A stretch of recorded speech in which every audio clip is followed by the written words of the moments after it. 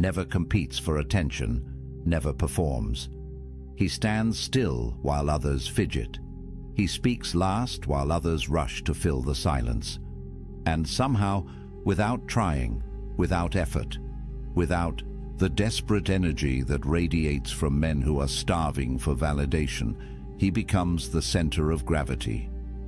The room bends toward him. Conversations pause when he speaks. Eyes find him when he moves. Women notice him not because he's chasing their attention, but because his presence whispers something most men have forgotten how to communicate. I don't need you to complete me. I'm already whole. This isn't charisma. This isn't charm. This is something deeper, something the ancient Stoics understood 23 centuries ago, and something modern men have traded for Instagram likes and desperate text messages at 2 in the morning. The truth is brutal and liberating in equal measure. The moment you stop trying to be attractive, you become it. The second you release your grip on outcomes, they fall into your hands. When you embrace the discipline of silence, stillness, and self-mastery, you don't just change how others see you. You transform who you actually are. And that transformation, brother, that's what makes you unforgettable. Most men are taught the opposite. They're told to be loud, to take up space, to dominate conversations, to prove their worth through constant performance. They talk about their achievements, their plans, their opinions. They fill every silence with noise because silence feels like failure. They check their phones every 30 seconds because stillness feels like invisibility. They bend their boundaries, reshape their schedules, and abandon their purpose the moment a beautiful woman shows interest because they've been taught that her attention is the prize. But here's what those men never learn. The prize isn't her attention. The prize is becoming the kind of man who doesn't need it. This isn't a game. This isn't manipulation. This is the ancient art of self-mastery applied to modern life. Marcus Aurelius didn't write his meditations to attract women. He wrote them at night, alone in his military tent, trying to become a better man. Epictetus didn't teach the dichotomy of control so his students could get dates. He taught it so they could build unshakable character. Seneca didn't practice voluntary discomfort to impress anyone. He did it to forge resilience. But here's the fascinating part. These men, these ancient philosophers who focused entirely on internal excellence, they possessed a magnetic quality that transcended their era. Not because they were trying to be attractive, but because they had become something rare. Men who had mastered themselves. Let me show you how this works in practice. Let me walk you through 9 habits, 9 disciplines, 9 ways of being that separate men who chase from men who attract. These aren't tricks you perform, they're transformations you embody. And once you integrate them, once they become part of who you are rather than things you do, everything changes. The first habit might surprise you because it goes against everything modern dating culture preaches. It's the discipline of strategic silence. Not the awkward silence of someone who doesn't know what to say. Not the cold silence of someone playing games. The intentional silence of someone who understands that words lose power when you waste them. Most men are terrified of pauses. They fill every gap in conversation with nervous chatter, with jokes, with stories designed to prove how interesting they are. They think silence is failure, that if they're not talking, they're losing.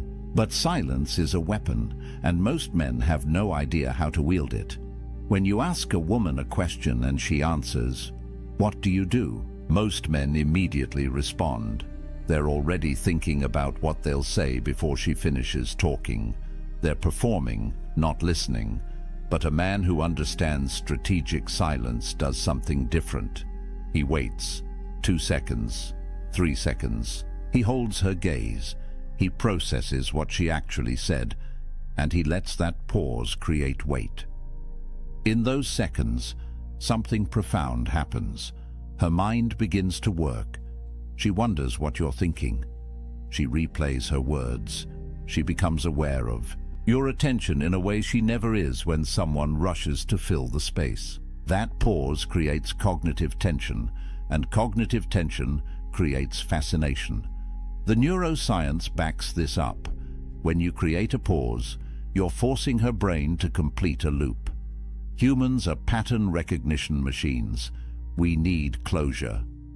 An unanswered question, an unfilled silence, it gnaws at us. And the person who creates that tension, who can sit comfortably in that space, they become magnetic. Because silence signals something most men can't fake: self-sufficiency. A man who needs her validation can't tolerate silence. A man who's complete within himself can let it breathe. Epictetus taught that we have 2 ears and 1 mouth, so we can listen twice as much as we speak. This wasn't just about being polite. It was about power.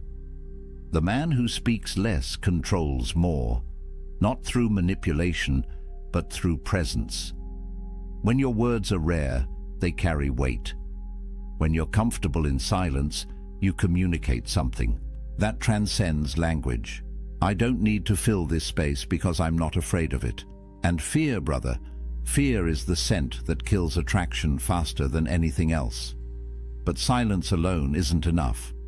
You can be quiet and still radiate anxiety through every muscle in your body. This brings us to the second discipline, the one that most men violate every single day without realizing it. Physical stillness. Watch men in any social situation. They're constantly moving, shifting their weight, adjusting their clothes, checking their phones, playing with their hair, fidgeting with their drinks. Their bodies are screaming a message their mouths never say: I'm nervous, I'm uncomfortable, I need something to do with this energy because I can't just be here. Now picture the opposite, a man standing with his weight evenly distributed, his hands at his sides or clasped in front of him, but not moving, his head still, his breathing deep and even. He's not rigid, not tense, he's relaxed but contained. When he moves, it's deliberate. When he reaches for his drink, it's a complete action. One movement, no adjustments, no fidgets, no nervous energy leaking through his fingers. That man commands attention without saying a word. The psychology here is profound. We have mirror neurons in our brains. When we observe someone, our nervous system begins to sync with theirs. If you're anxious, she feels anxious. If you're fidgety, she feels unsettled. If you're calm, centered, still, she begins to feel that too. Your physical state becomes her emotional state. This is why women talk about feeling safe around certain men. It's not just about physical protection. It's about nervous system regulation. She can relax because you're relaxed. She can be still because you're still. Marcus Aurelius wrote that you have power over your mind, not outside events. Physical stillness is the practice of that principle. You're not reactive. You're not controlled by impulses. You don't need to move just because there's empty space. You don't need to check your phone just because 5 minutes have passed. You're present, grounded, here. And that presence, that groundedness, it's magnetic in a world where everyone is scattered. This is where most men start to understand that attraction isn't about doing more. It's about being more intentional with everything you do, which leads us directly into the third discipline, one that modern social media has nearly destroyed: the practice of strategic mystery. In an age where people broadcast their entire lives, where every thought becomes a tweet and every meal becomes a photo, where vulnerability has been weaponized into a performance, the man who guards his inner world becomes fascinating by default.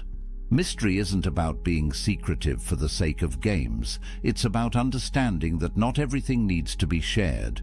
Not every thought needs to be vocalized. Not every experience needs to be explained. When you meet someone new and they ask about your life, Most men unload their entire story in the first conversation. Where they're from, what they do, their past relationships, their future plans, their insecurities, their dreams.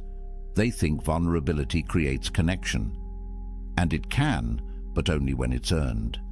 When you share everything immediately, you're not being authentic. You're seeking validation through disclosure. A man who practices strategic mystery answers questions, but he leaves room for imagination. She asks what you do. You tell her, but you don't give her your resume. She asks about your past. You acknowledge it without turning the conversation into therapy. She asks about your plans. You share enough to intrigue without revealing the full map. This isn't deception. This is discretion. It's understanding that the human mind is drawn to what it doesn't fully understand and repelled by what's been completely explained. There's a psychological principle called the Zeigarnik effect. It describes how our brains remember incomplete tasks better than completed ones. An open loop stays active in our minds. We keep thinking about it, turning it over, trying to close it. When you practice strategic mystery, you create open loops. She knows some things about you, but not everything. Her mind keeps working even when you're not there. She wonders, she imagines, she becomes curious. And curiosity, properly cultivated, is a more powerful force than any pickup line ever invented. The Stoics understood this intuitively. Marcus Aurelius kept his meditations private. They were never meant to be published. Epictetus taught his students but didn't seek fame. Seneca was a public figure but guarded his inner life fiercely. They knew that dignity requires discretion, that power is diminished when everything is exposed. Your thoughts, your struggles, your journey, these are sacred. Share them selectively with people who've earned access. Everyone else gets the version of you that's polite, present, but protected. But mystery without boundaries is just smoke. This is where the fourth discipline becomes critical. The practice of maintaining unwavering boundaries. This is where most men fail spectacularly. They meet a woman they're attracted to, and suddenly every boundary they claim to have dissolves. She texts at midnight. They respond immediately, abandoning their sleep schedule. She cancels plans last minute. They immediately offer alternatives, communicating that their time has no value. She disrespects them subtly. They laugh it off, afraid that standing up for themselves will cost them her attention. Here's the truth that will set you free. Boundaries aren't walls. They're not rejection. They're standards. They're the lines that define who you are and what you accept. When you hold boundaries, you're not being difficult. You're being self-respecting. And self-respect, properly embodied, is the foundation of every form of attraction that actually lasts. The ancient Stoics were obsessed with this principle. Epictetus built his entire philosophy around the dichotomy of control, understanding what's yours to protect and what isn't. Your time is yours. Your energy is yours. Your peace is yours. These things are within your control, and protecting them isn't selfish. It's essential. When you maintain boundaries, something shifts in how others perceive you. The scarcity principle kicks in. What's easily obtained is undervalued. What requires effort to access is treasured. When your time isn't available at any moment, it becomes valuable. When your attention isn't given freely to anyone who demands it, it becomes a gift. This isn't manipulation. This is natural human psychology. We respect what respects itself. Practically, this looks like simple but powerful actions.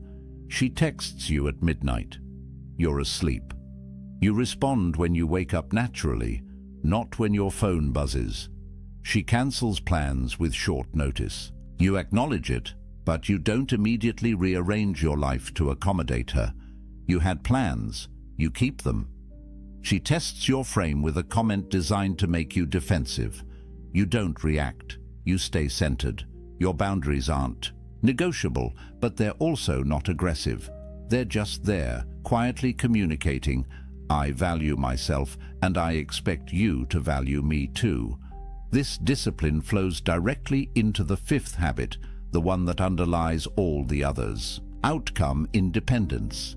This is the core Stoic principle applied to modern attraction, and it's the one that most men find impossible to embody because it requires you to genuinely not need the result, not pretend, not fake it, actually release your attachment to whether she likes you, whether she texts back, whether this interaction leads anywhere.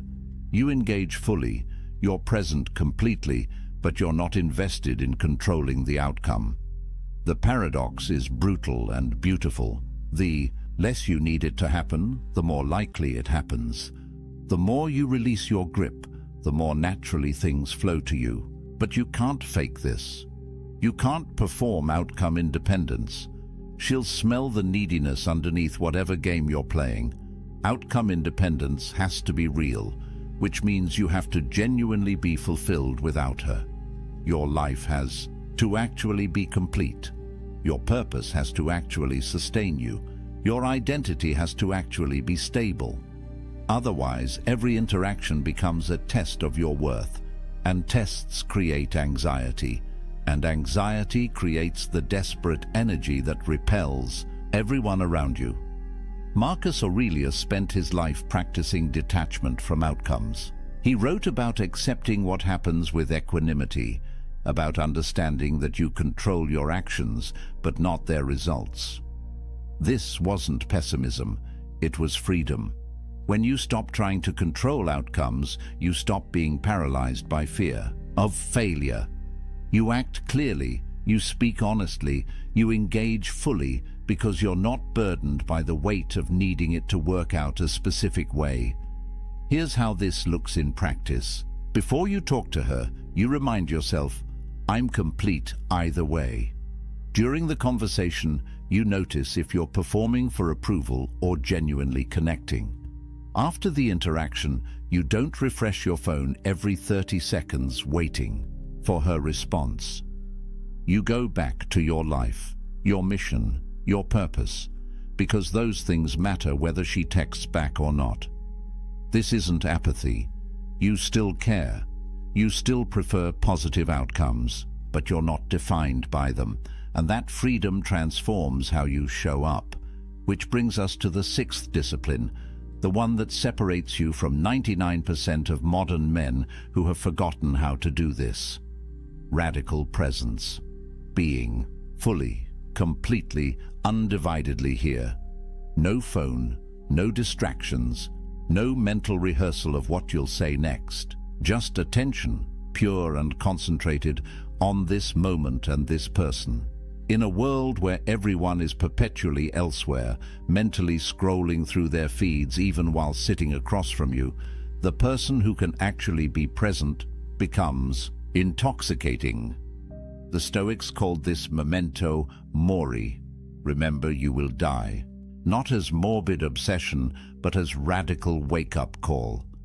This moment is all you have. This conversation is happening now and will never happen again. Marcus Aurelius wrote that the whole of time present is just a pinpoint in eternity. This second, right now, is your entire life.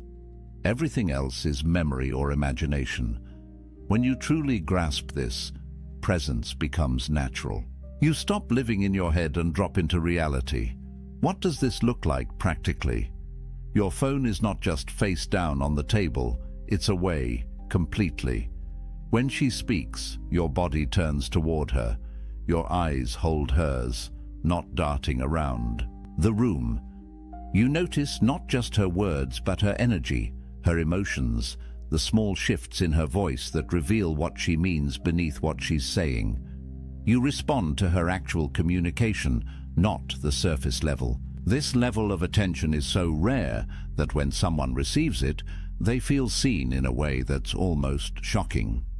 The psychological power here is profound. When you're fully present, you create what researchers call interactional synchrony. Your nervous systems begin to harmonize. Time seems to slow down. The conversation flows. She feels safe enough to reveal her real self, not the performed version she shows most people. And when someone feels that level of safety and being seen, they don't forget you. They can't. Because you gave them something almost no one else offers anymore: your complete, undivided presence. But presence without stability collapses under pressure. This is where the seventh discipline becomes essential. Emotional stability, not emotional suppression, not pretending you don't feel things. The capacity to feel deeply while responding wisely. Most men fail this test spectacularly. She gets upset, they panic. She withdraws, they chase. She creates drama, they match her energy. They're emotionally reactive, which means they're controlled by external circumstances. And being controlled, being reactive, being emotionally volatile, it destroys attraction faster than almost anything else. The Stoic view of emotions is misunderstood. They didn't advocate for becoming unfeeling. They advocated for not being controlled by feelings. There's a space, Viktor Frankl later wrote, between stimulus and response. In that space lies your power. She says something that triggers you. There's a moment before you respond. In that moment, you can choose. React impulsively or respond with intention. Get defensive or stay grounded. Match her energy or maintain your center. Women test emotional stability constantly, not because they're cruel, but because biology programs them to assess whether you'll be stable under pressure. In evolutionary terms, your emotional stability determines whether you can protect and provide when circumstances get difficult. If you collapse when she's upset, she can't trust you when real problems arise. If you panic when she pulls away, you're not a secure base. If you get defensive when she challenges you, you're weak underneath the performance. This is practical, tangible, learnable. She's upset about something at work. You don't try to fix it. You don't make it about you. You hold space. You listen. You stay calm. She tests you with emotional withdrawal. You don't panic. You don't chase. You give her space, remaining centered in yourself. Conflict arises in conversation. You don't escalate. You don't match her intensity. You speak calmly. You acknowledge her perspective. You hold your boundary without aggression. This is emotional mastery, not control over her emotions, but complete authority over your own. But emotional stability without growth becomes stagnation. This is where the eighth discipline comes in, the one that makes everything else sustainable long-term. Relentless self-improvement. Not improving to get her, not changing yourself to match what you think she wants. The commitment to becoming excellent because that's who you've decided to be. Marcus Aurelius wrote, "Be tolerant with others and strict with yourself." This is the standard. High expectations for your own character, compassion for others' imperfections. Women are attracted to trajectory, to momentum, to men who are becoming something, not because they want a project to fix, because growth signals potential, and potential is exciting. A man who's stagnant, who's been the same person doing the same things for years, he's safe but boring. A man who's actively developing, who's reading, training, learning, building, he represents a future worth being part of. But here's the critical distinction. You improve because your standards demand it, not because her approval requires it. This looks like discipline across every domain. Physically, you train not for aesthetics, but for strength, resilience, capability. Mentally, you read widely, think deeply, expand your understanding of the world. Emotionally, you do the work. Therapy if needed. Meditation, journaling, facing your shadows instead of projecting them onto others. Professionally, you build competence, you contribute value, you become someone who solves problems rather than creates them. Spiritually or philosophically, you clarify your values and live by them, even when it's difficult. This compounds over time. The man who commits to improvement for 1 year is interesting. The man who commits for 5 years is formidable. The man who makes it a lifelong practice becomes rare, valuable, magnetic. Not because he's perfect, but because he's dedicated to excellence. And that dedication, that standard, it's visible in everything he does. She feels it. Everyone feels it. But all of this, every single discipline we've discussed, collapses without the 9th and final habit. The foundation that makes everything else possible. Operating from authentic purpose. Having a reason to exist that transcends pleasure, comfort, or validation. Something you're building, serving, creating, becoming. A mission that gives your life direction and meaning. Without this, every other habit becomes performance. With this, every habit flows naturally because it serves your greater aim. Marcus Aurelius ruled an empire. Epictetus taught philosophy. Seneca wrote and counseled. They had purposes larger than themselves. Their lives meant something beyond personal satisfaction. Modern men often avoid this work because it's difficult, because it requires confronting hard questions. What am I here to do? What's worth sacrificing for? What will my life have meant when it's over? It's easier to make women the purpose, to let relationships become the point. But when you do that, you become needy, desperate, without center. Because no person can be your purpose without crushing both of you under that weight. Purpose creates everything attractive about a man. It generates natural confidence because you know why you're here. It establishes boundaries automatically because you protect what serves your mission. It creates outcome independence because your purpose sustains you regardless of any single relationship. It makes presence easy because you're grounded in meaning. It provides emotional stability because you're not blown around by circumstances. It demands improvement because your purpose requires you to grow. It generates mystery because your life has depth beyond what anyone sees on the surface. When you have purpose, silence comes naturally. You're not desperate to fill space because you're not desperate for validation. Stillness emerges organically. You're centered in something real. Mystery exists without effort. Your life has dimensions she's only beginning to discover. Everything we've talked about, every discipline, every habit, they all flow from this foundation. A man on a mission doesn't chase attraction. It follows him, not because he's using techniques, but because he's become someone genuinely worth following. Here's what this means practically. You wake up every day with something to do that matters. Not just a job, though work can be part of it. Something you're building, creating, serving. Maybe you're developing a skill, starting a business, creating art, serving a community, raising a family with intention. Whatever it is, it's yours. It gives you direction. It makes you someone with somewhere to go, and women want to walk beside. Men who are going somewhere. The irony is perfect and inescapable. When you stop making women your purpose, they become more attracted. When you build your life around something meaningful, they want to be part of it. When you're not trying to be attractive, you become it.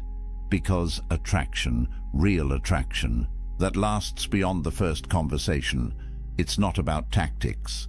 It's about substance.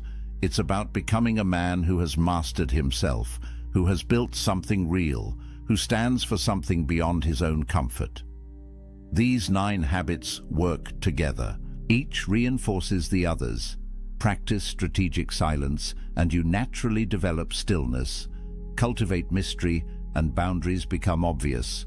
Build outcome independence, and presence flows naturally. Master emotional stability and improvement. becomes inevitable. Do all of this from genuine purpose, and you're not performing attraction. You're embodying it. This isn't easy. None of it is easy. Anyone who tells you there's a shortcut is selling you something. The Stoics were clear about this. Excellence requires discipline. Character requires practice. Becoming admirable requires becoming someone worth admiring, and that's daily work.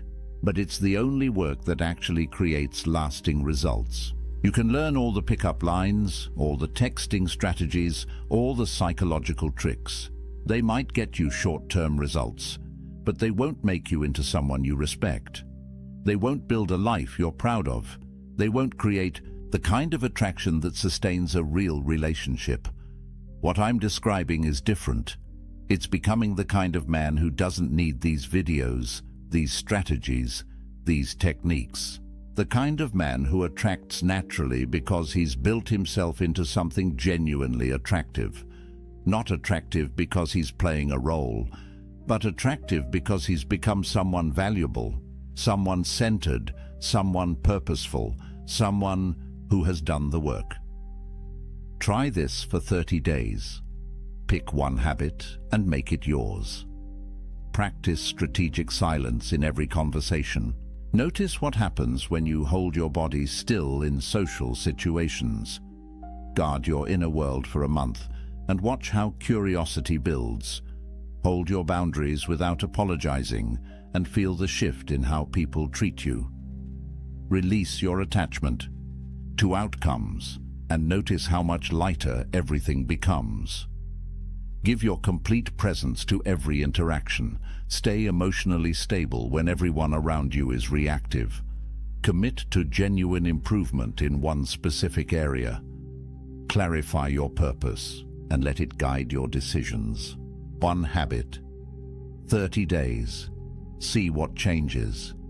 Because I promise you, when you stop performing and start becoming, when you stop chasing and start building, when you release the desperate energy of needing validation and step into the quiet power of being complete, everything shifts. Not just with women, with everyone, with yourself. You become the kind of man you actually respect. And that respect, that self-possession, that groundedness, it's magnetic in a way that no technique ever could be. The most attractive man in any room isn't the one trying to be. He's the one who's forgotten to care because he's too busy being excellent, too focused on his purpose, too grounded in his values to waste energy on performance. Be that man. Do the work. Build the life. Master yourself. The attraction will follow, not because you chased it, but because you became worth chasing. If this resonated with you, if you felt something shift in how you understand attraction and masculinity, hit that like button. Subscribe to this channel because we're building a community of men who are committed to excellence, who understand that the ancient wisdom still works, who are willing to do the difficult work of becoming someone genuinely valuable. Drop a comment below and tell me which of these 9 habits you're starting with today. Which one challenges you most? Which one are you ready to master? Remember, the Stoics have been waiting 23 centuries to teach you this. Marcus Aurelius faced battles, plagues, betrayals, and he never lost his center. Epictetus was born into slavery and died free in every way that matters. Seneca counseled emperors and faced death with equanimity. These weren't men who had easy lives. They were men who built unshakable character. You have the same capacity, the same potential, the same choice every single day to become stronger, wiser, more centered. The most attractive man in the room isn't the one trying to be. Be that man. There was a man named David who did everything right, or so he thought. He texted back within seconds, every single time. He explained his feelings in paragraphs. He shared his deepest childhood wounds on the 3rd date because someone told him, Vulnerability creates connection. He was always available, always accommodating, always trying to prove his worth through words. And after 6 months of this exhausting performance, she told him something that shattered his entire understanding of relationships. "You're too much. I need space. I don't think this is working." He was devastated, confused, angry even. He'd given her everything: total transparency, constant availability, emotional honesty. How could that be wrong? Here's what David didn't know. Marcus Aurelius, the most powerful man in the Roman Empire, never felt the need to over-explain himself. Yet empresses, senators, and common people hung on his every word. Epictetus, who started his life as a slave, commanded rooms without raising his voice. Seneca, despite immense wealth and influence, understood that true power came from what you didn't say, not what you did. These men understood something profound about human psychology, about attraction, about respect, that our modern world has completely backwards. Today, I'm revealing 7 Stoic secrets that rewire how people respond to you. Not manipulation, not games. Ancient masculine wisdom about presence, restraint, and the magnetic pull of a man who doesn't need constant validation. These aren't the secrets your dating coach told you. These are the principles that built empires and commanded respect for thousands of years. By the end of this video, you'll understand why silence is more powerful than explanation, why absence creates more attraction than presence, and why the less you need her approval, the more she'll seek yours. But here's the warning.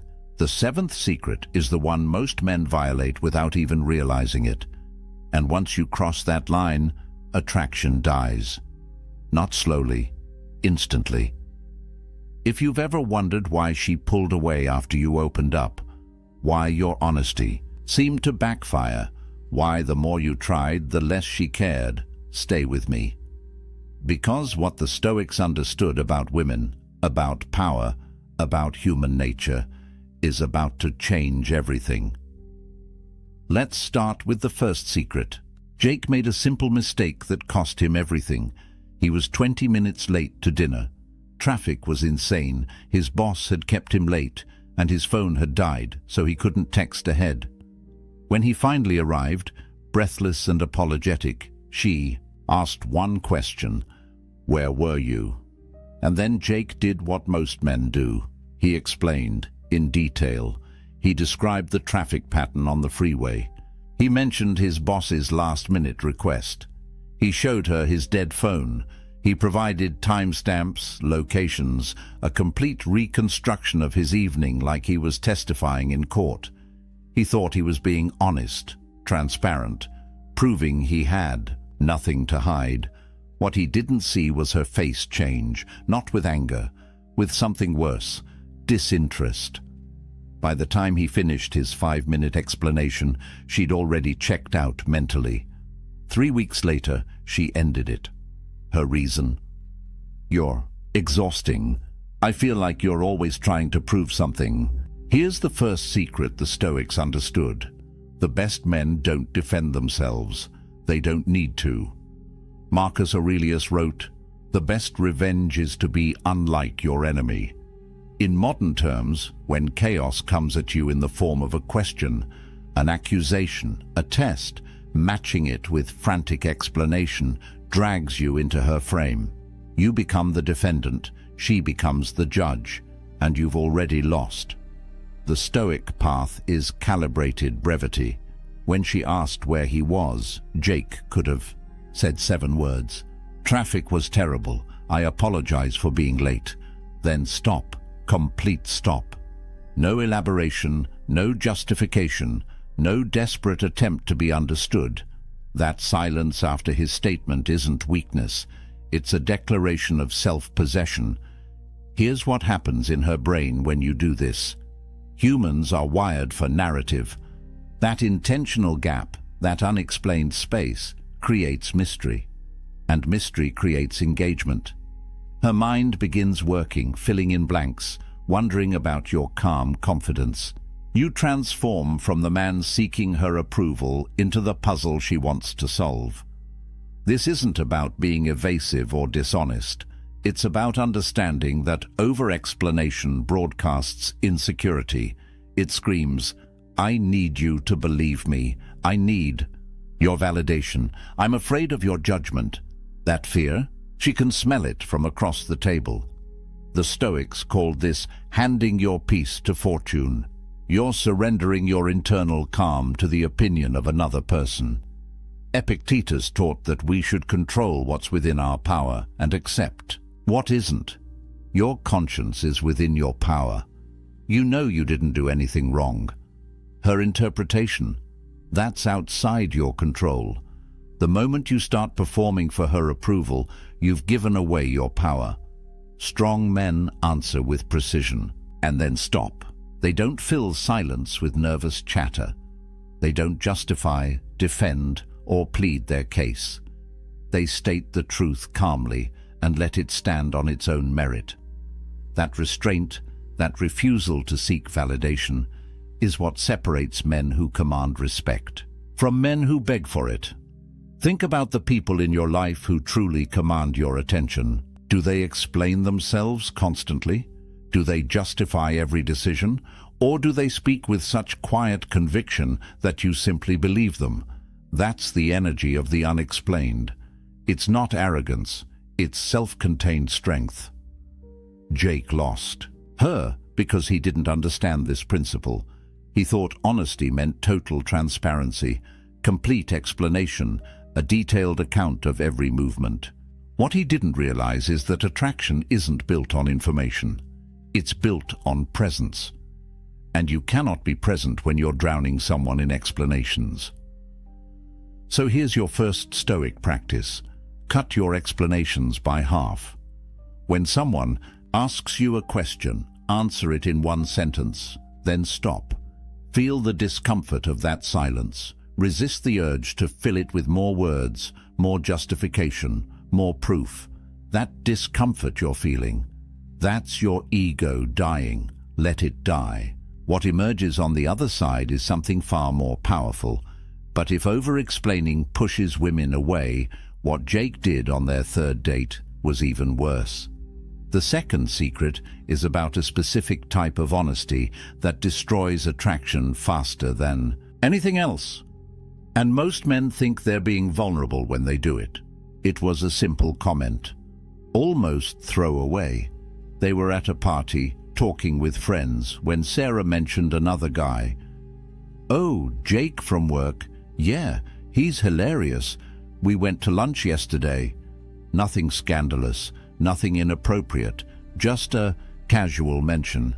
And Brian's world tilted. His chest tightened. Within seconds, he was asking questions. "Who's Jake? Why didn't you mention lunch? Is he someone I should be worried about?" His voice had that edge, that defensive, slightly accusatory tone that he tried to mask as casual curiosity. Sarah looked at him, and something in her eyes changed. Not guilt, disappointment. 2 months later, she ended it. Her reason: "You're insecure. I can't constantly reassure you that I'm not interested in other men." Brian didn't understand what happened. He thought he was protecting the relationship, setting boundaries, communicating his feelings. What he actually did was fail a test he didn't even know he was taking. Here's the third secret the Stoics understood. When a woman tests you, defending yourself is losing. These tests aren't conscious. She's not sitting there plotting ways to mess with your head, but her psychology, shaped by thousands of years of evolution, is constantly scanning for one thing: can this man handle pressure without cracking? Epictetus taught about the dichotomy of control. Some things are within your power, some things aren't. Her mentioning another man? That's outside your control. Your reaction to it? That's entirely within your control.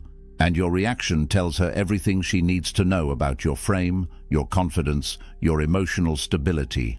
When Brian immediately jumped to defense mode, asking questions, seeking reassurance. He broadcast loud and clear, "I'm threatened, I'm insecure. My sense of self is so fragile that a casual mention of another man's name sends me into interrogation mode. That's not masculine energy, that's fear." The Stoic response to that comment? Absolute calm, maybe a slight smile, maybe, "That's cool. He sounds like a good guy." And then continue the conversation like nothing significant happened, because to a secure man, nothing significant did happen. His woman having male co-workers isn't a threat. His worth isn't dependent on her never acknowledging another man's existence. Here's what tests actually measure.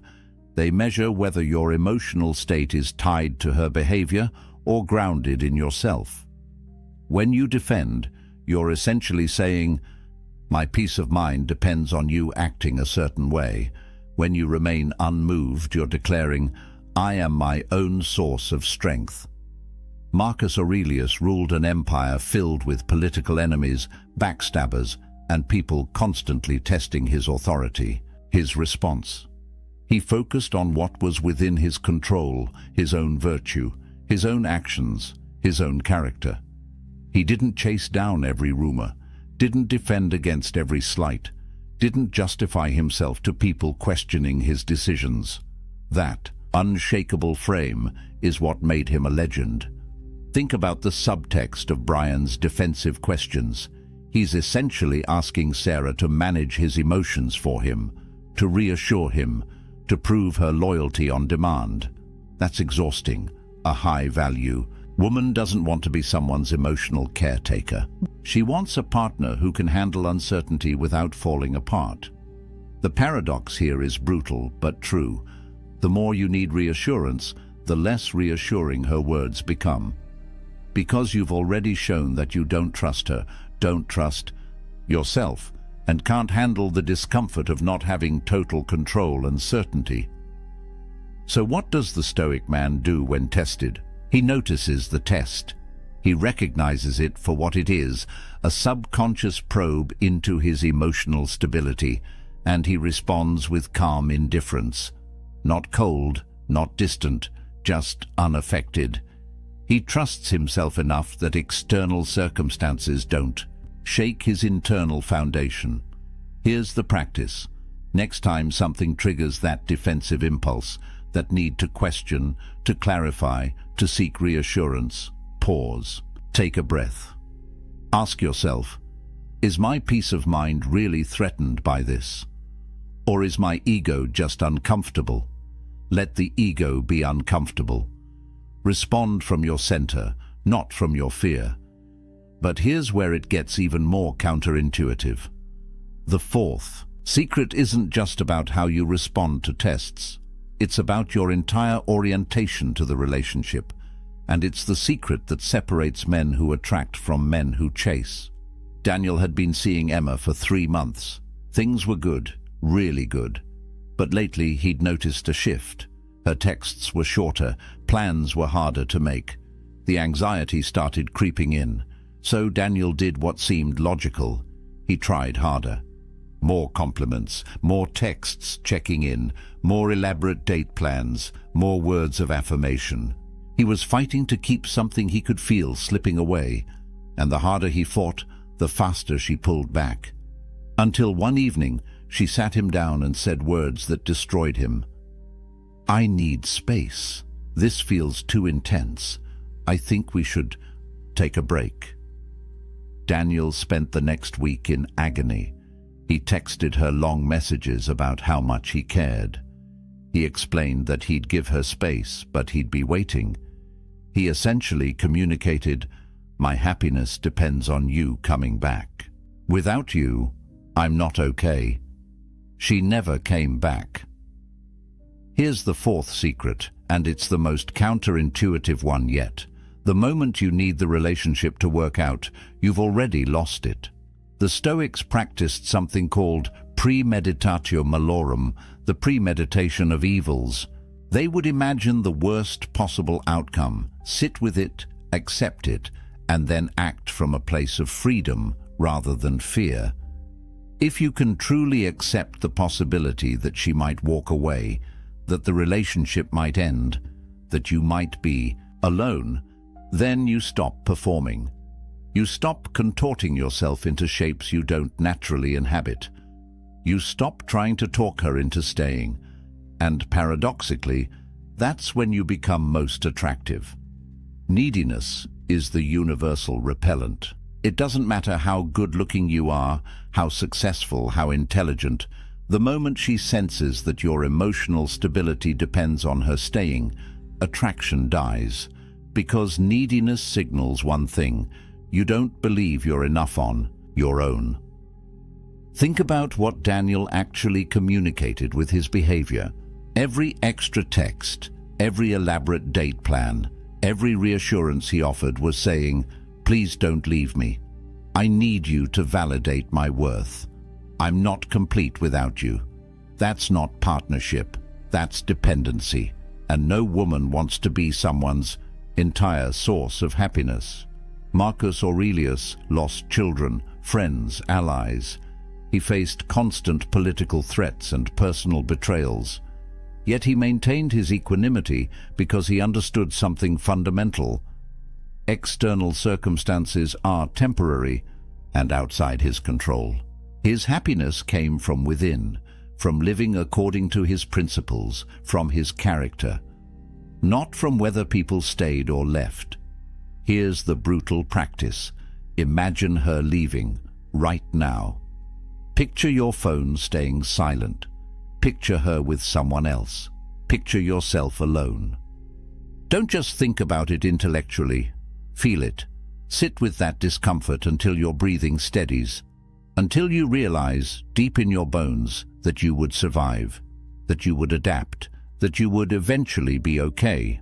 Only when you've truly accepted that worst-case scenario can you enter the relationship from a place of genuine strength, because now your actions aren't motivated by fear of loss. They're motivated by authentic desire to connect. There's a massive difference. When you're detached from the outcome, something magical happens. You speak only when your words genuinely improve the silence. You contribute value, not seek validation. You're present when you're together, but you're equally fulfilled when you're alone. That energy, that self-sufficiency, is magnetic. Women have incredible intuition. They can sense when a man's happiness is contingent on their response. They can feel the weight of being someone's everything, and that weight kills desire. But they can also sense when a man is whole on his own, when he's choosing to be with her rather than needing to be with her. That's the energy that creates lasting attraction. Epictetus, who spent his early life as a slave, understood freedom better than most. He taught that true freedom comes from wanting what you have, not having what you want. Applied to relationships. Be with someone because you genuinely enjoy their company, not because you need them to complete you. Daniel lost Emma the moment he made his happiness dependent on her staying. If he had accepted the possibility of loss, if he had remained grounded in his own worth, if he had continued living his purpose regardless of her distance, there's a good chance she would have come back. Because detachment isn't coldness, it's confidence, and confidence is the ultimate aphrodisiac.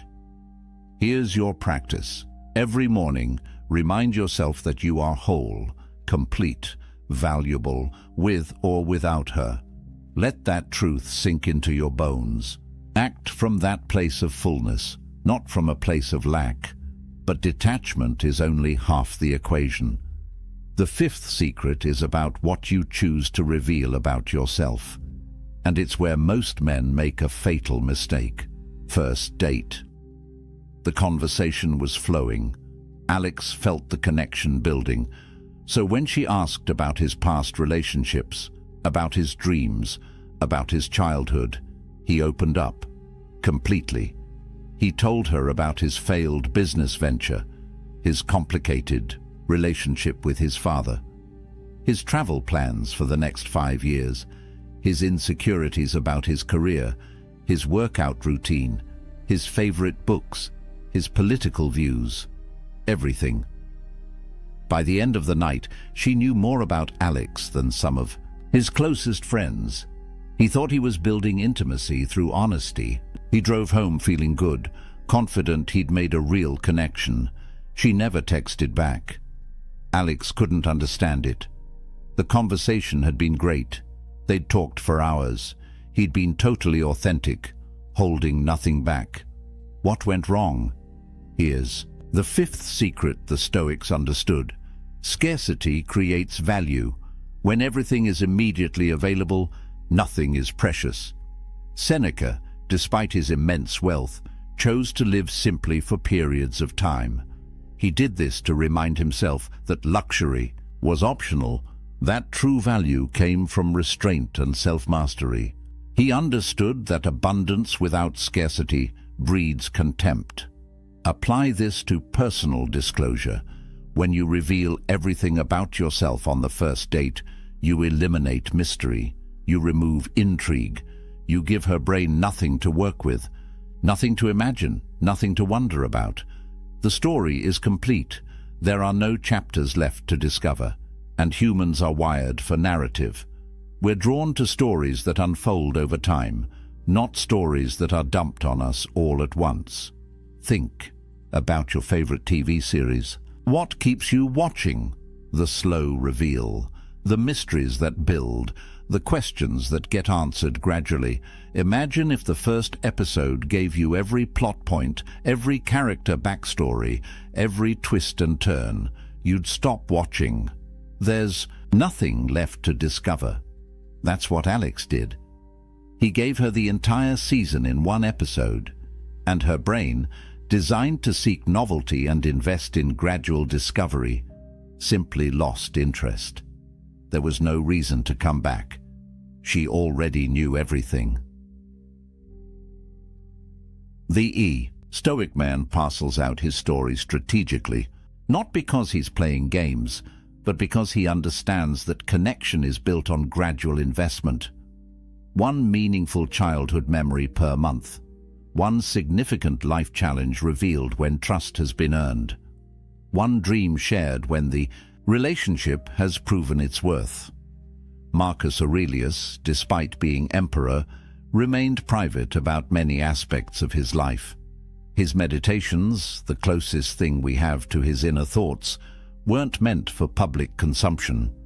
They were private reflections. He understood that maintaining some level of mystery, some unrevealed depth, was essential to maintaining respect and authority. When you ration your personal narrative, something powerful happens. She begins to invest her imagination.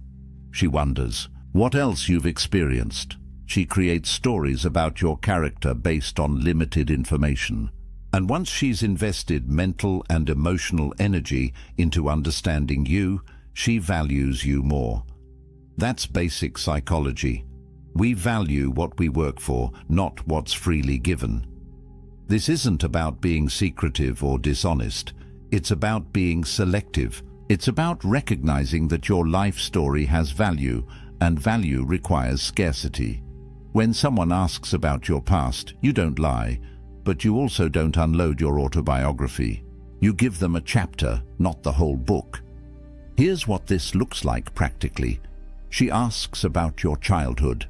Instead of a 30-minute monologue, you say, "It was complicated, but those challenges taught me resilience." There's a lot there, but that's a conversation for another time when we know each other better. That response does three things. It acknowledges the question, it hints at depth without revealing everything, and it creates anticipation for future conversations. Every relationship that lasts is built on layers. First dates cover surface-level interests. Third dates explore values and perspectives. 6 months in, you share meaningful vulnerabilities. A year in, you reveal deep insecurities. That pacing honors the natural progression of trust and intimacy. Alex robbed the relationship of that progression By revealing everything immediately, he collapsed all the layers into one overwhelming dump, and the human brain, overwhelmed and understimulated at the same time, simply checked out. But there's something even more powerful than what you reveal. It's about what you do when you're not around.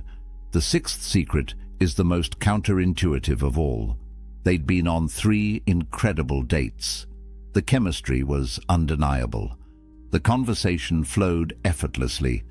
Kevin felt like he'd finally found something real. So naturally, he texted her every day.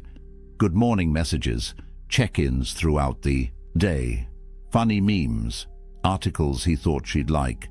By the end of week 2, they'd exchanged hundreds of messages, and then something strange happened. Her responses got shorter, less enthusiastic. The spark that had been so electric in person seemed to fade over text. Kevin panicked and did what felt natural. He increased his efforts. More messages, more attempts to engage, more trying to recreate that initial connection. She ghosted him. Kevin was devastated and confused. They'd had such a strong connection. He'd been attentive, available, interested. How could constant communication be wrong? Here's the sixth secret. The Stoics understood. Absence amplifies attraction. Presence, especially constant digital presence, diminishes it. Marcus Aurelius spent 10 years leading military campaigns on the frontiers of Rome. His prolonged absence wasn't just about warfare, it was masterful psychology. His absence kept rivals uncertain and citizens appreciating him more. When he returned, Rome didn't take him for granted. They valued him because his presence wasn't guaranteed. The modern man makes a fatal error. He thinks constant availability demonstrates interest and builds connection. But what it actually does is eliminate tension, remove mystery, and communicate that he has nothing better to do than wait for her response. Think about what Kevin's constant texting communicated. It said, "I'm always available. My life isn't full, enough to occupy my attention. I'm waiting for you to validate my existence with your responses. I don't have a purpose beyond this connection. That's not attractive. That's suffocating." Contrast that with strategic absence. After those 3 great dates, imagine if Kevin had sent one text. "Had a great time. I'm heading out of town this weekend with friends. Talk to you next week." Then complete radio silence. No breadcrumb texts, no social media updates, just absence. What happens in her mind during that vacuum? She replays the dates. She wonders what he's doing. She notices the space where his attention used to be. She might even miss him. Her imagination fills the void, often with narratives more compelling than reality. And when he returns on Monday, calm and grounded, not explaining or justifying, just genuinely glad to reconnect, his value has increased. But here's the critical distinction. Strategic absence only works when you leave on a high note. If you disappear after an argument or a negative interaction, your absence reads as sulking or punishment. The Stoic understands that every action must be rooted in self-possession, not manipulation. Seneca practiced voluntary discomfort. He would periodically remove himself from luxury to remind himself it was optional. He understood that absence, and scarcity breed appreciation. What's always available becomes background noise. What's occasionally absent becomes valued. This isn't about playing hard to get. That's manipulation rooted in insecurity. This is about having a life so full, so purposeful, so engaging that constant communication isn't possible or necessary. When you disappear to train for something, to work on a project, to spend quality time with friends, that absence is authentic. It's not a tactic, it's a byproduct of a rich, multifaceted life. Women are perceptive. They know the difference between a man who's strategically unavailable and a man who's genuinely busy building something meaningful. The first feels manipulative, The second feels magnetic. Here's the practice. After meaningful in-person time, together take intentional breaks from digital communication, not as punishment, not as a game, but because you have other priorities, other pursuits, other aspects of life that deserve your attention. When you do reconnect, be fully present. Quality over quantity. Kevin's mistake was making himself a constant, presence without substance. Every text was an attempt to maintain connection, but connection without tension is just noise. The Stoic creates natural ebb and flow, presence, then absence, engagement, then space, intensity, then calm. That rhythm keeps attraction alive. It prevents the relationship from becoming stale or taken for granted, and it communicates something powerful. I value you, but my life doesn't revolve around you. But all of this, all six secrets, collapse without the seventh.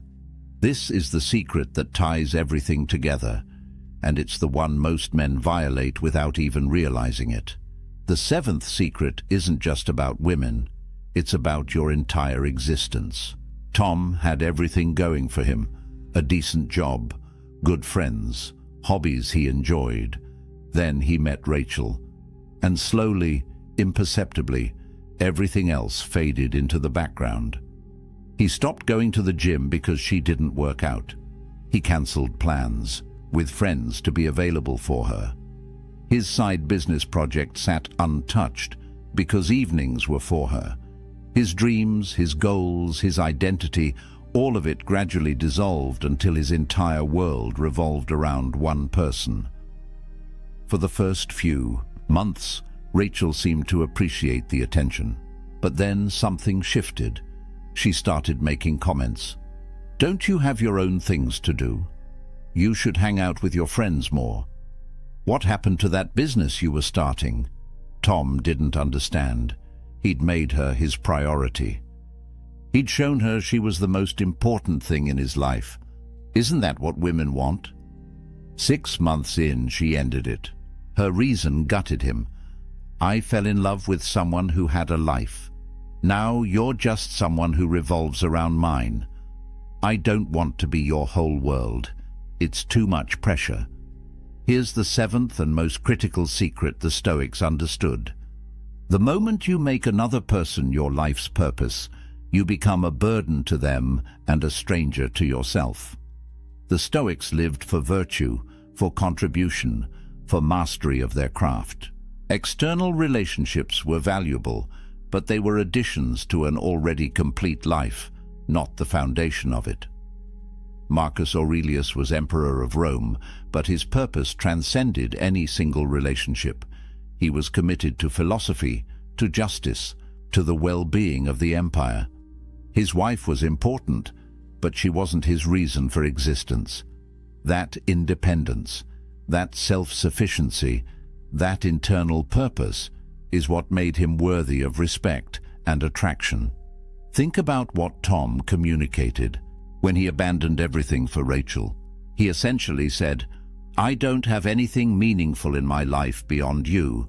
My dreams aren't compelling enough to pursue. My friendships aren't valuable enough to maintain. My purpose isn't strong enough to command my attention. You are all I have." That's not love. That's dependency. And dependency is suffocating. When you make someone your entire world, you place an impossible burden on them. They become responsible not just for their own happiness, but for yours as well. Every time they want space, they're denying you your sole source of fulfillment. Every time they prioritize something else, they're essentially destroying your world. No person can carry that weight, and more importantly, no person wants to. Women are drawn to men who are building something. Men who have a mission that transcends the relationship. Men whose days are structured around compelling goals and meaningful pursuits. Not because these men are emotionally unavailable, but because they're fundamentally engaged with life itself. When Rachel met Tom, he was working on a business. He had friends he valued. He had a gym routine that grounded him. He was a complete person inviting her into an already vibrant life. That version of Tom was attractive because he had substance, direction, purpose. He wasn't looking for someone to complete him. He was looking for someone to complement an already fulfilling existence. But the Tom who emerged 6 months later was hollow, an empty vessel waiting to be filled by her presence, and that transformation from self-possessed to dependent killed her attraction faster than any other mistake he could have made. Epictetus taught that we should focus on what's within our control, your purpose, your growth, your contribution to the world. These are within your control. Her feelings, her decisions, her level of investment, these are not. When you make her your purpose, you've oriented your entire life around something you cannot control. That's not just unattractive, it's psychologically devastating. Here's the brutal truth. The version of you she fell for had a life, passions, goals, friends, commitments. That version was attractive because he was already whole.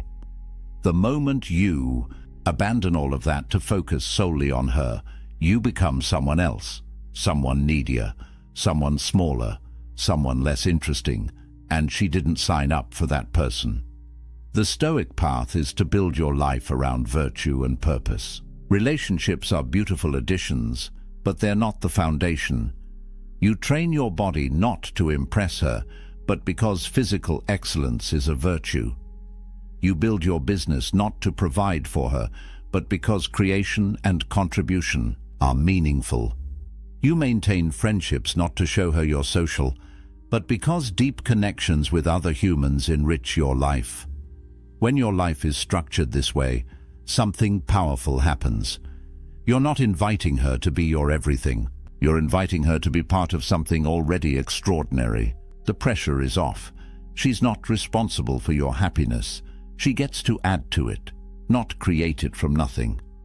And paradoxically, that's when relationships thrive, when both people are complete on their own, choosing to share their lives rather than needing to merge them.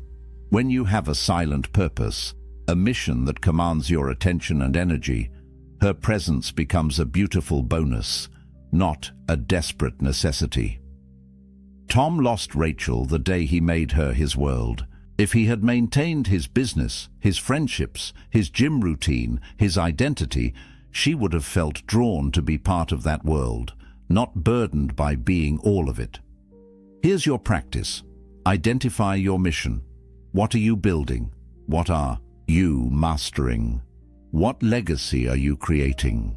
If the honest answer is nothing beyond this relationship, then you've already lost. Start today. Pick one thing that matters to you beyond any romantic connection. Commit to it. Build it. Let it occupy your time and attention. When you're busy forging yourself into something greater, silence isn't a tactic. It's your natural state. Your focus is elsewhere, and women notice. They see a man engaged with life itself, and they want to be part of that life. Not the center of it, part of it. The seventh secret is the foundation for all the others, because when you have purpose, you don't over-explain. You don't trauma dump seeking validation. You don't defend yourself against tests. You're detached from outcomes. You naturally reveal yourself slowly. Your absence is genuine. All of it flows from this one truth. Your life has meaning beyond any single relationship. Now let me show you what happens when you combine all 7 secrets. Now imagine this version of yourself. She asks why you were late. You answer in 7 words and stop. No defense, no justification, just calm statement and silence. She mentions another man's name. You smile slightly, completely unmoved, because your worth isn't threatened by her acknowledging other humans exist. She hasn't texted back in 6 hours. You don't panic because your emotional state isn't tied to her response time. You're busy with your purpose. When you do see her, you're fully present, engaged, interested, But you're not performing. You're not trying to prove anything. You're not seeking validation. You're simply there, grounded in yourself, offering your presence without neediness.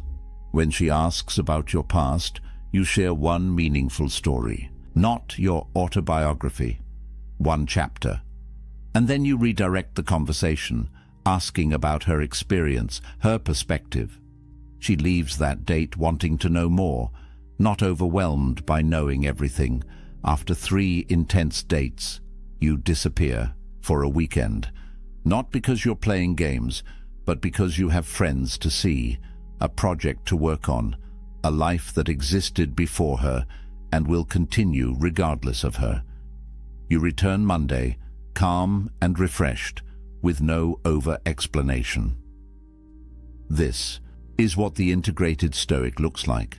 A man who answers but doesn't defend, who shares but doesn't dump, who's present but not dependent, who creates space naturally, who has purpose beyond any relationship, every secret working in harmony.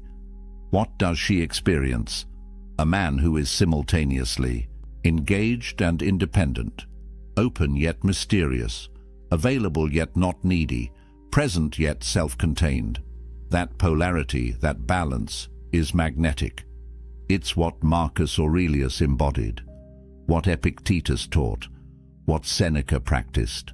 This isn't about manipulation or tactics. It's about genuine self-mastery. It's about being so grounded in your own worth, so committed to your own purpose, so comfortable with uncertainty, that external validation becomes optional rather than necessary. The Stoics understood something profound. Attraction isn't created through effort.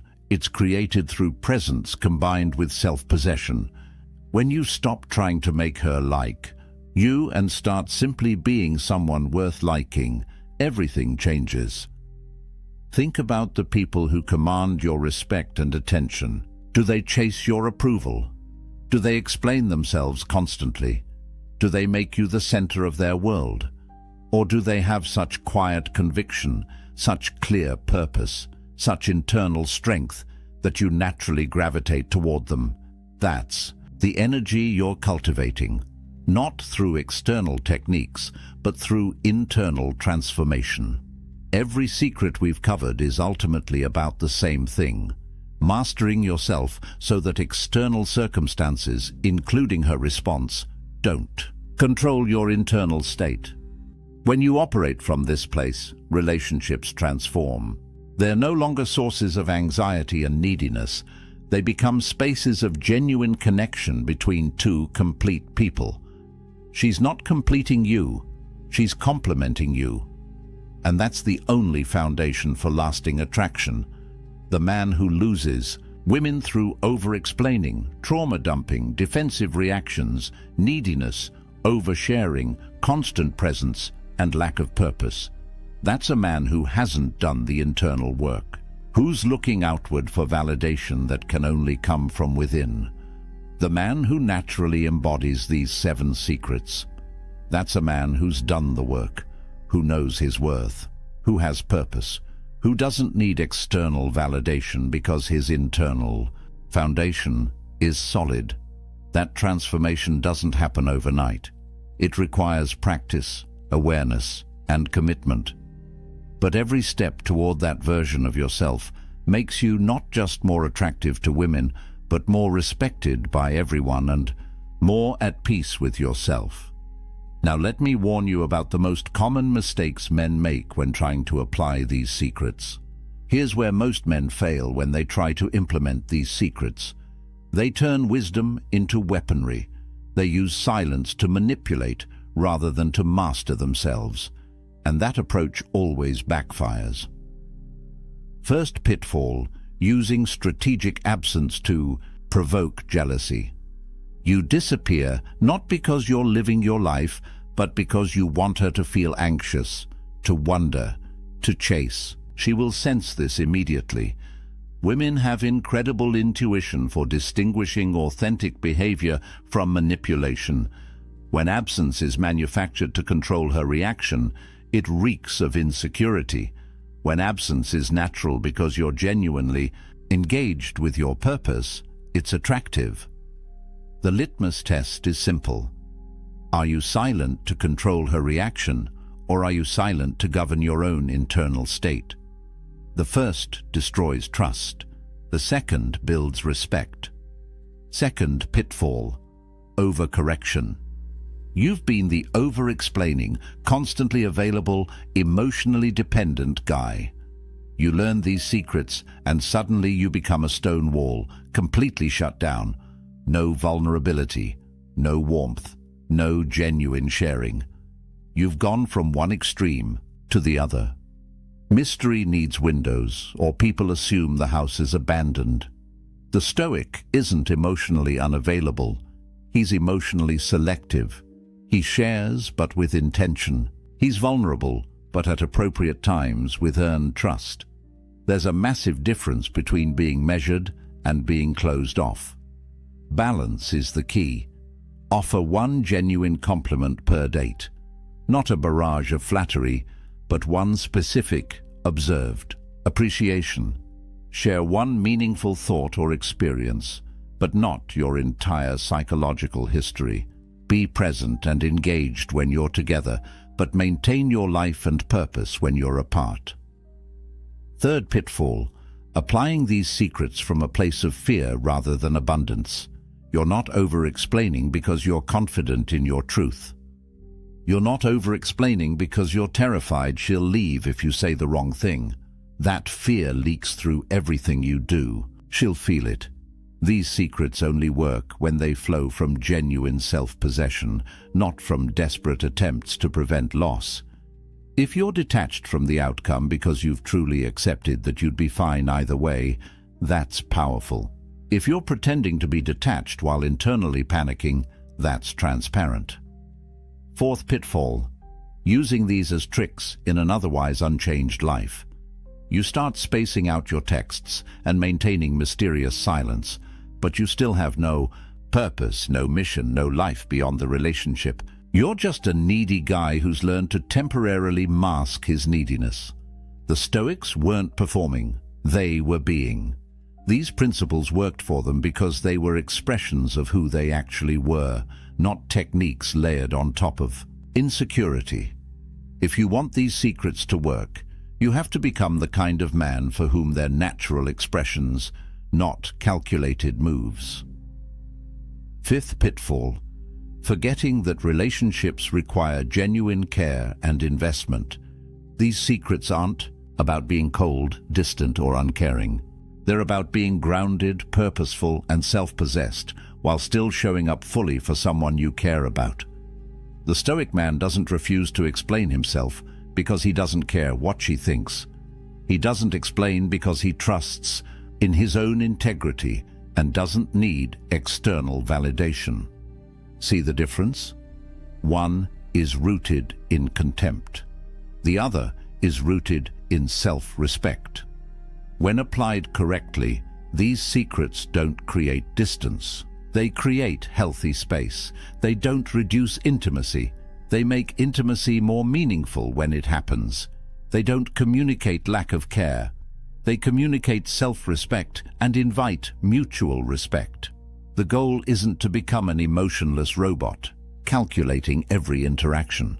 The goal is to become so grounded in your own worth and purpose that these behaviors become natural, authentic expressions of who you are. Now let me give you a practical challenge that will make these secrets automatic. Here's your challenge for the next 7 days. This single practice will transform how you communicate and how people respond to you. For the next week, log every sentence you speak to women. Whether it's a romantic interest, a colleague, a friend, doesn't matter. Track it. You can do this mentally if you're disciplined, or for maximum impact, write it down at the end of each day. Then perform an audit. Go through everything you said and cut out any sentence that sought validation, explained unnecessarily, justified your actions, repeated something for emphasis, or defended yourself without being directly challenged. Count how many sentences survive. Your goal is to reduce your word count by 30% by the end of the week. This isn't about being rude or withholding. It's about eliminating the psychological leakage, the insecure chatter that dilutes your presence and undermines your frame. Day 1, you'll be shocked at how much you say that serves no purpose except to seek approval or manage someone else's perception. Day 3, you'll start catching yourself mid-sentence. Day 5, the silence will feel more comfortable. By day 7, you will have fundamentally rewired how you communicate. And here's what you'll notice. The space you create through intentional silence generates a different kind of energy. People lean in more, they listen more carefully, they value your words more because they're not drowning in them. That tension, that deliberate economy of speech, is often more powerful than any words you could say. Track 3 specific metrics. First, how many times did you over-explain when a simple answer would have sufficed? Second, how many times did you share information seeking validation rather than contributing value? Third, how many times did you defend yourself against questions that weren't actually attacks? Those 3 patterns, over-explaining, validation-seeking, and unnecessary defending, account for probably 70% of the words that undermine your attraction and respect. Cut them, and you've transformed your entire presence. By Friday, you'll feel different, calmer, more centered, more self-possessed. You'll have stopped leaking energy on words that serve no real purpose, and women will feel it. The shift will be palpable. Conversations will have more weight. Your silence will command attention. Your words will land with impact. This isn't theory. This is practical transformation. 7 days. Track, audit, cut. That's it. Simple, but not easy. Because you'll be fighting every conditioning you've received about communication, about sharing, about proving yourself through words. But here's the truth the Stoics understood. Most talk is noise. Most explanation is insecurity. Most words dilute rather than amplify. The man who speaks less but means more commands the room. The man who can sit in silence without discomfort projects strength. The man whose words are scarce becomes someone people actually listen to. So take the challenge. 7 days, 30% reduction, and watch how everything changes. But there's one more thing. One single sentence that will make this magnetic silence automatic and effortless.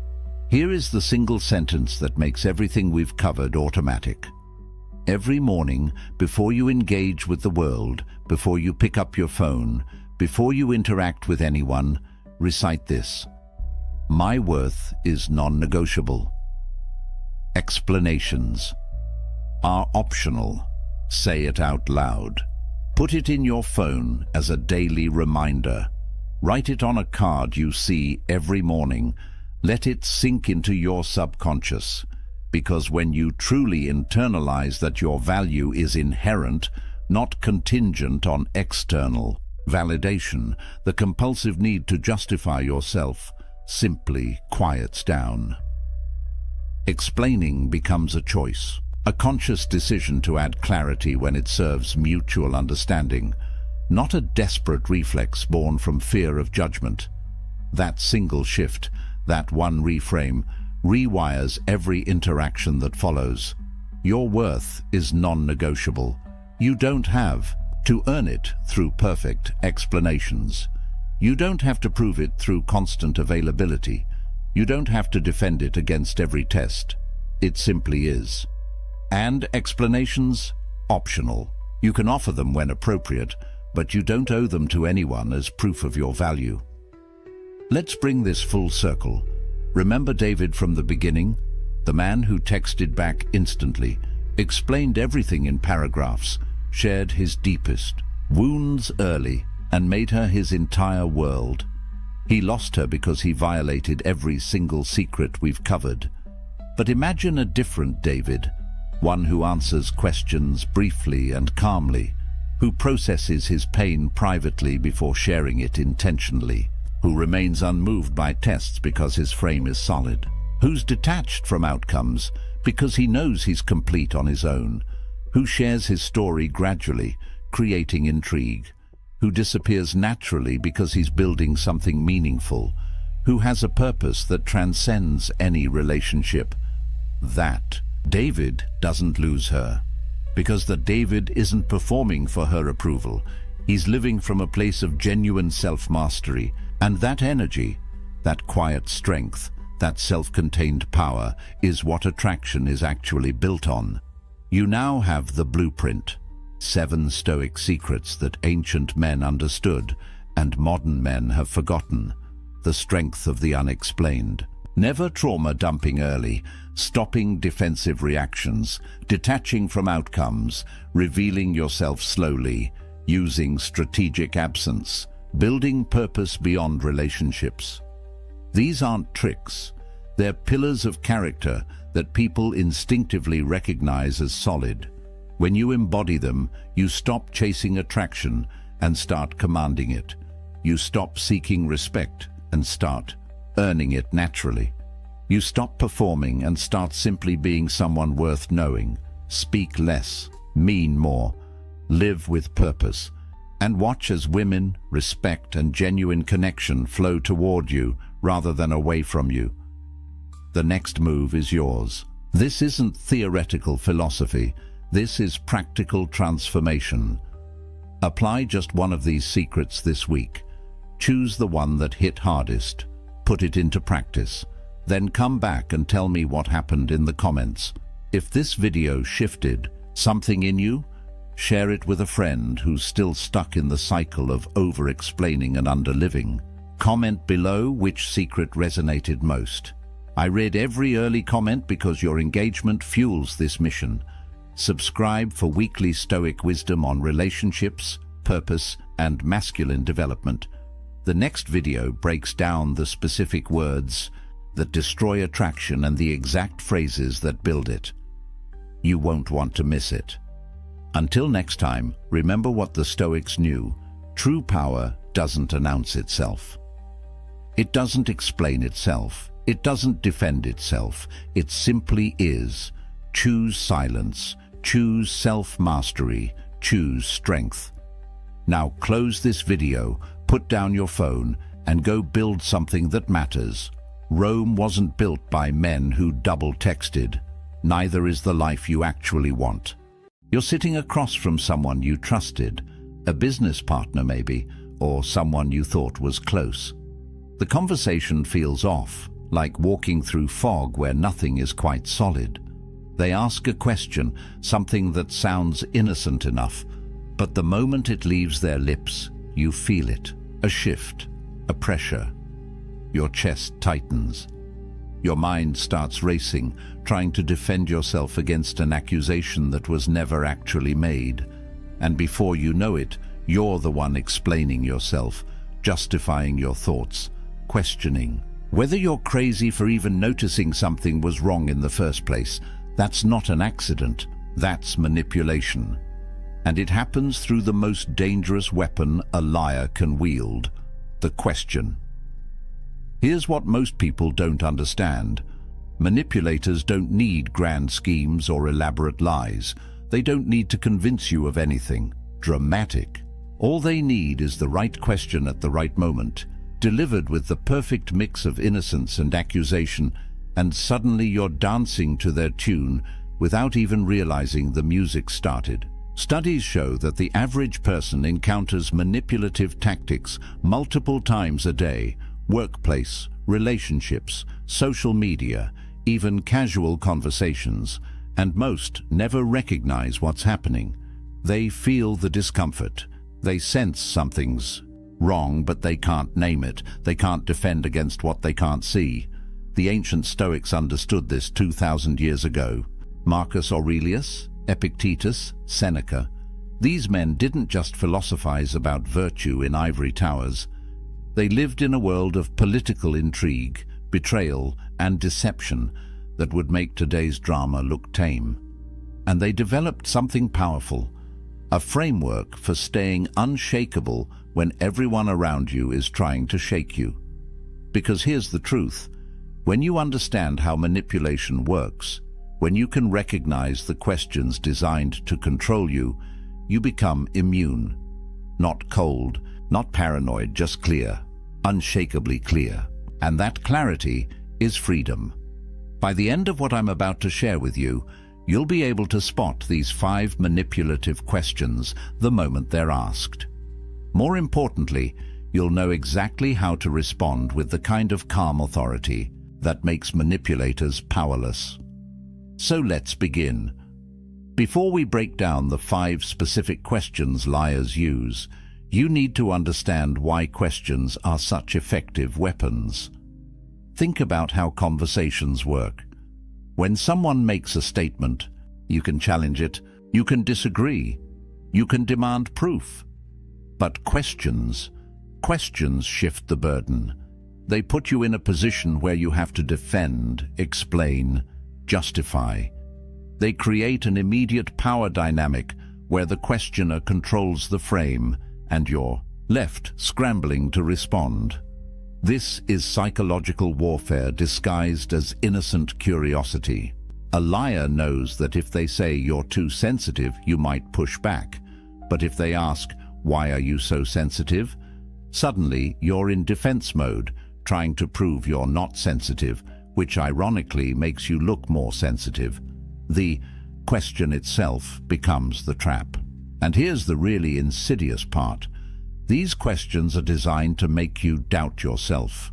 They exploit what psychologists call cognitive dissonance, that uncomfortable feeling when your reality doesn't match what someone else is telling you it should be. So you start questioning your own perceptions, your own memories, your own sanity. And the moment you doubt yourself, you've given them control. Marcus Aurelius wrote something profound in his Meditations. He said, "Everything we hear is an opinion, not a fact. Everything we see is a perspective, not the truth." The Stoics understood that external events and external people have no power over your inner fortress unless you grant them that power. And manipulation only works when you forget this fundamental truth. The manipulator's question isn't reality. It's their attempt to shape your reality. But you get to choose whether to accept that frame or stand in your own. So the Stoic principle here is simple but revolutionary. What's within your control? Your perception, your judgment, your response. What's outside your control? Their behavior, their questions, their attempts to manipulate. When Epictetus taught his students, he drilled this into them relentlessly. Focus only on what's yours. Let go of the rest. Because the moment you try to control external things, you become a slave to them. But when you master yourself, when you control your reactions and maintain your own frame of reality, you become unshakable. Now, let's get into the 5 questions and how to defend against each one with Stoic precision. The first manipulative question liars use is devastatingly simple. Why are you so sensitive? Think about the last time someone said this to you, or something close to it. Maybe it was, "You're overreacting," or "Why do you always take things personally?" On the surface, it sounds like concern. It sounds like they're trying to help you see that you're getting worked up over nothing. But here's what's really happening. They're reframing your very valid observation or concern as a character flaw. You noticed something was off. Maybe they contradicted themselves. Maybe their story didn't add up. Maybe you felt that instinctive gut reaction that something wasn't right. And instead of addressing your concern, they flipped it. Now the problem isn't their behavior. The problem is your sensitivity. This is classic gaslighting, and it's one of the most effective manipulation tactics because it attacks your confidence in your own perception. Let me give you a real scenario. Imagine a business partnership where the numbers aren't adding up. You notice discrepancies in the accounts, small ones at first, then bigger. You bring it up casually saying, "Hey, I noticed these expenses don't match what we discussed." And instead of addressing it, your partner leans back, gives you that look and says, "Why are you so suspicious? Why can't you just trust the process? You're being paranoid."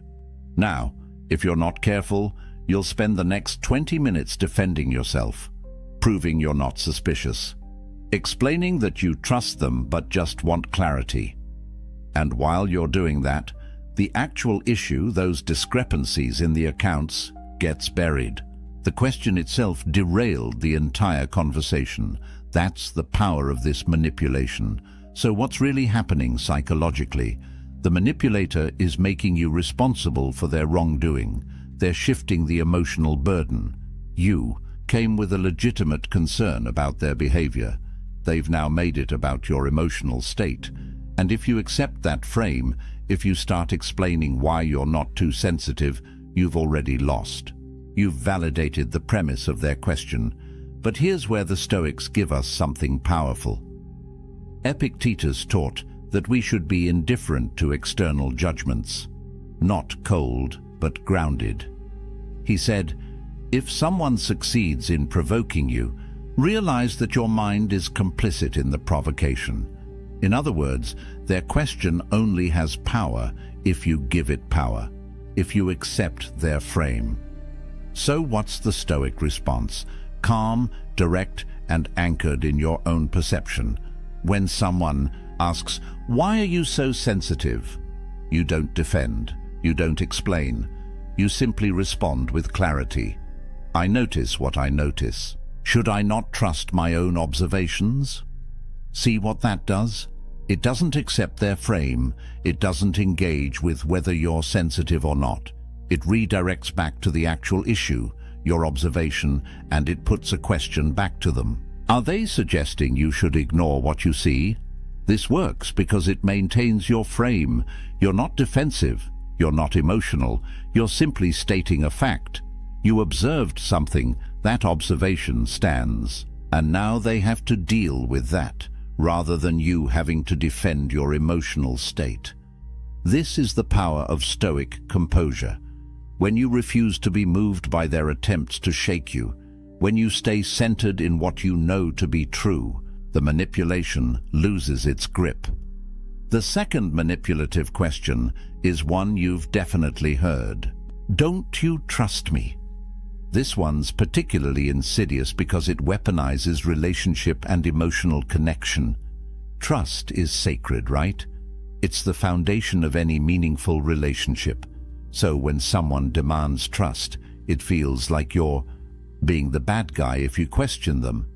But here's the critical distinction: earned trust versus demanded trust. Manipulators don't want to earn trust through consistent, honest behavior. That takes time and integrity. Instead, they demand trust as if it's owed to them, and they use guilt to shut down any healthy skepticism. Think about this dynamic. You notice something suspicious. Maybe they've been evasive about where they were. Maybe they've lied about small things before, and now you're starting to connect dots. So you ask a simple question, and their immediate response is, "Don't you trust me? After everything we've been through, you still doubt me." Now you're on the defensive. Because questioning them suddenly feels like betraying the relationship. And if you back down, if you say, no, of course I trust you," you've just given them permission to continue whatever they were doing without accountability. The question itself becomes a shield against scrutiny. Here's a real scenario that plays out all the time. Financial deception in relationships.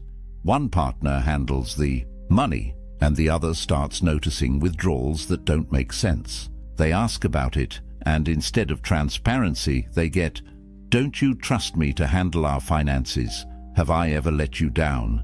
And the person asking, who has every right to understand where shared money is going, now feels guilty for even questioning it. That guilt is the goal. Because guilt silences questions, and silence allows the deception to continue. What's happening psychologically is something called a false binary. The manipulator is presenting only two options. Either you trust them completely and blindly, or you don't trust them at all. But that's not how trust actually works in healthy relationships. Real trust isn't blind. Real trust is built on consistent, transparent behavior over time. And real trust allows for questions without feeling threatened. Seneca understood this perfectly. He wrote, "No one can be happy who has been thrust outside the pale of truth." And there are two ways that one can be removed from this realm: by lying or by being lied to. The Stoics knew that truth is the foundation of peace, not comfort, not avoiding hard questions.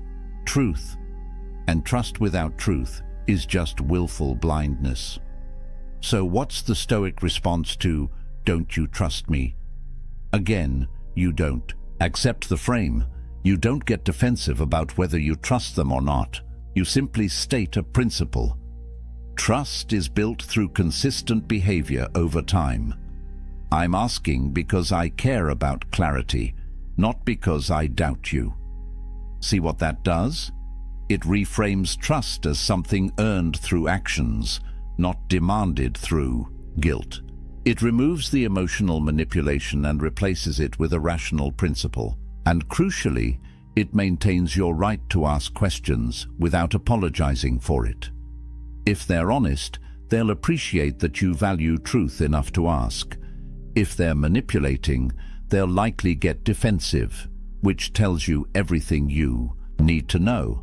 Either way, you stayed grounded. You didn't let their question control your response. That's Stoic strength in action. The third manipulative question is maybe the most aggressive.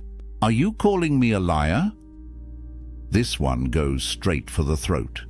It's a defensive reversal that puts you on trial for daring to question them. And it's incredibly effective because most people are conflict averse. They don't want to be seen as accusatory or confrontational. So when someone flips the script and makes you the aggressor, your natural instinct is to backpedal. Let's break down what's happening here. You've noticed inconsistencies. Their story changed between yesterday and today. Details don't line up. So you gently point it out, maybe saying, "I'm confused because you said something different earlier." And their response isn't to clarify, it's to attack. Are you calling me a liar? Is that what you think of me? Suddenly, you're no longer talking about their inconsistent story. You're talking about whether you're accusing them of lying, and that's a much more uncomfortable conversation to have. This works because it creates instant fear. Fear of confrontation, fear of being wrong, fear of damaging the relationship. So you scramble to soften your position. No, I'm not saying you lied. I'm just confused. Maybe I misunderstood. And in that scramble, the actual issue, the inconsistency in their story, gets completely buried. They've successfully redirected the conversation away from their behavior and onto your character. Here's a real scenario. Imagine you have a family member who borrowed money and promised to pay it back by a certain date. That date comes and goes. You bring it up and they get immediately defensive. Are you calling me a liar? You think I'm trying to steal from you? I said I'd pay you back and I will. Why are you attacking me? Now, instead of discussing when you'll get your money back, you're defending yourself against accusations of being accusatory. That's the power of this manipulation. Psychologically, this is a false equivalence. They're equating asking questions with making accusations. But these are not the same thing. Honest people don't fear questions. Honest people welcome clarity. They'll address inconsistencies by explaining them, not by attacking the person who noticed them. But liars can't afford clarity. Clarity exposes them. So they make the act of seeking clarity itself seem like an attack. Marcus Aurelius offers us wisdom here. He wrote, "If someone is able to show me that what I think or do is not right, I will gladly change, for I seek the truth by which no one was ever truly harmed." It is the person who continues in self-deception and ignorance who is harmed. The Stoics valued truth above comfort. They understood that being wrong and correcting course is strength, not weakness, and they modeled this by welcoming examination rather than fearing it. So what's the Stoic response to, "Are you calling me a liar?" You stay calm, you stay factual, and you don't let them make you the villain for seeking truth.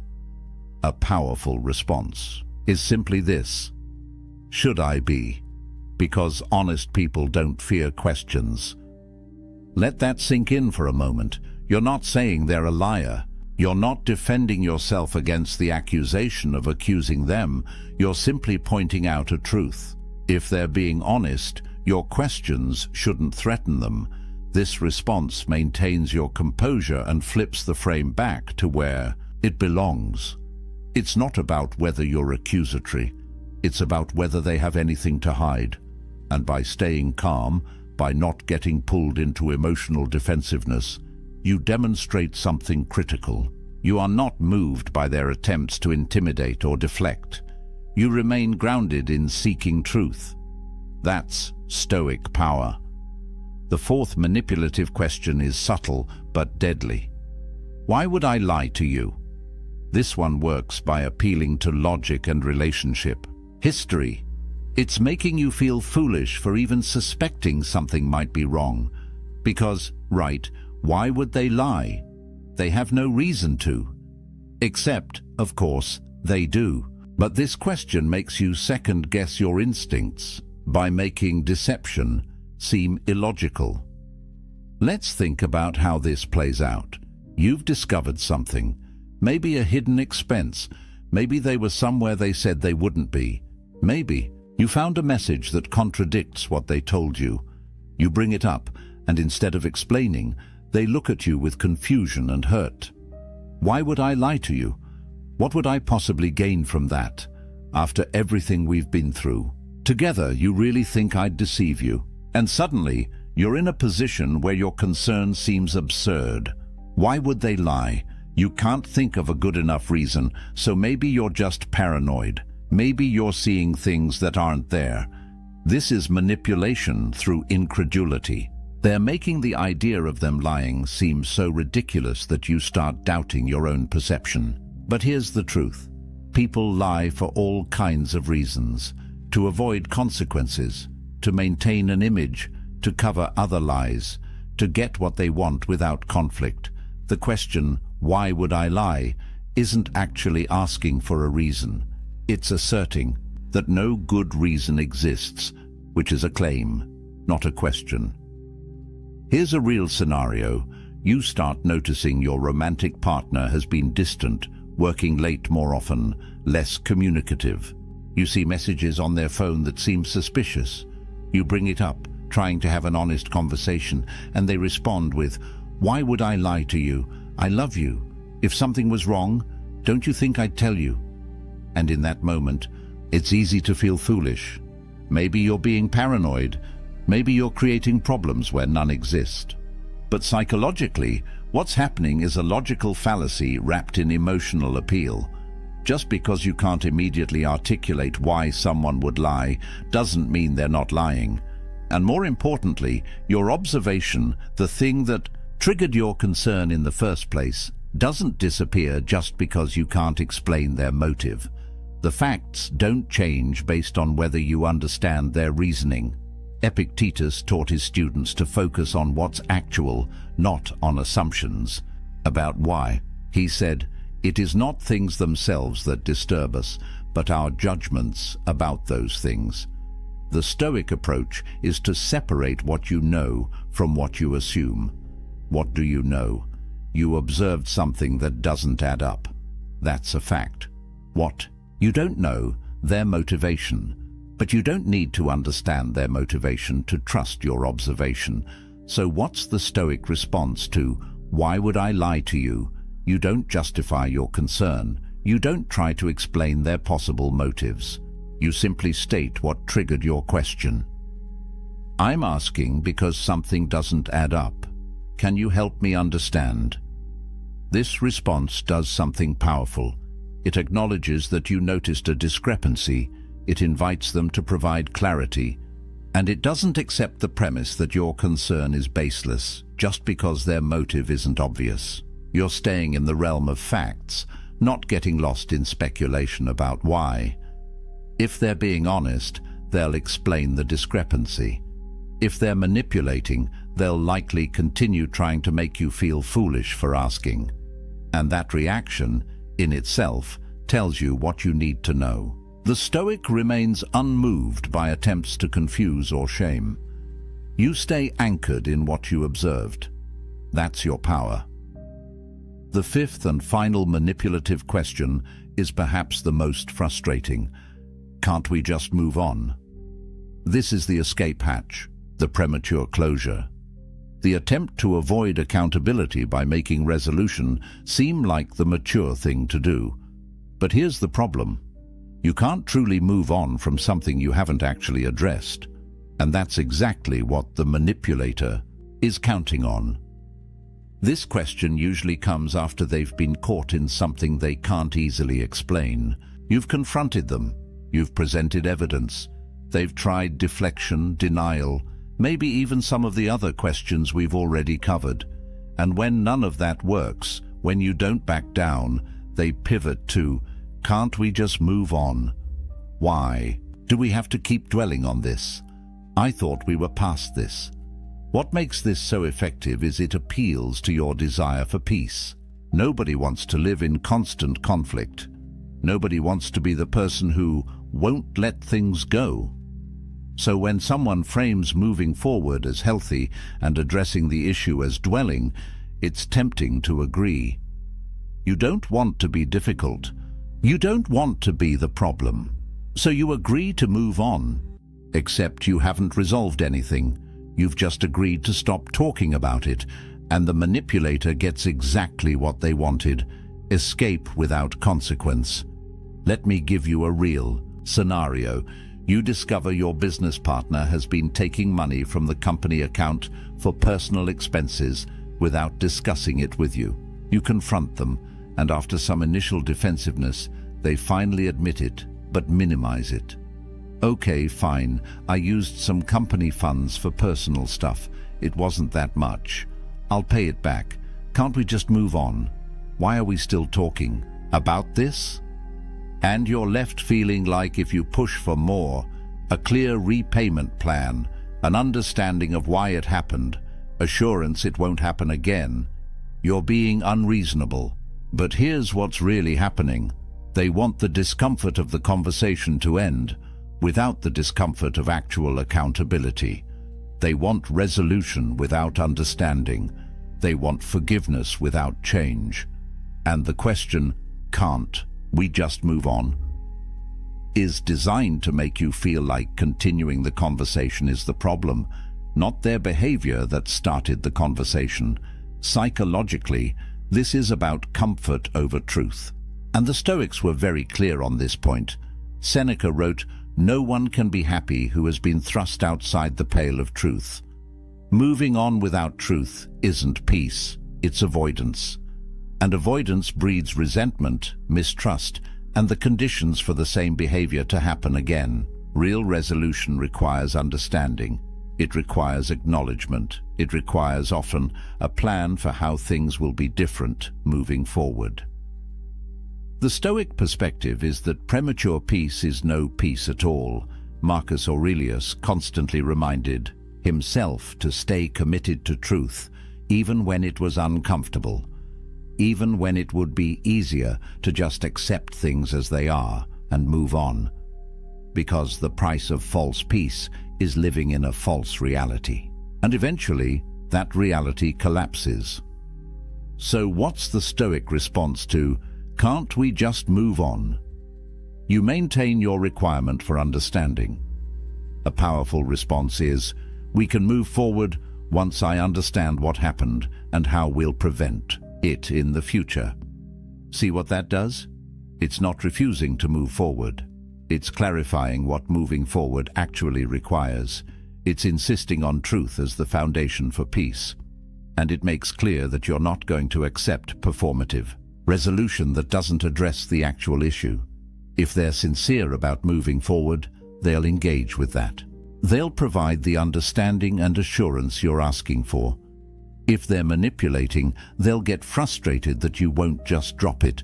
They'll likely try to frame you as difficult or unforgiving, but the Stoic doesn't need their approval. The Stoic needs truth. And once you have that, genuine moving forward becomes possible. Now let's bring all of this together into a unified Stoic framework that makes you untouchable when it comes to manipulation. Because recognizing the 5 questions is important, but understanding the underlying principles that make you immune is what transforms you. The Stoics built their entire philosophy on 3 fundamental pillars, and when you embody these, manipulation becomes powerless against you. The first pillar is self-control, not suppression, not coldness, but the ability to govern your emotional reactions so they don't govern you. When someone asks, "Why are you so sensitive?" and you feel that spike of defensiveness, that's normal, that's human. But the Stoic practices the pause, that space between stimulus and response where you choose how you'll react. Epictetus said, "No man is free who is not master of himself." This is what he meant. Your emotions will arise. That's not in your control. But what you do with those emotions, that's entirely yours. Manipulators target emotional reactivity. They want you flustered, defensive, confused, guilty, because in that emotional state, you're not thinking clearly, you're just reacting.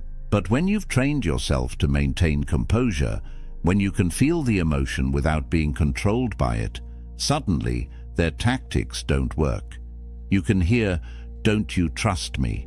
and recognize it as manipulation without getting swept into guilt. You can hear, "Are you calling me a liar?" and stay grounded in your observation without getting defensive.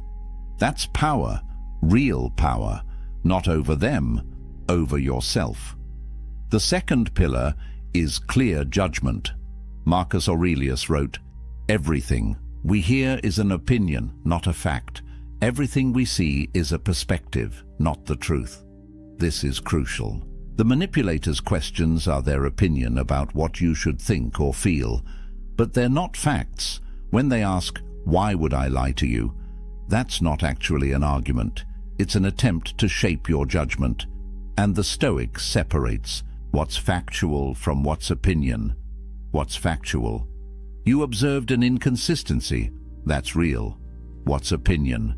Their claim that observing inconsistencies means you're suspicious or untrusting. That's their framing. You don't have to accept it. This clarity of judgment means you stay focused on what's actual, not what they want you to believe is actual, not what would be more comfortable to believe, what is. And when you operate from that foundation of clear judgment, their attempts to distort your reality fail. They can ask manipulative questions all day, but if you're grounded in what you know to be true, those questions lose their power to move you. The third pillar is maintaining your frame. This is about psychological sovereignty. It's about recognizing that you are the author of your internal reality. Others can offer their perspectives, their questions, their frames for how you should interpret things, but you choose whether to adopt those frames or maintain your own. When someone asks, "Can't we just move on?" they're trying to impose their frame, moving on without understanding. But you can reject that frame and maintain your own. Understanding first, then moving forward. This isn't stubbornness, it's integrity. It's refusing to let other people's manipulation of language and emotion pull you off center. Seneca understood this when he wrote, "A gem cannot be polished without friction, nor a man perfected without trials." These manipulative questions are tests, and every time you stay grounded, every time you refuse to be moved from your center, you become stronger, not harder, not more defensive. Stronger in your ability to remain yourself regardless of external pressure. Here's what this looks like in practice. You're not trying to win arguments. You're not trying to prove you're right. You're simply unmoved. When they ask their manipulative questions, you respond with calm clarity. You don't accept their frame. You don't get defensive. You simply stay anchored in what you know and maintain your requirements for truth and understanding. And that combination, self-control, clear judgment, maintaining your frame, that makes you essentially manipulation-proof. The manipulator relies on you getting emotional, accepting their distorted version of reality, and abandoning your own perception to accommodate theirs. But when you embody these Stoic principles, none of that works. You feel the emotion, but don't react from it. You see through their distortion and stay grounded in facts. You maintain your frame despite their attempts to impose theirs.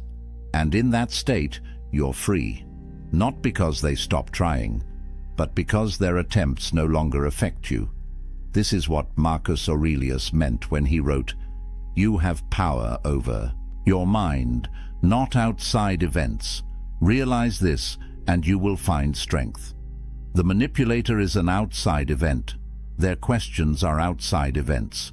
You can't control whether they ask, but you have absolute power over how you receive those questions, how you interpret them, and how you respond. That's your domain. That's your fortress. And when you build that fortress strong, nothing external can breach it. Let's be clear about something important. This isn't about being cold. It's not about being suspicious of everyone. It's not about turning into some emotionless robot who questions every interaction. The Stoics weren't advocating for isolation or cynicism. They were advocating for clear-sighted engagement with reality. Being unmanipulatable doesn't mean being unkind. It means being clear. It means trusting your observations. It means maintaining your standards for truth, even when it would be more comfortable not to. You can still be warm, open, trusting, vulnerable. In fact, the Stoics would argue you can only truly be those things when you're grounded in this kind of strength. Because vulnerability without discernment is just naivety. Trust without verification is just wishful thinking. The Stoic is both compassionate and clear, both open and discerning. It's not either or, it's both. You can love people deeply while also recognizing when they're trying to manipulate you. And recognizing it doesn't mean the relationship is over. It means you're addressing reality instead of pretending it doesn't exist. Here's the beautiful paradox. When you become unshakable in this way, when manipulative questions can't move you, you actually improve your relationships. Because you're no longer tolerating lies for the sake of peace. You're no longer accepting distorted versions of reality to avoid conflict.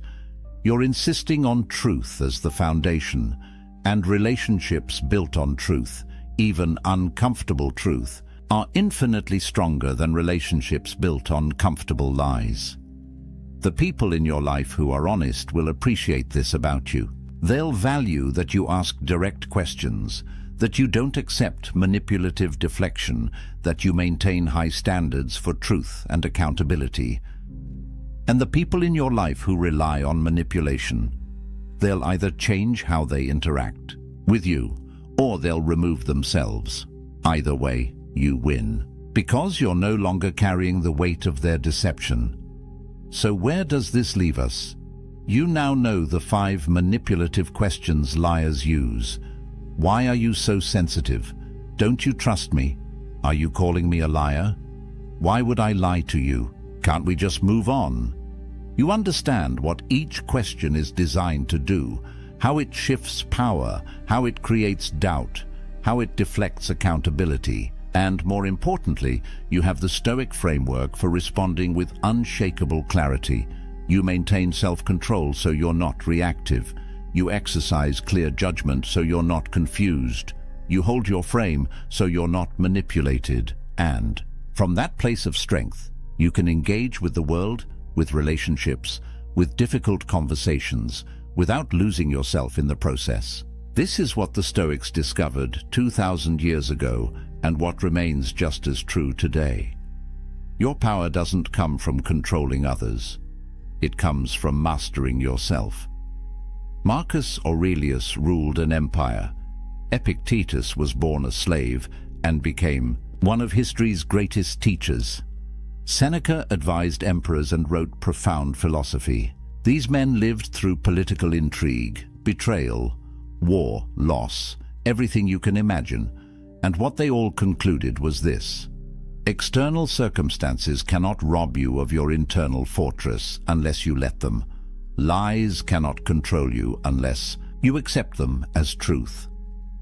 Manipulation cannot move you unless you abandon your center. So be unmoved, not unfeeling, not cold, just clear. Clear about what you observe, clear about what you know, clear about your standards and your boundaries. Let manipulative questions bounce off that clarity like waves against a rock, because that's what you are when you embody these principles. Immovable, not because you're stubborn, but because you're grounded in truth. And truth, unlike lies, never needs to manipulate. It simply is. If this resonated with you, if you recognized yourself in any of these scenarios, or you've dealt with these manipulative questions before, hit that like button. It tells me this content is serving you, and it helps more people find it. Subscribe to this channel for more Stoic wisdom that cuts through the noise and gives you practical tools for living with strength and clarity. These aren't just philosophical ideas. They're weapons you can use every single day to protect your peace, your truth, and your power. And drop a comment below. Which of these 5 questions have you encountered most? Which one hit closest to home? I read every comment, and I want to hear your experiences, because that's how we learn together. We share what we've been through.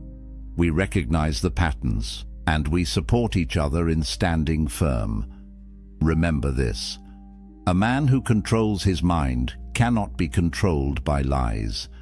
A man who knows his truth cannot be shaken by manipulation. And a man who embodies Stoic principles doesn't need to prove anything to anyone. He simply stands in his reality, clear-eyed and unshakable. Be that man. The world needs more people who can't be manipulated, more people who insist on truth, more people who remain themselves no matter what pressure they face. That's the path. That's the power. That's the promise of Stoicism. Now go walk it. 73% of men admit they stayed in a relationship far longer than they should have because they missed the signs, not because the signs weren't there, but because they chose not to see them. And here's the brutal truth. While you were hoping, planning, and investing your time, she had already made her decision. You just weren't ready to accept it. What you're about to discover will save you months, maybe years, of wasted emotional energy. These aren't the obvious red flags everyone talks about.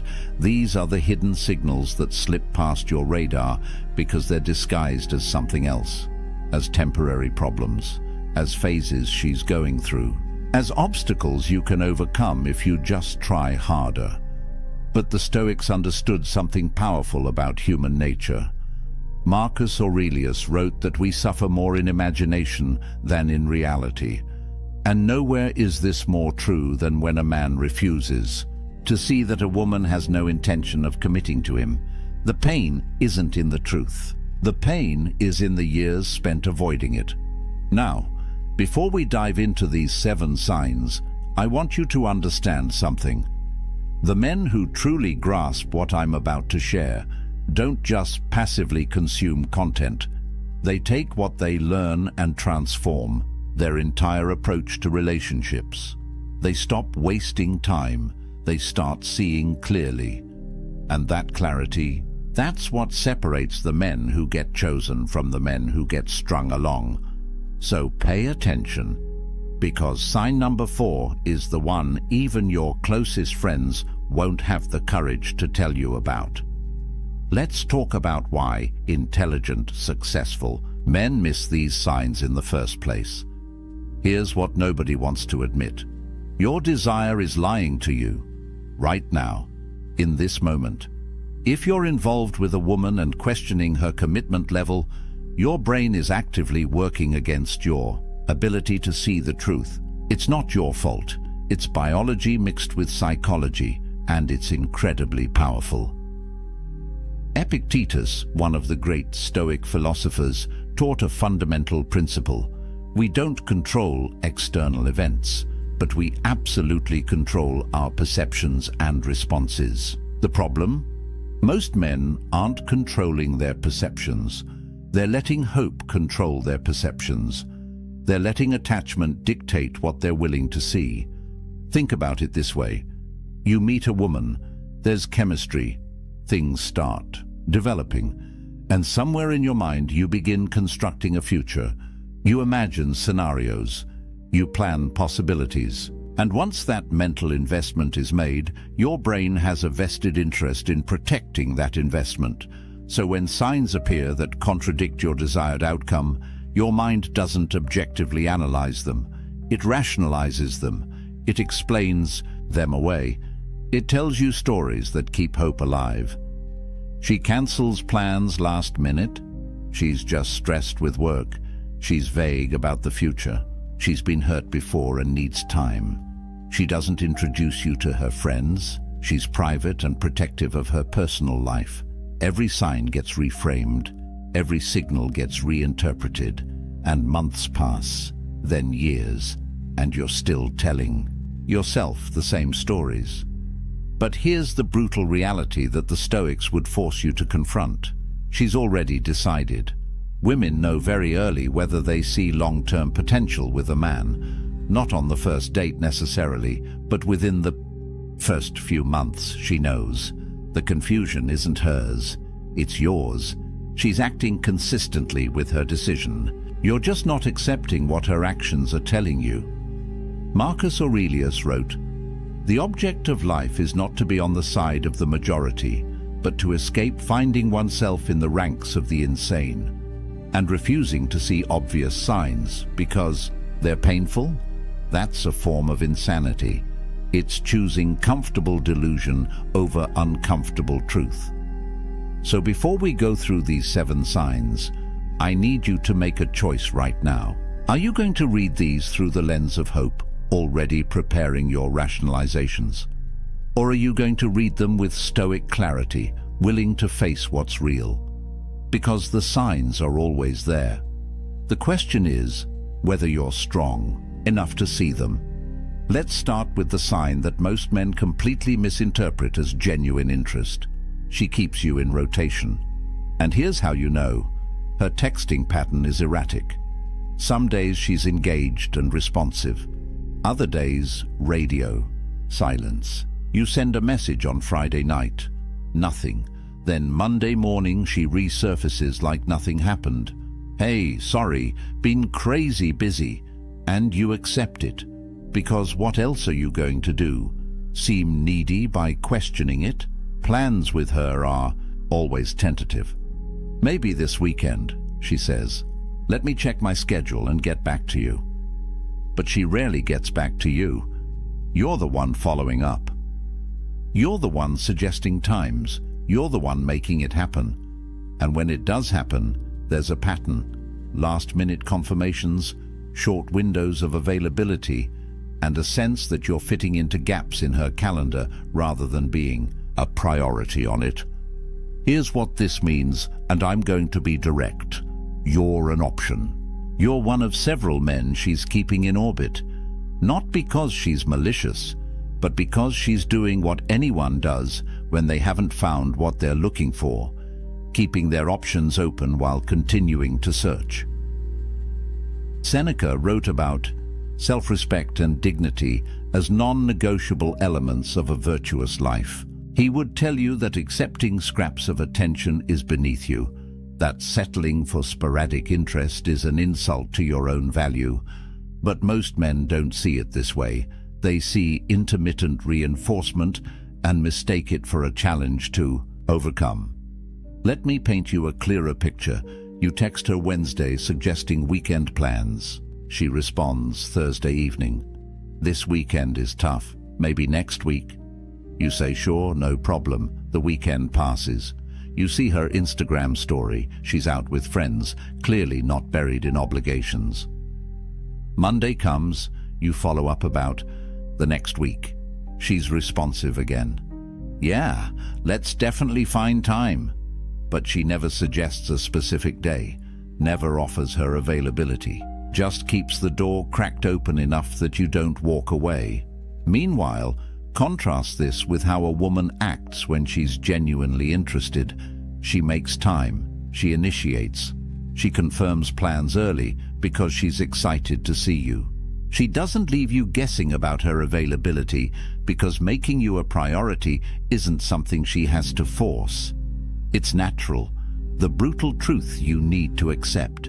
She's comparing you, actively, right now. You're being measured against other options. And if you were winning that comparison, these patterns wouldn't exist.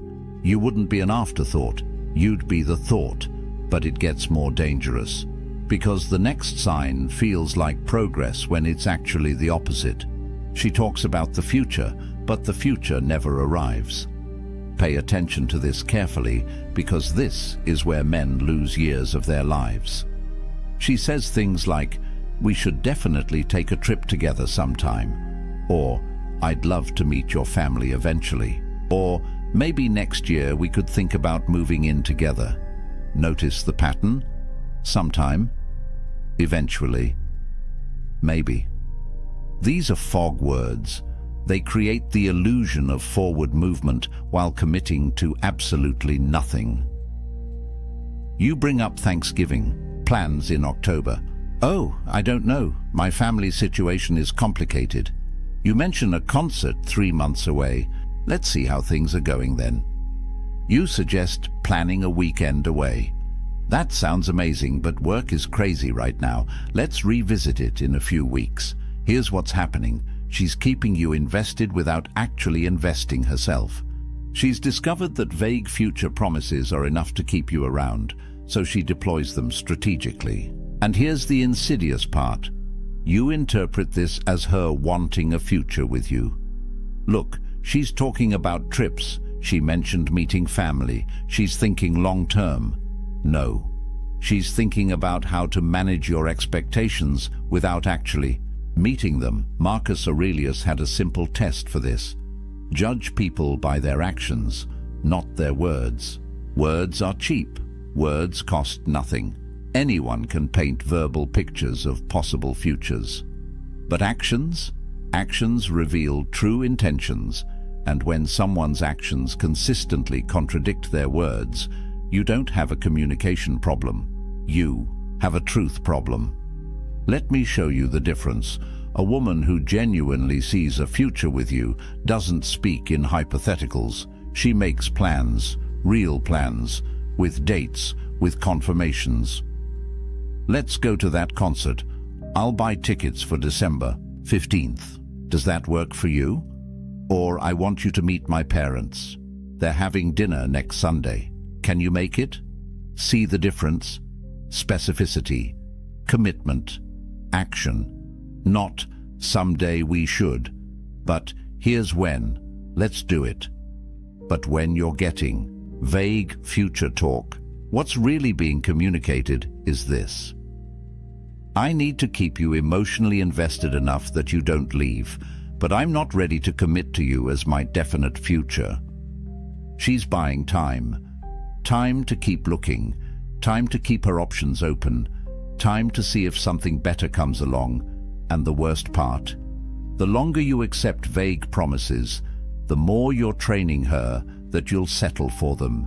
You're demonstrating that words without action are sufficient for you, that you don't require follow-through. That hope is enough. Epictetus taught that we should focus only on what's within our control. Her commitment isn't within your control, but your standards are. Your willingness to accept indefinite vagueness is entirely within your control, and every day you accept it, you're choosing it. Which brings us to the third sign. And this one is painful because it's so obvious once you see it. You're not part of her real life. You're separate, compartmentalized, isolated. How long have you been seeing her? 3 months? 6 months? A year? Now answer this. How many of her friends have you met? How many of her family members know you exist? When she posts on social media, are you ever in the frame? If the answer is none, and no, you're not in a relationship heading toward commitment. You're in a situationship that she's deliberately keeping isolated from her actual life. Here's what people don't understand about integration. When a woman sees you as her future, she naturally wants to integrate you into her present, not because she's following some relationship rulebook, but because humans naturally bring the people they value into their social circles. We want our friends to meet the person we're excited about. We want our family to know them. We want to share our joy with the people we love. So when she's actively preventing that integration, it's not because she's private or her friends are judgmental or the timing isn't right. It's because she doesn't see you as permanent. And she knows that integrating you would send a message to everyone in her life and to herself that she's not ready to send. Think about what integration actually signals. When she introduces you to her best friend, she's saying, "This person matters to me." When she brings you around family, she's saying, "I see this going somewhere serious." When she includes you in her social media, she's saying, "I'm proud to be associated with this person publicly." All of those statements require a level of commitment she hasn't made, so she keeps you separate. The relationship exists in a bubble, just the two of you.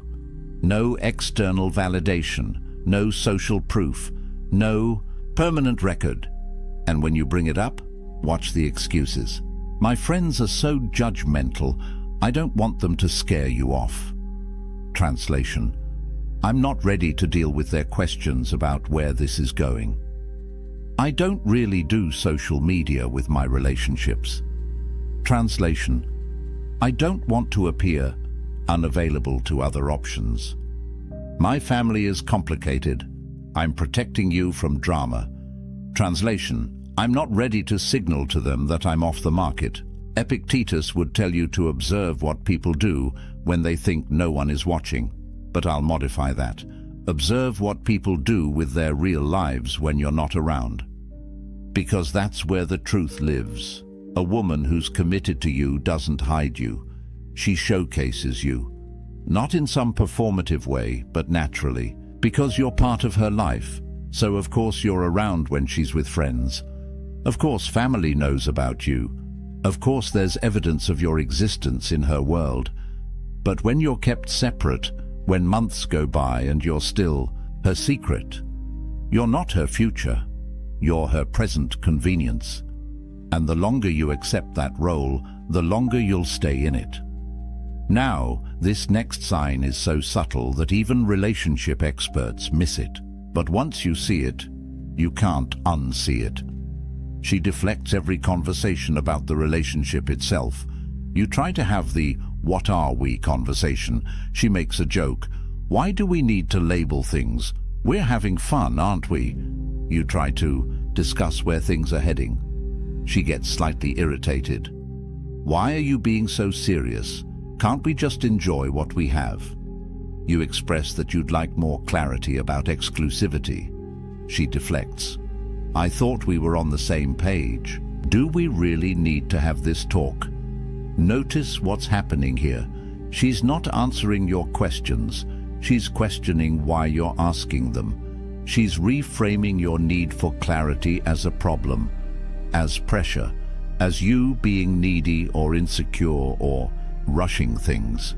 This is intentional avoidance, And it's incredibly effective because it makes you feel like you're the one creating an issue by wanting basic relationship clarity. Here's the psychology behind this. She knows that having an explicit conversation about commitment would force her to either commit or be honest that she doesn't want to. Both options are uncomfortable for her. If she commits, she's closing doors she wants to keep open. If she's honest that she doesn't want to commit, you might leave. So she chooses option 3. Avoid the conversation entirely and hope you stop asking. Marcus Aurelius wrote extensively about courage as one of the 4 cardinal virtues. And this situation requires courage from both people. It requires courage from you to ask difficult questions, but it also requires courage from her to answer them honestly.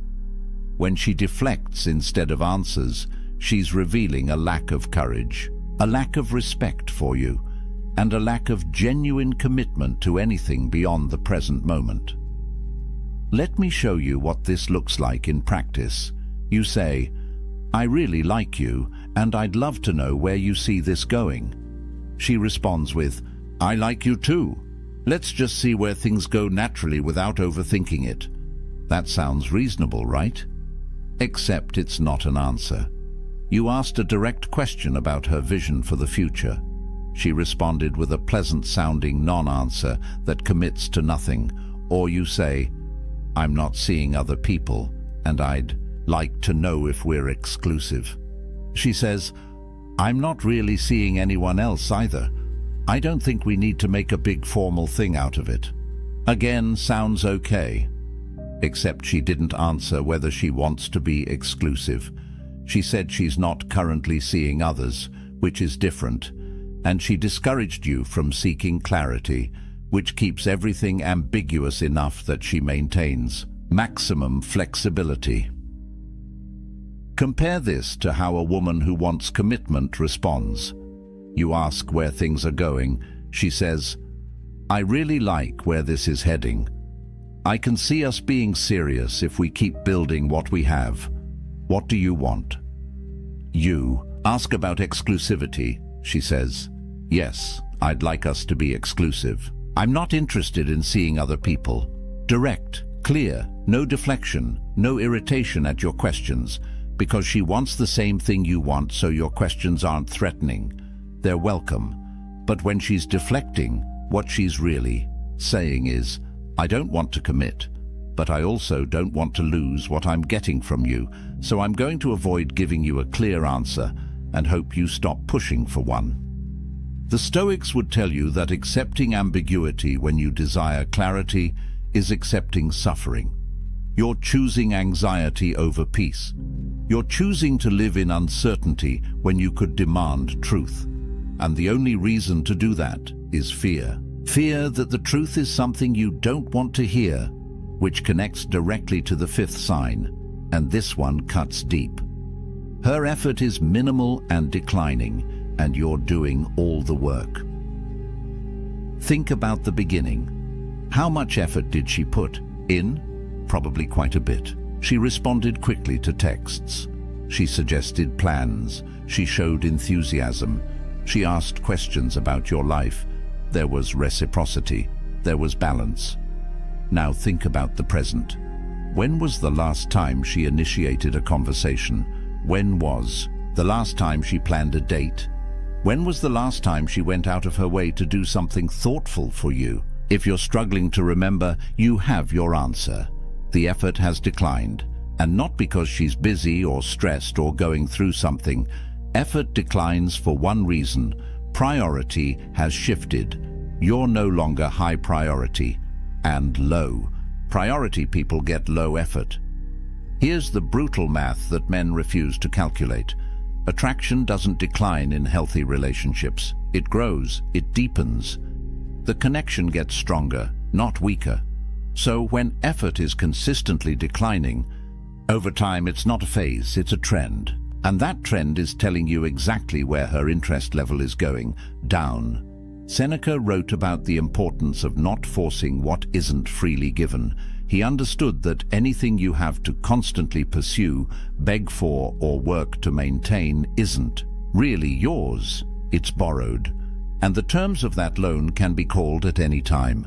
When you're the only one initiating conversations, you don't have mutual interest. You have your interest and her tolerance of it. When you're the only one planning dates, you don't have shared desire to spend time together. You have your desire and her occasional availability. When you're the only one putting in emotional labor, you don't have a partnership. You have a one-man show with an audience of one. Let me paint you the scenario you're probably living right now. You text her good morning. She responds 3 hours later with something short. You ask how her day is going. She gives a brief answer and doesn't ask about yours. You suggest getting together this week. She says, maybe, depends on how work goes. You follow up 2 days later. She confirms last minute for something low effort. Throughout all of this, you're moving the relationship forward. You're creating momentum, you're generating energy, and she's just responding, minimally, when it's convenient, with the least amount of effort required to keep you engaged. Now imagine the opposite. Imagine a woman who's genuinely invested. She reaches out first sometimes. She makes plans. She goes out of her way. She thinks about you when you're not together and acts on those thoughts. She puts in effort because she wants to, not because you're extracting it from her through constant pursuit. That's what mutual interest looks like. That's what growing connection feels like. And if you're not experiencing that, no amount of effort on your part will create it. You can't effort your way into someone's genuine desire. You can't pursue someone into wanting you back. All you can do is exhaust yourself trying. The Stoics would ask you, why are you working so hard to maintain something she's not working to maintain? What are you getting from this exchange that justifies the imbalance? And most importantly, what does it say about your self-respect that you're settling for minimal reciprocation? These last two signs are what separate boys from men. They require you to see what you've been avoiding. She keeps distance during conflict, and that tells you everything. Here's how you know a relationship has real potential. How does she handle disagreement? Does she lean in or pull away? Does she work toward resolution or disappear until things blow over? Because anyone can be present during good times. That's easy. That's fun. The real test of commitment is what happens when things get difficult, when there's tension, when you disagree, when feelings are hurt. A woman who's genuinely committed sees conflict as something to resolve because the relationship is worth protecting. She doesn't enjoy the conflict, but she engages with it. She communicates. She works through it, because preserving the connection matters more than avoiding discomfort. But a woman who's not committed, she disappears. She goes cold. She stonewalls. Because working through conflict requires investment in a future together. And if she's not invested in that future, why would she put in that work? Marcus Aurelius wrote about relationships requiring mutual effort and shared values. He understood that real bonds are forged not just in joy, but in adversity. How two people handle challenges together reveals the true nature of their connection. So when you have a disagreement and she shuts down, stops responding, or creates distance instead of working toward understanding, she's telling you something crucial. This relationship isn't important enough to fight for. Not the dramatic kind of fighting, but the necessary kind. The kind where you both care enough to push through discomfort toward resolution. I want you to think about your last disagreement with her. Maybe you expressed that something bothered you. Maybe you had different expectations about something. What happened after that? Did she engage in good faith to understand your perspective? Did she share her side and work toward compromise? Or did she withdraw? Did she minimize your concerns? Did she frame you as being too sensitive or dramatic or demanding? And more importantly, How long did it take to get back to normal? A few hours of honest conversation, or days of cold distance until you finally let it go and pretended everything was fine? Here's the pattern. When she's not committed, every conflict becomes a threat to the relationship's existence rather than an opportunity to strengthen it. She treats disagreement as something to avoid or escape rather than something to resolve. And over time, you learn not to bring things up. You learn to swallow your concerns. You learn to accept less than you need because you're afraid that asking for more will make her leave, and that's not a relationship. That's walking on eggshells.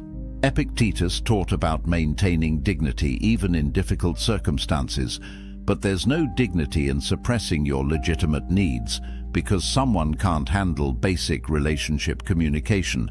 There's no virtue in staying small to make someone else comfortable. A partner who can't or won't work through conflict with you isn't capable of long-term commitment, because long-term anything includes challenges, includes disagreements, includes moments where you both have to choose the relationship over your individual comfort. And if she's choosing distance over resolution now, she'll choose distance over commitment later. Actually, she already has, which brings us to the final sign, the one that encompasses all the others. She tells you, she's been telling you all along, just not with words. Here's what you need to understand. Everything we've covered, the sporadic availability, the vague future talk, the social isolation, the deflection, the declining effort, the conflict avoidance, these aren't separate issues. They're not individual problems to solve. They're coordinated messages forming one clear communication. I'm not committing to you. Her body language tells you. The way she creates physical distance. The way her energy shifts when you talk about the future. The way she's less affectionate than she was in the beginning. Her enthusiasm tells you. Or rather, the lack of it. The absence of excitement when you make plans. The muted response when you share good news. The sense that she's going through motions rather than genuinely engaging. Epictetus taught that people show you who they are through their actions, and your only job is to believe them. Not who you hope they'll become, not who they could be if circumstances were different. Who they're showing you they are right now, and right now, through every sign we've discussed, she's showing you that she's not choosing commitment with you. She might be choosing convenience. She might be choosing companionship until something better comes along. She might be choosing the ego boost of being desired, but she's not choosing permanent partnership. She's not choosing future building. She's not choosing you. This is the hardest truth to accept because it requires you to stop telling yourself stories, stop rationalizing, stop hoping, stop waiting for her to suddenly transform into someone ready to commit. She's not going to, not to you, not in this dynamic. Because the pattern is established and people don't break established patterns, they follow them. Marcus Aurelius wrote about accepting reality as it is, not as we wish it to be. And the reality is this: if a woman wants to commit to you, she makes it obvious. She removes doubt. She creates security. She builds toward a future. There's no confusion. There's no mixed signals. There's no wondering where you stand. If you're confused, you have your answer. Confusion exists when someone is deliberately keeping things unclear, and people keep things unclear when clarity would force them to admit something they don't want, to admit that they're not all in. So what's the lesson here? What did the Stoics know that modern men have forgotten? They knew that self-respect requires seeing truth, even when truth is painful. They knew that dignity means not accepting scraps of attention and calling it love. They knew that wisdom is being able to walk away from what doesn't serve you, even when walking away is hard. You can't negotiate desire. You can't logic someone into commitment. You can't earn your way into being chosen. Either she chooses you or she doesn't. And if she hasn't by now, if these signs are present in your relationship, she's already made her choice. You're just refusing to accept it. But here's where this gets powerful. The moment you accept reality, the moment you stop fighting against what is and start dealing with what is, you reclaim your power. You stop being a victim of hope. You stop being trapped by potential.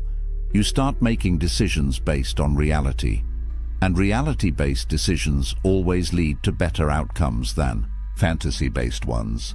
So what do you do with this information? First, you get honest, brutally honest, about which of these signs you're experiencing, about how long you've been experiencing them, about what you've been telling yourself to avoid facing the truth. Second, you make a choice, not about her, because you can't control her, but about yourself, about your standards, about what you're willing to accept and what you're not, about whether you're going to continue investing time and emotion into someone who's not investing back. And third, you remember this: the men who understand these signs, who have the courage to see them and act on what they see, those men don't stay stuck in dead-end situations. They don't waste years hoping for change that never comes. They move forward. They find women who are excited to commit to them, women who make them a priority, women who integrate them into their lives without hesitation. Because here's what happens when you raise your standards and stop accepting non-commitment.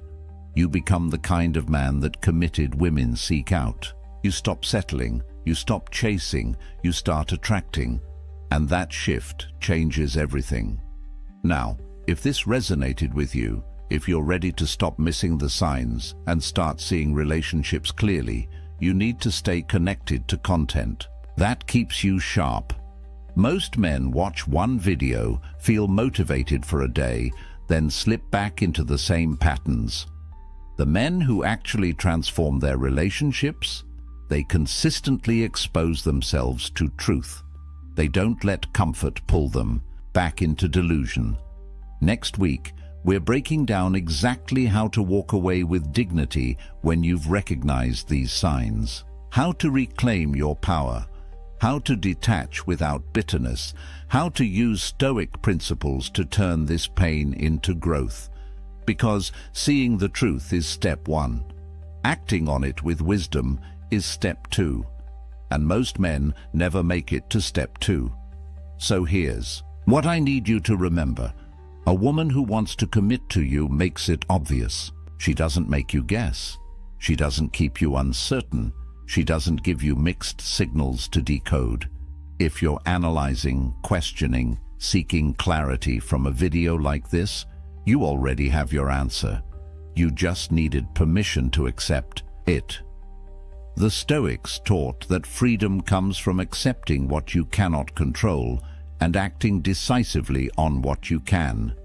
You can't control whether she commits, but you can control whether you continue accepting non-commitment. You can control your standards. You can control your next move. That's your power. That's your freedom. Use it.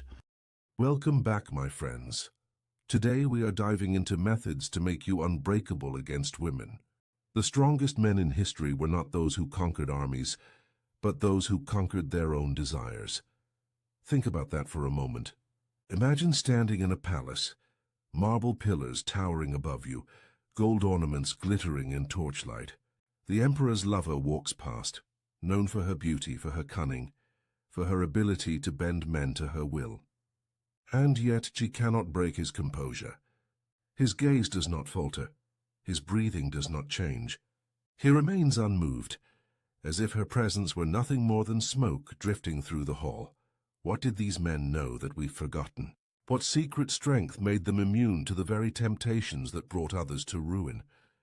Tonight, you will learn the forbidden Stoic secrets that made emperors, generals and philosophers unbreakable against the most dangerous tests of all, the subtle manipulations of desire, seduction, and betrayal. These are not stories of men who hid in ivory towers writing gentle poems. These are stories of men who ruled, fought, and endured, while the world around them burned with chaos and treachery. Stoicism was not a dry philosophy to be studied by scholars.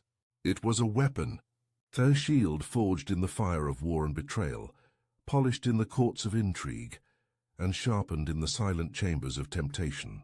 The men who lived by its principles did so not for comfort, but for survival. Because in their world, to be broken by passion or to be owned by desire meant the loss of power, the loss of freedom, and in many cases, the loss of life itself. These secrets were whispered among emperors who faced conspiracies in their own bedrooms, among generals whose wives and mistresses were courted by enemies, eager to twist loyalty into treason, among philosophers who walked through the markets of Rome, mocked and tempted, yet never once bowed their heads in shame. And while the centuries have passed, the truth has not changed. The methods they practiced, the rituals they performed, and the discipline they wielded remain as deadly effective today as they were 2,000 years ago. In this video, you will uncover 7 rarely revealed practices, principles so brutal, so uncompromising, that they carved into men a strength no woman, no betrayal, no temptation could break. These were not gentle affirmations. They were cold disciplines, designed to strip away weakness and reveal the core of a man who could not be manipulated. You will hear of the emperor who trained his gaze to see the soul rather than the skin, of the general who prepared daily for betrayal so that not even his wife's treachery could move him, of the philosopher who, as a slave, laughed in the face of mockery and later counseled the very people who once humiliated him, of the soldier who endured public shame in silence, and in that silence found more power than any words could ever give. Each of these lessons comes from the crucible of history. They are not theories. They were tested by men who faced the sharpest daggers and the cruelest temptations. By the end of this journey, you will not simply know what Stoicism is. You will hold in your hands the very tactics that made the greatest men in history mentally unbreakable. So ask yourself, are you ready to stand where they stood? To face the same fire and come out forged into something harder than iron? Then listen closely, because the 7 brutal Stoic secrets are about to be revealed. In the private chambers of Marcus Aurelius, the night was never without tests. Behind the polished marble doors, servants whispered, and messengers slipped in with subtle agendas. Among them were courtesans, women chosen for their beauty and sent to tempt the emperor into weakness. They were not gifts of pleasure. They were weapons, sharpened by rivals who understood that the fall of a man often begins with his gaze.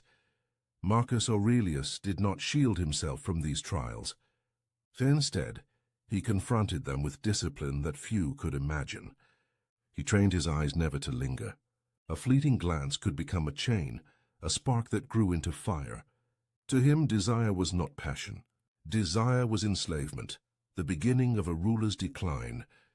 He believed the battle for mastery did not start on the battlefield or in the Senate chamber. It began with perception, in the simple act of looking. If you allowed your eyes to be pulled, you had already surrendered ground. The man who could not control his gaze could not control his life. Modern men think they are immune to this test, yet they are surrounded by it constantly. The glow of a screen filled with images designed to seize attention.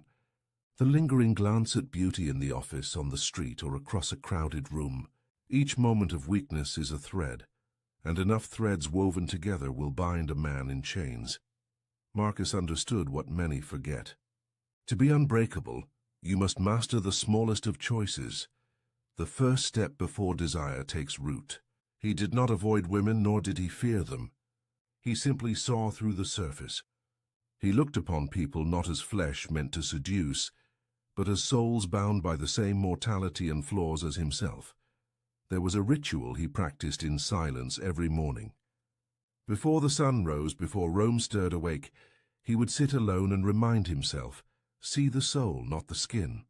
This vow was not a whisper of morality, but a declaration of power.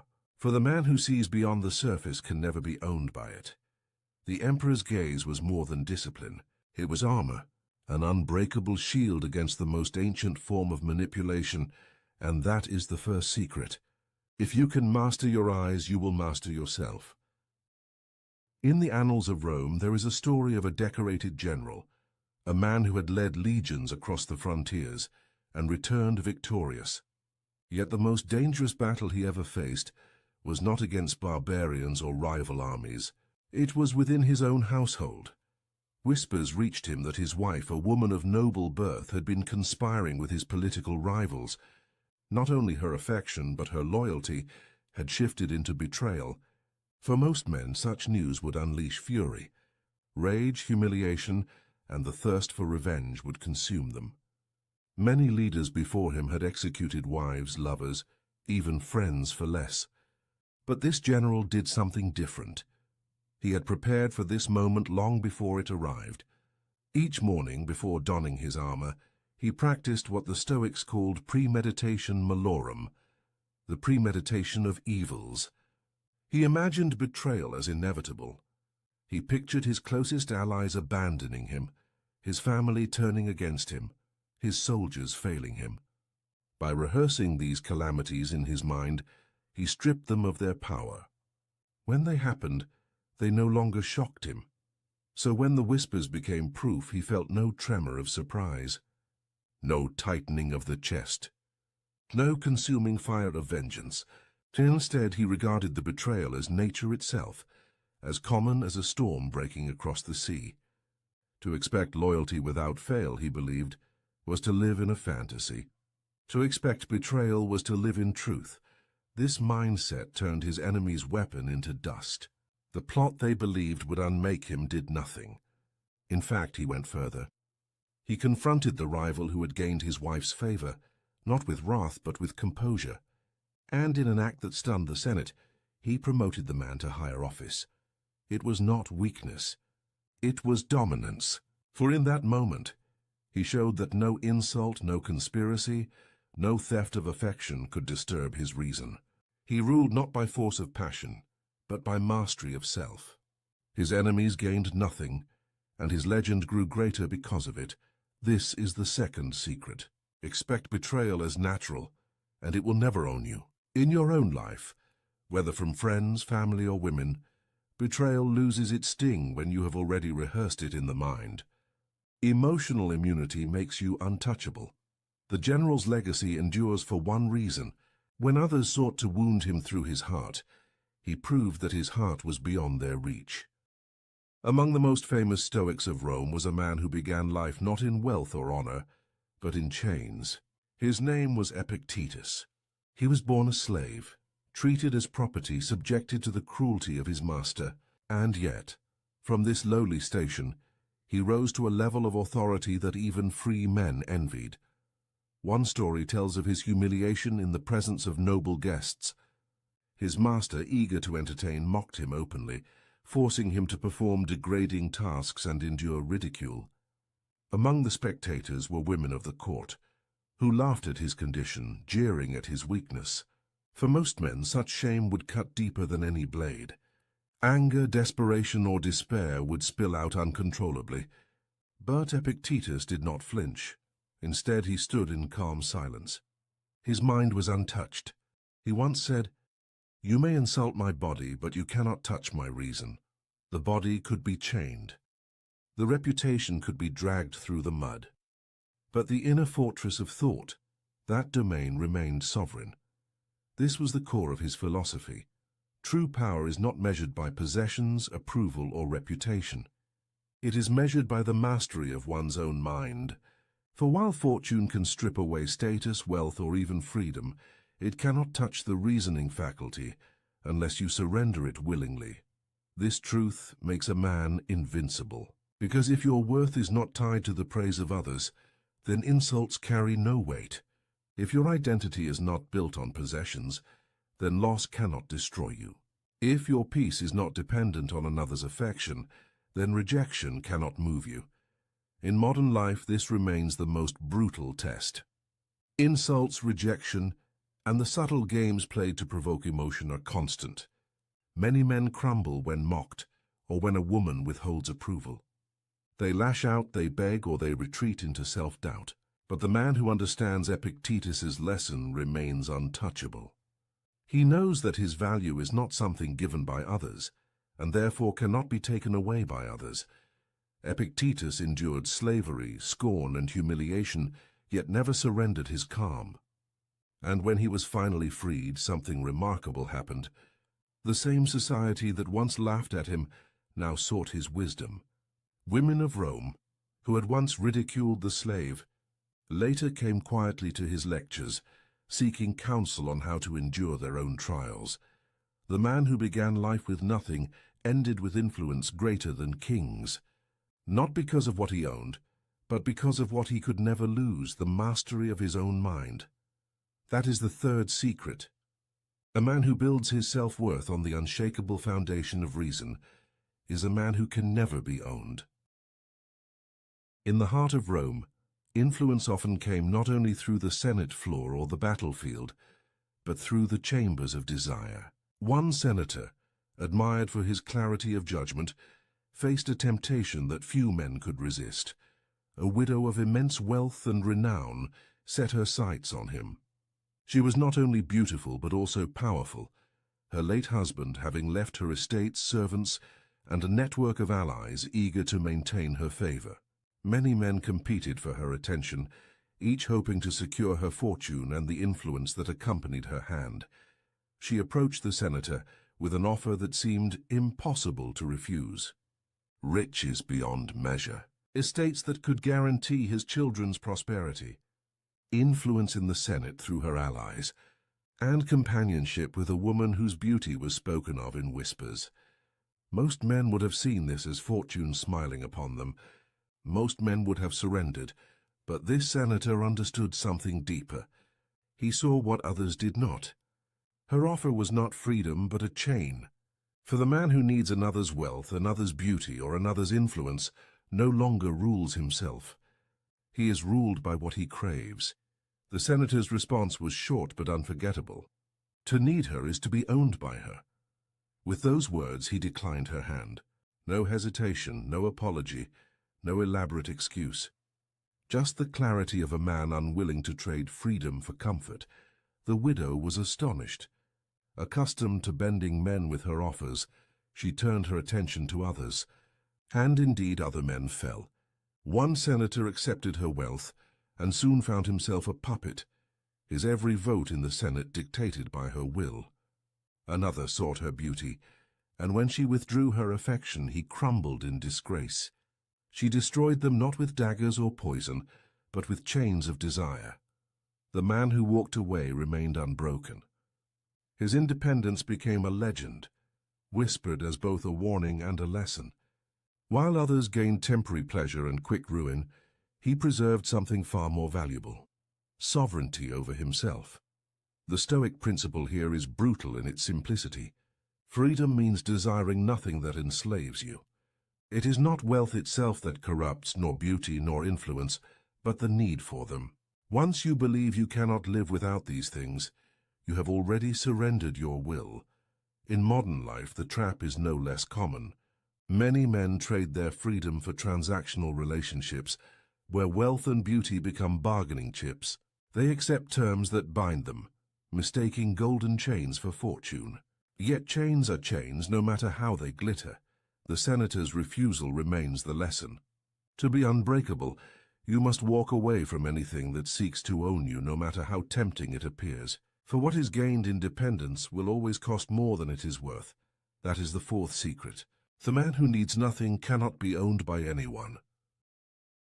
There is a tale from the late days of the Roman Republic, when intrigue flowed more freely than wine. A philosopher of great renown was invited to a banquet hosted by a woman whose beauty was matched only by her reputation for manipulation. She was known to ensnare men of power, drawing secrets from them under the influence of desire, and then using those secrets as weapons. At the feast, she presented the philosopher with a jeweled goblet of wine. The aroma was sweet, the color deep, but the cup was laced with herbs said to cloud the mind and inflame the body. It was not meant to honor him, but to bind him. Once weakened by passion, He could be blackmailed, controlled, even ruined. Most men in his position would have accepted without question. To refuse a drink in such company was an insult. To deny her was to risk offense, and perhaps even political retaliation. Yet the philosopher knew the truth. Pleasure that costs freedom is poison. He held the cup in his hand, studied it, and smiled politely. Instead of drinking, he set it aside. He asked for water, clear and untainted, and lifted it in a quiet toast. It was a small gesture, but one that spoke louder than any speech. He chose clarity over indulgence, freedom over desire, discipline over weakness. The hall fell into silence. The seductress's weapon had failed. Her scheme collapsed, not because of confrontation, but because the man she sought to trap refused to play the game at all. By denying the poisoned cup, he denied her power. This is the essence of Stoic wisdom. Not all pleasures are gifts. Many are traps, designed to enslave the will and bend the spirit. What appears sweet on the surface may carry within it chains that bind you tighter than iron. The modern world offers its own poisoned cups. They come not only in the form of lust, but in endless digital distractions, hollow indulgences and fleeting pleasures that steal hours, weaken focus, and erode resolve. Each one promises delight, but the cost is freedom. The man who accepts without discipline becomes dependent, ruled by cravings rather than reason. The philosopher's lesson is timeless. To remain unbreakable, you must examine every pleasure with suspicion. Ask not only what it offers, but what it demands in return. If it demands your freedom, your focus, or your self-respect, then it is no gift at all. It is poison. That night the philosopher left the banquet untouched, his reputation intact, his will unbroken. The seductress turned her schemes on others, and lesser men fell. But his quiet act of rebellion, raising a simple cup of water, became legend. That is the fifth secret. The man who refuses the poisoned cup can never be mastered. In the dusty camps along the Roman frontier, soldiers were tested not only by the sword, but by the eyes of those who watched them. Among these warriors was a centurion known for his iron discipline. He had marched through snow, fought through ambushes, and carried the scars of countless campaigns. Yet his greatest trial came not on the battlefield, but in the heart of Rome. Word spread quickly through the capital. His wife, a woman of high birth, was seen in the arms of another man. The whispers grew into open mockery. Rivals expected him to lash out with violence, to challenge the offender, to stain the streets with blood. Others expected him to crumble, humiliated before his men. A lesser soldier might have done both, but this centurion did neither. He showed no anger, no visible wound. He did not confront his wife in public, nor raise his voice in private. He spoke nothing of it at all. Instead, he carried on his duties with the same precision as before, drilling his soldiers, leading his marches, enforcing order. His silence unsettled everyone. The enemy could not provoke him. The gossipers could not shake him. The more they sought a reaction, the more his composure revealed their weakness. This was not passivity, it was strategy. He understood the Stoic principle that silence is a weapon. To rage, to argue, or to plead would have surrendered power to those who sought to break him. Indifference was stronger than confrontation, for it starved manipulation at its root. In modern life, the same truth holds. Many attempt to provoke men into emotional outbursts. Through insults, rejection, or public humiliation, the man who reacts gives away his strength, showing that his state of mind belongs to others. But the man who remains silent, who shows indifference, cannot be controlled. He starves the fire of attention until it dies on its own. The centurion's silence grew louder than any words could. His enemies could not twist his image into one of a jealous fool. His soldiers, seeing his unshaken demeanor, respected him more. Even the Senate, hearing of his restraint, elevated him further, for they trusted a man who could not be baited by scandal. And as for the accuser, the man who flaunted the affair, his name soon faded into shame. Without reaction to fuel his triumph, he became nothing more than a shadow of gossip, forgotten as quickly as he rose. The lesson is clear. Silence is not weakness. It is mastery. The unbreakable man does not need to defend his pride with words or violence. His composure speaks louder than any reply. That is the sixth secret. The man who governs his tongue and his temper rules not only himself but all who seek to provoke him. There is an account of a philosopher whose wife passed away after many years at his side. She was admired in the city, loved by her household, and her funeral was attended by crowds who came to mourn. The air was thick with incense, the sound of weeping echoed through the streets, and her body was carried with solemnity to its resting place. Among those gathered, all eyes turned to her husband. They expected him to collapse in grief, to weep as others wept, to show the same raw emotion that death forces upon even the strongest. But he did none of these things. He stood calm, his face composed, his gaze steady. He neither tore his garments in anguish, nor shed a single tear. His composure unsettled the mourners, who whispered that his heart must be made of stone. One man confronted him openly, mocking him before the crowd. "Do you feel nothing? Was she nothing to you, that you stand as if you have lost no one at all?" The philosopher's reply was simple, but it carried the weight of centuries. Death is not cruelty, but nature's order. To resist is to defy reason. He explained that grief is not owed to death, for death is no injustice. It is the destiny of all men and women, the cycle of nature itself. To rage against it is as futile as raging against the setting sun. Tears do not change the order of the universe. Reason demands acceptance, for what cannot be altered must be embraced. The Stoic principle is clear. To accept nature is to master suffering. Even the loss of love is not tragedy, but training. Each heartbreak is an opportunity to strengthen the mind against what is inevitable. To cling desperately to what must pass is to guarantee endless torment. To accept with calm is to become indestructible. Modern men face this trial in different forms. The end of a relationship, betrayal, abandonment, heartbreak, each feels like death and each tempts men to collapse in grief. But the philosopher's example reveals the path of mastery. Do not curse nature for taking what was never yours to keep. Stand firm, let reason guide you, and move forward unbroken. When the final rites were finished, the philosopher did something that chilled those who witnessed it. As the mourners sobbed and the air was filled with lamentation, he turned from the graveside and walked away with head unbowed, steps steady and spirit unshaken. Where others dissolved into sorrow, he carried himself like stone, a living reminder that no power in the world, not even death, could bend his reason. That is the seventh secret. Acceptance is not indifference, it is power. The man who accepts all that nature brings cannot be destroyed by loss, for nothing can take away his mastery of himself. The lessons are now before you: the emperor's gaze, the betrayed general, the slave who owned his masters, the widow's trap, the poisoned cup, the soldier of silence, and the philosopher's funeral. 7 brutal secrets, each forged by men who refused to be broken. These were not abstract ideas or comfortable teachings. They were weapons sharpened by necessity, proven in the harshest trials of life. Men who ruled empires, commanded armies, and endured humiliation carried these principles as their shield.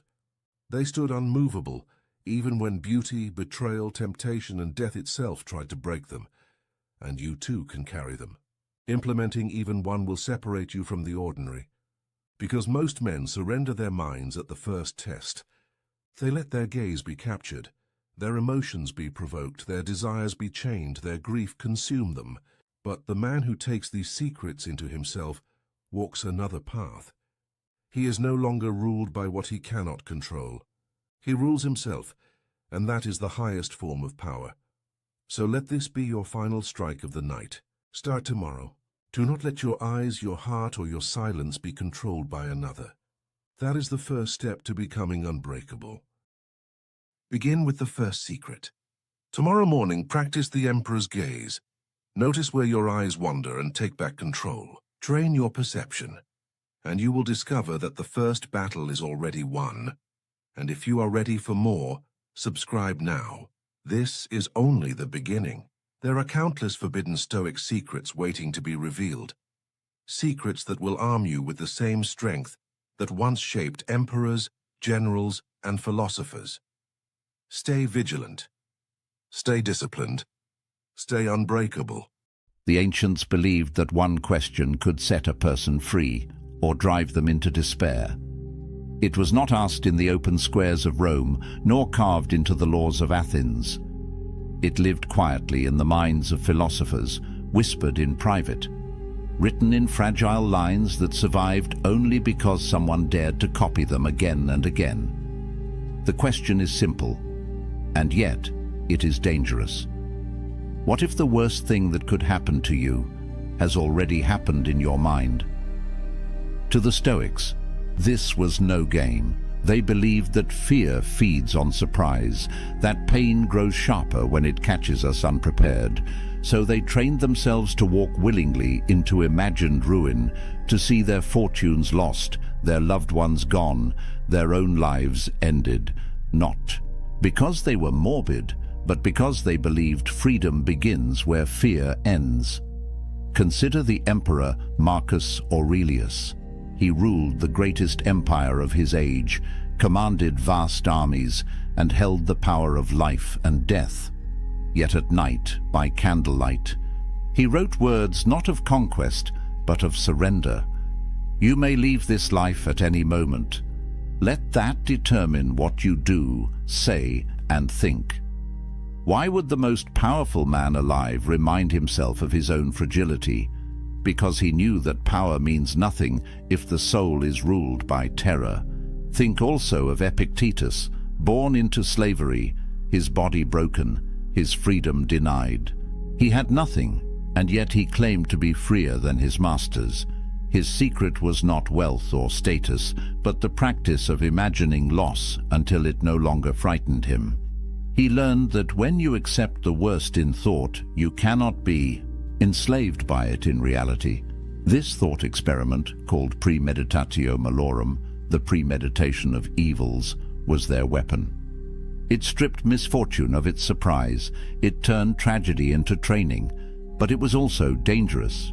Used wrongly, it could lead to cold detachment or reckless despair. Used rightly, it gave men the courage to face storms that would break others. Tonight, we enter that world. We walk alongside emperors and exiles, soldiers and slaves. We step into the experiment that promised unshakable calm, if one dared to face it. Stay with this journey, for once you see as they saw, you may never look at your own life the same way again.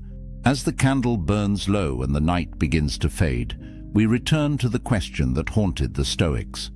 What if every disaster that could befall you has already happened in your mind? What if you rehearsed the losses, walked through the ruins, tasted the bitterness, and in doing so discovered that you could still stand? The experiment is not meant to darken your life. It is meant to free it, to look at death so that you may live, to imagine loss so that you may love, to accept fate so that you may act with courage while you still have time. Think of Marcus Aurelius, the emperor who ruled with armies at his command, and yet reminded himself each morning of mortality and betrayal.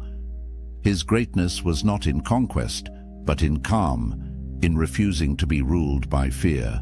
Think of Epictetus, the slave who owned nothing, yet declared that nothing could enslave his mind.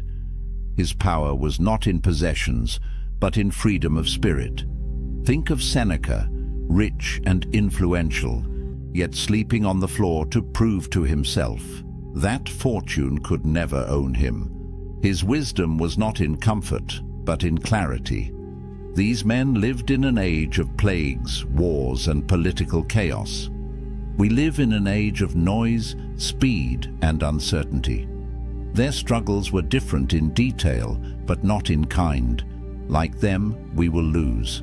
Like them, we will die. The only question is whether we will face these truths with trembling or with steadiness. The Stoic experiment offers a choice. You can avert your eyes from fear, pretending it is not there, and live in quiet dread. Or you can walk into it willingly, meet it in imagination, and rob it of its power. When you do, you discover the strange paradox the Stoics cherished. By imagining death, you begin to live. By picturing loss, you awaken gratitude. By embracing fate, you find freedom. Pause for a moment. Picture the one thing you fear losing most. The job, the fortune, the health, the person. Picture it gone. Feel the hollow space it would leave. Now open your eyes to the truth. It is still here. For now, that is the miracle. That is the gift. And because it is fragile, it deserves your full attention. This is why the thought experiment matters. Not to numb you, but to awaken you. Not to make you indifferent, but to make you urgent. When you remember that life can be stripped away in a breath, every breath becomes precious. When you recall that time is slipping past, every moment becomes an opportunity. And when you realize that nothing external is truly yours, you begin to live with the strength that comes from owning yourself. The Stoics cannot walk this path for you. They can only point the way. Marcus, Epictetus, Seneca, they left fragments, reminders, hints. But the experiment must be lived, not merely studied. It must be practiced quietly in the solitude of your own mind until the fear loosens and the gratitude deepens. So let this be your invitation. Tonight, before sleep, close your eyes and step into the exercise. Imagine the loss. Imagine the end. Let yourself feel it. And then awaken tomorrow with new eyes, seeing what remains not as ordinary, but as extraordinary. This is the gift the Stoics preserved, the ability to live unafraid, to love more deeply, to meet fate with an open heart. And so I leave you with one question, the same question that echoes across centuries, whispered in marble halls and desert cells, whispered now into your ear.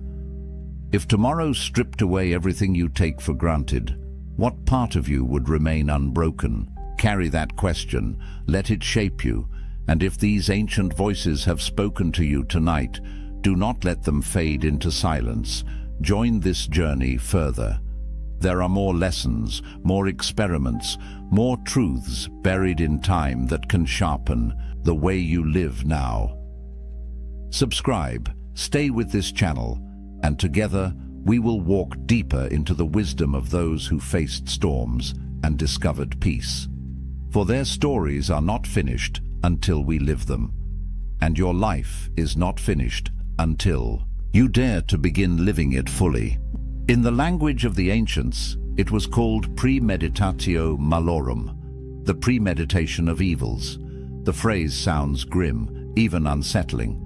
Yet to the Stoics, it was a practice of liberation, not despair. At its heart, the exercise was deceptively simple. Imagine the misfortunes that might strike you tomorrow and face them before they arrive. Not only the small inconveniences, a delay, an insult, a coin lost, but the great disasters as well. The death of a friend, the loss of your wealth, the collapse of your health, the end of your own life. Why would anyone do this? Why deliberately walk through horrors in the safety of your own mind? To the modern ear, it seems backwards. We are told to visualize success, to think positively, to build castles in our imagination. But the Stoics believed the opposite strategy brought greater strength. They argued that if you can stand calmly in the ruins of your own imagined life, then reality can never truly defeat you. Seneca, the Roman statesman and philosopher, put it plainly: he robs present ills of their power who has perceived their coming beforehand. When we rehearse misfortune, its arrival no longer shocks us. Pain may still visit, but its sharpest weapon, surprise, has been blunted. To understand this better, Picture an archer at practice. He does not wait for the chaos of battle to test his skill. He fires arrow after arrow in quiet fields, so that when the storm of war comes, his movements are steady, automatic, unshaken. The Stoics believed the mind required the same discipline. Each night, they would draw back the bow of imagination and fire at the darkest targets they could conceive, so that when those shadows appeared in real life, they could still aim true. Marcus Aurelius, alone in his tent, did not write merely to comfort himself. His private notes, the Meditations, are filled with reminders that the world can break us at any time. Yet his tone is not fearful. Instead, it is steady, almost tender. When you kiss your child goodnight, he warns himself, whisper that he may not be here tomorrow. Harsh words to our ears. But to Marcus, this was not cruelty. It was clarity. Only by facing the fragile nature of life could he love more deeply in the present moment. Epictetus, born into slavery, offered the same lesson in different clothing. When you embrace your wife or child, he said, say to yourself, one day they will die. Not to make the heart cold, but to warm it. For when you remember that nothing is guaranteed, every ordinary moment becomes extraordinary. A simple meal, a shared laugh, even the act of waking to another sunrise becomes precious beyond measure. The thought experiment, then, had two purposes. First, it armed the soul against fear. By imagining loss, you stripped it of its terror. Second, it sharpened gratitude. By rehearsing absence, you learned to love presence more fiercely. This was not daydreaming, it was training. The Stoics approached it as soldiers approach drills, as athletes approach discipline. Night after night, they entered the arena of the Eua, mined and faced the worst fates they could imagine. Some whispered these visions aloud, others scratched them into wax tablets or murmured them in prayer. It was not about predicting the future, but about preparing for it. Yet even here the Stoics were cautious. They warned against letting this practice harden into despair. If you fixate only on loss, you can become bitter, withdrawn, fatalistic. The true Stoic path walked a thin line, to imagine ruin without becoming ruined by the imagination itself. The exercise was meant to polish the soul, not poison it. Think of it like walking into a cold river. At first, the shock makes you gasp. But after a moment, you adjust, you breathe, you find your strength within the chill. The water has not grown warmer, you have grown steadier. So too with premeditatio malorum. Life would not grow kinder, but you would grow stronger. This is the experiment, to step willingly into suffering before it comes, to live through loss in the theater of the mind, so that when the curtain rises on reality, you are ready. To many, it sounded bleak. To the Stoics, it was the most hopeful act of all. For when you have rehearsed the worst, you discover a strange secret. Nothing can truly take your freedom, for you have already faced the cost. At first glance, the Stoic experiment seems like madness. Why summon images of death, poverty, betrayal, exile? Why taste bitterness before it is poured? To most people, this sounds like opening the door to misery. Yet to the Stoics, it was the doorway to strength. The logic begins with a simple truth. Fear feeds on surprise. When something strikes us out of nowhere, it multiplies our suffering.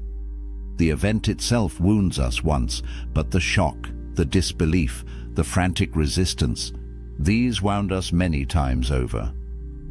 We suffer more often in imagination than in reality, Seneca wrote. It was his warning, but also his solution. If imagination can magnify our pain, then imagination can also train us to endure it. Consider the man who never thinks of loss. He convinces himself the roof will never leak, the market will never fall, the friends he loves will always remain. When life proves otherwise, he collapses under the weight of broken illusions. Compare him with the man who each night rehearses these possibilities. He wakes each day already at peace with their chance of arrival. To him, a cracked roof or lost coin is no ambush. It is familiar terrain. The Stoics believed this was the essence of philosophy, not endless speculation, but preparation for the blows of fate. Epictetus, whose leg was shattered by his master, said plainly, "When you are going to undertake anything, remind yourself what kind of thing it is." He meant, if you go to bathe, expect to be splashed, jostled, insulted. If you go to war, expect blood and loss. If you live, expect death. Nothing that arrives will then feel foreign to you. This practice also served a deeper function. By imagining misfortune, the Stoic learned to separate what was truly his from what was only lent. Wealth, health, reputation, even the love of others, all of these could vanish. What remained? Only the ruling center of the soul, judgment, intention, choice. In rehearsing the loss of externals, the Stoic discovered the core that no power could strip away. Modern people might call this pessimism, but to the Stoics, it was the opposite. It was optimism at the deepest level, the faith that even when stripped of everything, a person could still stand upright. To them, practicing disaster was like inoculating the mind, a small taste of poison to prevent the full sickness of despair. Imagine two sailors caught in a sudden storm. One has only sailed on calm waters, imagining endless sunshine. The other has trained in foul weather, has studied the stars in darkness, has prepared for broken masts and torn sails. Which sailor panics? Which one acts? The storm is the same, but the soul inside the storm is different, and there was more. Premeditatio malorum was not only a shield against fear, but also a lens-sharpening gratitude. For when you spend a moment imagining your child gone, your fortune stolen, your health declined, and then open your eyes to see them still present, you taste joy more vividly than before. Seneca urged his readers, "He who has anticipated the coming of troubles takes away their power when they arrive, and he who has learned to look upon what he has as if it might be lost, has learned to enjoy it truly." This dual power, resilience and gratitude, made the practice irresistible to the Stoics. By rehearsing loss, they not only grew unafraid of tomorrow, but more alive to today. Marcus Aurelius captured it when he reminded himself, "Do not act as if you were going to live 10,000 years. Death hangs over you. While you live, while it is in your power, be good." The awareness of mortality did not paralyze him. It pushed him toward kindness, urgency, presence. So why imagine the worst? Because the worst will come sooner or later in some form. To pretend otherwise is to live in fragile denial. To face it in thought is to live with a steady heart. The Stoics believed that only those who walk through the valley of loss in their minds can walk through life itself without chains. If the Stoics asked their students to imagine misfortune, it was not to dwell in gloom. The exercise was meant to unlock a set of hidden treasures, the kind of treasures that cannot be stolen by thieves or burned by fire. What then were the fruits of this strange discipline? 3 stand above the rest: freedom from fear, gratitude for the present, and resilience in the storms of life. The first and most immediate benefit was liberation. Fear has always been one of humanity's fiercest chains. It bends kings, humbles warriors, and leaves ordinary people trembling at shadows. Yet the Stoics discovered that fear depends on uncertainty. When we do not know what will come, our imagination torments us with endless possibilities. By rehearsing disaster, the Stoics removed the sting of surprise. They learned to say, "Yes, this too may happen," and if it does, I am prepared. Seneca observed that misfortune becomes lighter when anticipated. What is quite unlooked for is more crushing in its effect, and unexpectedness adds to the weight of a disaster. For him, the act of imagining stripped calamity of its mystery. And once the unknown was known, fear lost its teeth.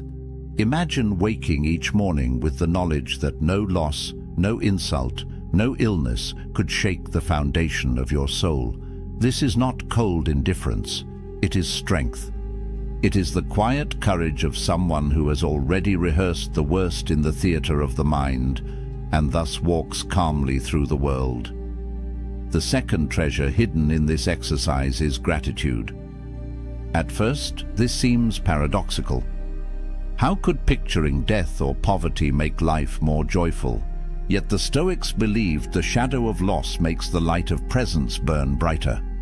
Marcus Aurelius urged himself, "Think of yourself as dead. You have lived your life. Now take what's left and live it properly." By imagining that the day was already his last, he found renewed urgency to savor its moments. Epictetus taught his students to practice detachment, not to strip love away, but to make it purer. When you remind yourself that the friend you embrace or the child you tuck into bed may not be there tomorrow, you do not love them less. You love them more fiercely, knowing the hour is fragile. Seneca carried this practice into action. Once a month, he would strip away comfort deliberately, sleeping on the hard ground, eating coarse bread, wearing the simplest clothing. When asked why, he replied, "Is this the condition that I feared?" By practicing loss, he turned ordinary comfort into extraordinary pleasure. A warm meal, a soft bed, a friend's laughter, all glowed brighter when contrasted against their imagined absence. Gratitude then was not a luxury to the Stoics. It was a form of armor. A grateful man, they argued, is untouchable, for he sees every small gift as fortune and every misfortune as training. The final benefit of premeditatio malorum was resilience. Life will strike. That much the Stoics never denied. No amount of philosophy can erase pain, illness, or death. What philosophy can do is decide how we meet them. Epictetus said, "Circumstances don't make the man, they only reveal him to himself." A storm reveals whether a house is built on sand or stone. In the same way, a crisis reveals whether a soul has been prepared. By imagining hardships beforehand, Stoics built their inner foundation. When the blow finally landed, they did not crumble. Think of Marcus Aurelius, who ruled in a time of plague, war, and betrayal. He faced repeated disaster, yet his writings do not drip with despair. They show a man who had already met these enemies in thought, and thus could endure them in reality. His empire might crack, his health might fade, his friends might betray him, but his mind, trained by philosophy, remained firm. This resilience was not arrogance. The Stoics did not claim invincibility. They claimed preparedness. They taught that a blow is lighter when the soul has braced itself. And just as a soldier trains with heavy armor so that he is swift on the battlefield, so too does the philosopher train with imagined burdens so that he is light when real ones arrive. Yet the true brilliance of the practice lay in balance. Was not about endless brooding on death and ruin. That would be morbid and destructive. The goal was moderation. Enough rehearsal to soften the sting, enough reflection to deepen gratitude, but never so much that one drowned in despair. The Stoics believed philosophy was a medicine. Too little, and the illness of fear returns. Too much, and the medicine itself becomes poison. But the right measure, taken daily, transforms life. Thus, the Stoics found in this strange exercise a triad of power: freedom from fear, gratitude for the present, and resilience in crisis. They believed that any man or woman who practiced it would stand differently in the world, not as someone immune to loss, but as someone no longer enslaved by it. This was the reward of imagining the worst, not darkness, but light, not despair, but a soul sharpened into strength. Every powerful practice carries its shadow. The Stoics knew this well. A thought experiment capable of freeing the soul could also twist into something harmful if misunderstood. The same exercise that sharpened resilience could harden into coldness or slide into despair. This is why the Stoics insisted that premeditatio malorum, the rehearsal of misfortune, must be approached with wisdom and balance. The first danger is mistaking preparation for pessimism. Some people, hearing the Stoics speak of imagining death, ruin, or betrayal, believed the philosophers were advocating endless worry. To live in constant dread of loss is not Stoic strength, but weakness in disguise. Seneca warned against this confusion. He urged his students not to shackle themselves with anxiety masquerading as foresight. He who suffers before it is necessary suffers more than is necessary. If you imagine disasters without purpose, you bleed twice, once in fear and once in reality. Stoic practice is not about drowning in scenarios, but about tasting them briefly to build immunity. The second danger lies at the other extreme, nihilism. A careless student might hear the Stoics say, "All things are fleeting, wealth and health and life itself," and conclude, "Then nothing matters." This is the dark abyss the Stoics fought to avoid. Marcus Aurelius himself confronted this temptation. Surrounded by plague, betrayal, and endless war, he reminded himself daily that all things pass. Yet he added a crucial command: while you live, while it is in your power, be good. The awareness of mortality was not meant to drain meaning, but to intensify it. The thought of death should not make us reckless or indifferent, but rather kinder, wiser, and more deliberate. Another danger is the loss of warmth. Practicing detachment, some grew rigid, mistaking numbness for strength. Epictetus warned his followers not to become statues. "Remember that you are a man," he said, "and that what befalls a man is natural." To feel sorrow at loss or grief at death is not a failure of philosophy. It is the mark of being human. The Stoic exercise was never intended to erase emotion, but to keep emotion from becoming tyranny. Imagine a father who, rehearsing his child's death, convinces himself never to feel attachment. He tells himself, "This is Stoic wisdom." But when the child laughs or reaches for his hand, the father feels nothing. This is not strength, it is a distortion. True Stoicism teaches us to love more fiercely because we know the bond is fragile, not to withhold love in the hope of avoiding pain. Finally, there is the danger of false courage. A soldier might say, "Since death is nothing, I will rush headlong into danger," careless of consequence. But this too betrays the philosophy. Stoic training was meant to produce calm judgment, not reckless abandon. To imagine death is to prepare for it, not to seek it without reason.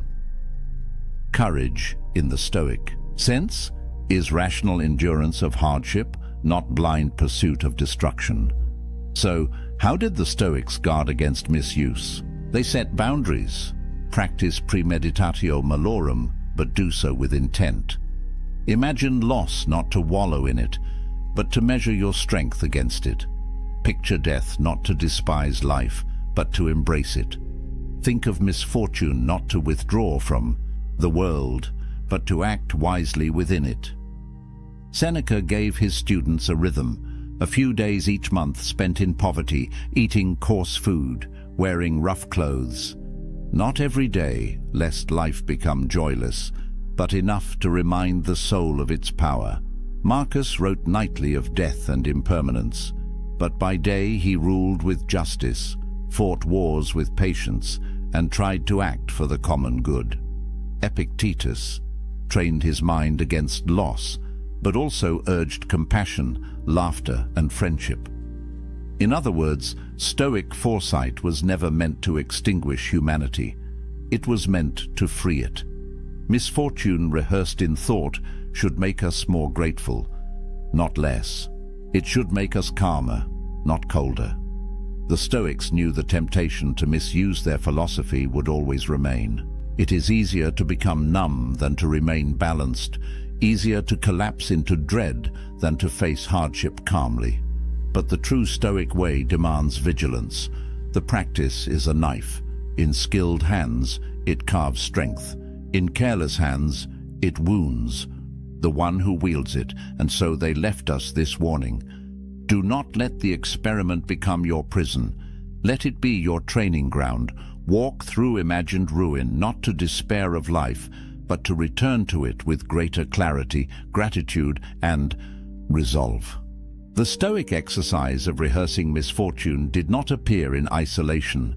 It was part of a much older current of thought, flowing through many cultures, carried in different words but shaped by the same recognition.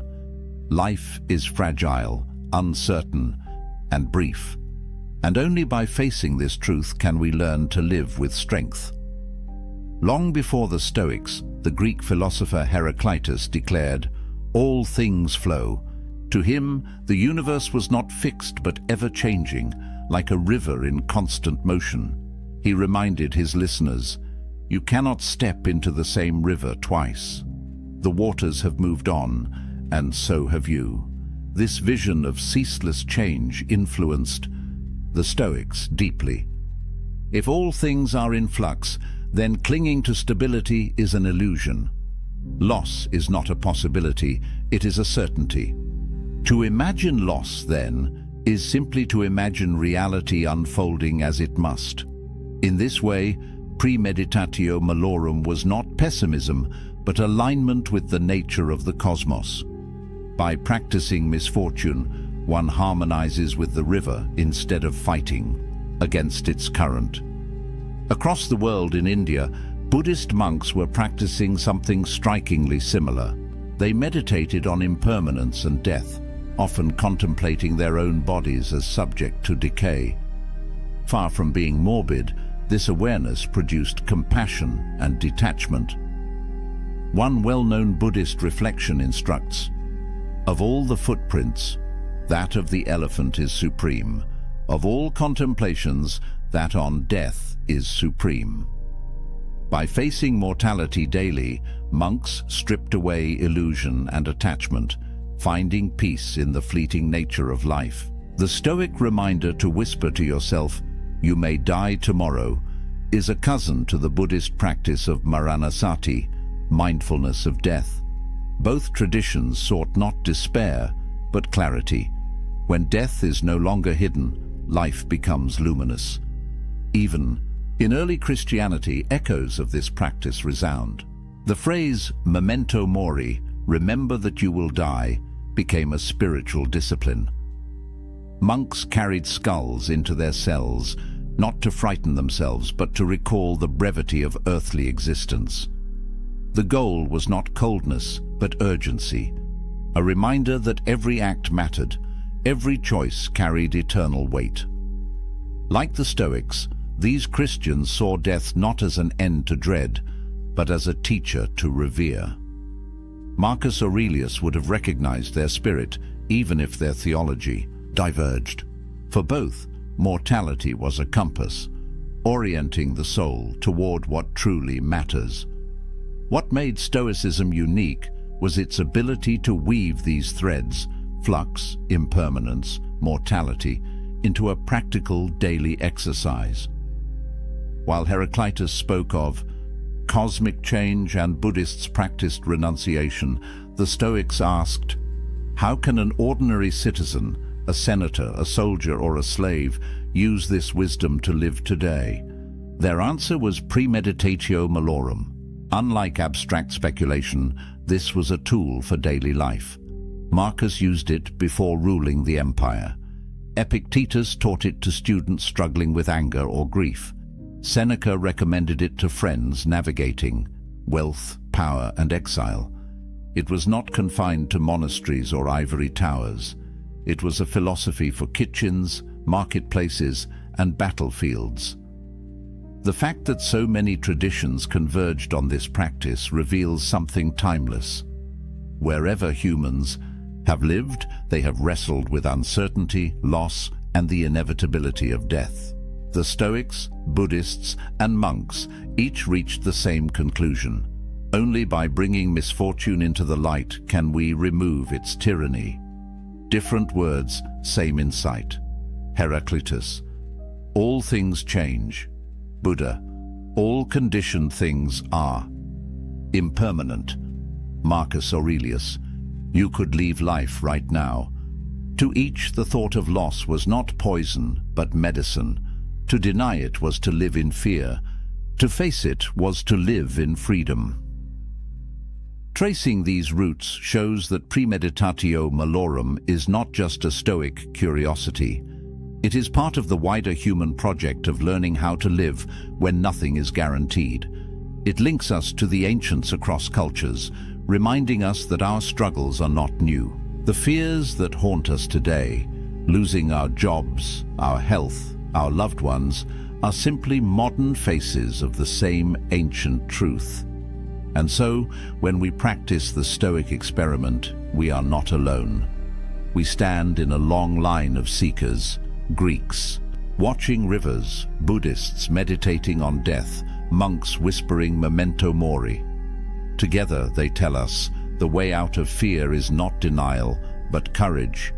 And courage begins with the imagination of loss. It is easy to relegate Stoic practices to the dusty world of scrolls and emperors. Marcus Aurelius writing in a candlelit tent, Epictetus teaching in a small courtyard, Seneca writing letters to distant friends. But the power of premeditatio malorum is not confined to marble statues and Latin phrases. It is meant for us, for the modern world with all its noise, pressures, and fragile certainties. Consider the fear of losing a job. In a culture that ties identity to career, the thought of dismissal can feel like death itself. Most people avoid even imagining it. They live in quiet dread of the unexpected email, the sudden meeting, the words, "We have to let you go." The Stoic experiment asks you to imagine this happening tonight. Picture the email, the conversation, the walk out of the building with a box in hand. Let yourself feel the sting in advance. At first, it seems unbearable. But after the storm of panic, something surprising happens. You see that life goes on. Friends remain, skills remain, the capacity to rebuild remains. You discover that while the event may be painful, it cannot take everything from you. By imagining loss, you make the prospect survivable, or think of health. We live as though the body will serve us endlessly, forgetting how fragile it is. But the Stoics urged us to remember its frailty daily. Imagine the diagnosis. Imagine the sudden weakness, the test results, the bed you cannot rise from. Again, the first wave is grief. But then comes clarity.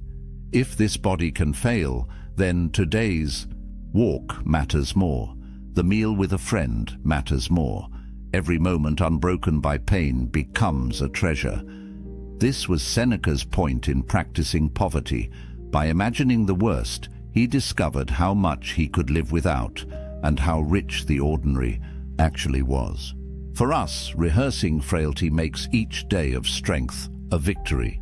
The practice also reshapes how we love. Epictetus urged parents to remember that children, like all of us, are mortal. This was not meant to strip affection, but to deepen it. When we remind ourselves that those we love will not always be here, we hold them closer. A simple dinner together, a casual laugh, a brief embrace, all glow brighter when seen against the backdrop of impermanence. In modern terms, This means resisting the urge to take people for granted. Instead of rushing through conversations with friends or family, the Stoic experiment nudges us to pause, to see each encounter as fragile and precious. By imagining absence, presence becomes luminous. The Stoics often paired imagination with small acts of practice. Seneca slept on the floor to taste poverty. Marcus reminded himself that every insult, every inconvenience was part of human nature. We too can create small drills. Spend a weekend without technology to remind yourself how little is necessary. Walk instead of driving. Eat plain food instead of delicacies. Live for a moment as if stripped of luxury, or simply, at night, write down one thing you fear losing, then picture it gone. The next morning, when you find it still there, gratitude blossoms. Still, we must be careful not to misuse the exercise. The Stoics did not recommend endless brooding on catastrophe. The purpose is not to flood yourself with dread, but to inoculate yourself against it. Like a vaccine, a small dose strengthens, too much overwhelms. The rhythm of practice is key, a few moments of contemplation, then a return to action with renewed clarity. Our own age is not so different from the Roman world. They lived with plagues, so do we. They faced political instability, so do we. They feared betrayal, loss, decline, death. The costumes change, but the human condition remains. This is why premeditatio malorum still matters. It is not about dwelling in ruins, but about discovering that ruins cannot touch the core of who you are. It is about remembering, in a world of constant distraction, what is truly yours, the power to meet life with steadiness, even when everything else slips away. The greatest evidence of its power is how life looks after you practice it. The small annoyances, traffic, insults, delays, lose their bite. The larger fears, illness, financial strain, rejection, lose their grip. You still feel them, but they do not rule you. You carry within you a kind of invisible armor, forged not by denial, but by rehearsal. And in that space where fear once lived, something else enters: joy. Not shallow joy, dependent on luck or comfort, but deep joy born of clarity. The joy of realizing that today, in this fragile moment, you are alive, you are breathing, and nothing else is guaranteed. The Stoics did not stop at merely imagining misfortune. To them, endurance alone was not enough. A soldier can grit his teeth through pain. A prisoner can resign himself to chains. But philosophy sought something higher, not only to accept what fate delivered, but to love it. This deeper transformation was called amor fati, the love of fate. To love fate means more than bearing it without complaint. It means seeing even the hardest blows as threads in a larger tapestry. What others call tragedy, the Stoic calls instruction. What others call accident, the Stoic calls design. Life ceases to be a sequence of random disruptions and becomes a coherent whole, stitched together by necessity. Marcus Aurelius wrote often of this. In his private meditations he urged himself, "Accept the things to which fate binds you, and love the people with whom fate brings you together, but do so with all your heart."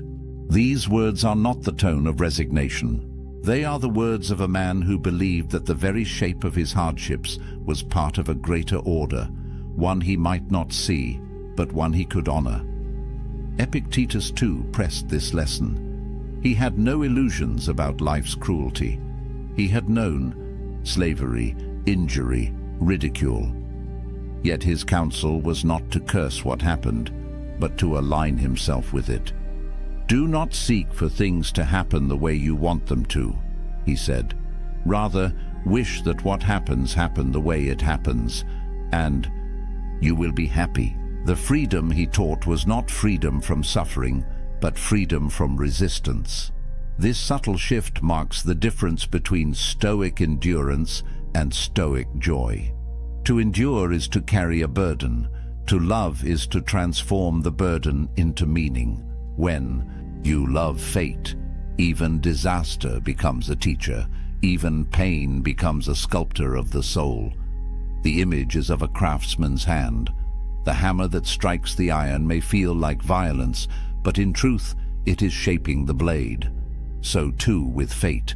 Each blow that falls is part of the forging of character. To curse the hammer is to misunderstand the art. To accept it is wisdom. To love it is greatness. Yet the Stoics were careful not to fall into sentimentality. They did not preach blind optimism. To love fate is not to say that every event is pleasant. It is to say that every event belongs. A plague that kills thousands is not good in itself, but it belongs to the order of nature, and from its presence, new strength, new compassion, or new clarity may emerge. The death of a friend is not sweet, but it is woven into the same fabric that gave the joy of knowing them. To love fate is to love the whole cloth, not only its brightest threads. In this way, amor fati becomes the natural extension of premeditatio malorum. At first, you imagine loss to prepare yourself against fear.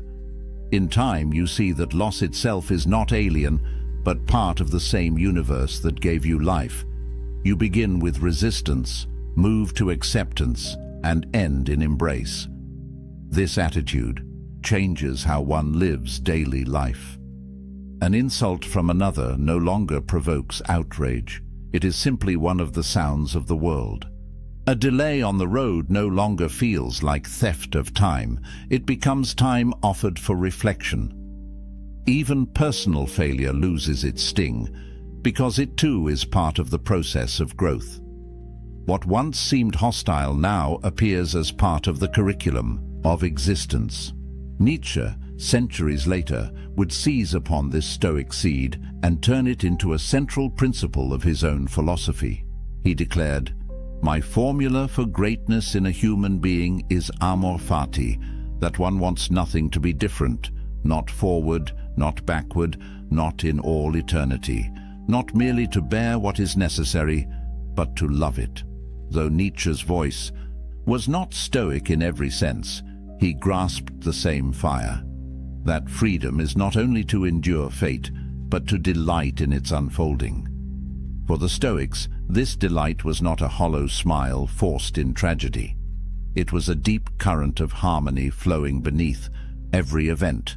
If all is nature, and if we ourselves are part of nature, then what happens to us is not an invasion, but an unfolding.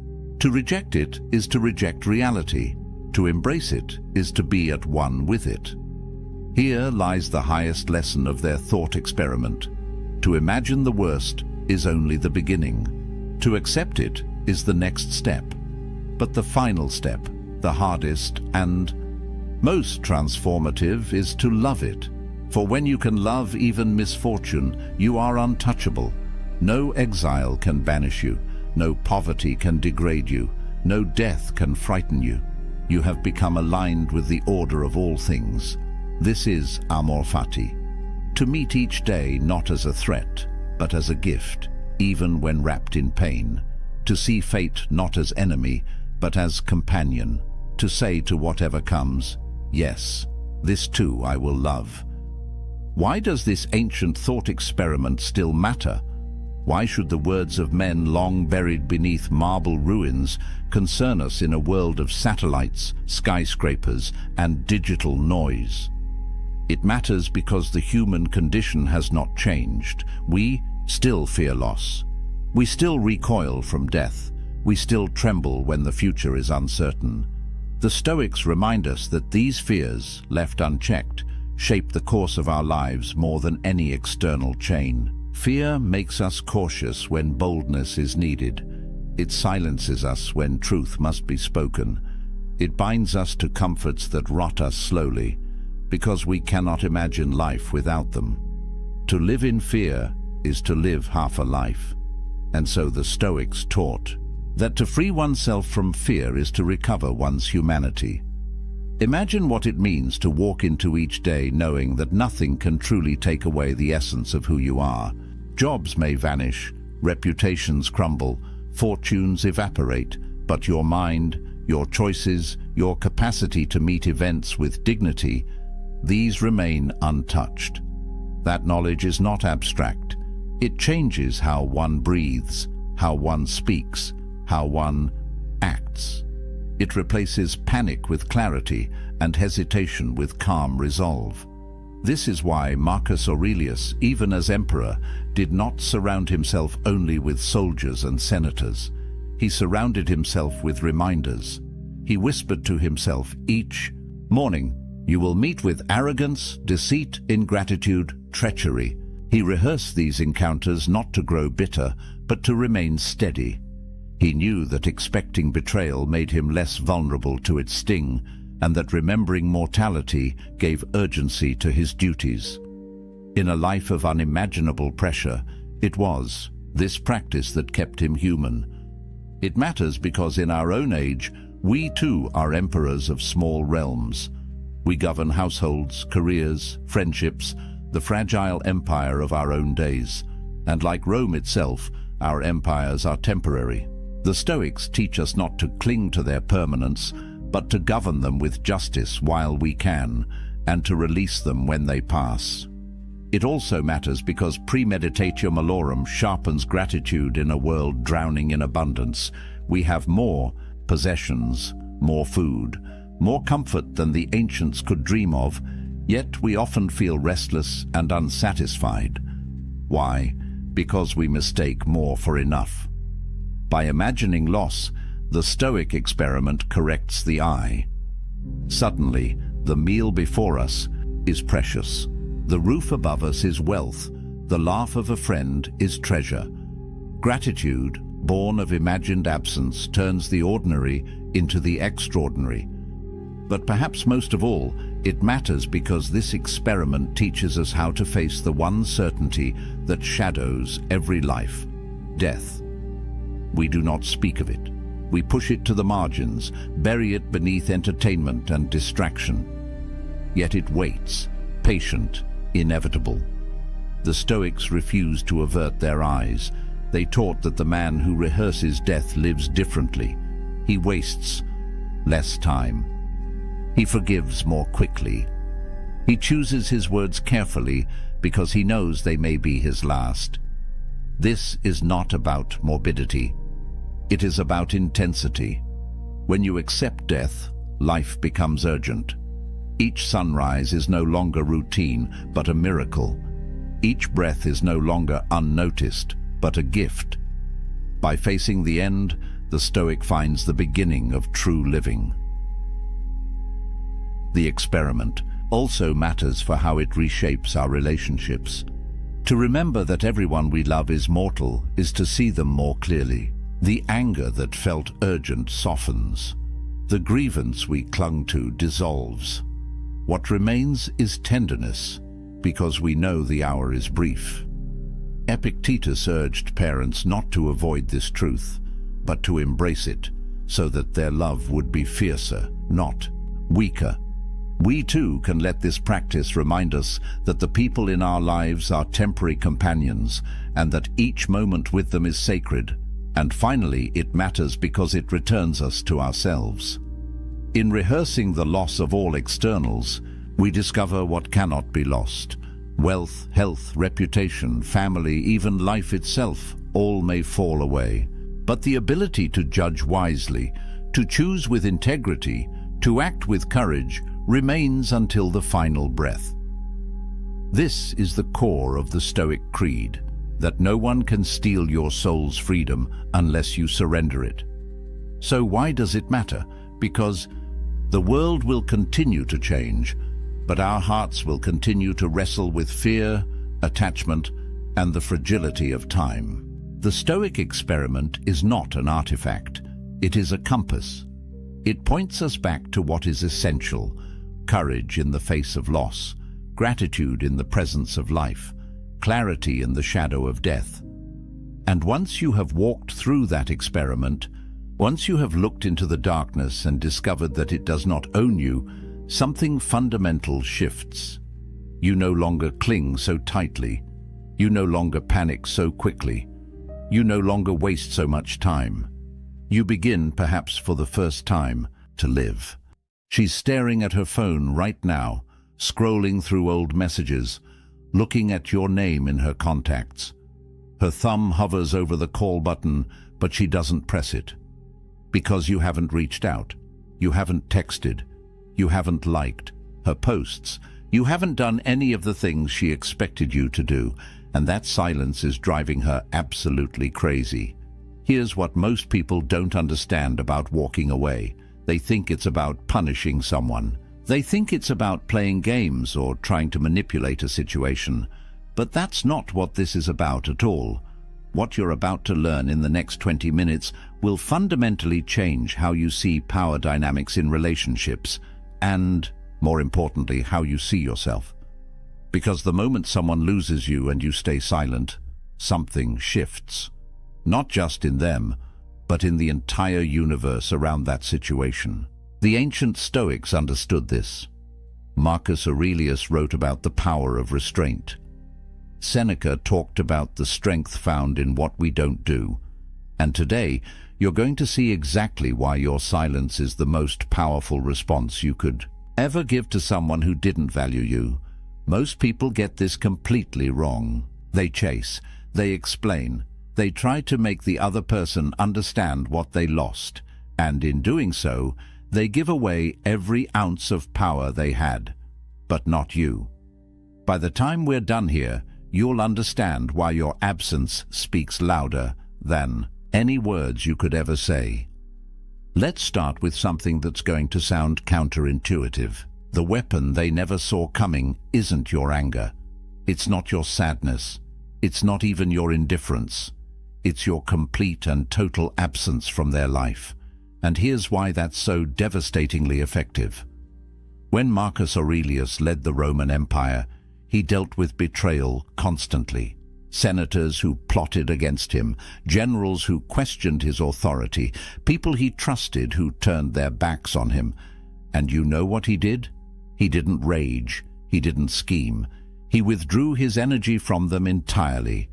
He wrote in his meditations, "The best revenge is to be unlike him who performed the injury." Not to become bitter, not to seek vengeance, but to remove yourself so completely that your absence becomes the statement. Think about what happens in that moment when you stop reaching out. Most people expect you to fight for them. They expect the angry texts at 2 in the morning. They expect you to show up at their door wanting answers. They expect you to post cryptic messages on social media clearly aimed at them.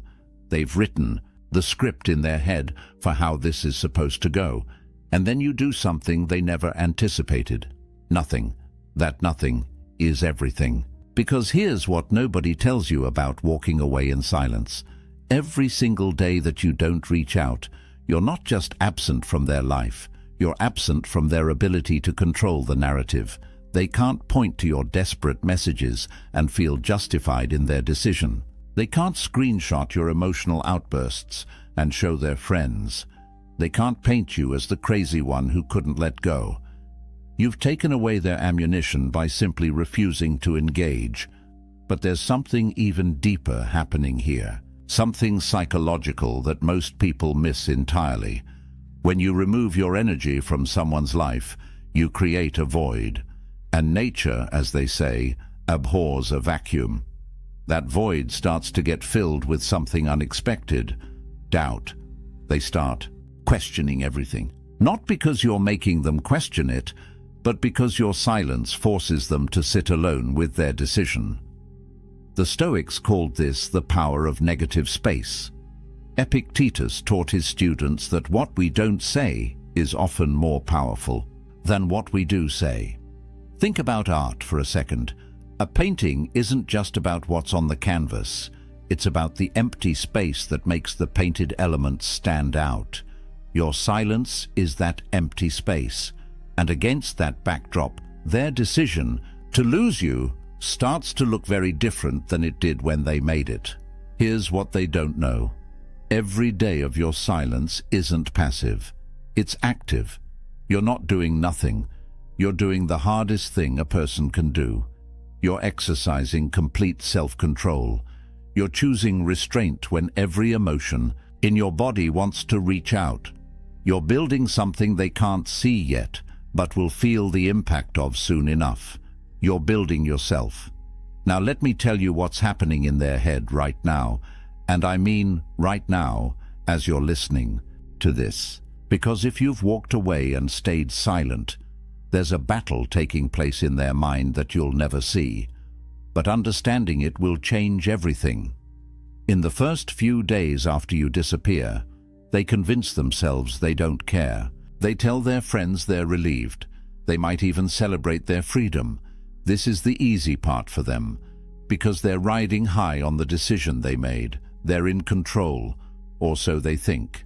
But then something starts to happen. Around day 7 to 10, the silence starts to feel different. They check their phone expecting to see your name. Nothing. They post something on social media, something they know you'd normally comment on. You don't. They go to places you used to go together, half expecting to run into you. You're not there. And slowly, confusion creeps in. They start asking themselves questions they didn't expect to ask. Where are you? What are you doing? Are you thinking about them? Have you already moved on? The questions multiply like cracks in a dam. And here's the thing about questions like these. They don't have satisfying answers, because you're not giving them any information to work with. By week 3, something shifts. Their ego, which was so confident in the beginning, starts to crack. They begin rewriting history in their mind. Suddenly, they're not remembering the fights. They're remembering the good times, the inside jokes, the way you made them laugh, the things about you that made them feel special. And they start to wonder if maybe, just maybe, they made a mistake. But here's where it gets really interesting. They can't reach out yet. Their pride won't let them, so instead, they start doing something subtle. They start watching your life from a distance. They check your social media even though they told themselves they wouldn't. They ask mutual friends about you in ways they think are casual. They're trying to gather intelligence without admitting they care, because admitting they care means admitting they might have been wrong. Seneca wrote about this exact phenomenon 2,000 years ago. He said, "We suffer more in imagination than in reality." What he meant was that the stories we tell ourselves about what we've lost are often more painful than the actual loss itself. And right now, they're telling themselves a story where you're out there living your best life, meeting new people, forgetting they ever existed. And that story is torture. The battle in their head intensifies because they have no closure. You didn't give them the satisfaction of a final conversation. You didn't give them the chance to explain or justify or make themselves feel better about their choice. You just left. And that unfinished business lives in their mind like a song they can't get out of their head. Then comes the moment that changes everything. The moment when karma arrives. Not in some mystical, cosmic sense, but in the very real, very human sense of natural consequences catching up with them. It usually starts with a text message. Maybe it comes at 2 in the morning. Maybe it comes on a random Tuesday afternoon. But it comes, and it's carefully crafted. "Hey, just thinking about you. Hope you're doing well." Or maybe it's more direct. "Can we talk?" The words might be different, but the energy is the same. They're testing the waters. And here's what you need to understand about this moment. This text message isn't really about checking on you. It's not about them being a good person who cares. It's about them needing to know if they still have access to you. It's about them trying to re-establish the connection because your absence has become unbearable. They're not reaching out from a place of strength. They're reaching out from a place of lack.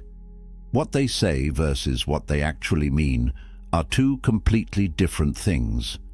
When they say, "I've been thinking about you," what they mean is, "I can't stop thinking about you and I hate that you seem fine without me." When they say, "Can we talk?" what they mean is, "I need to know if I still matter to you." When they say, "I miss our friendship," what they mean is, "I miss the way you made me feel and I can't find that anywhere else." This is the moment most men destroy all their progress. They see that text and everything in them wants to respond. Because finally they're getting the acknowledgement they wanted. The person who walked away is coming back. Victory, right? Wrong.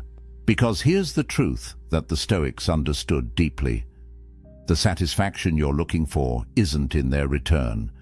It's in your indifference to whether they return or not. Marcus Aurelius faced this constantly as emperor. People who had dismissed him would come crawling back when they needed something. And his response wasn't to gloat or seek revenge. His response was to simply not need them anymore. When you respond to that text, you hand them back the power you worked so hard to reclaim. You show them that your silence was just a strategy, not a genuine shift in your life. You prove that they can pull you back in whenever they want. And the cycle starts all over again. But this time, they know exactly how to manipulate you because you showed them your weakness. Karma isn't about them coming back and you getting to reject them. That's still making them the center of your world. Real karma is them coming back, and you genuinely not caring whether they're there or not. That's the natural consequence. They left when you valued them. They returned when you valued yourself. And by then, the math has changed entirely. The Stoic perspective on this is profound. Karma isn't some cosmic force keeping score. It's simply the natural order of things playing out. People who take others for granted eventually face the consequence of being alone. People who chase after those who don't value them eventually face the consequence of losing themselves. The universe doesn't need to punish anyone. Natural law handles it automatically.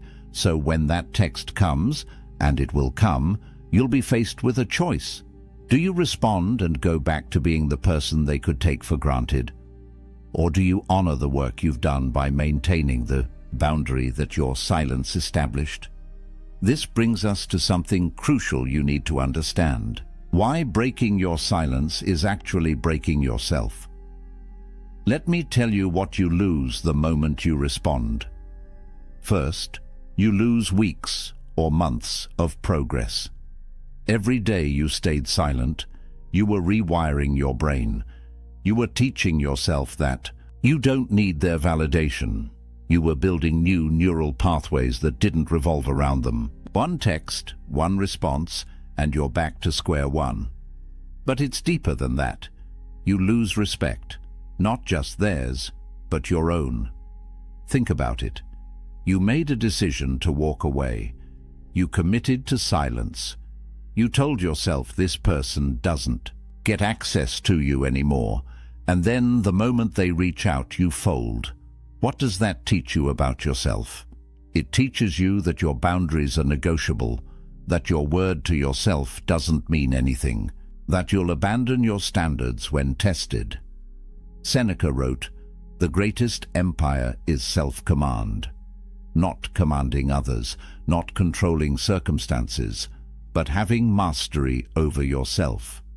Every time you break your silence, you prove that you don't have that mastery.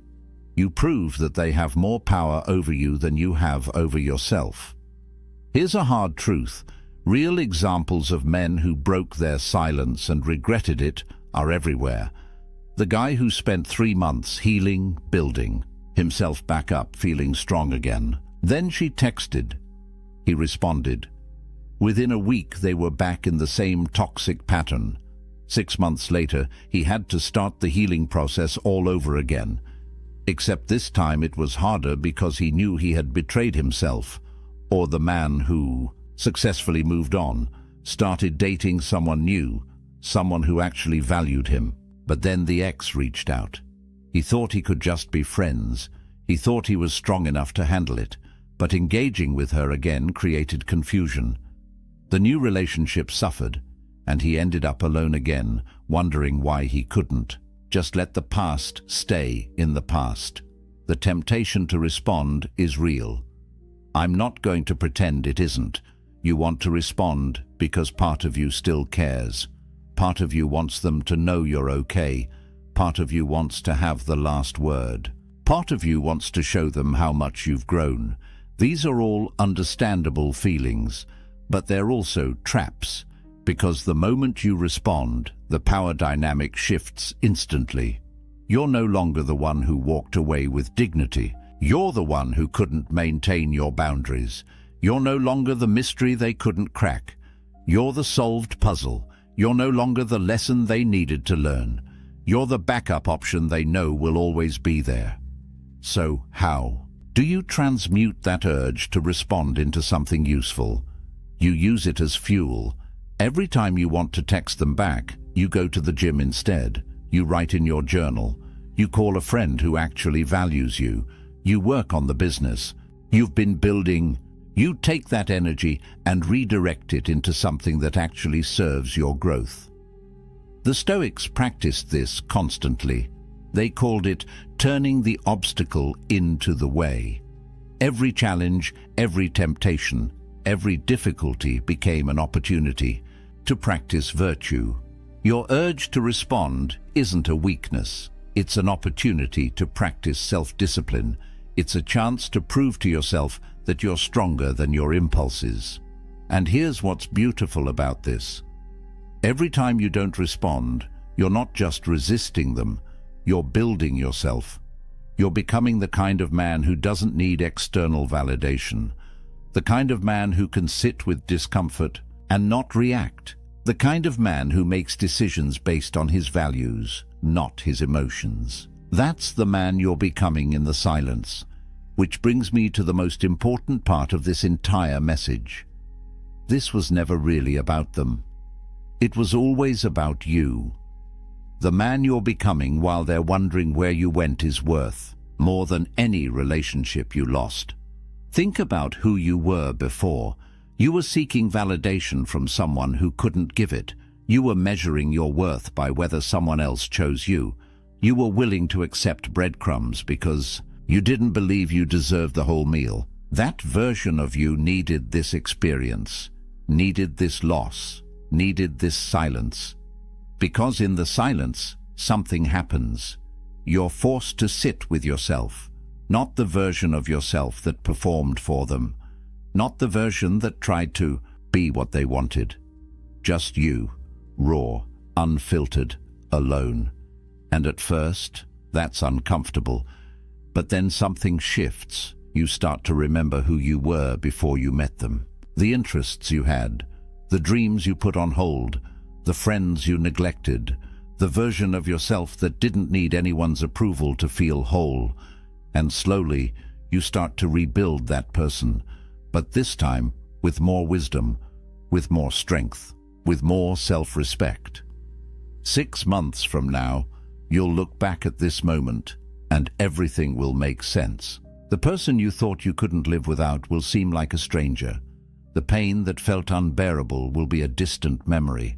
The silence that felt so hard to maintain will feel like the best decision you ever made, because you'll see clearly what you couldn't see in the moment.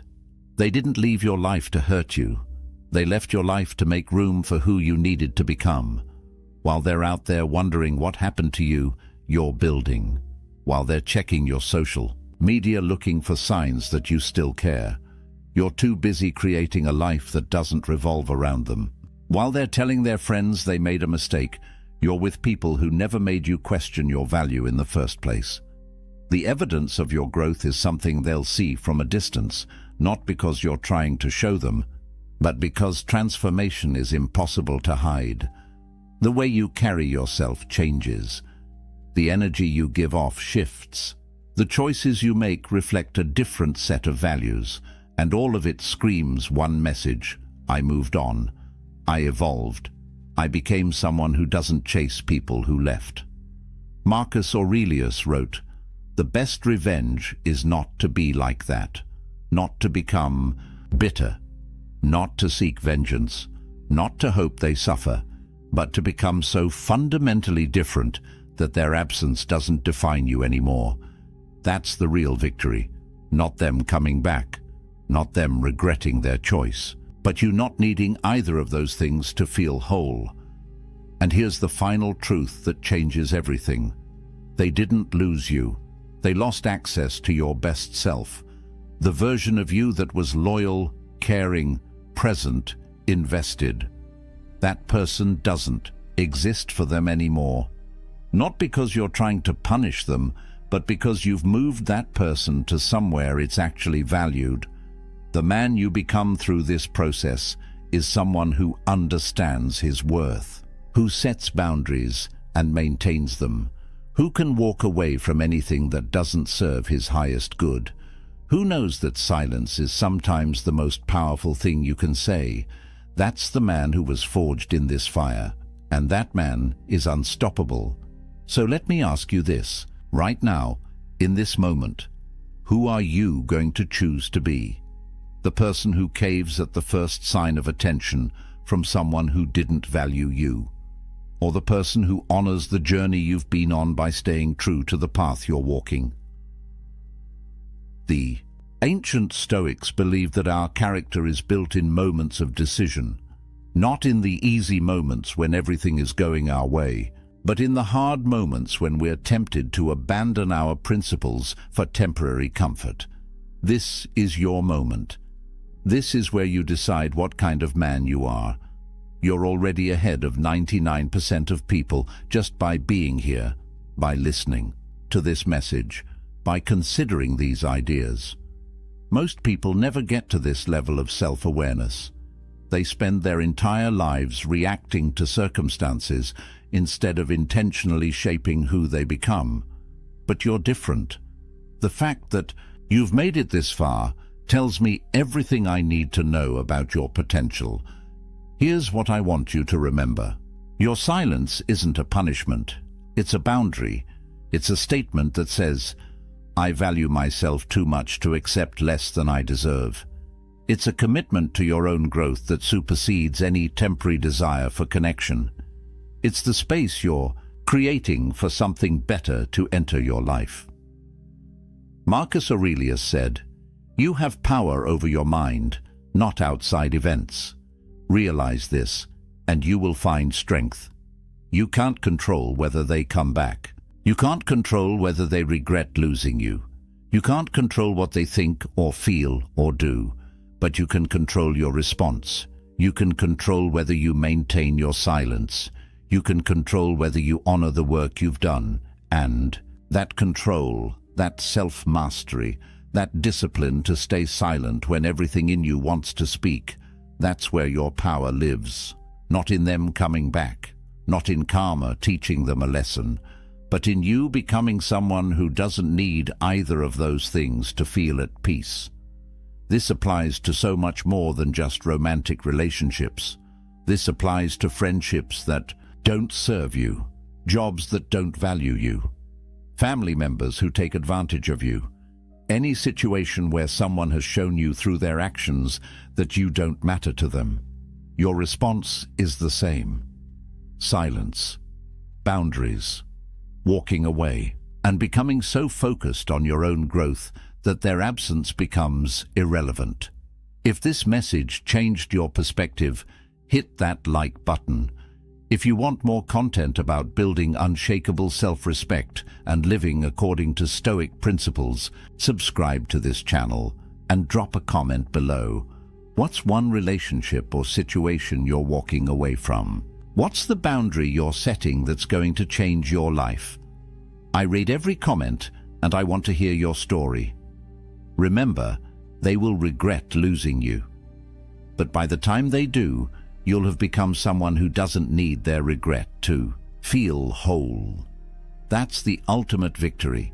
That's the power of silence. That's what it means to let karma speak. Stay strong, stay silent, and most importantly, stay committed to becoming the best version of yourself.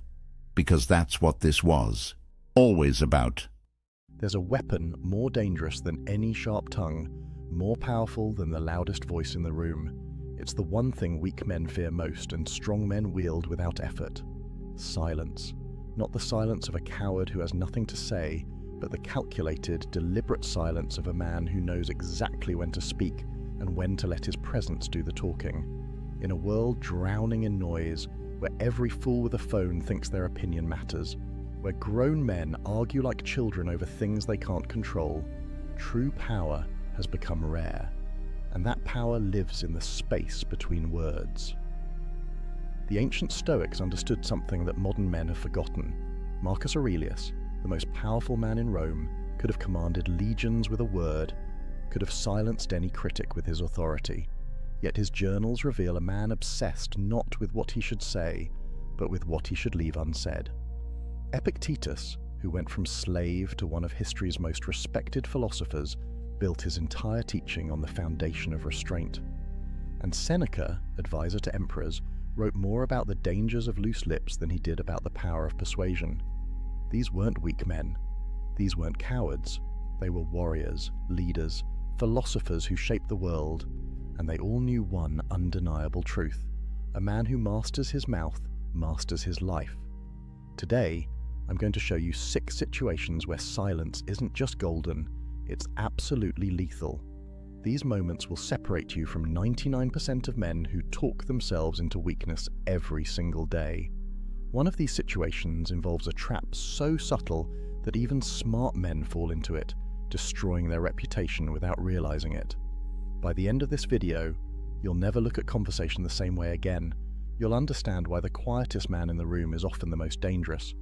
And you'll learn how to wield silence like the ancient philosophers did, as a weapon that cuts without ever being drawn. So, if you're ready to stop being just another voice in the crowd and start becoming the man everyone remembers, the man people respect even when he says nothing, then pay attention. Because what I'm about to share isn't theory, it's battle-tested wisdom that's been proving itself for over 2,000 years. Let's start with the first situation, and this one hits home for every man who's ever been confronted by someone who's lost control. Picture this. You're in a meeting, or maybe at a family gathering, or just having a conversation. Suddenly, someone comes at you with pure rage. Their face is red, their voice is raised, they're attacking your character, your decisions, your very existence. Everything in your body screams at you to fight back, to defend yourself, to match their energy and put them in their place. And that's exactly what weak men do. They take the bait, they raise their voice, they defend, explain, justify. They step into the ring thinking they're showing strength, when really they're revealing the exact opposite. Here's what the Stoics knew that most men never learn. Anger is temporary insanity. Seneca wrote extensively about this. When someone is angry, they're not thinking, they're reacting. Their rational mind has been hijacked by emotion, and in that state, they're essentially having a conversation with themselves. They're not actually hearing you. They're hearing their own narrative, their own story, their own pain. So when you respond with words, with explanations, with counter-arguments, you're feeding the beast. You're giving their insanity something to latch onto, something to justify itself against. But when you go silent, everything changes. Silence in the face of anger is like throwing water on fire. The angry person expects resistance. They're geared up for a fight. Their entire emotional system is primed for your reaction. And when you give them nothing, when you simply stand there with calm eyes and a closed mouth, something extraordinary happens. They're forced to confront their own reflection. Without your words to bounce off, their anger has nowhere to go but back into themselves. And in that moment, they begin to hear how they sound. They begin to see how they look. The mirror you're holding up through your silence is far more devastating than any comeback you could deliver. Marcus Aurelius faced opposition constantly. The Roman Senate was filled with men who questioned his decisions, challenged his authority, spoke against him in public forums. And his response? Documented in his own writings, he would often sit in complete silence as senators railed against him. He understood something profound. The best answer to anger is silence. not because he was afraid, not because he couldn't defend himself, but because he recognized that angry men defeat themselves if you simply give them enough rope. There's a psychological principle at work here that modern science has confirmed. Mirror neurons in our brains cause us to unconsciously match the emotional state of people around us. It's why yawning is contagious. It's why you feel uncomfortable when someone near you is anxious. And it's why arguments escalate. When someone comes at you with anger, and you respond with anger, you're creating an amplification loop. Both of you are mirroring and intensifying each other's rage. But silence breaks the circuit. When you refuse to mirror their anger, their brain starts searching for a different signal to sync with. And if you maintain calm, steady presence, something shifts. The angry person begins, often unconsciously, to regulate down toward your state rather than escalating further. I've seen this play out in corporate boardrooms. A colleague of mine once sat completely silent while a director screamed at him about a project delay. Not a word, not a defense, not an excuse, just calm, steady presence. The director raged for maybe 2 minutes, which felt like an eternity, and then, with nothing to push against, the anger just collapsed. The director actually apologized before the meeting ended. My colleague never had to say a single word in his own defense. His silence said everything that needed to be said. It said, "I'm not playing this game. I'm not meeting you in your chaos. I'm staying here, in control, while you lose yours." This is power, real, genuine power, not the fake machismo of always having a comeback, not the insecurity of needing to defend every slight, but the unshakable strength of a man who knows that angry people are fighting themselves, not you, and you don't need to participate in their self-destruction. But here's what you need to understand. This silence isn't passive. It's not weakness disguised as calm. It's active, intentional presence. You're not hiding, you're not cowering, you're standing there, fully present, fully aware, choosing not to add fuel to someone else's fire. That choice, that discipline, that restraint, that's what makes you dangerous. Because a man who can't be provoked into losing control is a man who can't be defeated by emotional manipulation. Now, there's a second situation that trips up even smart, capable men. And I guarantee it's happened to you more times than you realize. Someone criticizes you. Maybe it's at work. Maybe it's in your social circle. Maybe it's online. The criticism is unfair, maybe even baseless. They question your competence, your motives, your worth, and immediately your brain starts constructing a defense. You want to explain why they're wrong. You want to correct the record. You want everyone to know the truth. And that impulse, that need to defend yourself, that's the trap. Here's what weak men don't understand. The moment you defend yourself against criticism, you've already lost. Why? Because defense is an admission that the criticism has power over you. It reveals that you need others to see you correctly, that your sense of self depends on their approval. Every word of explanation you offer is proof that their opinion matters more to you than your own knowledge of who you are. The Stoics had a framework for this, and it's one of the most powerful concepts in their philosophy. The dichotomy of control. There are things within your control and things outside it. Your actions, your intentions, your effort, those are yours. But other people's opinions, judgments, perceptions, those are completely outside your control. You can influence them, maybe, but you cannot control them. And when you try, when you argue and defend and explain, you're spending your precious energy and attention on something you have no real power over. Galileo understood this at the deepest level. When he proposed that the Earth revolved around the sun, he faced persecution from the most powerful institutions of his time. The church, academic authorities, the entire establishment came against him.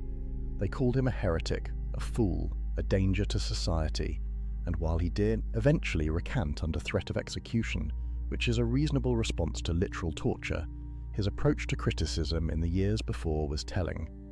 He didn't spend his time arguing with every critic. He didn't write long defenses every time someone attacked his work. He did his research, he made his observations, he documented his findings, and then he let his work speak. That's the power move. Silence in the face of criticism forces critics to confront their own lack of substance. When you don't engage, when you don't defend, their criticism has nothing to bounce off. It just hangs there in the air, naked and exposed. And if the criticism was baseless, as unfair criticism usually is, it reveals itself as such without you having to say a word. Think about the last time someone criticized you unfairly at work. Maybe they questioned a decision you made, or suggested you weren't pulling your weight, or implied you didn't know what you were doing. If you're like most people, you probably immediately started explaining, "Here's why I did it this way. Here's all the work you didn't see. Here's the context you're missing." And with every explanation, what were you really doing? You were trying to convince them, which means you were putting your sense of competence in their hands. You were saying, without realizing it, "Your opinion of me matters more than my own knowledge of my work." But imagine instead you had simply nodded, said, "I hear you," and gone back to your work. No defense, no explanation, no justification, just acknowledgement and a return to producing results. What happens? The critic is left holding their criticism with nothing to do with it. And if your work is actually good, if your decisions were actually sound, the results will prove it. The criticism dissolves on its own. Your work becomes your defense, and work is always more convincing than words. There's a deeper truth here that goes beyond just protecting yourself from critics. When you develop the strength to let criticism exist without defending against it, you free yourself from the exhausting need for approval. You build an inner fortress that no outside opinion can penetrate. Marcus Aurelius wrote, "It never ceases to amaze me. We all love ourselves more than other people, but care more about their opinion than our own." Read that again. We claim to love ourselves, but we give other people's judgments more weight than our own self-knowledge. That's insanity, and defending yourself constantly is how you perpetuate that insanity. The man who stays silent in the face of criticism is telling himself a crucial truth.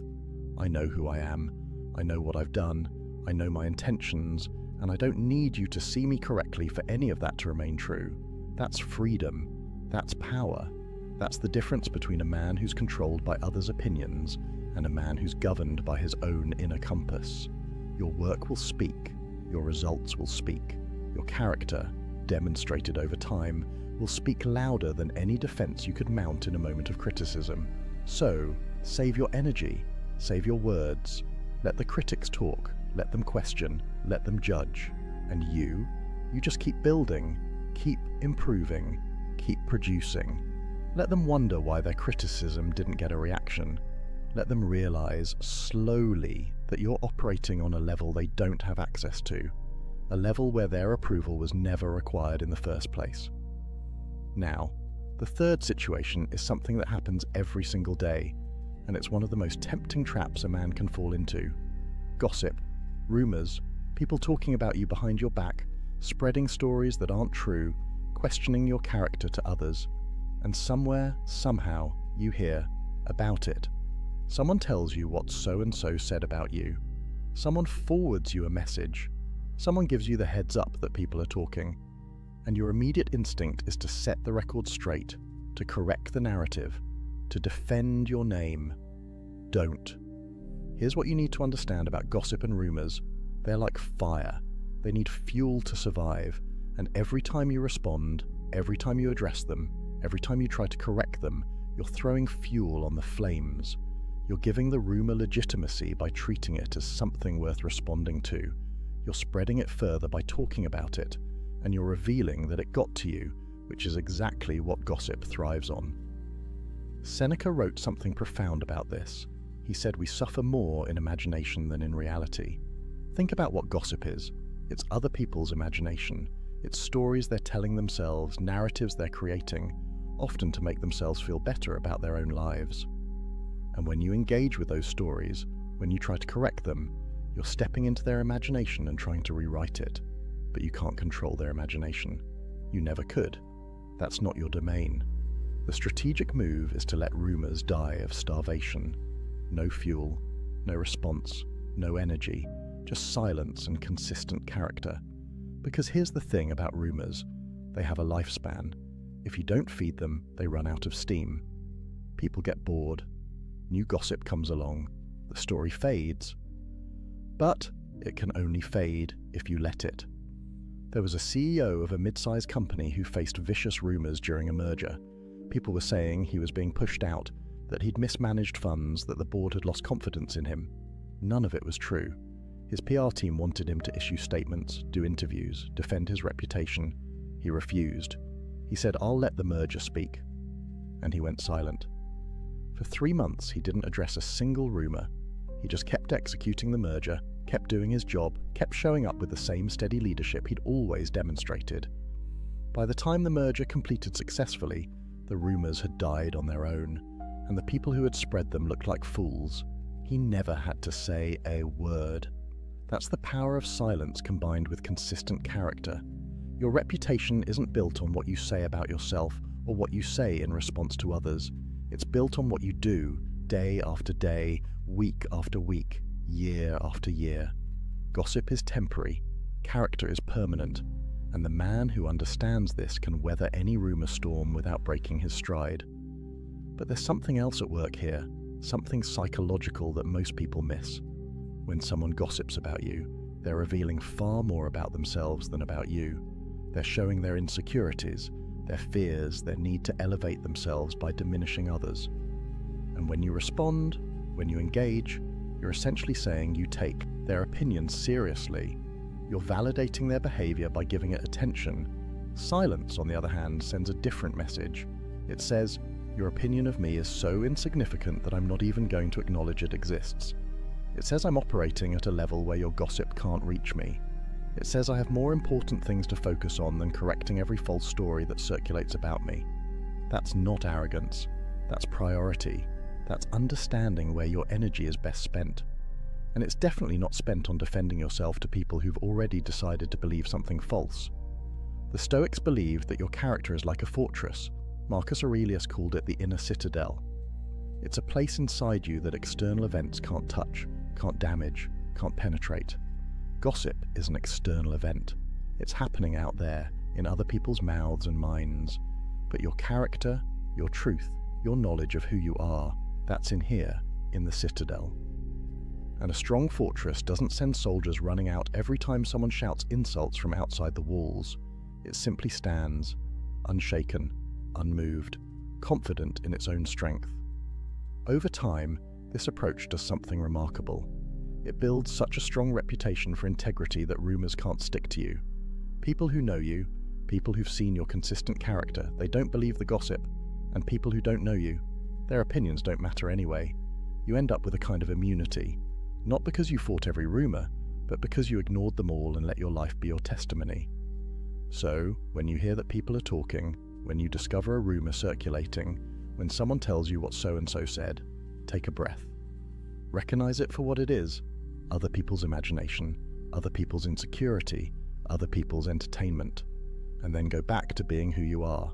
Let them talk, let them wonder why you're not reacting. Let them eventually realize that while they were gossiping, you were building.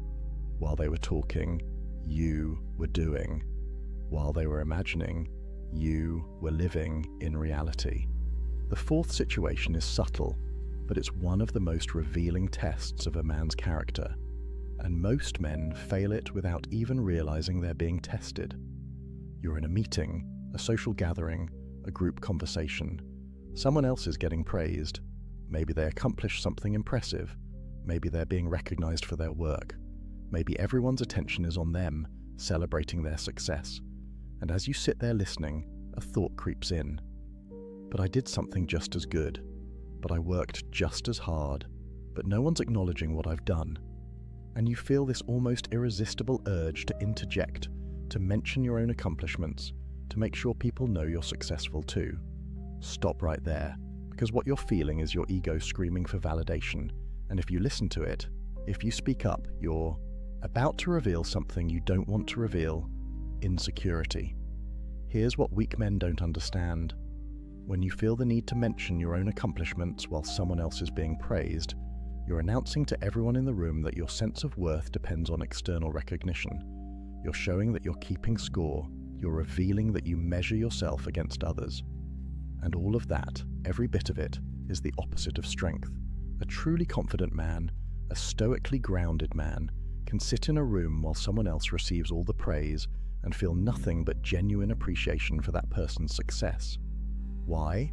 Because his sense of worth isn't tied to who's getting attention. His identity isn't dependent on being recognized. He knows what he's accomplished, he knows his own value, and he doesn't need the room to validate it. Marcus Aurelius, literally the Emperor of Rome, could have demanded praise constantly. He could have made sure every achievement was publicly celebrated. He could have ensured that his name was spoken with reverence at every opportunity, but read his meditations. You know what you find? A man constantly reminding himself that praise means nothing. Ambition means tying your well-being to what other people say or do, he wrote.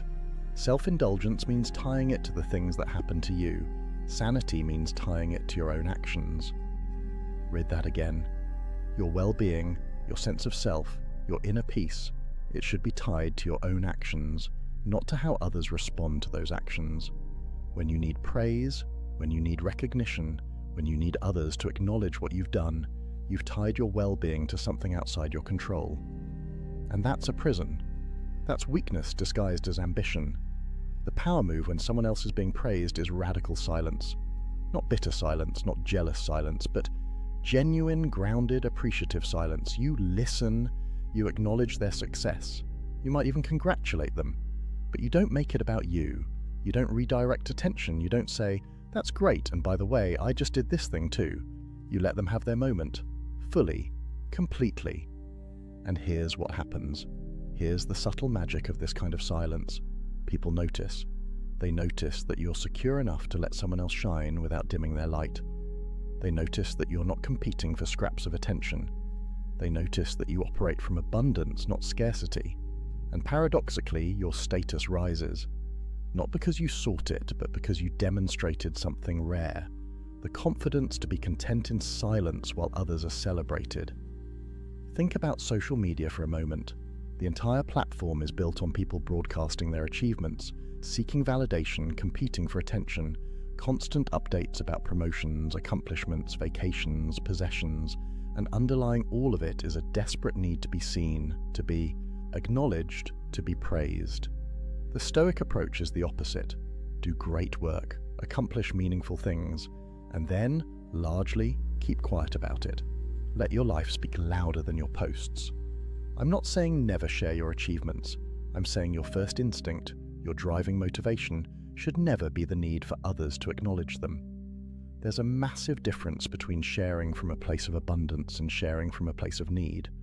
One is generous, an offering to inspire or inform. The other is begging, a plea for validation disguised as an update. The man who masters this fourth form of silence develops something priceless, internal validation. He becomes his own source of acknowledgement. He pats himself on the back. He tells himself he did well. He recognizes his own growth and effort. And that self-recognition becomes stronger and more sustaining than any external praise ever could be, because it's always available. It can never be taken away, and it doesn't depend on anyone else's mood, attention, or opinion. Seneca wrote, "Until we have begun to go without them, we fail to realize how unnecessary many things are. We've been using them not because we needed them, but because we had them." The same is true of praise. Once you begin to go without seeking it, once you develop the discipline to let others shine while you remain quiet, you realize how unnecessary that external validation was. You were seeking it not because you needed it, but because the opportunity to seek it was always there. The confident man lets others be praised. The insecure man makes sure he's praised too. Which one are you? The next time you're in a room and someone else is getting recognition, watch your internal reaction. Notice if you feel that urge to redirect attention to yourself. And if you do, breathe. Let it pass. Stay silent. Let them have their moment. And notice how strong you feel when you do. That feeling, that quiet strength of not needing the spotlight, that's real power. That's the kind of power that can't be shaken because it doesn't depend on anything outside yourself. The fifth situation is one that destroys more potential than almost anything else. And it's so common, so normalized, that most men don't even recognize they're sabotaging themselves when they do it. You get excited about a new goal. Maybe it's a business idea. Maybe it's a fitness transformation. Maybe it's learning a new skill. Whatever it is, The excitement is real, the vision is clear, and your immediate instinct is to tell people about it. You want to share your plans, you want to announce your intentions, you want people to know what you're about to accomplish, and the moment you do that, the moment you broadcast your plans before you've executed them, you've just dramatically reduced your chances of success. There's actual science behind this, and it perfectly validates what the Stoics knew 2,000 years ago. When you tell people about your goals, your brain gets a hit of dopamine. It feels good. It feels like you've accomplished something just by sharing the intention. And that feeling, that premature sense of accomplishment, it actually reduces your motivation to do the work. Studies have shown that when people announce their goals publicly, they're less likely to achieve them because the announcement scratches the itch that the accomplishment was supposed to scratch. But beyond the psychology, there's strategy. When you share your plans too early, you invite doubt, negativity, and sabotage, often from people who don't even mean to derail you. They'll question your idea. They'll point out obstacles you haven't considered. They'll share stories of others who tried and failed. And even if their intentions are good, even if they think they're being helpful, they're planting seeds of doubt in your mind during the crucial early stage when your belief needs to be strongest. The Stoic principle here is simple. Actions speak louder than announcements. Marcus Aurelius wrote, "Waste no more time arguing what a good man should be one." The same applies to your goals. Waste no more time announcing what you're going to do it. Let your results announce themselves. Let your transformation be the reveal. Let your success be the notification. Think about the entrepreneurs who talk endlessly about the business they're going to start versus the ones who quietly build until they have something real to show. Think about the guys who announce they're getting in shape, post about their new gym membership, tell everyone about their meal prep, versus the guys who just start training and let their physical transformation do the talking 6 months later. Which approach commands more respect? Which one actually gets results? There's power in moving in silence. When you keep your plans to yourself, you maintain strategic advantage. Competitors don't know what you're working on. Doubters can't plant seeds of uncertainty. Negative people can't drain your energy with their skepticism. You're operating in stealth mode, building momentum without interference, accumulating small wins without the pressure of public accountability to people who don't actually matter. And there's something deeper happening too. When you keep your plans silent, you're developing internal accountability. You're proving to yourself that you don't need external pressure or validation to follow through.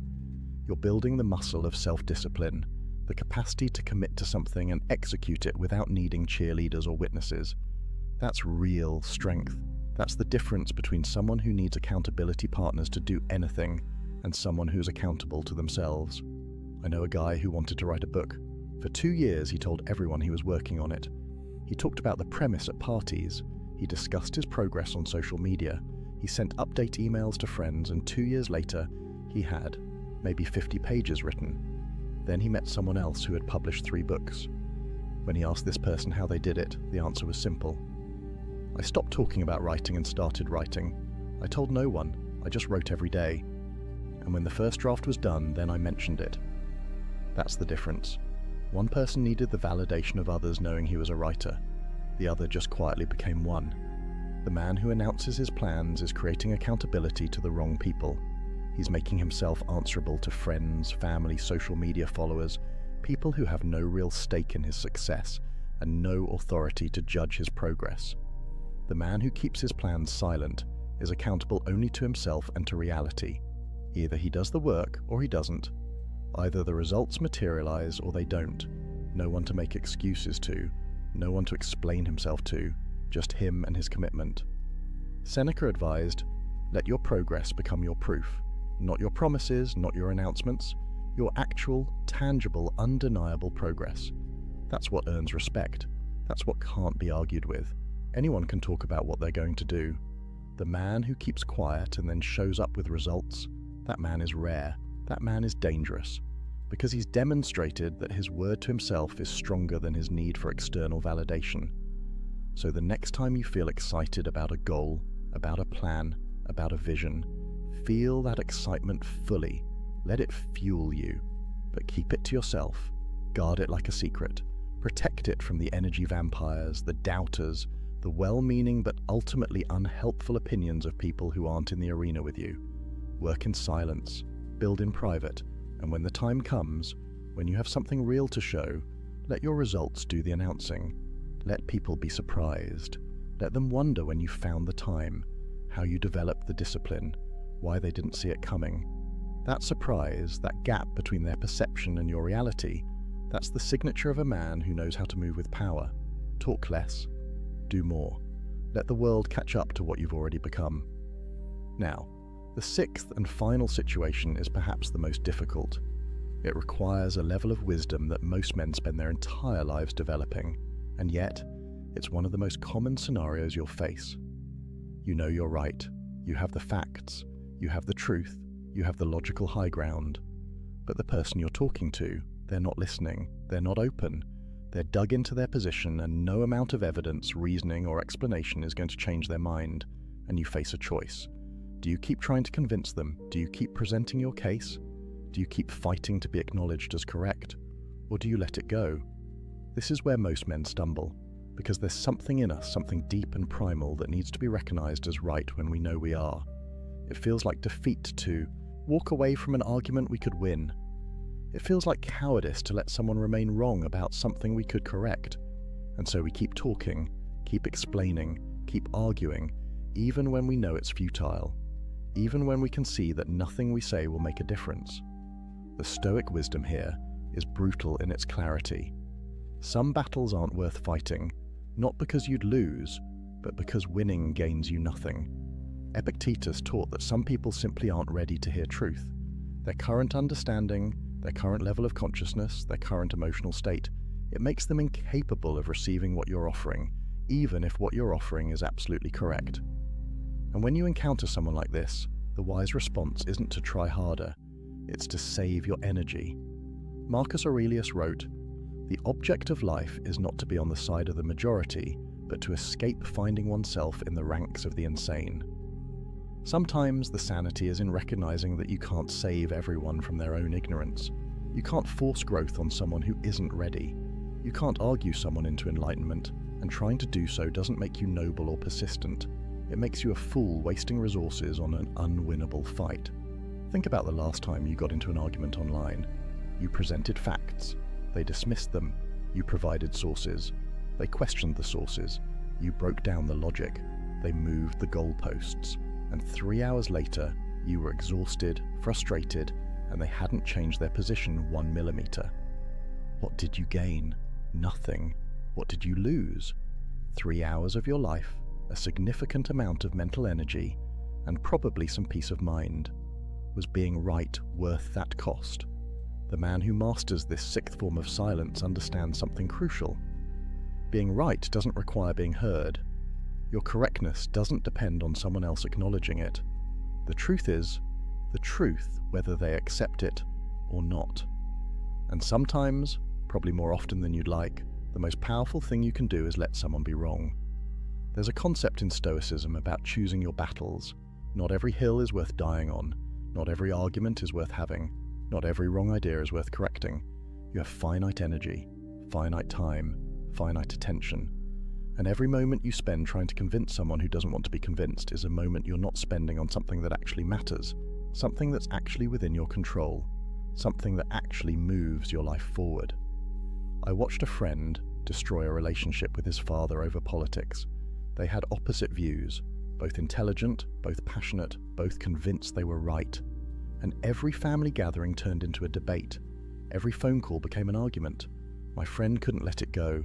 He had to make his father see reason. He had to win the argument. And eventually, they stopped speaking. Years of silence. All because my friend couldn't accept that some minds won't change and some arguments aren't worth the cost of winning them.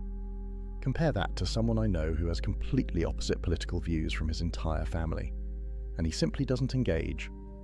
When conversations turn to politics, he stays quiet. When people ask his opinion, he gives vague answers and changes the subject. When someone tries to bait him into an argument, he smiles and says something like, "I'm sure you're right," and walks away. Is he a coward? No, he's wise. He's recognized that winning political arguments with his family gains him nothing and costs him relationships he values. So he chooses silence. He chooses peace. He chooses to let them be wrong about whatever they want to be wrong about because his relationship with them matters more than being acknowledged as correct. That's the mark of maturity. That's the difference between a man governed by ego and a man governed by wisdom. The ego says you must be right and you must be recognized as right. Wisdom says, sometimes being at peace is more valuable than being proven correct. Seneca wrote about this extensively. He talked about how the wise man is discerning about where he spends his attention. He doesn't engage with every fool who challenges him. He doesn't correct every error he encounters. He doesn't try to educate everyone who misunderstands. Instead, he focuses on what he can actually influence, what actually matters, what actually aligns with his values and goals. Everything else, he lets it be. This doesn't mean you become passive. This doesn't mean you never stand up for truth. There are absolutely times when speaking up is necessary, when silence would be complicity, when the stakes are high enough that you must engage regardless of whether you'll win. But those situations are rarer than you think. Most of the time, most of the arguments you're tempted to have, they're not about justice or truth or principle. They're about ego. They're about being seen as smart, as right, as superior, and that's not worth your energy. The liberation that comes from letting people be wrong is profound. You stop carrying the weight of other people's ignorance. You stop feeling responsible for educating everyone who doesn't get it. You stop exhausting yourself trying to change minds that don't want to change. Instead, you invest that energy in yourself, in your growth, in your goals, in the people who actually want to learn from you, in the battles that actually matter. Being right doesn't require being heard. Your truth doesn't need someone else's validation to remain true. And sometimes the most powerful statement you can make is complete silence in the face of determined ignorance. It says your opinion of reality doesn't change reality. It says I'm not going to waste my energy trying to convince you of what I already know. It says I have better things to do than argue with someone who isn't listening. So the next time you find yourself in an argument with someone who clearly won't change their mind, take a breath. Recognize what's happening. You're about to spend energy on something that will produce no return. You're about to sacrifice peace for the temporary satisfaction of explaining why you're right to someone who doesn't care. And then make a different choice. Let them be wrong. Wish them well, even if only silently in your own mind. And walk away, not in defeat, not in frustration, but in wisdom. In the knowledge that your time, your energy, your peace, they're too valuable to waste on battles that can't be won. Save your strength for fights that matter, and let silence be your answer to those that don't. So here we are, 6 situations where silence is your ultimate weapon. When someone attacks you with anger, when critics try to provoke you, when gossip and rumors circulate, when someone else receives praise, when you're tempted to announce your plans, and when you're right, but speaking won't change anything.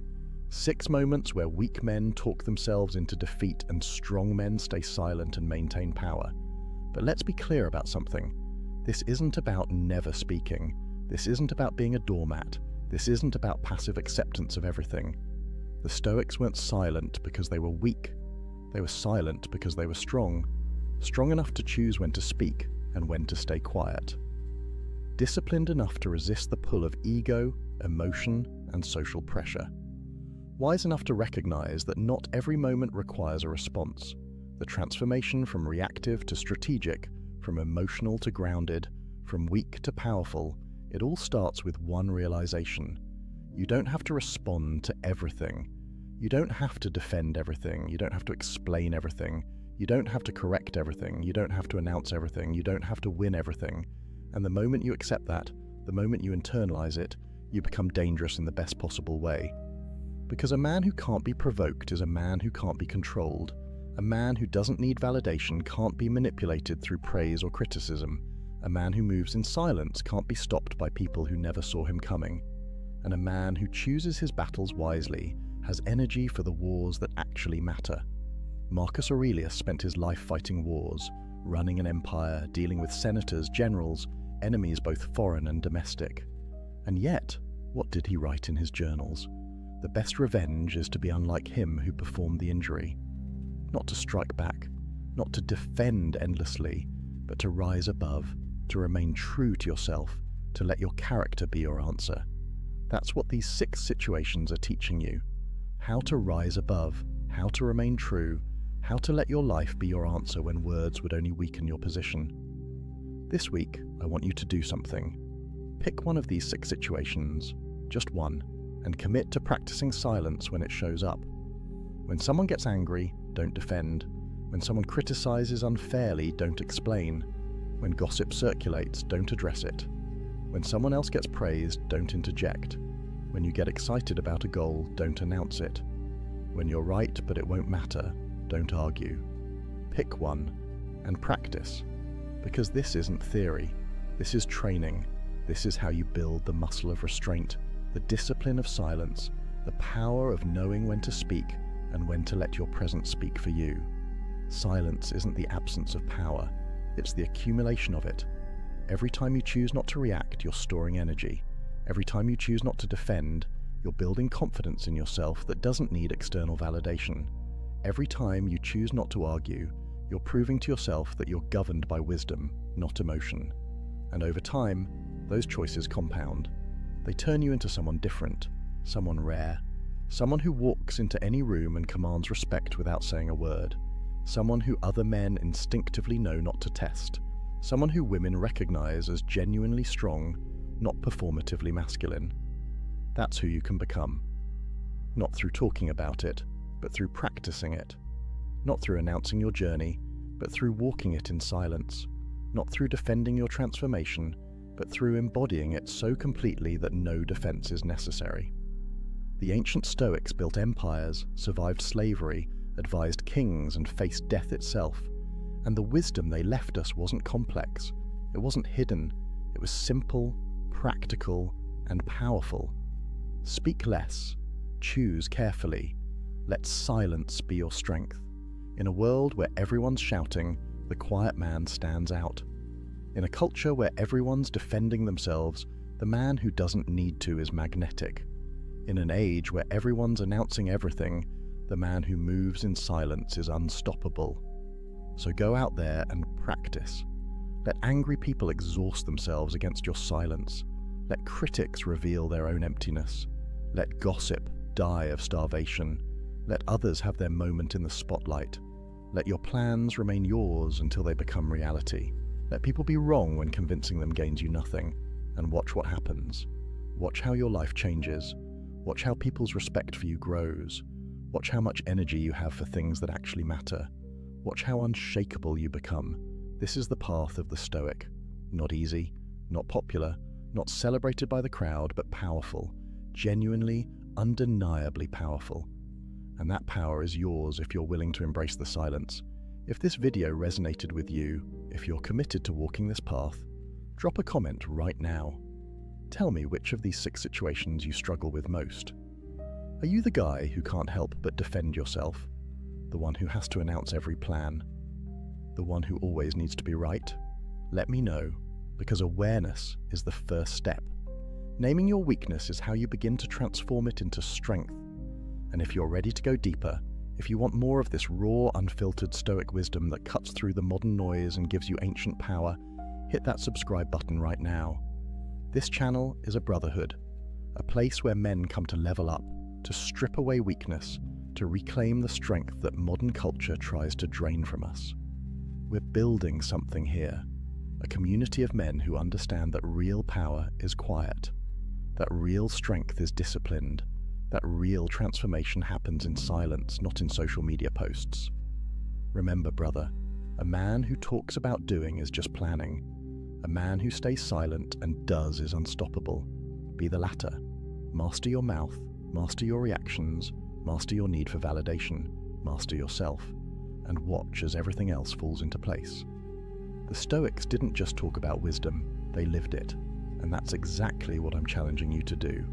Not to watch another video about being better, but to be better, starting right now, starting with silence, starting with the next time one of these 6 situations shows up in your life. And trust me, it will show up probably today. And when it does, you'll have a choice. React like most men, or respond like a Stoic. Choose wisely, your power depends on it. The more you chase her, the faster she runs. The less you care, the more she craves you. This isn't some modern dating hack. This is ancient wisdom discovered over 2,000 years ago by the most powerful men who ever lived. Men who had empires at their feet, yet understood attraction better than any pickup artist ever will. Marcus Aurelius, the most powerful man alive. Emperor of Rome. He could have had any woman he wanted with a snap of his fingers. But here's what's fascinating. He wrote obsessively about self-control, about mastering his own mind, about caring less about what others thought. And women were drawn to him like a force of nature. There's a secret here, a paradox that most men will never understand. By the end of this video, you'll know exactly why everything you've been doing to attract women has been pushing them away. And more importantly, you'll discover what to do instead. This isn't about tricks or manipulation. This is about becoming a different kind of man. The kind women can't help but obsess over. Most men will never learn this. They'll spend their entire lives confused, frustrated, wondering why nice guys finish last. You're about to become the exception. So let's dive into the ancient philosophy that changes everything. Right now, there's a crisis happening. Modern men are more confused about attraction than ever before. You see it everywhere. Guys constantly checking their phones, hoping she texted back. Overanalyzing every conversation. Trying desperately to say the right thing, wear the right clothes, impress her with the perfect date. You've probably been there. You meet someone you really like. The conversation flows. You think, there's a connection. Then you text her, and you wait. Minutes turn into hours. Hours turn into days. That sinking feeling in your stomach. Did I say something wrong? Should I text again? Maybe she didn't see it, so you send another message. Something casual, trying not to seem desperate. Still nothing. Now you're spiraling. You're checking Instagram to see if she's active.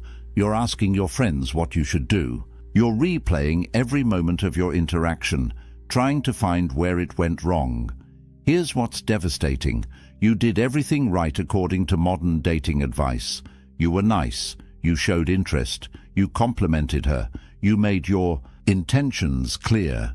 You were respectful, attentive, available. Everything society tells you women want. But something feels terribly wrong, because despite doing everything right, you're not getting the results. The women you really want seem uninterested. The ones you treat best seem to care the least. Meanwhile, you watch other guys who seem to care less, guys who put in less effort. Somehow they're the ones these women chase. This confusion is eating you alive. And here's what no one tells you. It's not your fault. You've been lied to. Because attraction doesn't work the way you've been taught. In fact, attraction works backwards. 2,000 years ago, the ancient Stoics discovered something profound about human nature, something that explains everything. But before I reveal exactly what it is and how to use it, you need to understand the foundation. You need to understand why most men fail before they even begin. His name was Epictetus, born a slave in ancient Rome. He had nothing, no power, no status, no freedom. Yet this man became one of the greatest teachers in history. Rome's most powerful men traveled across the empire just to hear him speak. Why? Because he discovered something that changed everything. Epictetus taught what's called the dichotomy of control. It's simple but earth-shattering. There are things you control and things you don't control. That's it. Your thoughts, your actions, your character. These you control completely. Everything else, her response, her feelings, whether she texts back, whether she likes you control none of it. Here's where it gets interesting. Most men live their entire lives focused on what they can't control. You're trying to control her reaction. You're trying to make her like you. You're trying to force an outcome. And in doing so, you're giving away all your power. Think about what happens when you send that text and wait desperately for a reply. You've just handed your emotional state to another person. Your happiness now depends on whether she responds. You're not in control anymore. She is. And women can feel this. It's like a sixth sense. They detect neediness the way sharks detect blood in water. Now let me tell you about Marcus Aurelius, Emperor of Rome, the most powerful man on earth. He could have had any woman just by commanding it. But here's what he wrote in his private journal. You have power over your mind, not outside events. Realize this, and you will find strength. The Emperor of Rome, with infinite power over the external world, spent his time mastering his internal world. That's the secret. He understood that real power isn't controlling others, it's controlling yourself. And this is what made him magnetic. This is what made him irresistible. When you stop needing her validation, when you stop trying to control her response, when you become truly indifferent to the outcome, something shifts. You become magnetic, not because you're playing hard to get, but because you genuinely don't need her approval to feel good about yourself. Women are biologically wired to detect this. For thousands of years, they've had to evaluate men quickly. Is this man confident? Is he secure? Or is he desperate?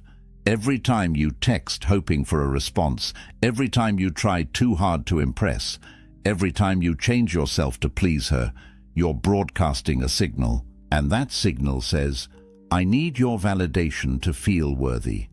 That's the attraction killer. Not your looks, not your money, your need, your desperation, your inability to be okay without her approval. And this is where the transformation begins. Master your emotions first. Everything else follows. Now let me show you how this actually works. The first law of Stoic attraction: become indifferent to outcome. This sounds counterintuitive. How can not caring make her care more? But this is the genius of it. Seneca, another great Stoic philosopher, wrote extensively about attachment and loss. He said the wise man prepares for loss before it happens, not because he's pessimistic, but because he's free. When you're not attached to an outcome, you can't be hurt by it, and that freedom is intoxicating to watch. Picture this. You meet an attractive woman. The old you would immediately start calculating. How do I get her number? What do I say to impress her? How do I make her like me? Your entire focus is on an outcome you can't control. You're already desperate before you even speak. The Stoic approach is completely different. You talk to her because the conversation itself is interesting, not because you need something from her. If she's into it, great. If not, also great. Either way, your value doesn't change. You're outcome independent. Here's what happens in her mind. She's used to men who want something from her, men whose entire demeanor changes based on her responses, men who are performing for her approval. Then she meets you, and you're different. You're present, engaged, interesting, but you're not auditioning. You're not trying to win her over, you're just being. This creates a question in her mind. Why isn't he trying to impress me? Most men she meets are so eager to please, but you're not. This makes you rare. This makes you interesting. This makes her want to know more. The mistake most men make is investing too early. You have one good conversation and you're already planning the wedding. You create an imaginary relationship in your head. Then when reality doesn't match your fantasy, you're devastated. You feel rejected, hurt, angry. The Stoic fix is simple. Treat every interaction as complete in itself. That conversation was good because the conversation was good, not because of where it might lead, not because of what you might get from it. The interaction had value in itself. When you adopt this mindset, the power dynamic shifts completely.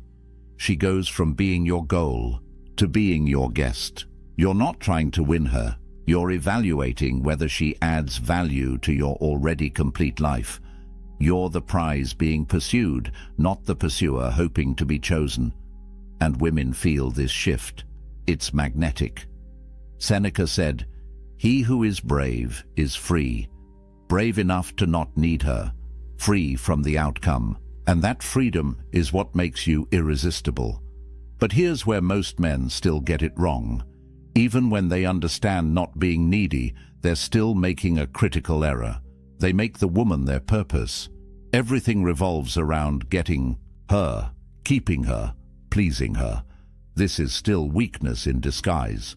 Marcus Aurelius wrote, "The impediment to action advances action. What stands in the way becomes the way." He understood that obstacles, challenges, rejection, these aren't problems. They're the path forward. They make you stronger. Here's the reframe that changes everything. Your life purpose comes first. Your mission, your goals, your growth, your excellence. She's not the goal. She's a complement to an already extraordinary life. Not the missing piece that makes you whole. You're already whole. Think about the men that women can't resist. Not the guys trying hardest to get them, but the men who are so focused on their purpose that women have to work to get their attention. The athlete focused on his training, the entrepreneur building his business, the artist lost in his craft. These men aren't ignoring women to play games. They genuinely have something more important, and this creates a powerful dynamic. While you're building, she's watching. She sees a man who doesn't need her validation because he's getting validation from his accomplishments. She sees a man who doesn't have time to play texting games because he's too busy creating something meaningful. She sees a man who can't be manipulated because his worth isn't tied to her opinion. This is what excellence looks like. Physical excellence. You're training your body not to impress her, but because you respect yourself. Mental excellence. You're reading, learning, growing because mediocrity is unacceptable to you. Spiritual excellence. You're developing your character because that's what defines a man. Professional excellence. You're building something meaningful because that's your contribution to the world. Stop performing for her. Start performing for yourself. The paradox is this. Self-focus creates other attraction. When you become obsessed with your own growth, others become obsessed with you. Marcus Aurelius said it perfectly. Waste no more time arguing what a good man should be. Be one. Stop theorizing about attraction. Stop reading advice on what women want. Become the man who is so excellent that the question answers itself. Become undeniable. Now let me clear up a massive misconception. Stoic doesn't mean emotionless. This is where most men get confused and end up looking like robots. The Stoics weren't advocating for suppressing emotions. They were teaching controlled emotion. And there's a world of difference. Marcus Aurelius loved his wife deeply. Seneca wrote beautiful letters about affection and care. Epictetus taught his students about proper love and attachment. These weren't cold men. They were men who chose when and how to express emotion. They weren't controlled by their feelings. They controlled their feelings. Here's the distinction that matters. Reactive emotions versus intentional presence. Reactive is when she doesn't text back and you spiral into anxiety. When she talks to another guy and you become jealous. When things don't go your way and you become angry or bitter. These are emotions controlling you. Intentional presence is completely different. You feel emotions, you acknowledge them, but you choose your response. She doesn't text back. You notice disappointment, but you don't let it dictate your actions. You go back to your purpose. She talks to another guy. You feel a twinge of jealousy, but you recognize you don't own her. She's free to talk to whoever she wants. Things don't go your way. You feel frustration, but you see it as information, not catastrophe. This is what women crave. Not a man with no emotions, but a man who isn't controlled by his emotions. In a world of chaos, reactive men and emotional instability, a man who remains centered is like an anchor. She can feel safe with you. She knows you won't fall apart when things get difficult. She knows you won't become desperate or possessive or volatile. Think about body language. The Stoic carries himself differently. There's no nervous energy, no fidgeting, no seeking approval with his posture. He stands tall not because he's trying to appear confident, but because he is confident. His movements are deliberate. His eye contact is steady. His presence commands respect without demanding it, and when he speaks, he says less but means more. No rambling to fill silence, no over-explaining to justify himself, no supplicating to win approval. He speaks with intention. Every word carries weight. He doesn't need to convince you of anything. He's stating reality. Marcus Aurelius gave us the framework. The best revenge is not to be like your enemy. Applied to attraction, don't mirror desperate behavior. Don't become reactive because someone else is. Don't lose your center because the world around you is chaotic. Maintain your stoic presence. That's your power. Now comes the ultimate test, the moment that separates stoic men from everyone else. How you handle rejection. Because rejection will come. It comes for everyone. The question is, what do you do with it? Epictetus taught something profound.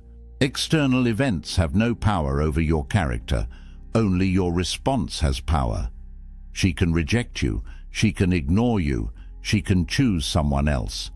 None of that changes who you are. None of that diminishes your value. Only you can do that with your reaction. Here's where most men reveal their desperation. She says no, and they crumble, or they get angry, or they try to convince her, or they ask what's wrong with them. All of these responses communicate the same thing. My worth was dependent on your acceptance, and now I'm destroyed. The Stoic response is radically different. Complete indifference, not fake indifference, where you're seething inside, real indifference. She said no. Okay, that's information. That's her preference. It has nothing to do with your value. You smile, you wish her well, you move on with your life exactly as you would have anyway. This creates something fascinating in her psychology. She expected an emotional reaction. All men react. They get sad or angry or try to change her mind. But you didn't. You were completely unfazed. This doesn't compute for her. Who is this guy? Why didn't my rejection hurt him? Why doesn't he seem to care? Now she's thinking about you. Not because you played a game, but because you revealed something rare. You're a man whose value isn't determined by her opinion. You're a man who can't be hurt by her choices. You're a man who is genuinely outcome independent, and this is magnetic. Epictetus said it perfectly. It's not what happens to you, but how you react to it that matters. She rejects you. That's what happened. How you react determines everything. React with neediness, you confirm her decision. React with anger, you prove you were never worthy. React with indifference, you make her question her decision. But here's the most important part. This isn't a strategy to win her back. This is who you actually become. You genuinely don't need her acceptance because your worth comes from within. You're not pretending not to care. You actually don't care in a healthy way because you know your value is inherent, not assigned by others. This is Stoic confidence, unshakable, not because nothing bad can happen, but because you know you'll be fine regardless of what happens. This is the foundation of real attraction. So what does all this look like in real life? Let me paint you a picture. You meet a woman, you have a great conversation, you're present, engaged, genuinely interested in what she's saying. But you're not performing, you're not trying to impress her. You're just being the excellent man you've become. You get her number. You text her once. Something simple, direct, no games. If she responds, great. If not, also great. You don't check your phone every 5 minutes. You don't analyze her response. Time. You're too busy with your purpose to obsess. You ask her out. One time. Clear, confident, specific. Let's grab coffee Thursday at 7. If she says yes, perfect. If she says no or gives a maybe, you wish her well and move on. No convincing, no negotiating, no rescheduling 3 times. You made an offer. She can accept or decline. Her choice doesn't affect your life trajectory. On the date, you're not interviewing her for the position of girlfriend. You're evaluating if she adds value to your already complete life. You're not trying to win her over. She's trying to win you over. The power dynamic is reversed. If she likes you, excellent. If she doesn't, also excellent. Either way, you go back to your life, back to your purpose, back to your excellence. She's a potential addition, not the foundation. If a relationship develops, it's built on something solid, not neediness, not desperation, not fear of being alone, but genuine appreciation between 2 whole people. You don't need her. You choose her. And she doesn't need you. She chooses you. Partnership of equals. Not 2 incomplete halves trying to make a whole. This is what Stoic relationships look like. Built on virtue, not validation. Built on respect, not neediness. Built on choice, not desperation. The transformation is complete. You're not the chaser anymore. You're the chooser. You're not the man hoping to be picked. You're the man doing the picking. And women feel this shift. It's undeniable. You're not learning tricks. You're becoming the man she can't resist. Not because you're manipulating her, but because you've become genuinely excellent, genuinely centered, genuinely outcome independent. This is real attraction. This is Stoic attraction. Here's the truth. This isn't easy. Stoicism is practice, not perfection. Marcus Aurelius was the emperor of Rome, and he still struggled with these principles daily. That's why he wrote Meditations. It was his private journal to remind himself of these truths. You're not going to master this overnight, but starting today you can practice one principle, just one. Maybe it's outcome independence. Maybe it's focusing on your purpose. Maybe it's handling the next rejection with indifference. Pick one thing and practice it. In 30 days of genuine practice, your entire reality will change. Not because women suddenly find you more attractive, but because you'll become actually more attractive. You'll carry yourself differently, you'll speak differently, you'll respond to situations differently, and women will notice. Trust me, they'll notice. Remember what we covered. Emotional mastery through the dichotomy of control, indifference to outcome, self-excellence as your primary focus, rejection as fuel instead of failure. These aren't tricks. This is character development. This is becoming a man of value. Before you go, I want to hear from you. Drop a comment right now. Which law will you master first? Outcome independence, self-excellence, emotional control, or rejection resilience? Let me know, because I read every comment and I want to see your progress. If this resonated with you, if this changed how you think about attraction, hit that subscribe button and turn on notifications. Next week, I'm revealing the Stoic morning routine that amplifies everything we talked about today by 10 times. You don't want to miss that. Here's what I want you to remember. Marcus Aurelius ruled an empire. You're just mastering your own mind. If he could do it while managing Rome, you can do it while managing your life. You've got this. The principles are simple. The practice takes dedication, but the results are life-changing. Stop chasing. Start becoming. She'll find you. The excellent man is never alone for long. He's too valuable, too rare, too magnetic. Become that man. The ancient Stoics showed you how. Now it's your turn to walk the path. Stop chasing, start becoming. She'll find you. There's a man sitting alone in his apartment right now. The city hums outside his window. His phone buzzes with notifications, dating app matches, messages from people wanting his attention, his time, his energy. He looks at the screen, then sets it face down on the table. He pours himself a drink, opens a book, and settles into the silence. And in that moment, he possesses something most men are desperately searching for, but will never find. Freedom. Real freedom. The kind that can't be given or taken away. The kind that lives inside you, independent of anyone else's approval, desire, or presence. Society will tell you this man is broken, that he's missing out.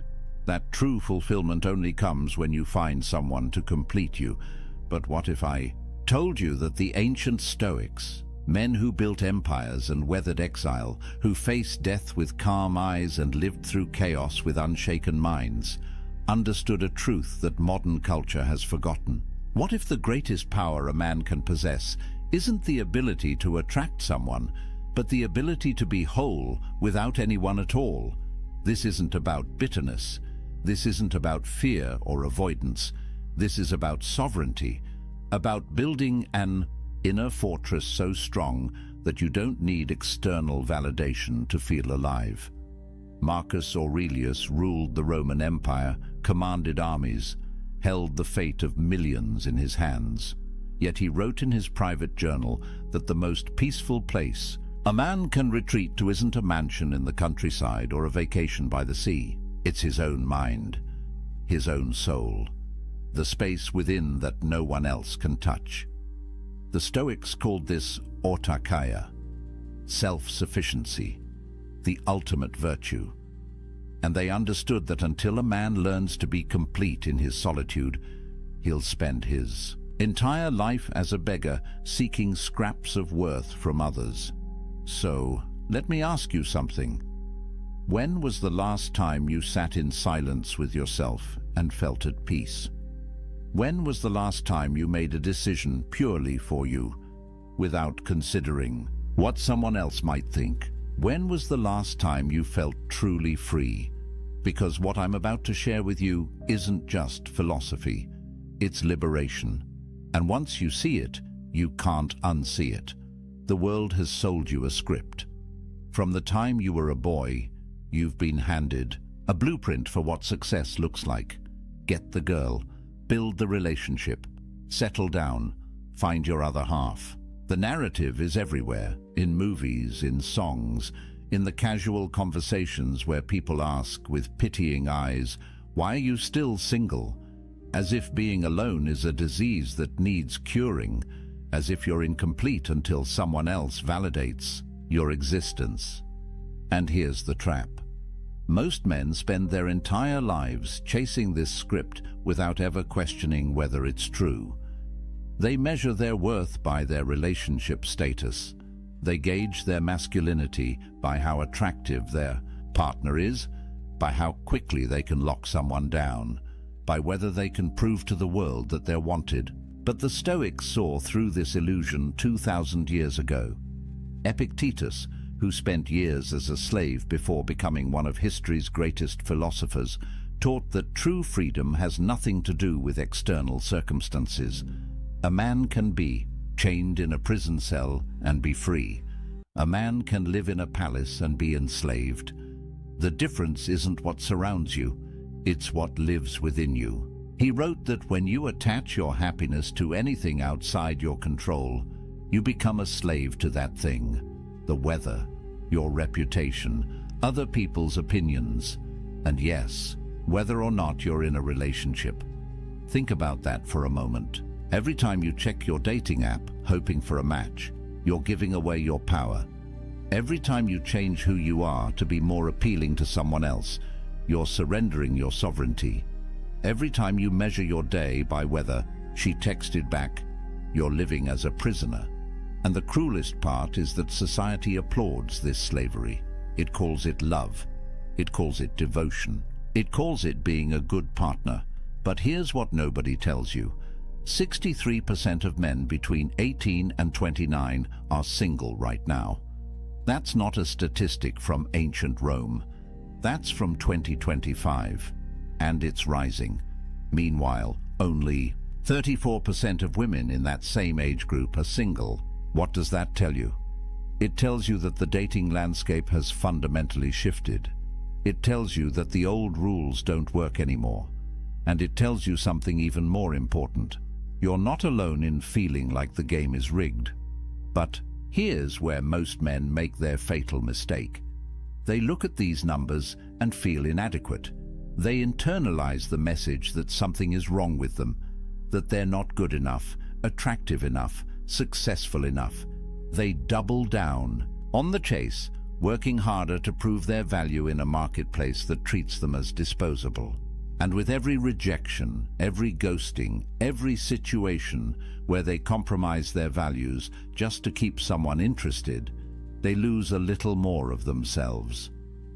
The Stoics would look at this and see madness. They'd ask, why are you seeking your worth in the opinions of others? Why are you measuring your happiness by whether someone else chooses you?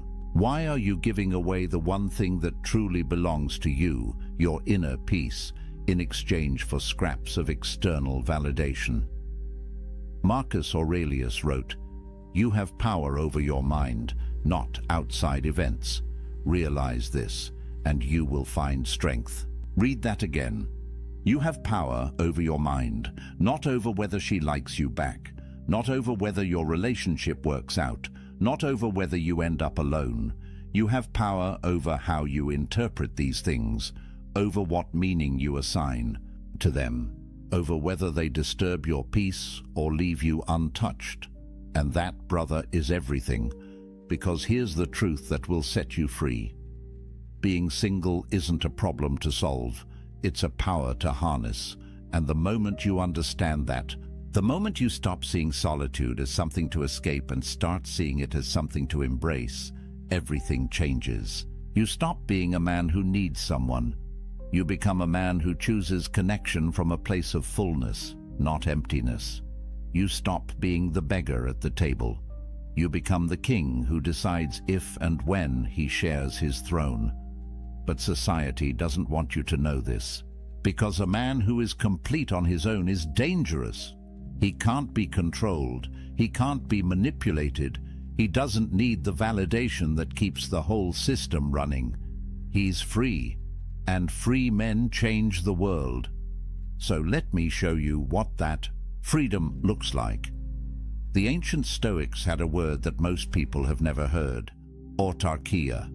It's Greek, and it means self-sufficiency. Not in the sense that you live in the woods, chopping your own wood and filtering your own water, but in the deeper sense that your well-being, your peace, your sense of worth comes from within.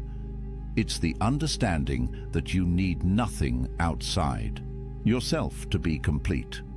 That happiness isn't something you find in another person. It's something you cultivate in the fortress of your own mind. Marcus Aurelius understood this at the deepest level. Here was a man who had everything society says should make you happy. Emperor of Rome, immense wealth, beautiful family, power that stretched across the known world. Yet he wrote in his meditations, "Nowhere can man find a quieter or more untroubled retreat than in his own soul, not his palace, not his empire, his own soul." And he added, "It is in your power to retire into yourself whenever you choose." Think about what he's saying. The greatest sanctuary you'll ever know isn't a place. It's a practice. It's the ability to withdraw into your own mind, to find peace there regardless of what's happening around you, whether you're surrounded by chaos or sitting in silence, whether you're with someone or alone. The peace isn't circumstantial, it's constitutional. It's built into who you are. And once you develop this capacity, you become unstoppable. Epictetus, who went from slavery to philosophical mastery, taught his students that the key to this self-sufficiency is understanding what you control and what you don't. You don't control whether people love you. You don't control whether relationships last. You don't control the economic factors that make dating harder, the cultural shifts that change the rules, or the fact that modern technology has turned human connection into a swipe-based marketplace. None of that is in your control, but you do control your character, your response, your inner state, your decision about what kind of man you're going to be regardless of circumstance, and this is where it gets powerful. When Musonius Rufus, another Stoic philosopher, was exiled from Rome, sent away from his home, his friends, everything familiar, he didn't collapse into despair. He didn't spend his days mourning what he'd lost. Instead, he used his solitude to deepen his practice. He worked on his virtue. He refined his character. He became more himself, not less. And when people came from far away to learn from him, even in exile, they found a man who radiated peace, a man who proved that external circumstances have no power over an internally complete person. There's a story about Zeus, the king of the gods in Greek mythology, that the Stoics loved. During the cosmic conflagrations, when the universe would reset and everything would be destroyed, Zeus would sit alone. No other gods, no creation, just emptiness. And yet, he remained content, at peace, because his completeness didn't depend on what existed outside him. The Stoics used this image to teach that true self-sufficiency means you could lose everything, everyone, and still have yourself. And if you've built that self well, if you've made it a fortress of virtue and reason, then you have everything you need. Now, I know what you might be thinking. This sounds lonely. This sounds like isolation. But here's where the Stoics make a crucial distinction. There's a difference between loneliness and solitude. Loneliness is the pain of being disconnected. It's what happens when you're surrounded by people but feel empty inside. It's what happens when you're in a relationship but realize you don't actually know yourself anymore. Loneliness comes from lacking connection with others or with yourself. But solitude? Solitude is chosen. It's the intentional practice of spending time with yourself, not because you can't find anyone else, but because you recognize the value of your own company. Modern research backs this up. Studies show that when people choose to be alone, when they see solitude as an opportunity rather than a punishment, their stress levels drop. Their sense of autonomy increases. They report feeling more like themselves. But when solitude is forced, when it comes from rejection or circumstance beyond their control, that's when the negative effects show up. The difference is agency, power, choice. A man who embraces solitude isn't running from connection. He's building the foundation that makes genuine connection possible. Because you can't share yourself with someone else if you don't know who you are. You can't build intimacy if you're empty inside. The strongest relationships don't happen between two incomplete people desperately trying to fill each other's voids. They happen between two whole people who choose to walk side by side, not because they need to, but because they want to. And this brings us to something crucial. Self-sufficiency doesn't mean you become cold or isolated. Seneca, one of the wealthiest and most influential men in Rome, wrote extensively about friendship. He said that a wise man doesn't need friends, but he still desires them, not because they complete him, not because he can't survive without them, but because friendship, real friendship built on virtue and mutual respect, enhances life. It's a preferred indifferent, as the Stoics would say. Nice to have, but not necessary for your peace.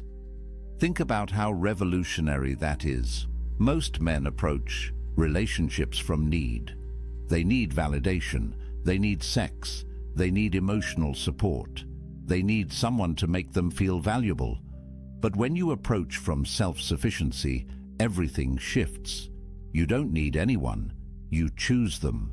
And that choice, made from abundance rather than scarcity, creates relationships that are powerful, genuine, and free. Because neither person is using the other to fill a hole.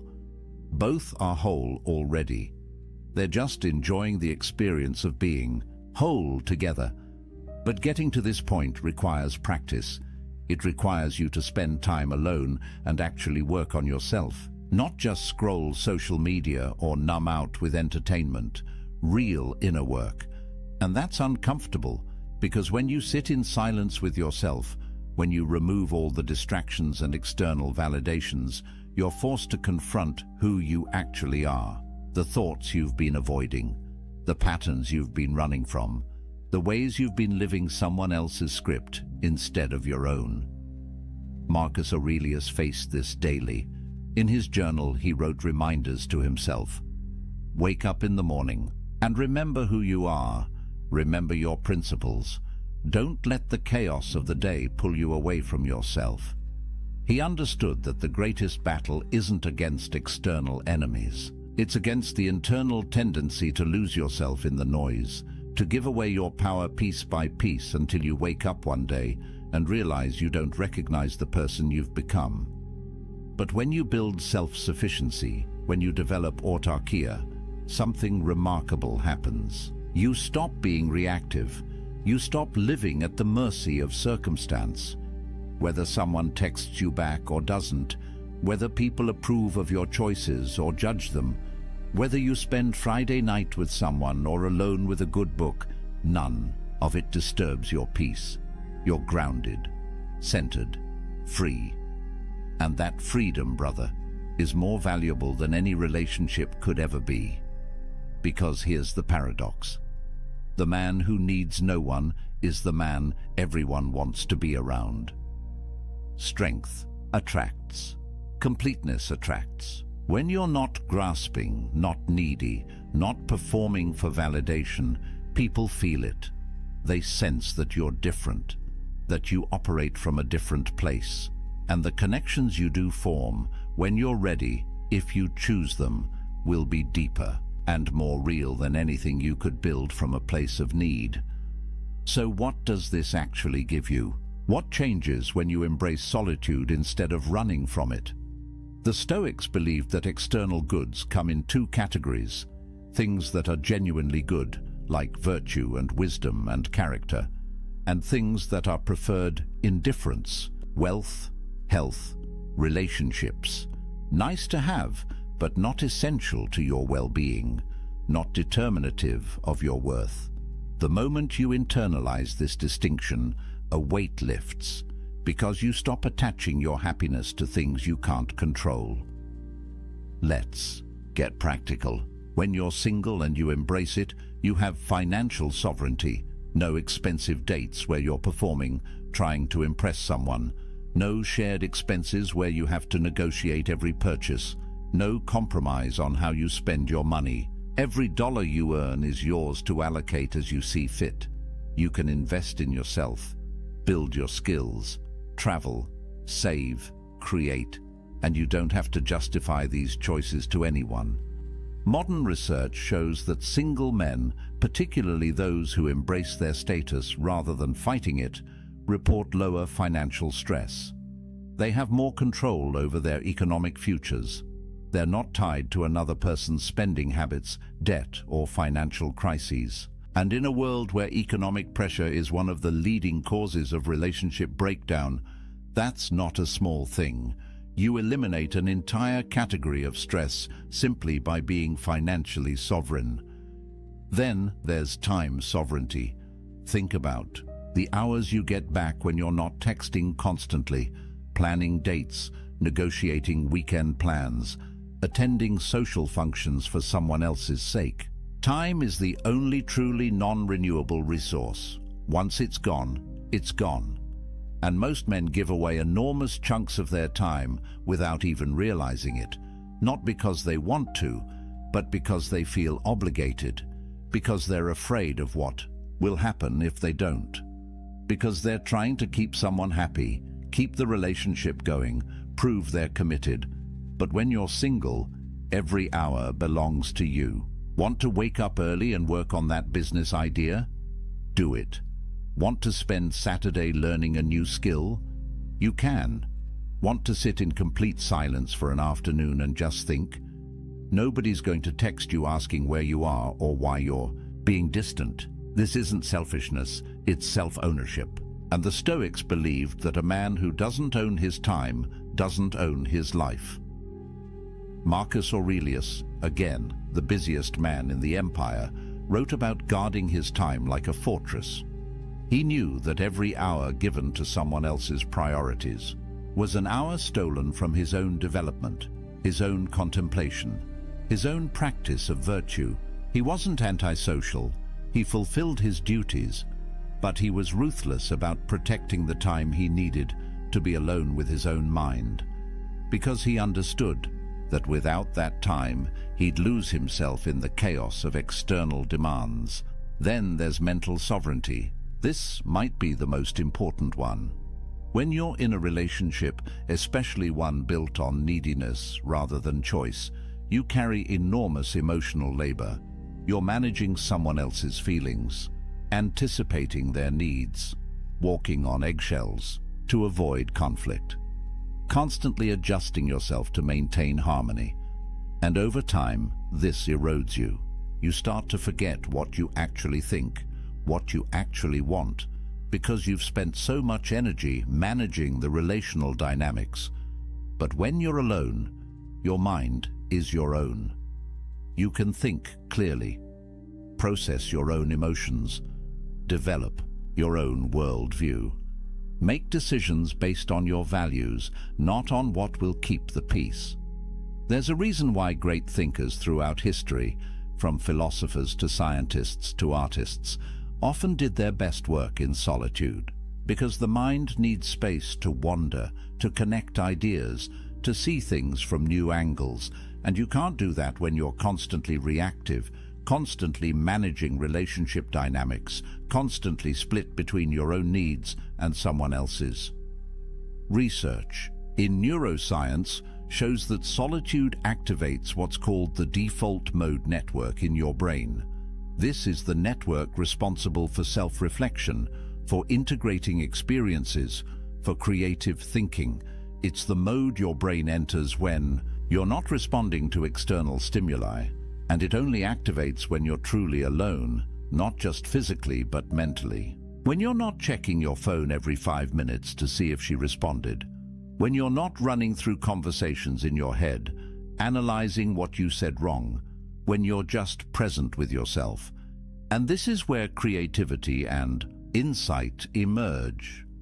Every major breakthrough you've had, every moment of clarity, probably came when you were alone, in the shower, on a walk, lying in bed before sleep, because your brain needs that downtime to process, to connect, to see patterns. But if you're constantly engaged with others, constantly stimulated, constantly performing, you never give your brain that space. You stay on the surface, reactive, never truly creative or deeply thoughtful.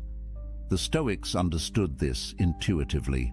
They practiced morning and evening reflection, time alone to examine their day, their choices, their progress toward virtue. Seneca wrote about the importance of setting aside time each day to commune with yourself, not to judge yourself harshly, but to observe, to understand, to refine your character away from the eyes and opinions of others, because real growth happens in private.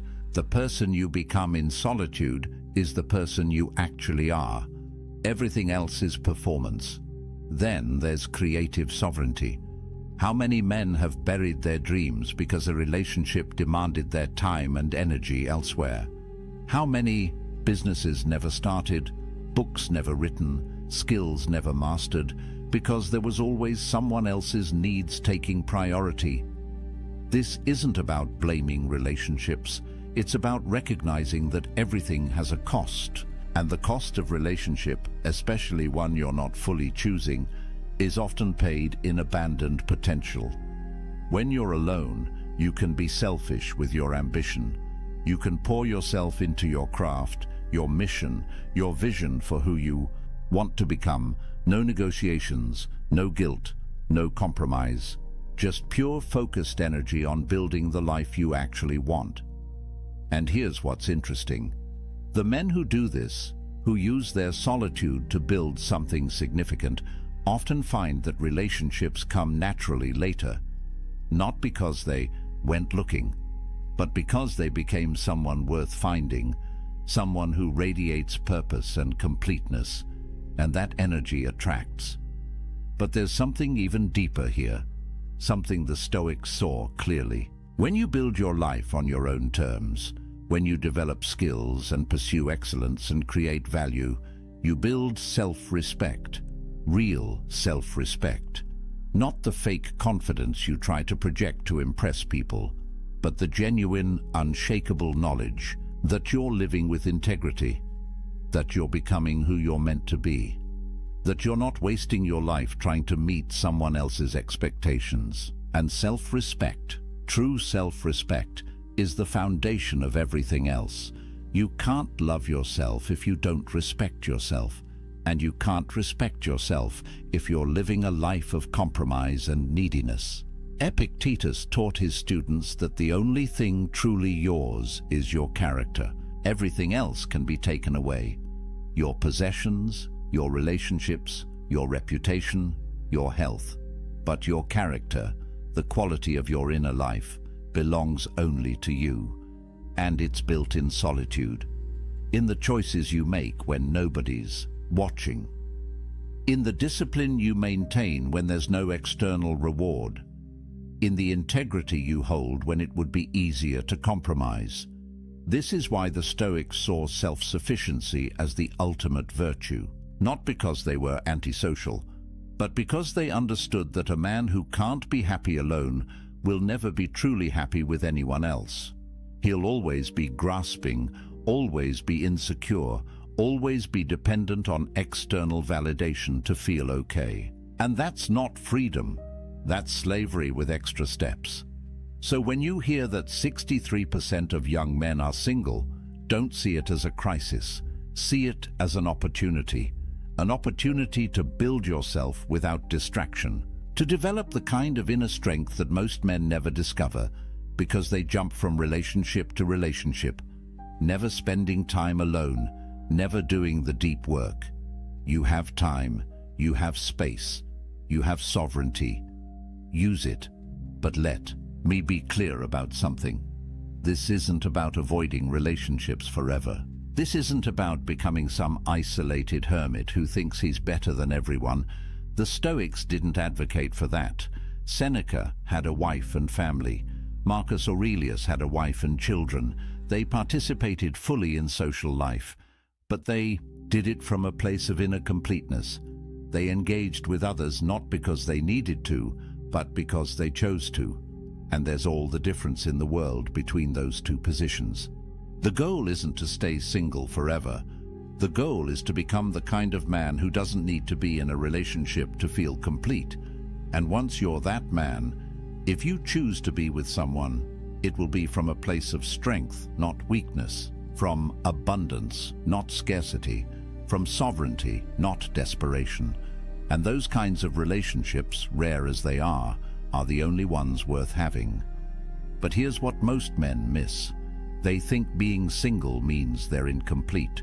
They've internalized the message that they're only half a person until they find their other half. And this belief, more than anything else, keeps them trapped. Because when you believe you're incomplete, you'll do anything to feel whole. You'll compromise your values. You'll tolerate disrespect. You'll lose yourself piece by piece trying to hold on to someone, anyone, who makes you feel less empty. But the Stoics would tell you this is backward. You're not empty. You never were. You've just been taught to see yourself that way. Society profits from your insecurity. The entire dating industry, the relationship advice industry, the self-help industry depends on you believing you're broken and need fixing. that you're incomplete and need completing. But what if none of that is true? What if you're already whole, you've just forgotten how to feel it? Marcus Aurelius wrote about this constantly, the idea that we already possess everything we need. That virtue, the only true good, is already within our capacity. We don't need to acquire it from outside. We need to cultivate it from within. And the best place to do that cultivation is in solitude, away from the noise, away from the opinions, away from the endless pressure to be something other than what you are. In solitude, you can be honest. You can strip away the masks you wear for others and look at who you actually are. And that honesty, uncomfortable as it might be at first, is the beginning of real transformation. There's a concept in psychology called self-determination theory. It says that humans have three basic needs: autonomy, the sense that you control your own life; competence, the feeling that you're capable and growing; and relatedness, connection with others. Most people think relatedness is the most important, but research shows that autonomy is actually the foundation. Without it, without the sense that you're living your own life on your own terms, the other needs can't be truly satisfied. You might have relationships, but you'll feel trapped in them. You might be skilled, but you'll never feel like it's enough because you're measuring yourself by external standards. But when you build autonomy, when you develop true self-sufficiency, everything else flows naturally. You pursue competence for its own sake, not to impress anyone. And when you do connect with others, it's genuine, because you're not performing, you're not pretending, you're just being yourself, and you're okay if people accept that or don't. That's the power position, that's freedom. And here's something crucial. The Stoics believed that you had to be careful about who you spent time with. They weren't elitist about it, but they understood that you become like the people you surround yourself with. Spend time with complainers, you become a complainer. Spend time with people who lack integrity, your own integrity erodes. Spend time with people who see relationships as transactions, who manipulate and play games, and you start to see the world that way too. But when you're selective, when you use your solitude to clarify your values and then only engage with people who align with those values, your life transforms. You're no longer tolerating relationships out of loneliness. You're cultivating connections based on mutual respect and shared virtue. And those connections, even if they're fewer, are infinitely more valuable than 100 shallow relationships. Built on convenience or need, Seneca wrote extensively about this. He said that you should associate with people who will improve you and avoid people who will corrupt you. And he added that you should also be someone worth associating with, someone who adds value, someone who embodies the virtues you want to see in the world. That's the work of solitude. Becoming that person, not for anyone else, for yourself, because you want to look in the mirror and respect who you see. And this brings us to perhaps the most important point, the validation trap. Traditional masculinity, at least the toxic version of it, measures a man's worth by his romantic and sexual success. Can he get girls? Is he a player? Is his girlfriend hot? These are the metrics by which many men, consciously or unconsciously, judge themselves and each other. And it's poison, because it makes your self-worth dependent on factors largely outside your control. Physical attractiveness, which is mostly genetic; social status, which is often circumstantial; the approval of others, which is fickle and unpredictable. But the Stoics would say this is insane. Why would you tie your sense of value to things you can't control? Why would you give others that much power over your inner state? Epictetus taught that the only thing you truly control is your will, your capacity to choose your response, your commitment to virtue. That's it. Everything else is fortune, and fortune is unreliable. So when you measure yourself by relationship status, you're basically saying that your worth depends on luck, on being born with certain features, on meeting the right person at the right time, on 1,000 variables you have no control over. And that's a recipe for lifelong insecurity, because even if you do get into a relationship, you'll never feel secure. You'll always wonder if you're good enough. You'll always fear losing what you've tied your identity to. You'll be jealous, controlling, needy, because deep down, you know your worth isn't real. It's contingent on her staying. But when you build your worth on virtue, on character, on the man you're becoming, nobody can take that from you. Relationships come and go, circumstances change, but who you are, the integrity you've built, the self-respect you've earned through right action, that's permanent. That's unshakable. And paradoxically, when you stop seeking validation from relationships, when you develop genuine self-worth, you become more attractive. Because people can sense desperation, they can feel neediness, and it repels them, but they can also sense strength, completeness, self-possession, and that draws them in. The Stoics weren't advocating for pride or arrogance.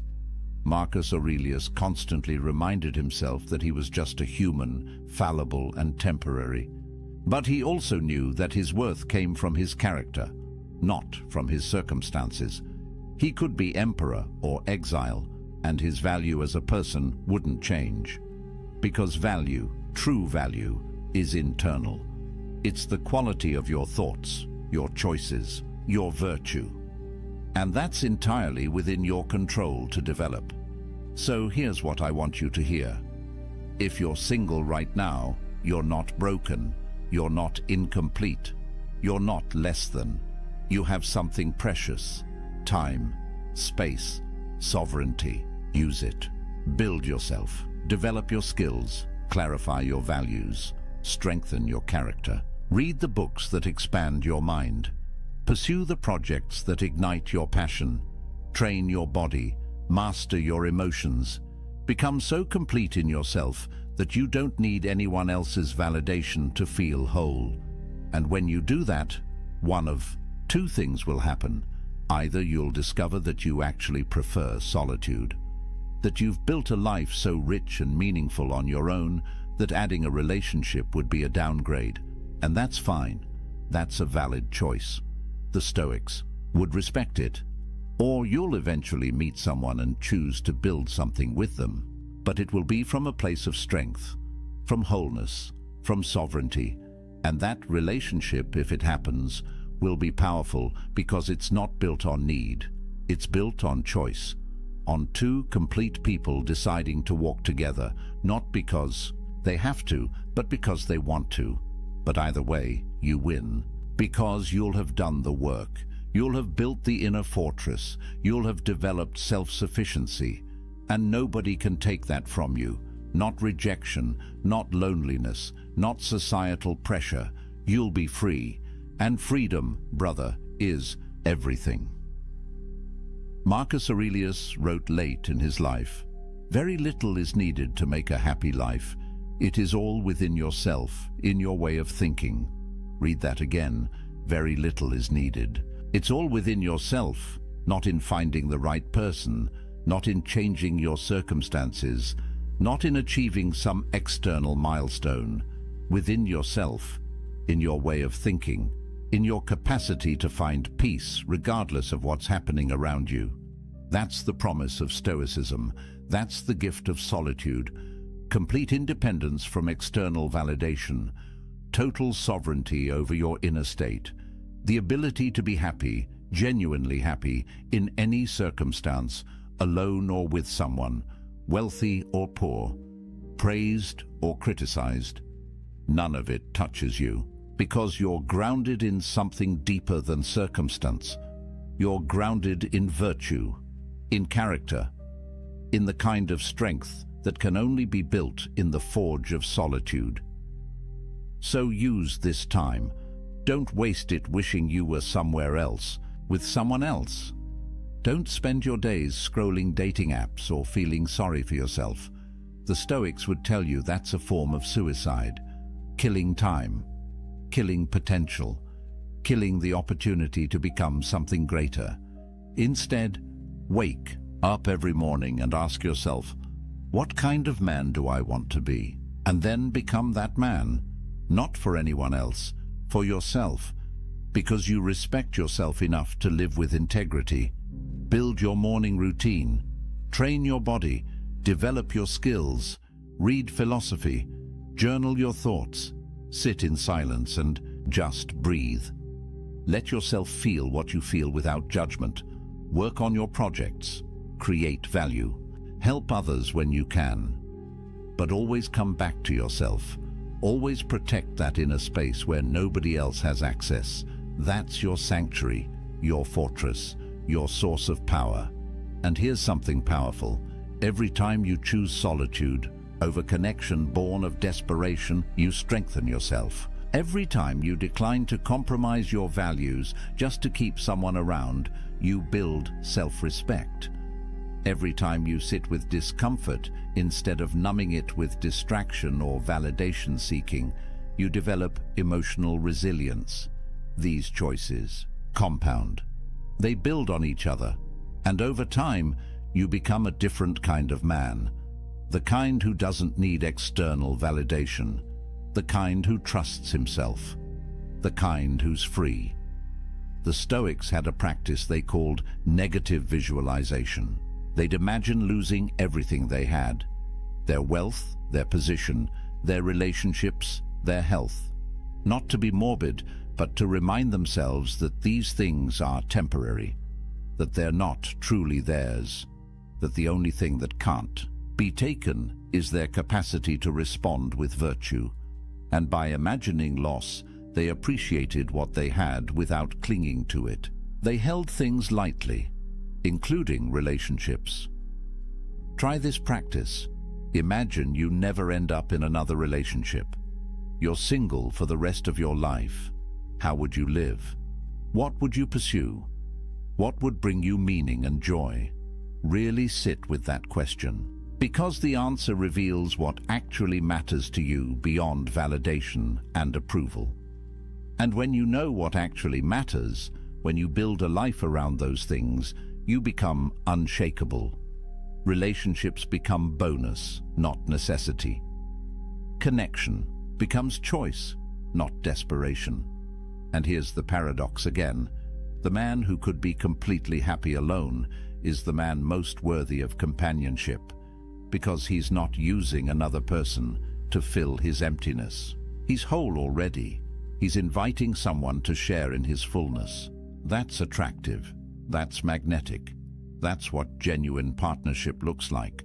Not two halves making a whole, but two wholes choosing to walk together, each maintaining their own sovereignty, each respecting the other's independence, each complete whether together or apart.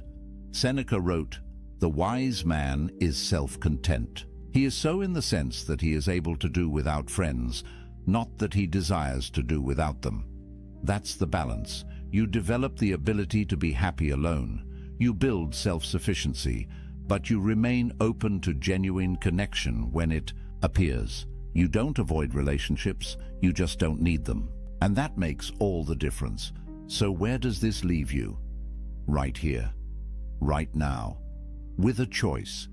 You can keep buying into the narrative that you're incomplete without someone, that your value depends on relationship status, that being single is something to escape as quickly as possible. And if you choose that path, you'll spend your life chasing, compromising, losing yourself piece by piece in the pursuit of external validation. Or you can embrace what the Stoics knew 2,000 years ago.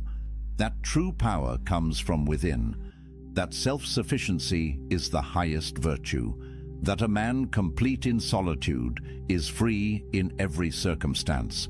And if you choose that path, if you do the work, you'll build something that nobody can take from you. An inner fortress, a sovereignty that transcends circumstance, a peace that doesn't depend on anyone else's approval or presence. Marcus Aurelius ruled an empire. He had wealth, power, family, everything society says should make you happy. Yet he spent his evenings writing in his journal, reminding himself of what actually mattered: virtue, character, inner peace. He knew that everything else was temporary, that the only lasting value was the kind of person he was becoming, and he did that work in solitude, away from the crowds, away from the demands, in the quiet space of his own mind. You don't need an empire to do this. You don't need perfect circumstances. You just need to make the choice, to use your solitude as a gift, not a curse, to see being single not as a deficit, but as an opportunity, to build yourself so completely that you don't need validation from anyone. And when you do that, you become dangerous, not to others, but to the systems that profit from your insecurity. You become a man who can't be controlled, can't be manipulated, can't be sold something he doesn't need. You become free. And freedom is what the Stoics were teaching all along. Not freedom from circumstances, those will always change, but freedom within circumstances. The ability to maintain your peace, your integrity, your sense of self, regardless of what's happening around you, alone or with someone, successful or struggling, praised or criticized. None of it touches your core, because you've built something unshakable inside. And that, brother, is power. Real power. The kind that transforms not just your life, but the lives of everyone you touch. Because strength is contagious. Completeness inspires. Freedom spreads. So let me leave you with this. A man who needs no one is free to choose everyone. A man who needs someone is slave to his need.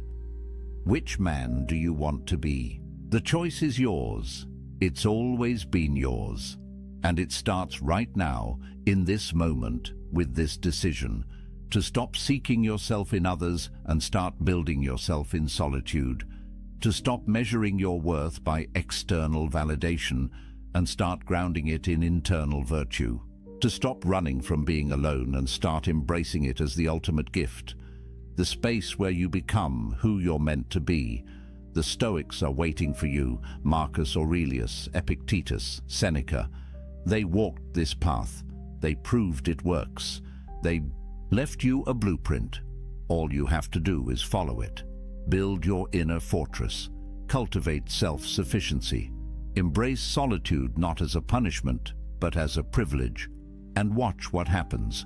Watch how your life transforms when you stop living for others and start living for yourself. Not in a selfish way, but in the way that honors your potential, your values, your unique path. That's what the Stoics called living according to nature, being fully yourself. And there's nothing more powerful than that. So if you found value in this, if these ideas resonate with something deep inside you, if you feel that pull toward building a different kind of life, do me a favor. Hit that like button. It tells me this message matters. It helps this reach other men who need to hear it. Subscribe to the channel because we're building something here. A community of men who refuse to live by society's script, who are doing the work, who understand that real strength comes from within. Drop a comment and tell me, what's one thing you're going to do this week to build your inner empire? One practice, one choice, one step towards self-sufficiency. And remember, this isn't the end, it's the beginning. Every journey toward freedom starts with a single step, a single decision. The decision to stop seeking worth in external validation and start building it through internal virtue. You've taken that step by being here, by listening, by opening your mind to a different way. Now keep walking, keep building, keep becoming. The man you're meant to be is waiting in the silence. Go find him. Until next time, stay strong, stay sovereign, stay free. The room is quiet. 2 glasses of wine sit untouched. A woman leans forward, eyes sharp, voice steady. Do you even care about me? The question cuts deeper than it sounds. It isn't about love. It isn't about romance. It is about power. Most men stumble here. They rush to explain. They laugh nervously. They pile up words like a wall. But the wall crumbles instantly. Respect slips away. This is how the test begins. A test older than text messages, older than candle-lit dinners, older than modern love itself. In every culture, in every time, women have tested men, not out of malice, not to be cruel, but to see if he bends, to see if he breaks, to see if the man she sits with is the same man he claims to be. And these tests are subtle. They hide behind simple questions, questions that seem innocent, but they are anything but innocent. Each one is a strike at the foundation of a man's composure. Here's the truth. When she asks these questions, she isn't waiting for the perfect answer. She's watching for the reaction. Does he stay calm? Does he hold his frame? Or does he panic? The Stoics faced greater trials than this. Emperors, generals, and slaves alike endured storms of fate. They lost kingdoms. They faced death. And still, they stood unshaken. Their philosophy was simple. Control yourself. Do not be ruled by the chaos outside you. Be anchored. Be still. Be immovable. What if you could bring that same calm to these modern tests? What if every question, every trap, became an opportunity to show strength instead of weakness? In this film, we reveal the 5 questions women use to test men. 5 traps hidden in plain sight.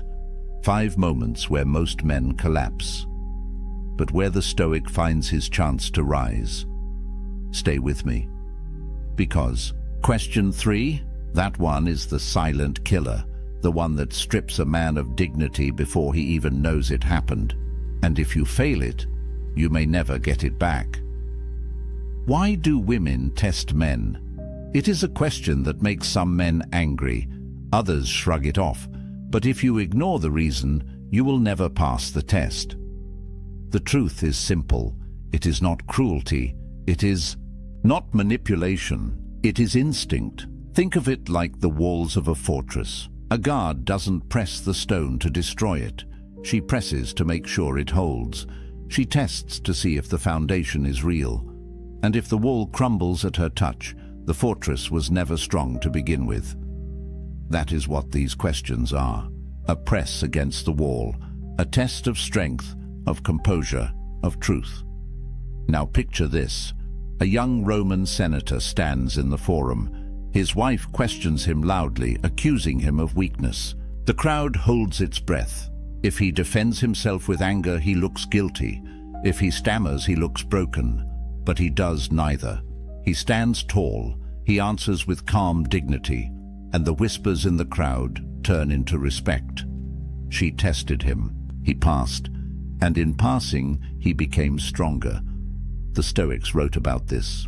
Epictetus, once a slave, taught that you cannot control the words or actions of others, but you can control your reaction. He said, "It's not what happens to you, but how you react to it that matters." These tests are exactly that. A chance to show mastery, not over her, but over yourself. Modern psychology gives the same answer in different words. Women test to measure certainty. They test to see if your actions match your image. They test because deep down, they want to trust the strength of your frame. Not the mask, not the words, but the man himself. And here's the trap. Most men believe they can talk their way through. They explain, they argue, they overcompensate. But the more they talk, the weaker they look. The Stoic doesn't fall for this. The Stoic knows silence can be louder than words. A calm pause can be more powerful than a frantic defense. So what do these tests reveal? They reveal whether you are anchored or adrift. They reveal whether you bend at the first sign of pressure. and they reveal whether you are the man you claim to be. Ask yourself, when pressure comes, what do you show? Do you reveal strength or weakness? Do you reveal calm or chaos? Every test is a mirror, and what it reflects is you. This is why these 5 questions matter. They are small moments, but they open the door to something bigger: respect, attraction, power, or the loss of all 3. The first question begins gently. It sounds like love, but it hides a storm, and most men never see it coming. The first question seems simple. It sounds like love. It sounds like a cry for affection, but beneath it hides the real test. Picture this. A man sits at dinner. The candles burn low. The air is heavy with silence. And then she asks, "Do you even care about me?" The man feels panic rise in his chest. He rushes to speak. "I care about you so much. Of course I do. Haven't I shown you? Don't you see everything I do?" The words spill out like water from a cracked jar. The more he says, the less she believes. Because the test was never about words. Here's the truth. This question is not a request for a speech. It is a measure of presence. She wants to see if you can stand steady in the face of doubt, if you can remain calm when emotion is thrown at you, if you can show her without shaking that your care is real. The Stoics faced this kind of test daily. Marcus Aurelius, emperor of Rome, wrote in his private meditations about love and duty. He reminded himself that affection is not proven by noise or by grand gestures. It is proven by action, by consistency, by living with virtue. He cared for Rome not by shouting about his love, but by leading with discipline, patience, and sacrifice. That is the answer hidden in this question. Not louder words, not frantic explanations, but composure, strength, steady truth. Imagine 2 men faced with the same test. One panics. His face tightens, his voice rises. He pleads to be believed. The other stays calm. He looks into her eyes, and he speaks simply, "Yes, I care. My actions prove it every day." The difference is night and day. One collapses under pressure. The other stands like stone. Which one keeps respect? Which one flips the power dynamic? Modern psychology explains it this way. When a woman asks if you care, she isn't only testing affection, she's testing congruence. Do your words and your actions align? Are you the same man in stress as you are in calm? If your response betrays desperation, she feels the fracture. But if your response carries steadiness, she feels safety. Here's where Stoicism shines. The Stoic doesn't need to convince. He doesn't need to perform. He lives in alignment with his principles. He knows his care is real because his actions prove it. And so, when the question comes, he has nothing to fear, nothing to prove, only the calm truth. But there is a deeper layer still. When she asks, "Do you even care about me?" she is really asking, "Will you stay steady if I push? Will you remain anchored if I doubt you?" If your frame breaks, she learns she cannot lean on you. But if you remain unshaken, she learns you are safe to trust. So what is the Stoic response? Not a script to memorize, not a trick line to copy, but a way of being, composed, grounded, aligned.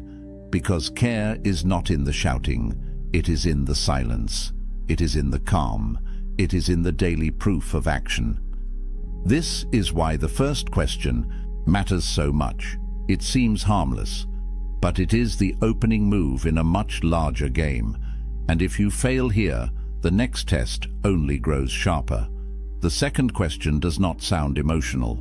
It sounds logical, practical. But in truth, it is even heavier because it forces you to face the future. The second question arrives like a whisper, but it lands like a hammer. Where is this going? At first, it sounds simple, a question about direction, about future plans, but underneath, it is a test of certainty. Picture this. A couple sits in a quiet cafe. She stirs her coffee. Her eyes never leave his, and then she asks. Her tone is casual, almost soft, but he feels his chest tighten. He knows this is not casual. The man who fears this question reacts in two ways. Some rush forward. They make promises. They map out a future they aren't ready for. Others retreat. They avoid. They fumble their words and leave her more uncertain than before. Both fail. Both reveal weakness. Because both let fear dictate the answer. Here's the truth. This test isn't about the future. It's about your frame in the present. She doesn't need every detail. She needs to know if you stand steady under pressure. The Stoics understood this tension well. Marcus Aurelius ruled an empire under constant threat. He never promised his people endless years of peace. Instead, he reminded himself daily that the future is not his to control. Only his actions today were within his command. That was enough. Epictetus put it more sharply. Don't demand that things happen as you wish, but wish them to happen as they do. The Stoic does not cling to guarantees. He speaks truth about what he values now. He lives by principle, not by desperate promises. So what is the Stoic way to respond? Imagine her eyes waiting, the silence growing heavy. Instead of panicking, you breathe. You anchor yourself in the present. And you say with calm certainty, I value what we're building. I don't rush or pretend to know every step ahead. What matters is how we treat each other today. That's what I can promise. No over-promising, no retreat, just steady ground. Notice what happens here. The answer shifts the frame. You are not a boy scrambling for approval. You are a man speaking from principle. The power dynamic flips. But there's more. Modern psychology shows that women often test for stability, not for perfect plans. Stability means, does this man know himself? Does he collapse under pressure or remain composed? If he cannot stand steady in a simple question, how will he stand steady when life grows harder? That is the unspoken meaning of, where is this going? It is less about the map and more about the anchor. Now imagine the two responses again. One man blurts out timelines, dates, grand vows. She nods, but inside she doubts. The other man is calm, centered, certain. He does not rush, but he does not run. And in his steadiness, she feels safety. This is why Stoicism matters here, because it keeps you from panic. It keeps you from overreach. It keeps you grounded in what you can control, your actions, your principles, your presence. And yet, if this question feels heavy, the third test is sharper still. It comes not at dinner, not in a cafe, but in the silence of a buzzing phone. And most men fail it before they even realize they've been tested. The third question doesn't arrive in person. It arrives through silence, through the glowing screen of a phone, through the long pause between message and reply. And then it comes. Why didn't you answer my text? It sounds harmless. It sounds small. But don't be fooled. This is one of the sharpest tests of all. Picture it. The phone buzzes on the table. You see the message. You are in a meeting, or at the gym, or simply taking a moment for yourself. You don't respond instantly. Hours pass. When you finally open your phone again, there it is. The follow-up message. The test. Why didn't you answer my text? Most men stumble here. Some rush to apologize. I'm sorry. I was busy. I didn't mean to ignore you. Their words overflow with guilt. Others swing the other way. They become defensive. Why do you always need an answer right away? Can't you relax? Both responses fail. One shows weakness, the other shows anger. The Stoic sees something different. He sees that this question is not about the phone. It is about control. It is about composure. It is about whether you can remain steady when accused of neglect. The ancients faced their own version of this. Imagine a soldier in the Roman army. He marches for days without sending word home. When he returns, his lover asks why he did not write. His answer is not panic, it is calm. My duty demanded my focus. I was where I needed to be. The message is clear. His actions spoke louder than the absence of words. Modern psychology confirms this. The instant response culture we live in creates anxiety. People expect immediate replies as if constant attention equals care. But the truth is the opposite. A man who jumps at every ping of his phone shows that his focus is owned by others. A man who responds in his own time shows self-possession. So, what does the Stoic response look like? It is short, it is calm, it carries no shame. Something like, I was busy, I don't live glued to my phone. Notice the difference. No apology, no defensiveness, just clarity. A calm truth spoken without fear. This is the heart of Stoicism in relationships. The Stoic does not collapse into guilt when tested. He does not explode in anger either. He remains anchored. His time is his own. His focus is his own. And here lies the deeper meaning. When she asks why you didn't answer, she isn't counting minutes. She is counting steadiness. She is testing whether you belong to yourself. If you do, she feels your strength. If you don't, she feels your weakness. So ask yourself, when silence falls, who owns your attention? The phone, the pressure, the fear of disappointing? Or do you own it? Because the man who owns his attention is rare, and rare men are respected. This question may feel sharp, but the next one cuts even deeper, because it hides inside a playful tone. A question that looks harmless, but can shatter a man if he answers wrong. This question hides behind a smile. It slips out casually like a passing thought. But don't be fooled. It is not casual. It is a test, wrapped in silk. Do you think she's pretty? At first it feels harmless. She might be asking about a stranger at a cafe, an actress on a screen, a mutual friend. Her tone is light, but her eyes study every flicker of your reaction. Picture the moment. A man shifts uncomfortably. He looks away. He shakes his head too quickly. No, of course not. She's nothing compared to you. But the words sound hollow. The denial feels forced, and something shifts. Trust erodes. Another man takes the opposite route. He answers carelessly. Yes, she's gorgeous, way more attractive than most. The room grows cold, her smile fades, and in that instant, the damage is done. Both men failed, one out of fear, the other out of thoughtlessness. Here's the truth. This question isn't about beauty, it's about honesty. It's about loyalty. It's about whether you can hold balance in a trap. The Stoics understood the power of balance. They lived in a world of extremes, luxury and poverty, glory and ruin.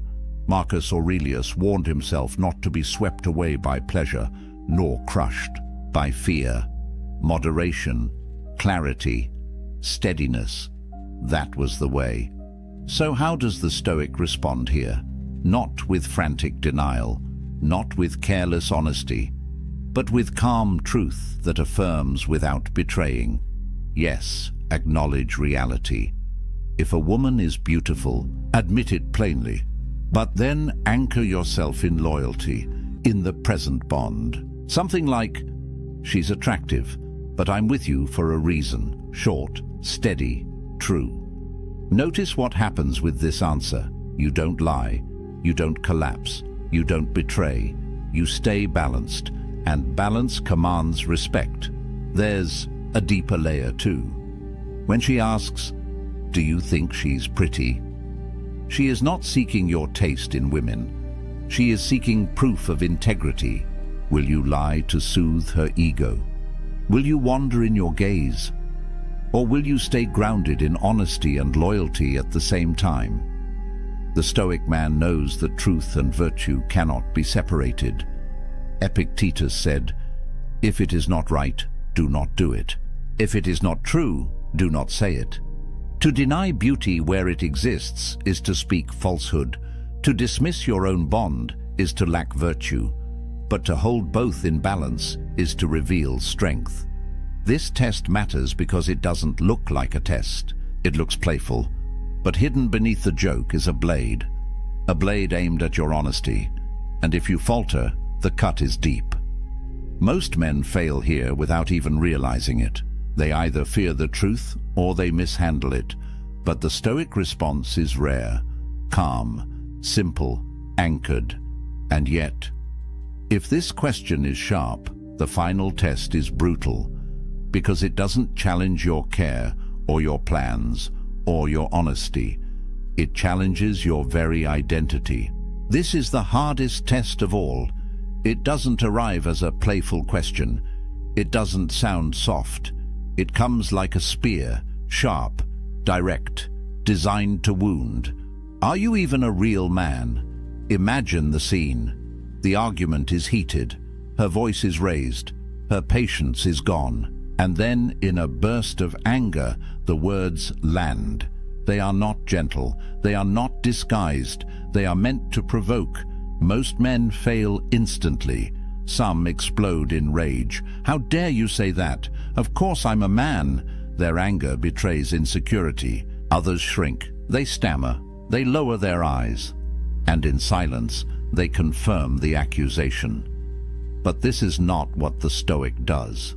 The Stoic understands that insults reveal more about the speaker than the target. Words are noise. They cannot touch the essence of who you are. Only your reaction can do that. Marcus Aurelius wrote, "If someone despises me, that's their problem. My only concern is not doing or saying anything deserving of contempt." That is the heart of this test. Not defending your manhood, not proving it with aggression, but standing so calmly that the words lose all power. Picture two men again. The first slams his fist on the table. His rage fills the room. She sees weakness, not strength. The second holds her gaze. He doesn't flinch, and he says quietly, "I don't need to prove it with words. My actions speak."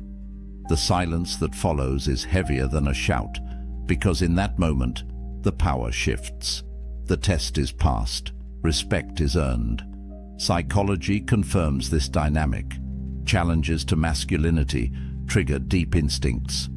Many men feel they must defend or attack, but true strength is self-possession. A man who knows himself doesn't need to fight for his identity. He already owns it.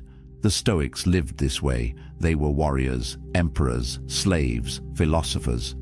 Their manhood was not measured in titles or bravado. It was measured in courage, in justice, in steadiness. A real man, in their eyes, was not the loudest in the room. He was the calmest, the one who did what was right, even when mocked or insulted. So, when the words strike, "Are you even a real man?" the Stoic does not break. He does not rage. He does not beg.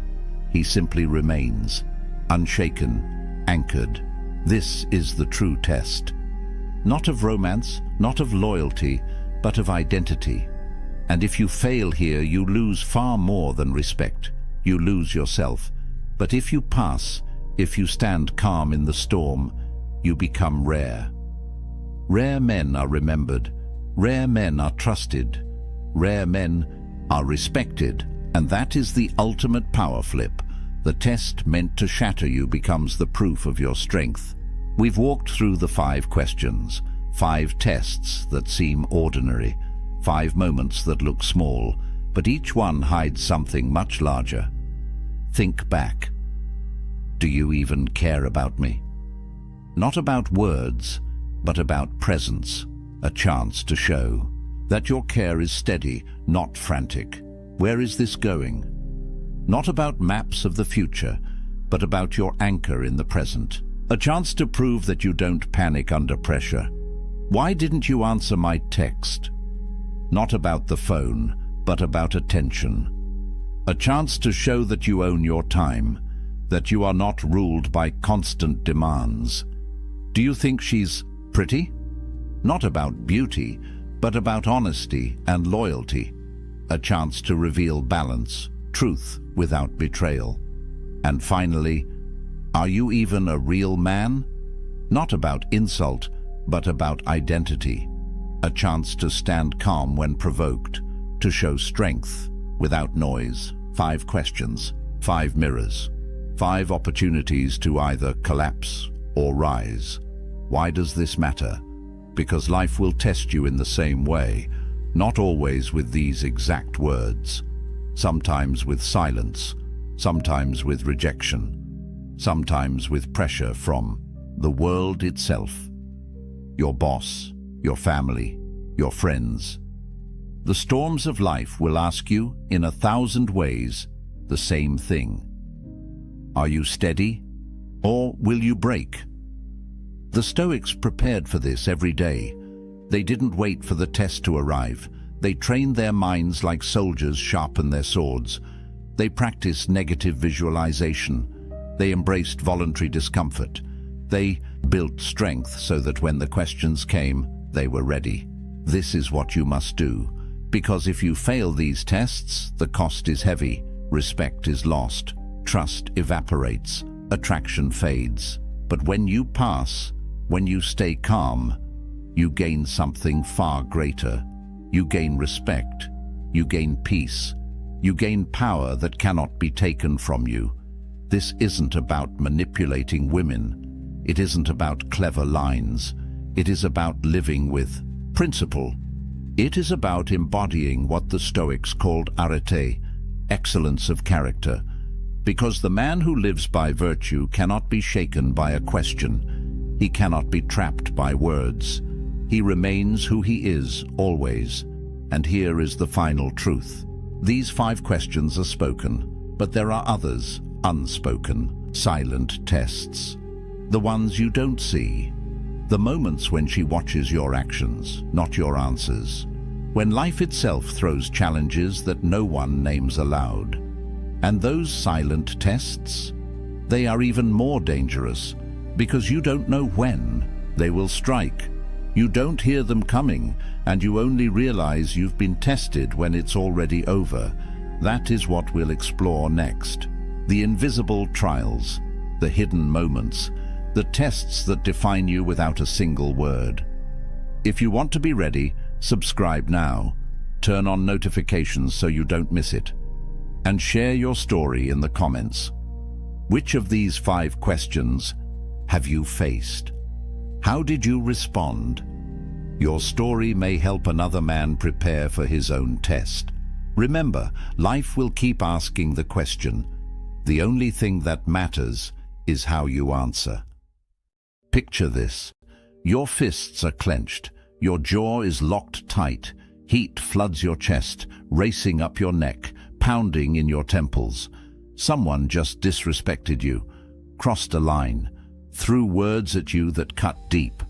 And right now, in this moment, every fiber of your being wants to explode, to unleash, to make them feel what you feel. But here's what you don't realize. That fury building inside you isn't strength. It's a prison, and you're both the jailer and the prisoner. Every second you spend consumed by rage is a second stolen from your life, your peace, your power, the relationships you've destroyed, the respect you've lost, the things you've said that you can never take back. All because in that moment you thought anger was the answer. But what if I told you that nearly 2,000 years ago, ancient philosophers discovered something that modern psychology is only now confirming? A truth so powerful that once you understand it, anger becomes almost impossible, not suppressed, not hidden, actually impossible, because they found the secret that most men never discover. The reason you get angry has nothing to do with what's happening out there, and everything to do with a choice you're making inside your own mind without even realizing it. Stay with me for the next 15 minutes, and I'll show you exactly how to break free from anger forever. Not through willpower, not through breathing exercises, but through a fundamental shift in how you see reality itself. By the end, you'll possess a mental framework that the Stoics used to remain unshakable in the face of insults, betrayal, and chaos. The same framework that can make you the calmest, most powerful man in any room, because once you understand this, you'll never be a slave to rage again. Here's the first truth that destroys everything you think you know about anger. You believe you're angry at them, at what they said, at what they did, at the disrespect, the betrayal, the injustice. You think the source of your rage is out there in the world, in their actions, in their words, in the unfairness of it all. But Epictetus, the Stoic philosopher who was born into slavery and became one of the wisest men in history, revealed something that shatters this illusion completely. He said that men are disturbed not by things, but by the views which they take of things. Read that again. Not by things, but by your view of things, your interpretation, your judgment, the story you tell yourself about what just happened. Think about this. Two men get cut off in traffic. Same situation. Same driver flipping them off as he speeds away. One man grips the wheel, blood boiling, heart racing, ready to follow that car and confront the driver. The other man simply shakes his head, maybe even chuckles, and continues his drive in peace. Same event. Completely different responses. Why? Because the event itself has no power. The power lies entirely in the judgment they make about it. The first man tells himself a story. This is disrespect. This is an attack on me. I need to defend myself. I need to make him pay. And with that judgment, with that interpretation, he creates his own prison. His body floods with cortisol. His rational mind shuts down. His entire day, maybe his entire week, is now ruined by a stranger he'll never see again. The second man makes a different judgment. That driver is probably having a terrible day, or he's late, or he's just reckless. Either way, it has nothing to do with me, and with that judgment, he remains free. This is the revolution that the Stoics handed us. You're never fighting them, you're always fighting your own mind. The battle isn't out there, it's between your ears. You are the one generating the anger, not through their actions, but through the meaning you assign to their actions. The moment you grasp this, everything changes. Because if you created the anger, you have the power to uncreate it. The prison door has been unlocked this entire time. You just didn't know you were holding the key. So if anger isn't coming from them, if it's coming from your own judgments, then who actually controls this? That's where Marcus Aurelius enters, the most powerful man in the known world. Roman emperor, commander of armies, ruler of millions. And yet, as a young man, he couldn't control his own temper. He writes in his personal journal, The Meditations, about his struggle with rage, about how he would become furious with his Stoic teacher Rusticus, about how close he came to losing control and doing something he would regret forever. Marcus knew the story of his predecessor, Emperor Hadrian, who in a moment of rage stabbed a slave through the eye with a writing stylus. Later, when Hadrian calmed down and apologized, the slave said the only thing he wanted was his eye back. And even an emperor couldn't give him that. The damage was permanent. The lesson was clear. You can rule an empire and still be a slave to your emotions. You can command armies and still be conquered by anger, but Marcus discovered something that changed everything. The Stoics called it the dichotomy of control, and it's the single most powerful framework for understanding life that has ever been created. It's brutally simple. There are things you control, and there are things you don't control. That's it. And when you truly internalize this distinction, anger becomes nearly impossible. Here's what you actually control. Only 3 things: your thoughts, your judgments, your responses. That's the entire list. Everything else, every single other thing in this universe is outside your control. Other people's actions, their words, their opinions, the past, the future, outcomes, circumstances, traffic, weather, the economy, your body's aging, other people's respect, all of it, completely outside your control. Now here's the brutal truth. Almost all of your anger comes from trying to control things you cannot control. You're angry because someone disrespected you, but you cannot control what they say or think. You're angry because something didn't go your way, but you cannot control outcomes. You're angry because the past happened, but you cannot control what already occurred. Every moment spent in rage over these things is energy poured into a bottomless pit. It's trying to move a mountain by shouting at it. It's absolute insanity. But look what happens when you shift your focus to what you actually control. Someone insults you. You cannot control their words, but you can control your judgment about those words. You can choose to interpret them as the ravings of someone having a bad day, or the opinion of someone whose opinion doesn't matter, or the behavior of someone who simply doesn't understand.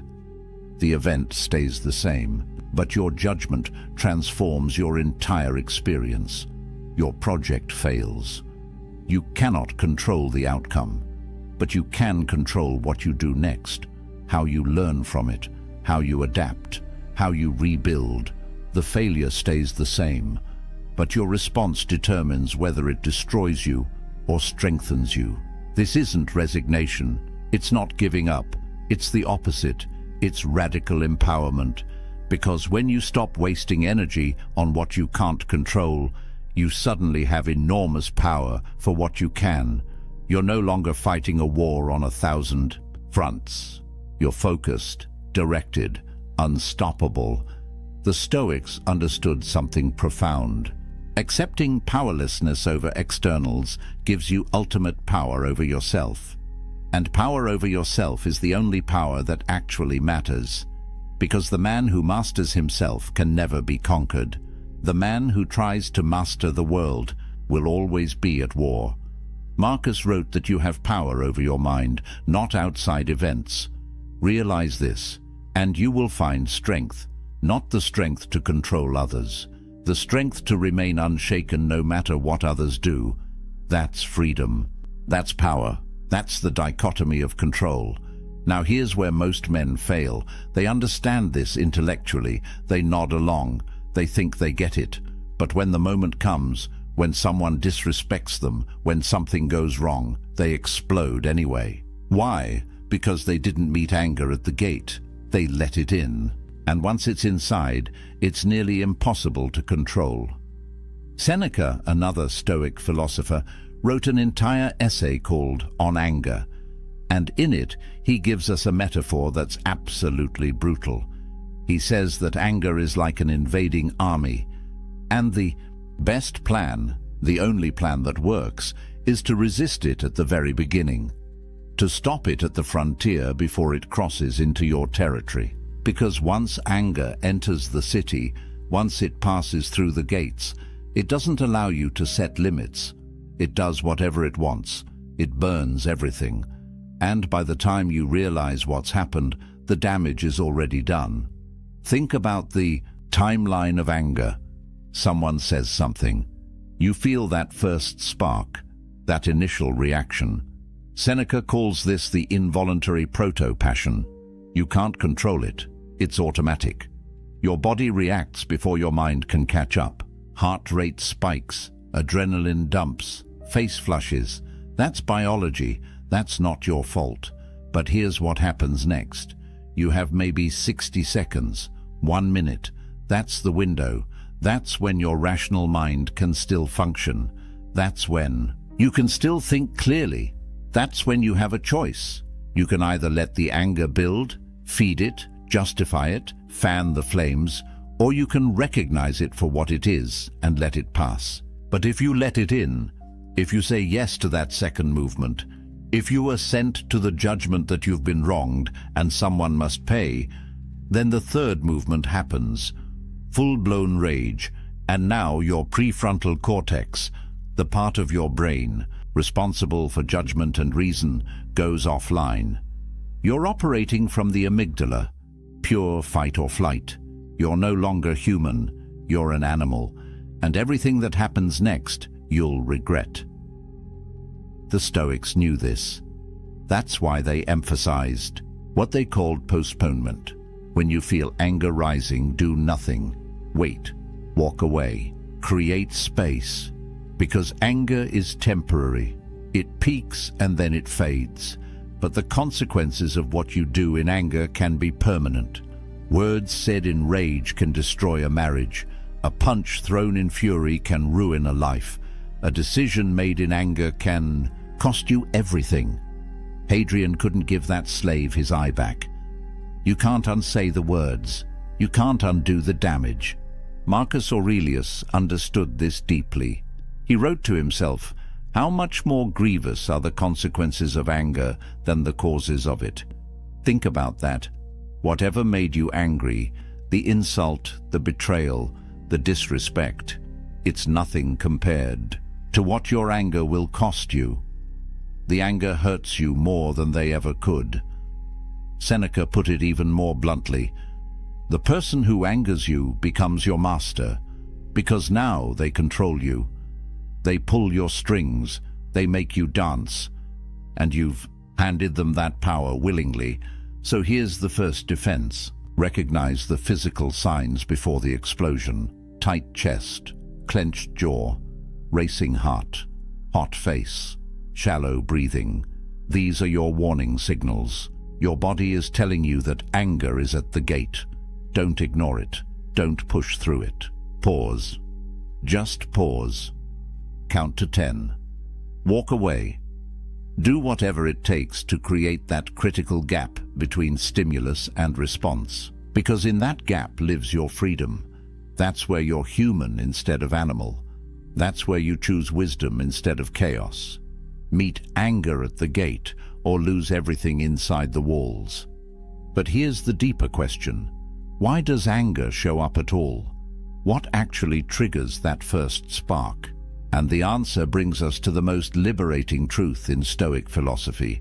It's not them. It's not what they did. It's your opinion about what they did.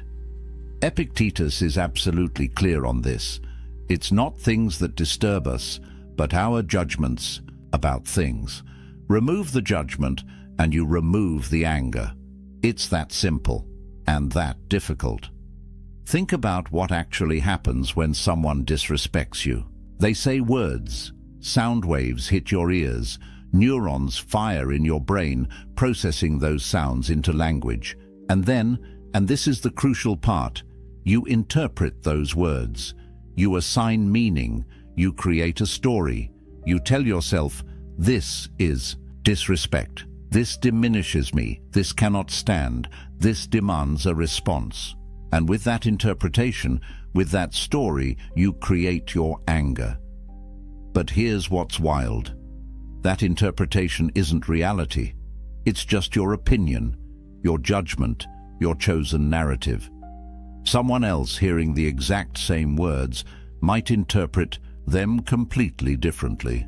They might see desperation, or projection, or jealousy, or they might not care at all. Same words, different judgment, different emotional result. The words themselves are neutral. It's the meaning you attach that gives them power. So here's the practice. When someone does something that triggers you, catch yourself before you interpret. Before you create the story, before you assign the meaning, just observe the facts. He said these words. She did this action. That's it. No interpretation, no judgment, just raw data. Now watch what happens to your anger. Without the judgment, it has nothing to feed on. It dies before it's even born. Take a scenario. Your colleague takes credit for your work in a meeting. The fact is, he spoke words attributing the project to himself. That's observable reality. Now watch the judgments you could add. Judgment 1. He disrespected me. He stole from me. He's trying to undermine my career. This is an attack. Result: rage, resentment, a desire for revenge. Judgment 2. He's insecure about his own abilities. He needs validation. This says more about his weakness than anything about me. Result: pity, maybe mild annoyance, but no real anger. Judgment 3. In the long run, truth comes out. Good work speaks for itself. My reputation will be built on consistent results, not one meeting. Result: complete calm, strategic thinking about how to address it professionally. Same event. 3 completely different emotional results, based entirely on the judgment you choose. And make no mistake, it is a choice. It doesn't feel like a choice because you make it so quickly, so automatically, that it seems like the anger just happens to you. But the Stoics are telling you that there's always a gap, always a moment where you choose the interpretation. And once you start paying attention to that gap, once you start catching yourself in the act of judging, you realize you've been the author of your own suffering this entire time. This is what the Stoics mean when they say that the obstacle is not the thing itself, but your view of the thing. Change your view, and the obstacle disappears. Someone insults you? Only if you agree that it's an insult. Someone betrays you? Only if you judge that as a betrayal worth your energy. Someone treats you unfairly? Only if you believe that your worth comes from how others treat you. Strip away your judgments, and you're left with neutral events. And neutral events can't make you angry. Only you can do that to yourself. But the Stoics have one more tool to make this even easier. When you're in the middle of it, when you're triggered, when you can feel that anger rising, Marcus Aurelius gives you a visualization that changes everything. He calls it the view from above. And it's simple but devastatingly effective. Zoom out, pull back, see yourself from outside. Imagine you're looking down at this moment from 30,000 feet. From orbit, from the perspective of the cosmos. From that height, how important is this moment? This insult, this slight, this frustration, will it matter in a year? In 5 years? In 50? When you're on your deathbed looking back at your life, will you remember this? Will you care? The brutal answer is almost always no. It's completely insignificant. It's a tiny ripple in an endless ocean. And yet, you're about to sacrifice your peace, your dignity, your relationships over it. You're about to let it steal your day, your week, maybe more. Marcus would remind himself constantly about the shortness of life. He wrote, "You could leave life right now. Let that determine what you do and say and think. You have a limited number of days, a finite amount of time, and every moment you spend angry is a moment wasted. A moment you'll never get back. Stolen not by them, but by your own reaction to them." The cosmic perspective reveals the absurdity of anger. You're a brief flash of consciousness in an infinite universe. A few decades if you're lucky, and you're going to spend those precious moments raging over someone's opinion, over circumstances you can't control, over events that won't matter tomorrow. Here's another angle Marcus used: the impermanence of everything. That person who just disrespected you, they'll be dead soon. So will you, both forgotten, both dust. The Roman Empire seemed eternal. It fell. Your career, your reputation, your pride, all temporary, all fleeting, all ultimately meaningless in the grand scale. So why give them the power to disturb your inner tranquility? Why hand over your peace for something so temporary? And here's the final piece of the cosmic view. Recognize your shared humanity. Marcus would remind himself every morning that today he would meet people who are meddling, ungrateful, violent, treacherous, envious. But he would also remind himself that they act this way out of ignorance. They don't know good from evil. They're doing the best they can with the understanding they have. Just like you mess up sometimes.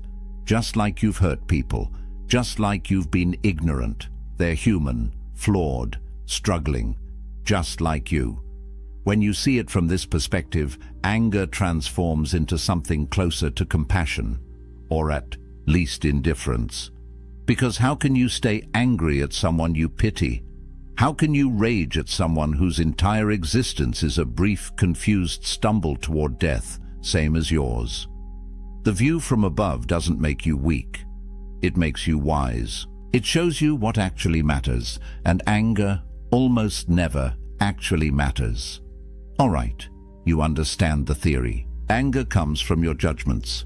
You can only control your own mind. You need to catch it at the gate. You need the cosmic perspective. But how do you actually do this? How do you turn philosophy into practice? Here's your system. The Stoic protocol for remaining unshakable no matter what life throws at you.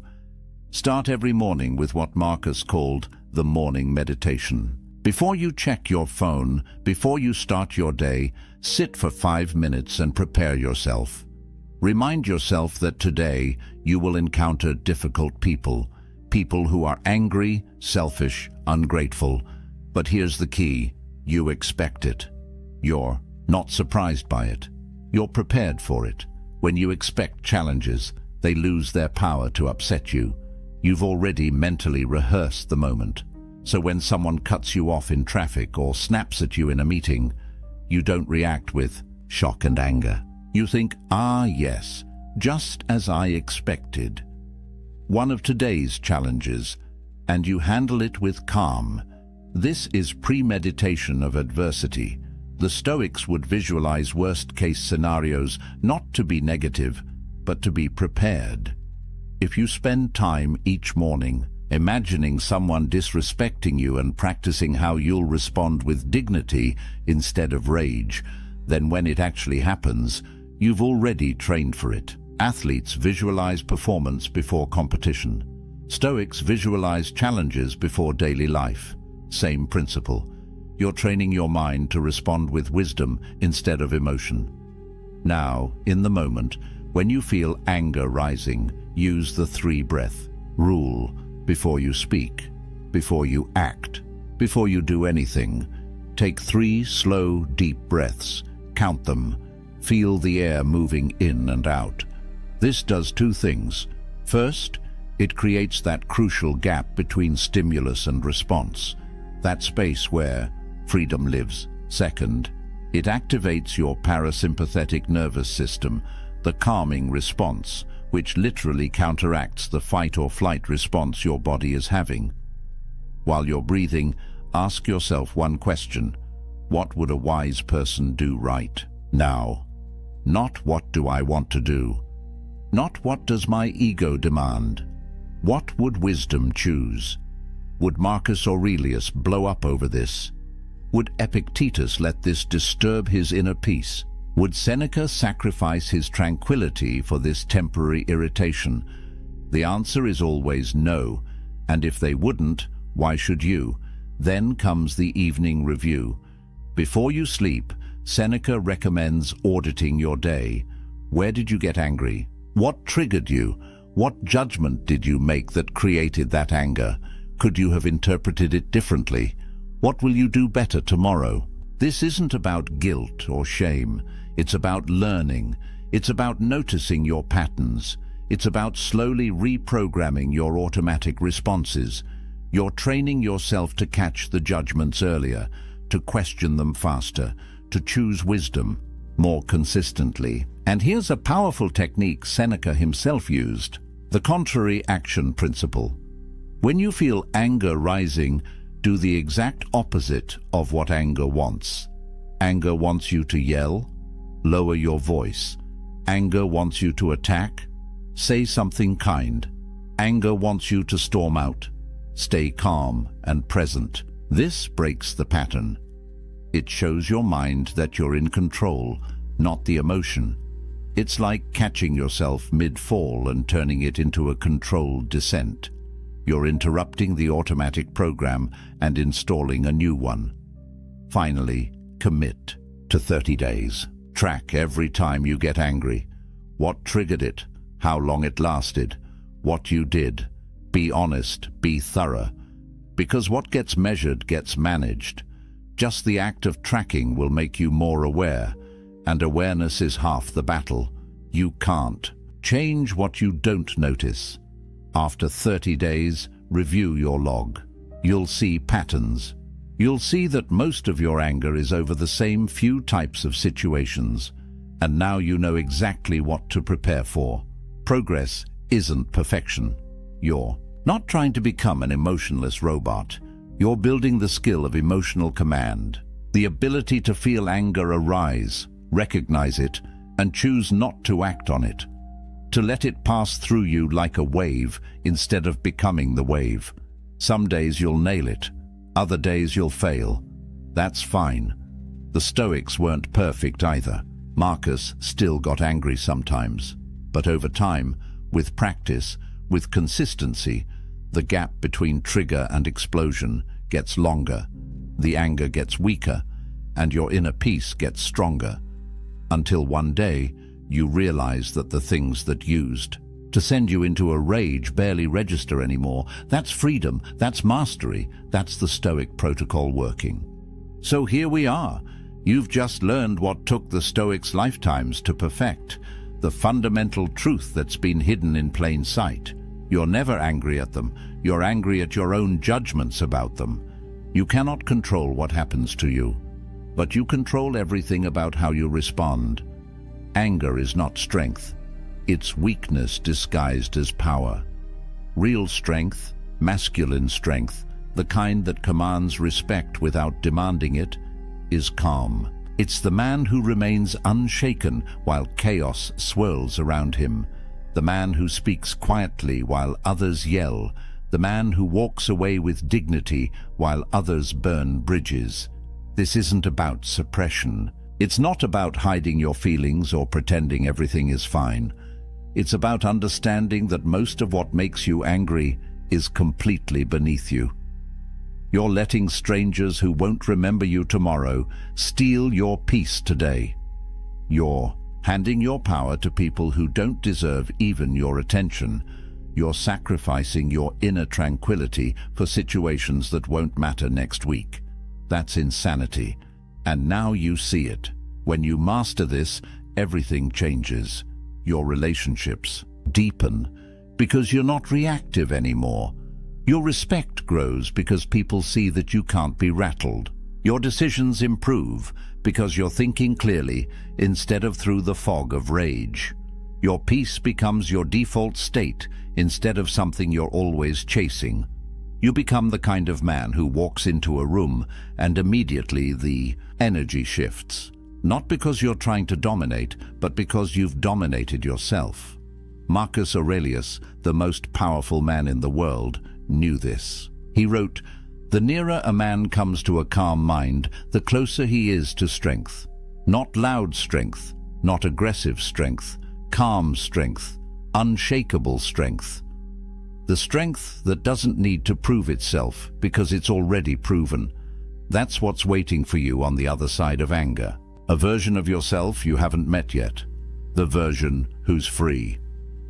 So here's your challenge. For the next week, commit to this.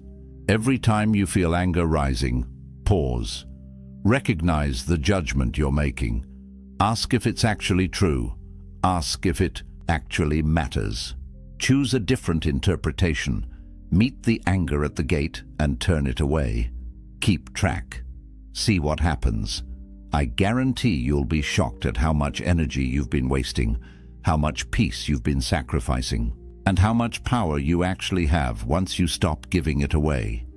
If this resonated with you, if you're ready to join a brotherhood of men who choose wisdom over chaos, who understand that real power is internal, hit that like button right now. Subscribe to this channel because we're building something here, a community of men who refuse to be slaves to their emotions, who understand that the ancient philosophers weren't teaching theory, they were teaching survival skills for the modern battlefield of life.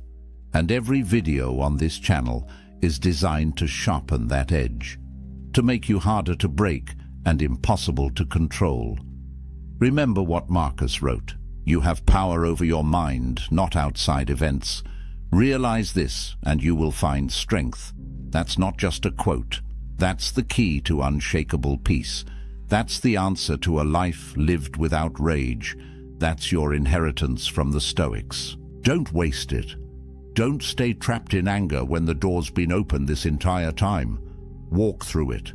On the other side is the man you're meant to become. Calm, powerful, free, and absolutely unshakable.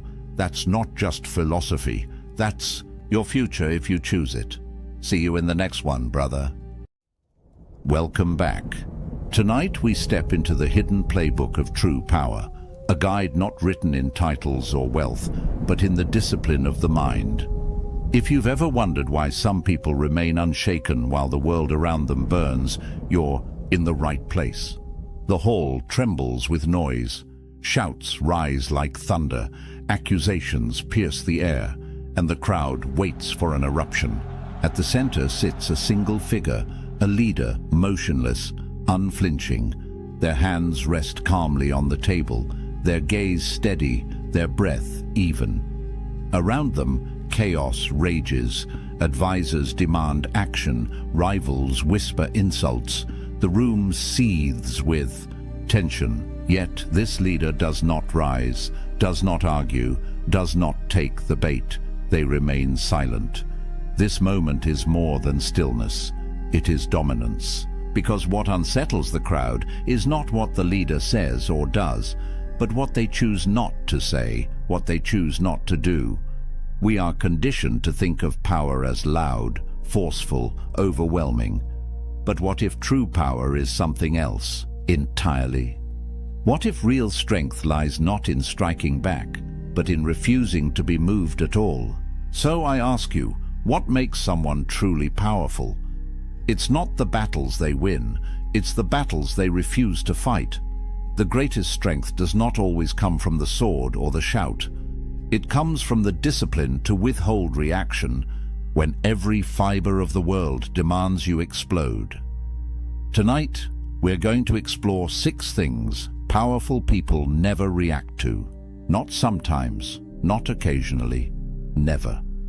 6 moments that would make the average person boil with anger, break down in despair, or lose themselves in temptation, yet the powerful stay calm, grounded, and unshaken. Each one is a test of composure, each one a crucible of strength. We'll journey through history, where Stoic philosophers like Marcus Aurelius and Seneca held their ground against ridicule and ruin. We'll step into fiction, where imagined warriors and leaders show us the timeless image of restraint as mastery. And we'll bring it into the modern day, where insults, rumors, setbacks, and even praise demand more from us than we realize. Along the way, you'll see how philosophy, discipline, and perspective intertwine to create an armor thicker than steel. The ability to control your own mind when the world loses control around you. Because the battlefield of life isn't fought only with armies, money, or politics, it's fought within, in the split-second decision of whether you react or remain still. So as we begin, I want to ask you something. Think about your own life for a moment. What is one thing you wish you could stop reacting to? Maybe it's criticism, maybe it's gossip, maybe it's failure, or the sting of loss. Whatever it is, imagine how much freer, stronger, and calmer you would feel if it no longer had power over you. Hold on to that thought, because by the end of this journey, you may discover that the path of Stoic mastery isn't about controlling the world. It's about controlling yourself, and it all begins here, with silence in the middle of chaos. Picture this: a crowded marketplace in ancient Rome. A senator shouts across the forum, hurling insults at a rival. The crowd leans in, waiting for a fiery response, hungry for drama. Yet the rival does something unexpected. He doesn't shout back. He doesn't flinch.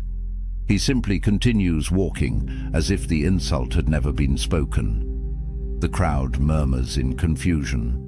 Was this weakness, or was it something far greater? This is the power of non-reaction. Insults are traps, carefully laid to provoke you into abandoning your composure. They pull at the ego, daring you to defend yourself, to lash out, to prove them wrong. But here's the paradox. The moment you react, you've already lost. You've given control to the other person. You've let their words dictate your state of mind. And that is exactly what the powerful never allow. Stoic philosophy teaches us that insults only sting if we grant them permission. Epictetus once said, "If someone reviles you, it is his own action. You can choose to interpret it as harm or not." Think about that.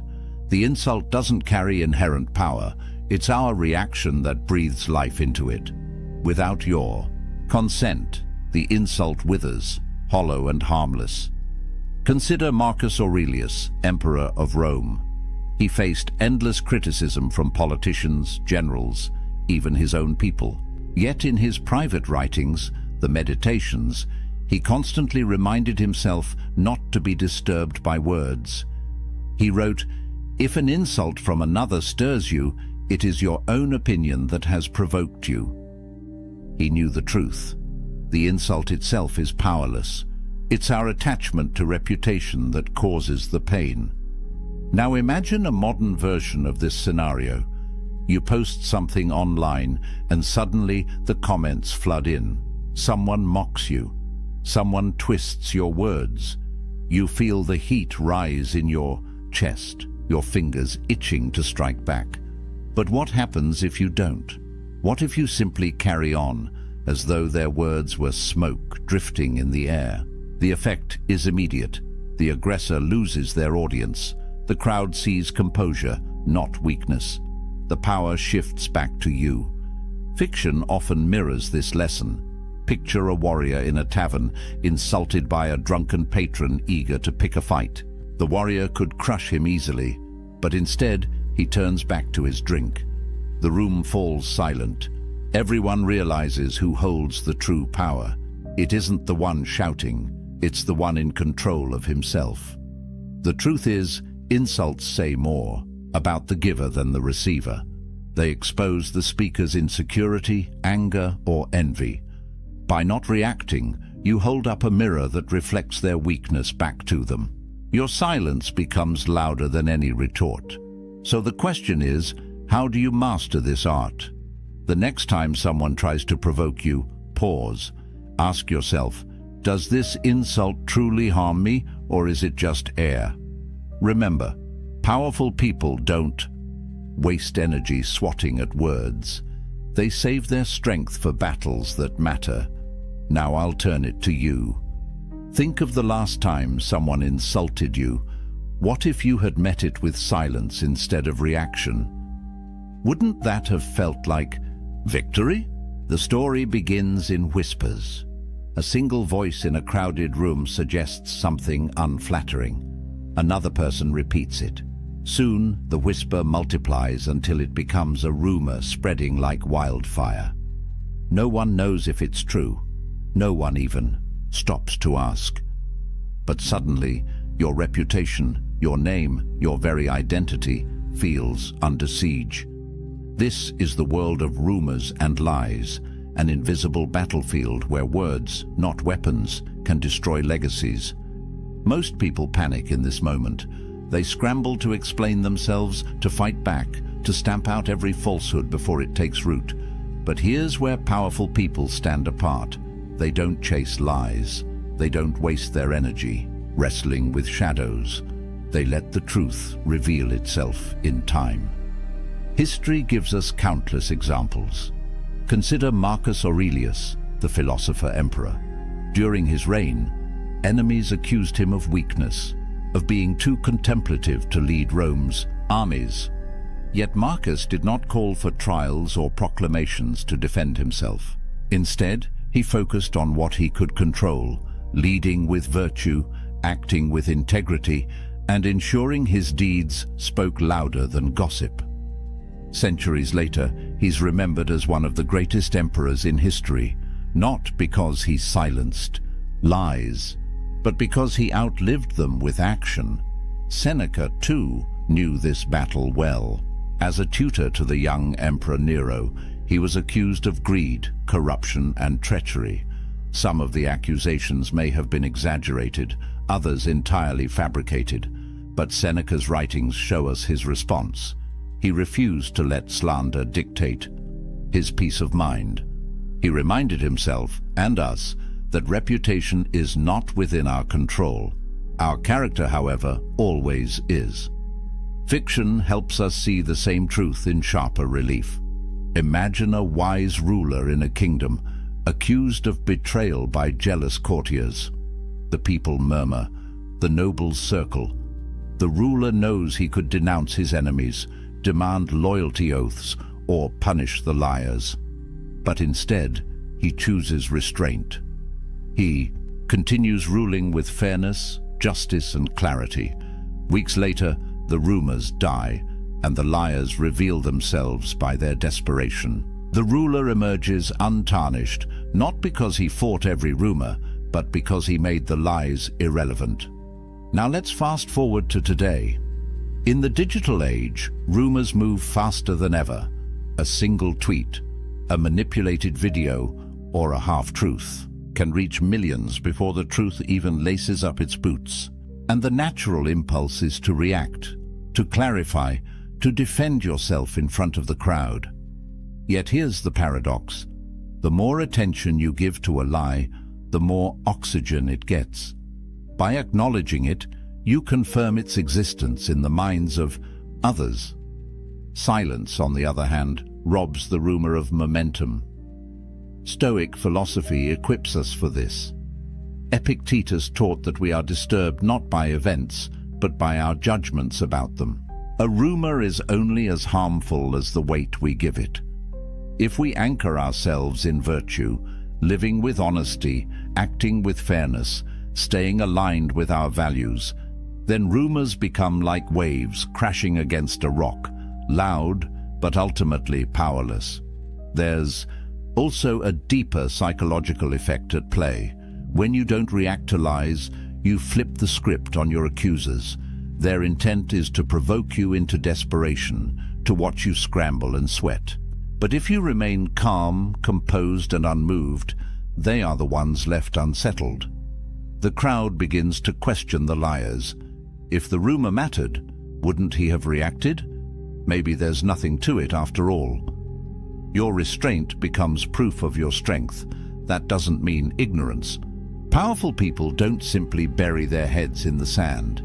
Instead, they redirect their energy toward what builds resilience. Their work, their actions, their consistency. Over time, the pattern of your deeds silences lies more effectively than any speech ever could.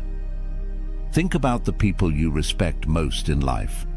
Chances are, it's not those who rush to defend their names at every insult.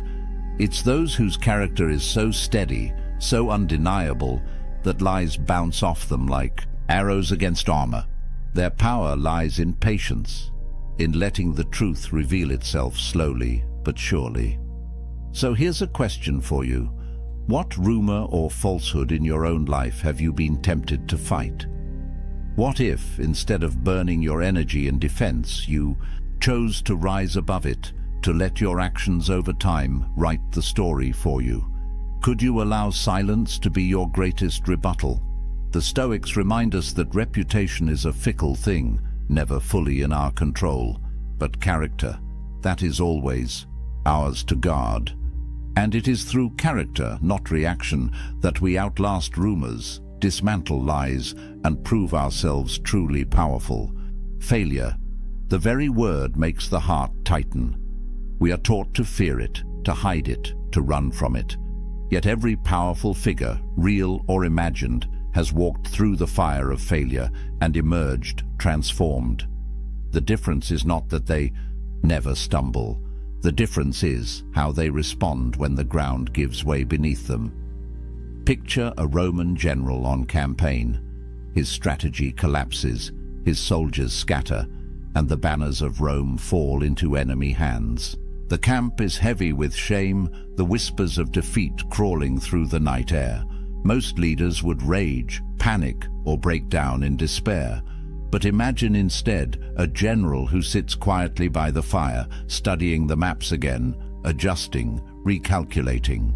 To his men, his calm is unsettling. To his enemies, it is terrifying. They see not a broken man, but someone already planning the next victory. This is the Stoic way. Failure is not the end, it is information. Marcus Aurelius captured this beautifully when he wrote, "The impediment to action advances action. What stands in the way becomes the way." In other words, the setback is not a barrier, it's the path itself. For the Stoic, failure isn't shameful, it's raw material for growth. Take Seneca, advisor to emperors and one of the richest men in Rome. Despite his wealth and influence, he endured exile, political disgrace, and ultimately an order to take his own life. Yet through all this, he kept writing, turning his misfortunes into teachings that still inspire us today. Seneca understood that external circumstances, loss, disgrace, even death, could not rob him of the inner power to choose his response. His failures became his legacy. Epictetus went even further. Born a slave, crippled from abuse, he might have seemed destined for a life defined by failure. Yet he transformed his suffering into wisdom, teaching that setbacks are not punishment, but training. He compared life to a wrestling school, where every hardship is a sparring partner, shaping you into something stronger. Fiction often illustrates this vividly. Picture a warrior in a story who loses a great battle. He returns home in shame, mocked, and diminished.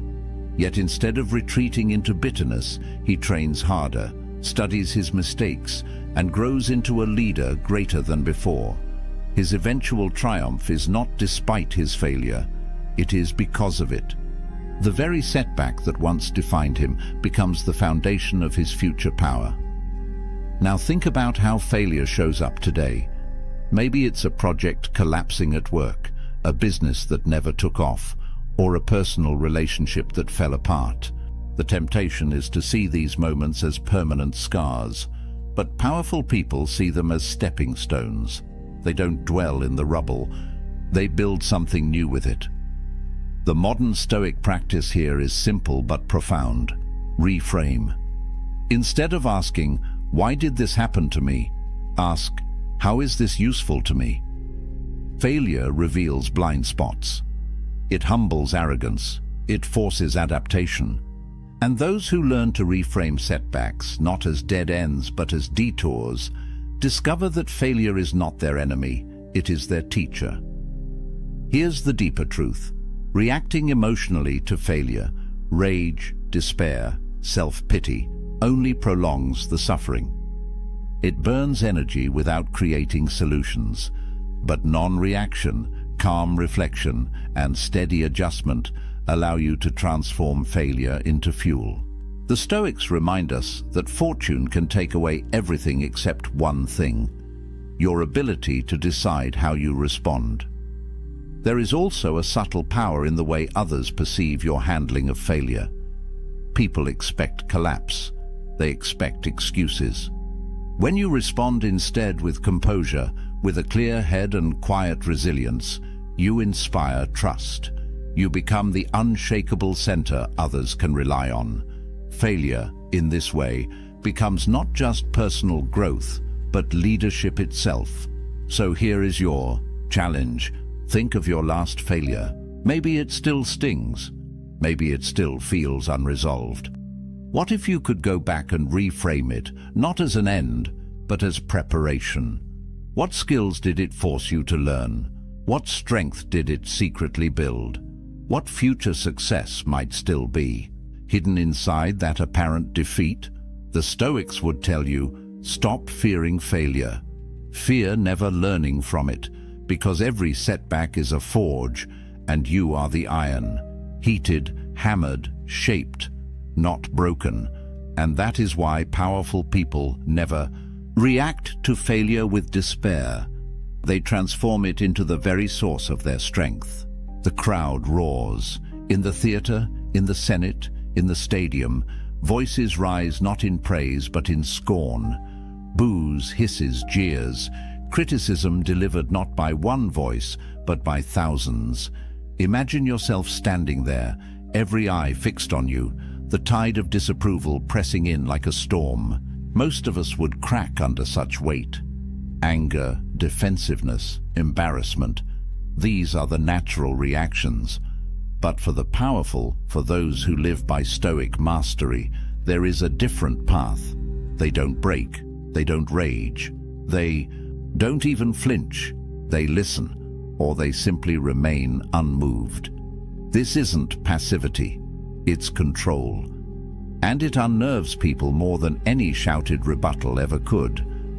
In Rome, emperors faced this test constantly. Marcus Aurelius, though revered by history, was not always loved in his lifetime. He endured public criticism, whispers in the Senate, and discontent among the masses. Yet in his meditations he reminded himself, "If anyone can prove me wrong, I will gladly change, for I seek the truth, which never harmed anyone, but the one who persists in his error and ignorance harms himself." Notice the dual wisdom here. Marcus stayed open to truth hidden in criticism, but he refused to be ruled by the crowd's judgment. He took what was useful, ignored the rest, and kept walking forward. Seneca echoed this resilience. He argued that criticism is inevitable for anyone who dares to live differently. "If you wish to be approved by all," he wrote, "you must resemble all." For him, mass disapproval was not a sign of failure. It was proof that you were living authentically, not bending to the lowest common denominator. Fiction dramatizes this beautifully. Imagine a philosopher in a grand forum presenting an idea that cuts against tradition. The mob erupts in mockery, demanding he take back his words. Instead of arguing, he pauses, lets the jeers subside, and then calmly repeats his point with even greater clarity. The crowd falls silent, not because they all agree, but because they recognize the courage of someone unwilling to bow to their noise. His strength is not in silencing them, but in refusing to be silenced himself. In our modern world, the crowd looks different, but it may be even louder. Social media, workplace culture, public opinion, each can turn critical in an instant. A single post may trigger thousands of negative comments. A bold idea at work might spark resistance. And once again, the temptation is to fire back, to argue, to justify. But here lies the Stoic secret. Don't confuse volume with truth. Criticism from the masses is often just an echo chamber of emotion, not wisdom. That doesn't mean ignore it entirely. The powerful treat criticism like sifting for gold in a river. Most of it is mud, irrelevant, emotional noise. But occasionally, buried within, is a nugget of truth, something useful that can sharpen character or improve judgment. The art lies in listening without being consumed, discerning without being wounded. Why is this so difficult? Because humans crave approval. We are wired to seek belonging, to win applause. So when the masses disapprove, it feels like rejection of our very existence. But the Stoics remind us, the opinions of the crowd are beyond our control. To tie our worth to them is to hand over our peace of mind. Instead, tie your worth to your virtues, your actions, your choices. Let your inner compass, not the crowd, guide your steps. There is also a quiet power in the optics of non-reaction. When a leader remains calm under criticism, it sends a message. I am larger than the noise. Followers respect this. Enemies are unsettled by it. The masses may jeer louder in the moment, but over time, they remember the composure. In fact, history shows us that criticism fades, but dignity endures. Think of figures you admire. Chances are they weren't universally loved in their lifetimes. Many were ridiculed, doubted, even despised. Yet they stood firm. And because of that, their names outlasted the noise of their critics. So ask yourself, how do you react when the masses turn against you? Do you scramble to explain? Do you retreat in shame? Or could you practice the Stoic way, taking what is useful, discarding the rest, and walking forward with calm purpose? The next time criticism swells around you, remember this: the crowd is fickle. Today's boos may be tomorrow's cheers, and neither should rule your soul. The powerful don't let the masses dictate their identity. They let truth, reason, and inner strength decide who they are. That is why criticism from the masses is something powerful people never react to. Not because it doesn't exist, but because it doesn't define them. The fire spreads through the palace, devouring marble halls, priceless art, and treasures collected over a lifetime.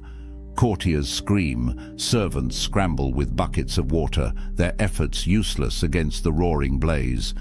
In the middle of it all, the king stands motionless, watching the flames consume what once defined his power. His voice is calm, almost chilling. You can take my walls, but not my will. This image may sound like legend, but it illustrates a truth the Stoics held above all. Loss is inevitable. Misfortune is certain. To live is to risk having everything you love stripped away. But how you meet that loss, whether with despair or with calm acceptance, determines whether you remain powerful or become broken. For most people, loss feels unbearable. We react with panic when wealth disappears, with bitterness when fortune turns, with devastation when loved ones are taken from us. Misfortune presses against our deepest fears, reminding us how little we control. Yet this is exactly where the Stoics found freedom, by learning not to react with desperation, but to accept, adapt, and endure. Take Epictetus, for example, born into slavery, crippled by his master, stripped of dignity and freedom. If anyone had the right to despair, it was him. Yet he refused to let misfortune define him. Instead, he taught that our possessions, our status, even our health, are not truly ours. They can vanish at any moment. What is ours always is our ability to respond with virtue. He wrote, "It is not what happens to you, but how you react to it that matters." His life became proof of that philosophy. Marcus Aurelius, too, endured unimaginable loss. He buried children, faced plagues that swept through his empire, and lived constantly under the shadow of war. Yet, in his meditations, he reminded himself each day that loss was part of nature. When you kiss your son, whisper to yourself, "Tomorrow he may die." This was not cold detachment, it was radical clarity. By remembering the fragility of life, Marcus trained himself to meet loss with strength, not despair. Even Seneca, often caricatured as wealthy and comfortable, understood the role of misfortune. He warned his readers to practice poverty, to strip life down to the bare minimum, so that when true loss arrived, it would not catch them unprepared. For Seneca, misfortune was not a threat, but a teacher. a reminder that what is truly valuable cannot be taken away. Fiction paints this lesson in vivid color.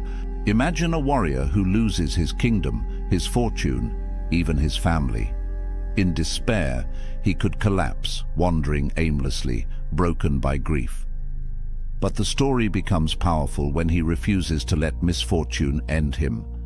Instead, he rebuilds, not his palace, but his soul. He learns that while fate can strip away everything external, it cannot touch his discipline, his wisdom, or his will. This transformation makes him more formidable than before. Today, we face misfortune in different forms: the sudden loss of a job, the betrayal of a friend, a diagnosis that shatters the life we imagined. These moments shake us, revealing how fragile our comforts really are. But here lies the Stoic choice. Do we react with despair, or do we see loss as part of the natural order? Powerful people choose the latter. They grieve, but they do not collapse. They adapt, but they do not surrender. There is also a hidden strength in how misfortune tests those around us. When you lose everything and yet remain calm, people notice. They draw courage from your composure. They see in you an anchor they can cling to. This is why loss, when met with dignity, becomes a form of leadership. It turns pain into power, not just for yourself, but for others who are watching. The Stoics remind us that all external things, wealth, health, relationships, status, are on loan from the universe. They were never truly ours to keep. When they are taken back, we may feel pain, but we should not feel surprise. True wealth lies in what cannot be stolen: integrity, wisdom, discipline. So here is the challenge for you. Think of something you fear losing most. What if it vanished tomorrow? How would you meet that misfortune? Would you rage against the inevitable, or could you stand firm, knowing that your true strength lies beyond possession? Powerful people never react to loss with despair. They recognize it as part of the human condition. They mourn, but they endure. They rebuild, but they never lose themselves. And in that endurance lies a form of power greater than any fortune or crown, the power to remain whole when the world falls apart. The banquet hall glows with torchlight. Courtiers lean in, eager to flatter their ruler. Voices flow like honey. You are wise beyond measure. Your victories will be sung for centuries. There is no one greater. The ruler smiles, politely, yet inside remains unmoved. Why? Because the truly powerful know that praise, like insult, is a trap. Most of us crave approval. Compliments lift us, applause intoxicates us, flattery makes us feel invincible. But here lies the danger. When you begin to depend on praise, you hand control of your happiness to others. You let their approval dictate your sense of worth.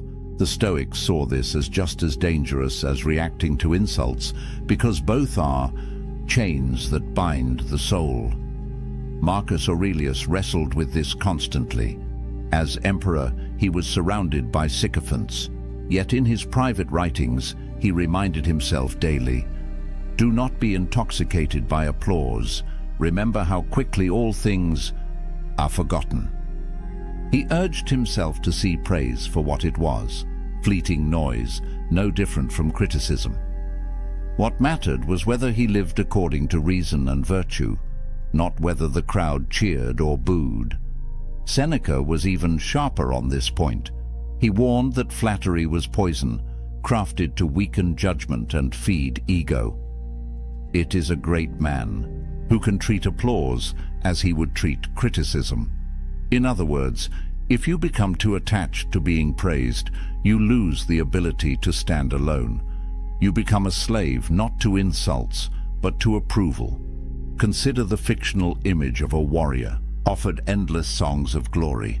His ego swells, and soon he grows careless, reckless, overconfident. Praise blinds him to his flaws. His downfall comes not from his enemies, but from his own intoxication with flattery. Contrast this with another figure, a quiet general who accepts recognition with humility, then returns to his work unshaken. His power grows not from applause, but from discipline. In our modern world, this lesson is more urgent than ever. Social media thrives on likes, shares, and approval. Entire careers rise and fall on public praise. The dopamine rush of recognition is addictive, and most people become trapped chasing it. But powerful people know better. They see praise as data, not as identity. They may appreciate kind words, but they do not anchor their self-worth to them.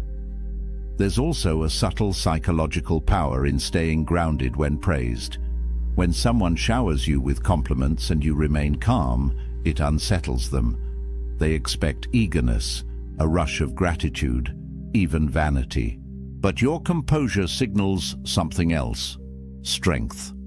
You are not dependent on their words, you are complete without them. The Stoics practiced a kind of mental training here. When praised, they reminded themselves of their flaws, their mortality, the fleeting nature of fame. Marcus Aurelius often reflected on how quickly even the greatest names fade into obscurity. To him, glory was dust on the wind.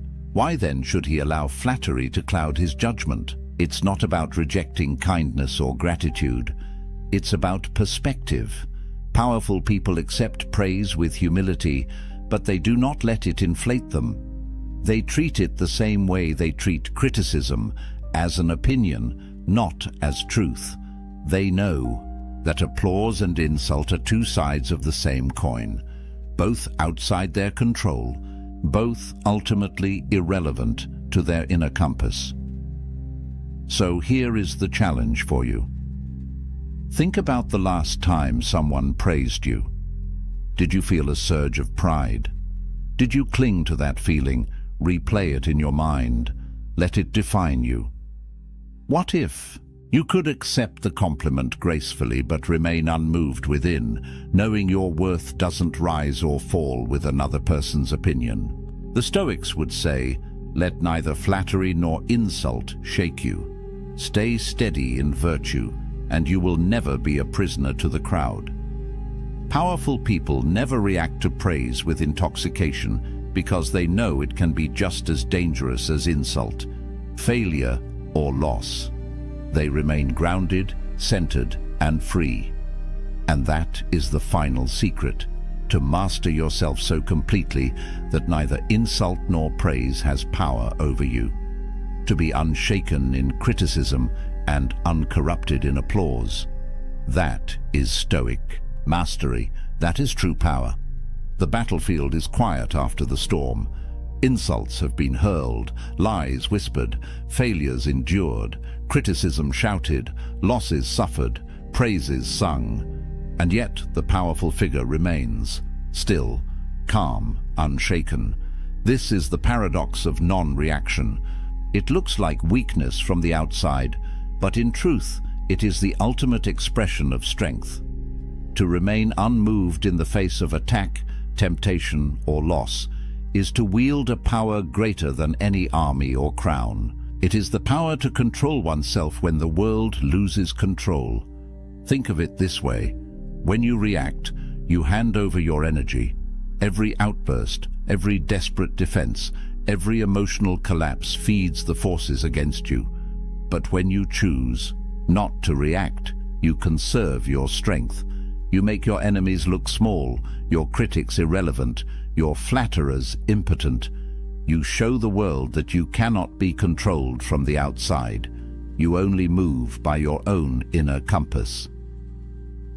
History proves this. Marcus Aurelius ruled through plague and war, yet never allowed panic or praise to alter his steady hand. Epictetus was enslaved, abused, and maimed, yet remained freer in spirit than his masters. Seneca faced disgrace and death with the calm of a man who knew that fortune could take everything but his will. Their legacies endure not because they conquered others, but because they mastered themselves. Fiction tells us the same story in another language. Heroes who ignore the baited insult. Leaders who refuse to fight rumors with anger. Warriors who stand in silence as their enemies shout, only to win not with words, but with patience. Their strength lies not in what they do, but in what they refuse to do. So why does it matter today? Because our lives are filled with provocations. Social media demands reaction. Work pressures test our composure.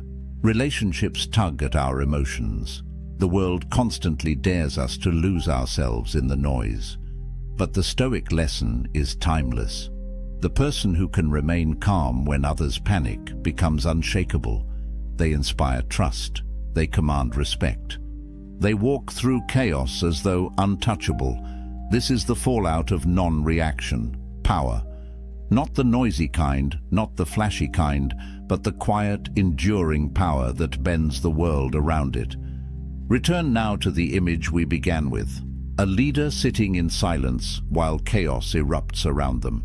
At first, the crowd mistakes it for weakness, but slowly they realize the truth. The silence is not emptiness, it is control. The refusal to react is not surrender, it is mastery. And so I ask you again, what would your life look like if you mastered this art? If insults rolled off you like rain, if lies lost their grip, if failure became fuel, if criticism sharpened you, if loss could not break you, if praise could not corrupt you. This is the promise of Stoic philosophy. Not a life free from pain or misfortune, that is impossible, but a life where no external force can dictate your inner state. A life where you remain steady, resilient, and powerful, no matter what storms surround you. Now I want to turn this question toward you. What's one thing you wish you could stop reacting to? Is it the sting of someone's words, the fear of failure, the hunger for approval? Share it in the comments. Your answer might inspire someone else. There was a man who lost the woman he loved because of one sentence, just one. They'd been dating for 2 months. Everything was perfect. The chemistry was undeniable. She laughed at his jokes. Her eyes lit up when she saw him, and he felt like he'd finally found something real. Then, one night over dinner, he said something. 5 words, and everything changed in that moment.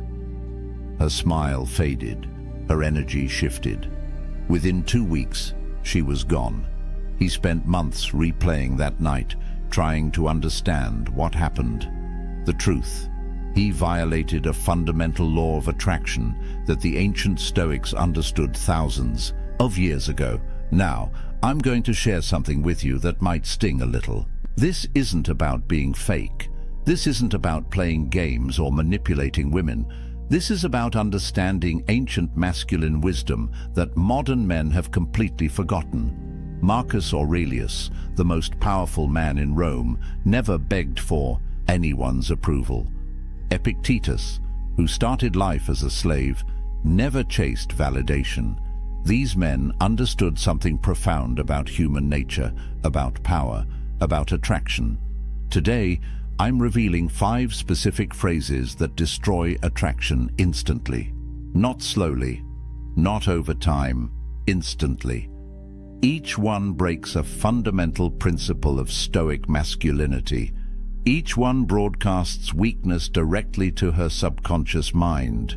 And by the end of this video, you're going to understand exactly why these words repel women at a primal biological level. If you've ever wondered why she pulled away, why the spark died, why she suddenly seemed less interested, there's a very good chance you said one of these 5 phrases. Stay with me until the end, because the 5th one is what most men say when they're desperate, and it's the most damaging of all. But first, before I reveal what that man said at dinner that night, you need to understand something the Stoics knew about female psychology that modern dating advice completely misses. Something that will change how you see every interaction. with women from this moment forward. Let's talk about control. Epictetus, one of the greatest Stoic philosophers, taught something radical. He said, there are things within your control and things outside your control. That's it. That's the line. Your thoughts, your actions, your character, within your control. Other people's opinions, their feelings, whether they choose you, completely outside your control. He called this the dichotomy of control, and it's the foundation of everything I'm about to tell you. Here's where it gets interesting. You cannot control whether she likes you. You cannot control whether she finds you attractive. You cannot force chemistry, manufacture desire, or negotiate attraction. But here's what you can control: your dignity, your frame, your self-respect, and how you show up in this world. When you understand this deeply, not just intellectually but in your bones, everything changes. Now let me connect this to something most men don't understand about female psychology. Women are biologically wired to detect neediness, not as a conscious choice. This is evolutionary programming that goes back hundreds of thousands of years. In ancient times, a needy man was a survival threat. A man who couldn't stand on his own, who depended on others for his emotional stability, who collapsed without approval. That man couldn't protect, couldn't provide, couldn't survive when things got hard. So her subconscious brain, the part that's been evolving for millennia, is constantly scanning for signs of neediness. And the moment she detects it, attraction dies. Here's the brutal truth. The moment you try to control her feelings, you lose. Every attempt to make her like you pushes her away. Every strategy to secure her approval broadcasts insecurity. It's a paradox that drives most men insane. The ancient Stoics had a concept called oikeiosis. It's not well known, even among people who study philosophy. It means natural affinity, the way things are drawn together when they're aligned with their true nature. The Stoics taught that genuine connection happens naturally when you're living in accordance with your own nature, when you're authentic, grounded, self-possessed. But the second you try to force that connection, the second you manipulate or chase or need it, you destroy it. Modern application: stop chasing, start embodying. Think about a magnet. A magnet doesn't chase metal. It doesn't beg. It doesn't convince. It simply is magnetic, and metal comes to it naturally. That's the energy of a man who understands Stoic principles: self-possessed, grounded, complete within himself. And here's the paradox that changes everything. The less you need her validation, the more powerfully she's drawn to you. Not because you're playing a game, because you're genuinely whole. So when a man says the first phrase I'm about to reveal, he's violating this ancient principle in the worst possible way. He's announcing to her subconscious mind that he doesn't understand the dichotomy of control, that he's placed his happiness outside himself, that he needs her approval to feel valuable. The first phrase seems harmless. Most men say it thinking they're being honest, being vulnerable, being real. But to her subconscious mind, it's a red flag that screams one thing: this man is not enough on his own. Let me tell you what it is. The first phrase that kills attraction: confessing your feelings too early. I really like you. I'm falling for you. I think about you all the time. Said too soon, these words are poison. Let me tell you about James. He met a woman at a coffee shop. They exchanged numbers, went on a first date, then a second. The chemistry was electric. She was texting him every day, laughing at his jokes, touching his arm when they talked. He felt something he hadn't felt in years. On their third date, sitting across from her at a restaurant, he couldn't hold it in anymore. He looked into her eyes and said, I just need you to know, I really like you. Like, "I think you're amazing. I haven't felt this way in so long." He thought he was being honest, vulnerable, real. The moment those words left his mouth, he watched her face change. Her smile became polite, distant. She said something like, "Oh, that's sweet," but her energy had completely shifted. She didn't pull away immediately. She finished the date, but her texts became shorter. Plans became harder to make. Within 2 weeks, she was gone. He was confused, hurt, angry even. "I was just being honest." What's wrong with telling someone how you feel? Everything. Everything is wrong with it when you do it too soon. Here's why. When you confess feelings prematurely, you're violating Epictetus's core teaching. You're placing your happiness, your emotional state, your sense of well-being in something external, in her response, in her validation. You're essentially saying, "My emotional stability now depends on what you think of me." That's not love. That's dependency. And dependency repels. It shows outcome dependency. Your emotional state is controlled by whether she reciprocates. A Stoic man's emotional state comes from within, from his character, from living according to his values. When you say, "I really like you," after 3 dates, you're announcing, "I've already decided you're the prize, before I even know who you are." Think about what that communicates. You don't have standards. You don't have options. You're not selective. You're just grateful someone is paying attention to you. And here's something most men don't understand about female psychology. Women are attracted to mystery, to uncertainty, to the thrill of not quite knowing where they stand. That tension, that space between "does he like me" and "I think he might," that's where attraction builds. The moment you remove all doubt, the moment you hand her absolute certainty about your feelings, the game is over. There's nothing left to discover. No tension, no excitement, just the pressure of your expectations weighing on her. From a biological standpoint, women are attracted to men who are selective. High-value men don't fall for every woman who gives them attention.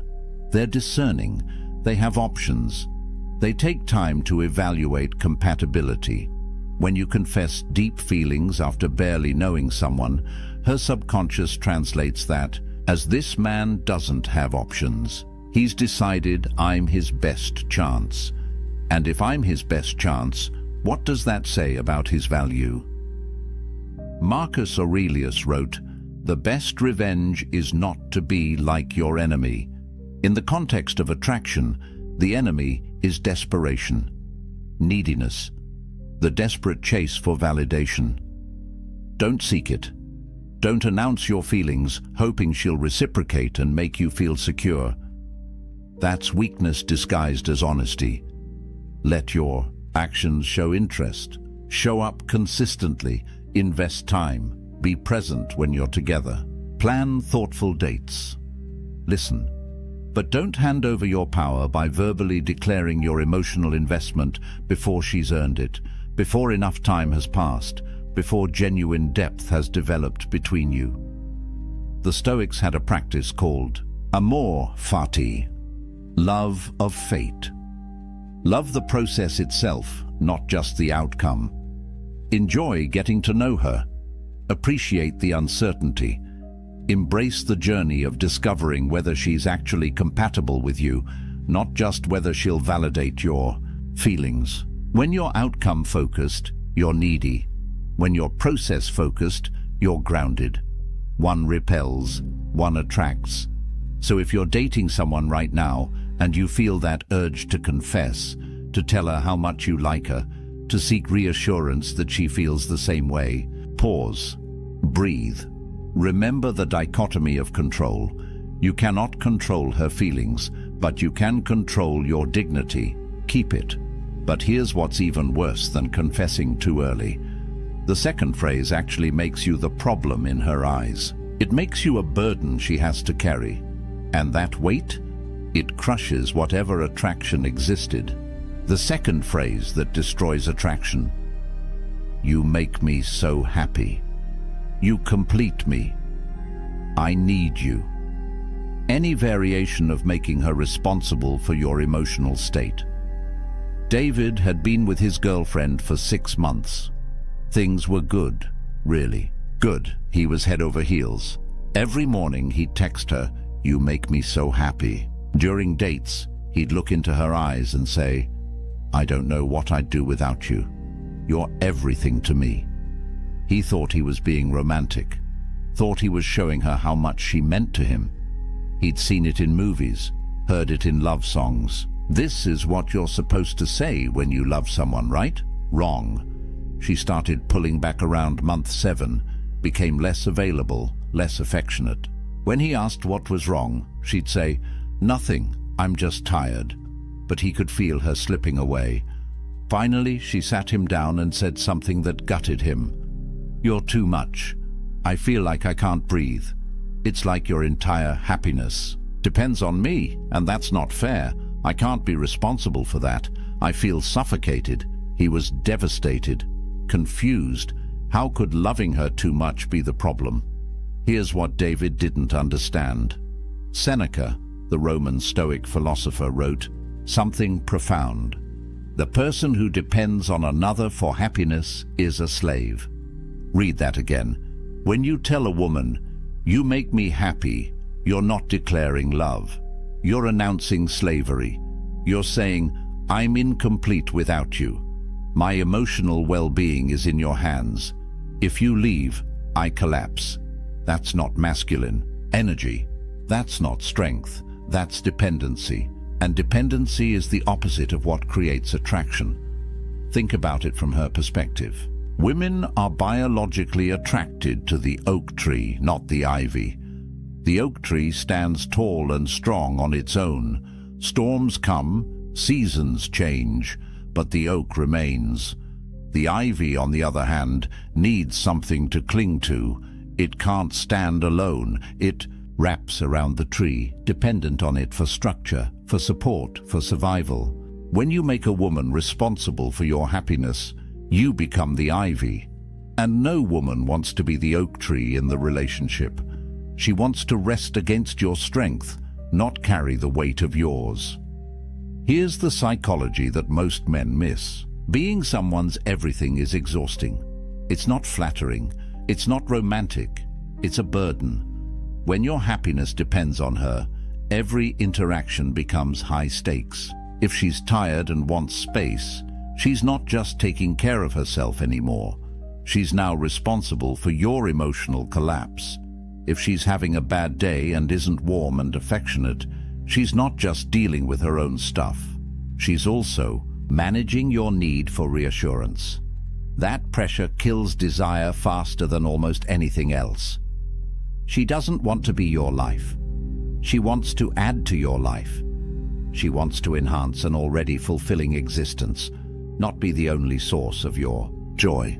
When you're complete within yourself, when your happiness comes from your purpose, your growth, your values, your friendships, your passions, then her presence becomes a beautiful addition, not a desperate necessity. The Stoics called this apatheia. It doesn't mean being emotionless or cold. It means freedom from destructive passions. It means emotional self-sufficiency. You create your own happiness through living virtuously, through contributing to the world, through pursuing excellence in what matters to you. She doesn't create your happiness. She shares in it. Epictetus taught, "Don't seek to have events happen as you want them to, but instead want them to happen as they do happen, and your life will go well." Apply that to relationships. Don't need her to be a certain way for you to be happy. Don't need her to stay for you to be whole. Your happiness is your responsibility, always. When you're emotionally self-sufficient, something interesting happens. She feels free. Free to be herself. Free to have bad days without managing your emotions. Free to be imperfect without you falling apart. And in that freedom, attraction thrives. She's drawn to your strength, to your groundedness, to the fact that you'd be fine without her, but you choose her anyway. That's love from a position of power, not neediness. Now, the third phrase is sneaky. Most men don't even realize they're saying it. They think they're being considerate, being a gentleman. But she hears something completely different. She hears manipulation disguised as niceness, and it repels her at a deep level. The third phrase, whatever you want. I don't care, you decide. It's up to you. Constant agreeableness. Having no opinions of your own. Meet Ryan. Nice guy. Really nice. Maybe too nice. He'd been seeing Sarah for about 2 months, and everything seemed fine on the surface. But there was a pattern. Every single time they made plans, the conversation went the same way. Where should we go for dinner? I don't know. Wherever you want. What movie should we see? You pick. I'm good with anything. Should we go to the beach or stay in the city this weekend? Whatever makes you happy. Ryan thought he was being considerate, accommodating, the perfect boyfriend who never causes conflict. 3 months in, she ended it. Her exact words. I don't even know who you are. You're like a ghost. You have no preferences, no opinions, no spine. I feel like I'm dating a mirror. Ryan was shocked, hurt. He'd done everything to make her happy. How could that be the problem? Here's what he missed. Marcus Aurelius wrote, "Waste no more time arguing what a good man should be. Be one." A man without opinions is a man without character. A man who constantly defers isn't showing respect. He's committing self-erasure. He's disappearing right in front of her. Think about attraction. Real, visceral, sexual attraction. It requires polarity. Masculine and feminine energies create spark through contrast, through difference, through tension. When you agree with everything, when you have no preferences, when you're just a mirror reflecting whatever she wants, there's no contrast, no friction, no electricity, just boring sameness. Women test for backbone, not consciously, but instinctively. When she asks, "Where should we eat?" that's not really about food. It's a test. Can you lead? Do you have conviction? Are you capable of making a decision and standing by it? Every time you say, "I don't care, you choose," you fail that test. Every single time. Here's the covert contract that nice guys operate under. They think, if I agree with everything she wants, if I never challenge her, if I'm always accommodating, she'll like me more. She'll see how easy I am to be with. But the opposite happens. She loses respect with every "whatever you want," because deep down, she knows what you're doing. You're not being agreeable because you genuinely don't have preferences. You're being agreeable because you're afraid. Afraid of conflict. Afraid she'll disagree. Afraid she'll leave if you're not perfect. That fear, she can smell it. The Stoics practiced something called premeditatio malorum, negative visualization. They'd imagine the worst outcomes to prepare themselves mentally. Apply that here. Imagine what happens if you please everyone. The answer, you please no one, especially not yourself. When you have no opinions, no preferences, no boundaries, you become invisible, forgettable, replaceable. Epictetus taught, if you wish to be good, first believe that you are bad. In this context, it means acknowledge the people-pleasing tendency. Recognize that your constant agreeableness isn't kindness, it's avoidance. It's fear-based behavior disguised as consideration. Here's what women actually want. They want to feel your presence, your direction, your masculine certainty, not arrogance, not domination, just the simple confidence to say, I'd prefer Italian tonight, or I'm not really into action movies, let's do the thriller instead, or I want to go to the mountains this weekend. Simple preferences, stated calmly. That's it. That's all it takes to show you're a real person with real opinions. And here's the secret. She doesn't even need to agree with your preferences. She just needs to know they exist. Disagreement is fine, healthy even. What kills attraction is the void where your personality should be. Be willing to have opinions. State them without apology. And be equally willing to hear hers and find compromise when it matters. That's partnership. That's polarity. That's attractive. The fourth phrase is what men say when they're losing her. And instead of slowing the decline, it accelerates it. If you've said this next one, you know exactly how she responded, and it wasn't good. The fourth phrase that kills attraction, seeking constant reassurance. Are we okay?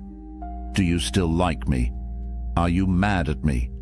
Did I do something wrong?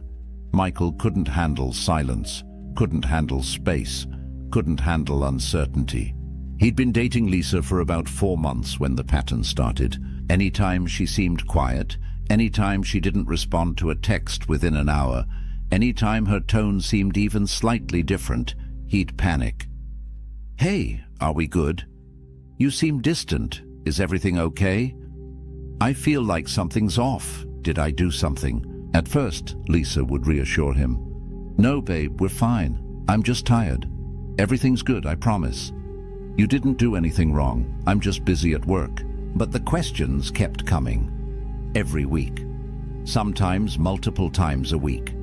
Eventually, her reassurances became shorter, less convincing. Until finally she stopped responding to his "Are we okay?" text altogether. 2 days later, she sent him a long message. I can't be your therapist. This constant need for reassurance is exhausting. I feel like I'm managing your anxiety instead of being in a relationship. I'm done. Michael was crushed. He thought he was just communicating, being open about his feelings, addressing issues. Before they became problems, what he didn't realize, he was creating the very problem he feared. The Stoics taught amor fati, love of fate. It means accepting what is, exactly as it is, without resistance. Every time you ask, are we okay? You're rejecting what is. You're fighting reality because you're afraid. You don't trust the present moment. You don't trust her. You don't trust yourself. You're essentially saying, I don't believe this is stable. I don't believe I'm enough. Please convince me otherwise. And here's the brutal psychology. Every time you seek reassurance, you plant a seed of doubt in her mind. She might have been completely fine before you asked, but now she's thinking, why is he asking? What does he see that I don't? Is there a problem I haven't noticed? Your insecurity becomes contagious. You're literally creating instability through your fear of instability. Women interpret constant reassurance seeking as, he doesn't believe, he's enough. And if you don't believe it, why should she? Confidence isn't arrogance. It's not pretending everything's perfect. Confidence is trusting in your ability to handle whatever outcome unfolds. A confident man doesn't need constant validation because he knows something fundamental. If she leaves, he'll survive. He'll be okay. He'll rebuild. That certainty makes him unshakable, and that's deeply attractive.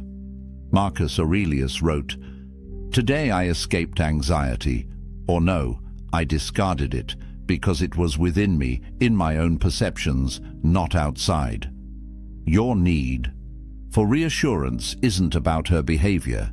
It's about your internal state, your anxiety, your fear of abandonment, your belief that you're not enough. That's your work to do, not hers to constantly soothe. Here's what happens when you keep seeking reassurance. You create a death spiral. Your insecurity makes you ask, are we okay? She pulls back slightly because the neediness is unattractive. You notice her pulling back, which increases your insecurity, which makes you ask again. She pulls back more. You ask more, round and round until the relationship is dead. You kill it with the very behavior meant to save it. The Stoics practiced negative visualization. Imagine the worst outcome. She leaves. You're alone. Now really sit with that. Would you actually die? No. Would you be devastated? Probably. For a while. But would you survive? Yes. Would you eventually heal? Yes. Would you find someone else? Very likely. When you deeply internalize that you'd be okay, even in the worst-case scenario, you stop operating from fear. You stop needing constant reassurance. And that shift in energy changes everything. Stop asking if you're okay. Just be okay. With uncertainty, with silence, with not knowing exactly where you stand every single moment. That's confidence. That's strength. That's attractive. But nothing, and I mean nothing, kills attraction faster than the fifth phrase. This is the phrase of total desperation, the nuclear option that obliterates any remaining respect she had for you. If you're watching this because you're going through a breakup or she's pulling away, you've probably said this, or you're thinking about it. Don't. The fifth phrase. The one that destroys not just attraction, but your self-respect. Any form of begging. Please don't leave. Give me another chance. I'll change, I promise. I can't live without you. Just tell me what to do and I'll do it. This is the story of Tom. He'd been with Rachel for 8 months. Things had been rocky for a while. She'd been pulling away, becoming distant, less affectionate. He could feel her slipping through his fingers. One night, she sat him down and said the words he'd been dreading. I don't think this is working anymore. I think we should break up. Tom's world collapsed in that moment. Panic flooded his system. He couldn't let this happen. He couldn't lose her. So he begged. He grabbed her hands and pleaded, Please, don't do this. I love you. I'll change. Whatever you need me to do, I'll do it. Just give me one more chance. Please. Tears streaming down his face, voice breaking, completely falling apart. She looked uncomfortable, sad even. But her mind was made up. She left that night. Tom spent the next 3 days blowing up her phone. Long text messages about how much he loved her. Voicemails apologizing for everything. He showed up at her apartment with flowers, wrote her a letter promising he'd be different. He thought if he just showed her how much he cared, she'd come back. Instead, she blocked him on everything. Phone, social media, email, everything. And here's the truly painful part. He didn't just lose her, he lost himself. Every time he replayed those moments in his mind, begging, pleading, falling apart, he felt a deep sense of shame. He'd betrayed himself in the worst possible way. Epictetus taught, no person is free who is not master of himself. When you beg, you become a slave to the outcome, a slave to her decision, a slave to your fear of being alone. You hand over every ounce of power you have, your dignity, your self-respect, your very identity, and you give it all to someone who's already decided they don't want it. Here's the brutal truth about begging. It confirms every single doubt she had about you. She left because she saw weakness. Maybe you were too needy. Maybe you lacked purpose. Maybe you'd become too comfortable, too dependent. Whatever the reason, something about you made her lose attraction. And when you beg, you prove she was right. You validate every concern she had. You show her in the most dramatic way possible that you are exactly the person she thought you were. Weak, desperate, unable to handle adversity with grace. Attraction requires respect. You cannot respect someone who doesn't respect themselves. The moment you fall to pieces, the moment you plead for her to stay, the moment you promise to change everything about yourself just to keep her, she cannot respect you. And without respect, there is no attraction. There never will be again. Here's what men don't understand about second chances. If you have to beg for her to stay, she's already gone. Mentally, emotionally, she's checked out. Her body might still be there, but her heart left weeks ago. Begging doesn't change her mind. It doesn't make her suddenly see your value. It cements her decision. It makes her even more certain she needs to leave. Marcus Aurelius wrote about loss. Loss is nothing else but change, and change is nature's delight. Everything in life is temporary. Relationships end. People leave. That's not a tragedy, that's nature. When you beg someone to stay, you're fighting against the natural flow of life. You're clinging to something that's already gone, and that clinging destroys you. Here's the most counterintuitive truth about breakups. The only possibility, and I mean the only possibility, that she might ever come back is if you walk away with dignity. Not as a strategy, not as reverse psychology, but as genuine self-respect. When you accept her decision with grace, when you say something like, "I'm sad, but I understand. I wish you the best," and then you actually leave her alone, something shifts. You become a man who respects boundaries, who handles rejection with maturity, who has enough self-worth to let go of someone who doesn't want to be there. That's attractive. That's powerful. That's the man she might, maybe, possibly reconsider weeks or months down the line. But begging kills any microscopic chance of reconciliation forever. The Stoics had a practice called Pre-Socratic, mindfulness, attention to your values in every moment, especially difficult ones. When you're facing loss, when she's walking away, when everything in you wants to collapse and beg, that's when your character is tested. Stay present to your values. Your dignity matters more than any relationship. Your self-respect is not negotiable, not for her, not for anyone. If you've already begged, if you've already fallen apart, stop right now. Stop texting, stop calling, stop showing up. Reclaim whatever dignity you have left through silence. Begin the hard work of rebuilding yourself, not for her, for you. Seneca wrote, "A gem cannot be polished without friction, nor a man perfected without trials." This pain you're feeling, it's the friction.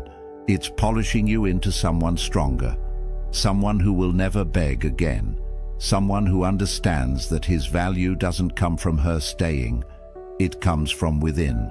So what happens when you stop saying these 5 phrases? What does life look like on the other side? Let's bring this together. 5 phrases that kill attraction. Confessing feelings too early, making her responsible for your happiness, having no opinions or preferences, constantly seeking reassurance, and begging when she pulls away. 5 phrases. One common thread running through all of them. They all violate Stoic self-possession. Every single one places your power outside yourself. They broadcast neediness directly to her subconscious mind, and they kill attraction at a biological level because they signal one thing: this man cannot stand on his own. But here's what gives me hope about all of this. These aren't personality flaws. They're not permanent character defects. They're learned behaviors, and anything learned can be unlearned. You can change this, starting today. Let me tell you about Marcus. Not Marcus Aurelius, just Marcus, a regular guy who made every mistake in this video. He'd confessed feelings too early and watched women pull away. He'd made his girlfriend responsible for his happiness until she felt suffocated. He had no opinions because he was terrified of conflict. He sought constant reassurance until she called him exhausting. And yes, when she finally left, he begged. He fell apart completely, hit rock bottom, felt like he'd never recover. But then, something shifted. He started reading Stoic philosophy, started understanding the dichotomy of control, started building a life that didn't revolve around female validation. He focused on his purpose, his career, his friendships, his physical health, his personal growth. He stopped chasing, stopped trying to convince anyone of his value, started simply being valuable, living according to his principles, building genuine self-respect. 6 months later, he barely recognized himself. He'd become selective with who he spent time with. He had strong opinions and wasn't afraid to express them. He could sit in uncertainty without panicking, and women noticed, not because he was playing games, because he genuinely transformed into a man who didn't need external validation to feel whole. Here's your path forward. 4 Stoic principles to live by. First, cultivate internal validation. Your worth is not determined by whether she likes you, whether she texts back, whether she stays. Your worth comes from living according to your values, from being a man of character. That's it. Second, practice amor fati. Love your journey, including the rejections, including the heartbreaks. Every failure is teaching you something essential about yourself. Third, embody apatheia, emotional self-sufficiency, not coldness, not being unavailable, but being complete within yourself, so that relationships enhance your life rather than define it. Fourth, live with prosoch. Stay mindful of your principles in every interaction, especially when you're triggered, when you want to seek reassurance, when you feel the urge to confess feelings prematurely. Pause. Return to your values. Marcus Aurelius said it perfectly. Very little is needed to make a happy life. It is all within yourself, in your way of thinking. Build a life so fulfilling that a woman's presence is a bonus, not a necessity. Pursue work that matters. Cultivate deep friendships. Develop your body. Feed your mind. Contribute to something larger than yourself. When you do this, when you become genuinely whole, attraction happens naturally. Not because you're using techniques, because you've become the kind of man who doesn't need validation to feel valuable. The promise is this: when you stop saying these 5 phrases, when you stop operating from neediness, everything changes. You become selective instead of desperate, grounded instead of anxious, present instead of outcome-focused. And that version of you, that's the man women are drawn to. If this video resonated with you, if you've made these mistakes and you're ready to change, you're not alone. Subscribe for more Stoic wisdom on relationships and masculine development. Drop a comment and tell me which phrase hit the hardest. Which one have you been guilty of? Let's build a community of men who choose dignity over desperation. Next video, we're diving deep into the Stoic art of walking away. How to leave any situation with your power intact. You won't want to miss it. Remember this: the Stoics didn't chase. They attracted through self-mastery. Stop saying these 5 phrases. Start becoming the man who doesn't need to. That's where real power lives. That's where freedom is. That's where you become unshakable. Now go build that life. There's a man sitting alone in his apartment right now. The city hums outside his window. His phone buzzes with notifications, dating app matches, messages from people wanting his attention, his time, his energy. He looks at the screen, then sets it face down on the table. He pours himself a drink, opens a book, and settles into the silence. And in that moment, he possesses something most men are desperately searching for, but will never find. Freedom. Real freedom. The kind that can't be given or taken away. The kind that lives inside you, independent of anyone else's approval, desire, or presence. Society will tell you this man is broken, that he's missing out. That true fulfillment only comes when you find someone to complete you. But what if I told you that the ancient Stoics Men who built empires and weathered exile, who faced death with calm eyes and lived through chaos with unshaken minds, understood a truth that modern culture has forgotten. What if the greatest power a man can possess isn't the ability to attract someone, but the ability to be whole without anyone at all? This isn't about bitterness. This isn't about fear or avoidance. This is about sovereignty, about building an inner fortress so strong that you don't need external validation to feel alive. Marcus Aurelius ruled the Roman Empire, commanded armies, held the fate of millions in his hands. Yet he wrote in his private journal that the most peaceful place a man can retreat to isn't a mansion in the countryside or a vacation by the sea. It's his own mind, his own soul, the space within that no one else can touch. The Stoics called this autarkia, self-sufficiency, the ultimate virtue. And they understood that until a man learns to be complete in his solitude, he'll spend his entire life as a beggar seeking scraps of worth from others. So, let me ask you something. When was the last time you sat in silence with yourself and felt at peace? When was the last time you made a decision purely for you, without considering what someone else might think? When was the last time you felt truly free? Because what I'm about to share with you isn't just philosophy, it's liberation. And once you see it, you can't unsee it. The world has sold you a script. From the time you were a boy, you've been handed a blueprint for what success looks like. Get the girl, build the relationship, settle down, find your other half. The narrative is everywhere, in movies, in songs, in the casual conversations where people ask with pitying eyes, "Why are you still single?" As if being alone is a disease that needs curing, as if you're incomplete until someone else validates your existence. And here's the trap. Most men spend their entire lives chasing this script without ever questioning whether it's true. They measure their worth by their relationship status.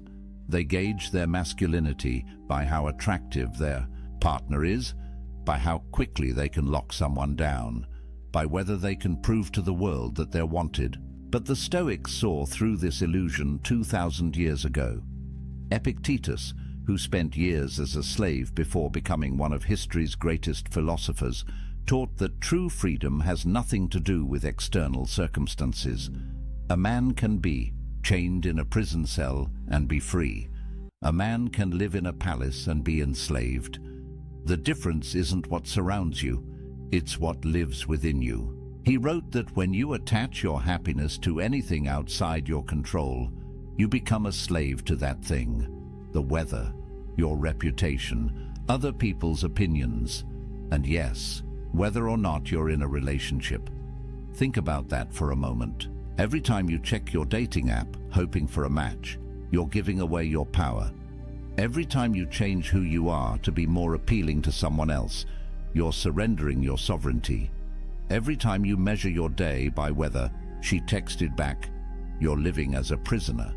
And the cruelest part is that society applauds this slavery. It calls it love. It calls it devotion. It calls it being a good partner. But here's what nobody tells you. 63% of men between 18 and 29 are single right now. That's not a statistic from ancient Rome. That's from 2025. And it's rising. Meanwhile, only 34% of women in that same age group are single. What does that tell you? It tells you that the dating landscape has fundamentally shifted. It tells you that the old rules don't work anymore. And it tells you something even more important. You're not alone in feeling like the game is rigged. But here's where most men make their fatal mistake. They look at these numbers and feel inadequate.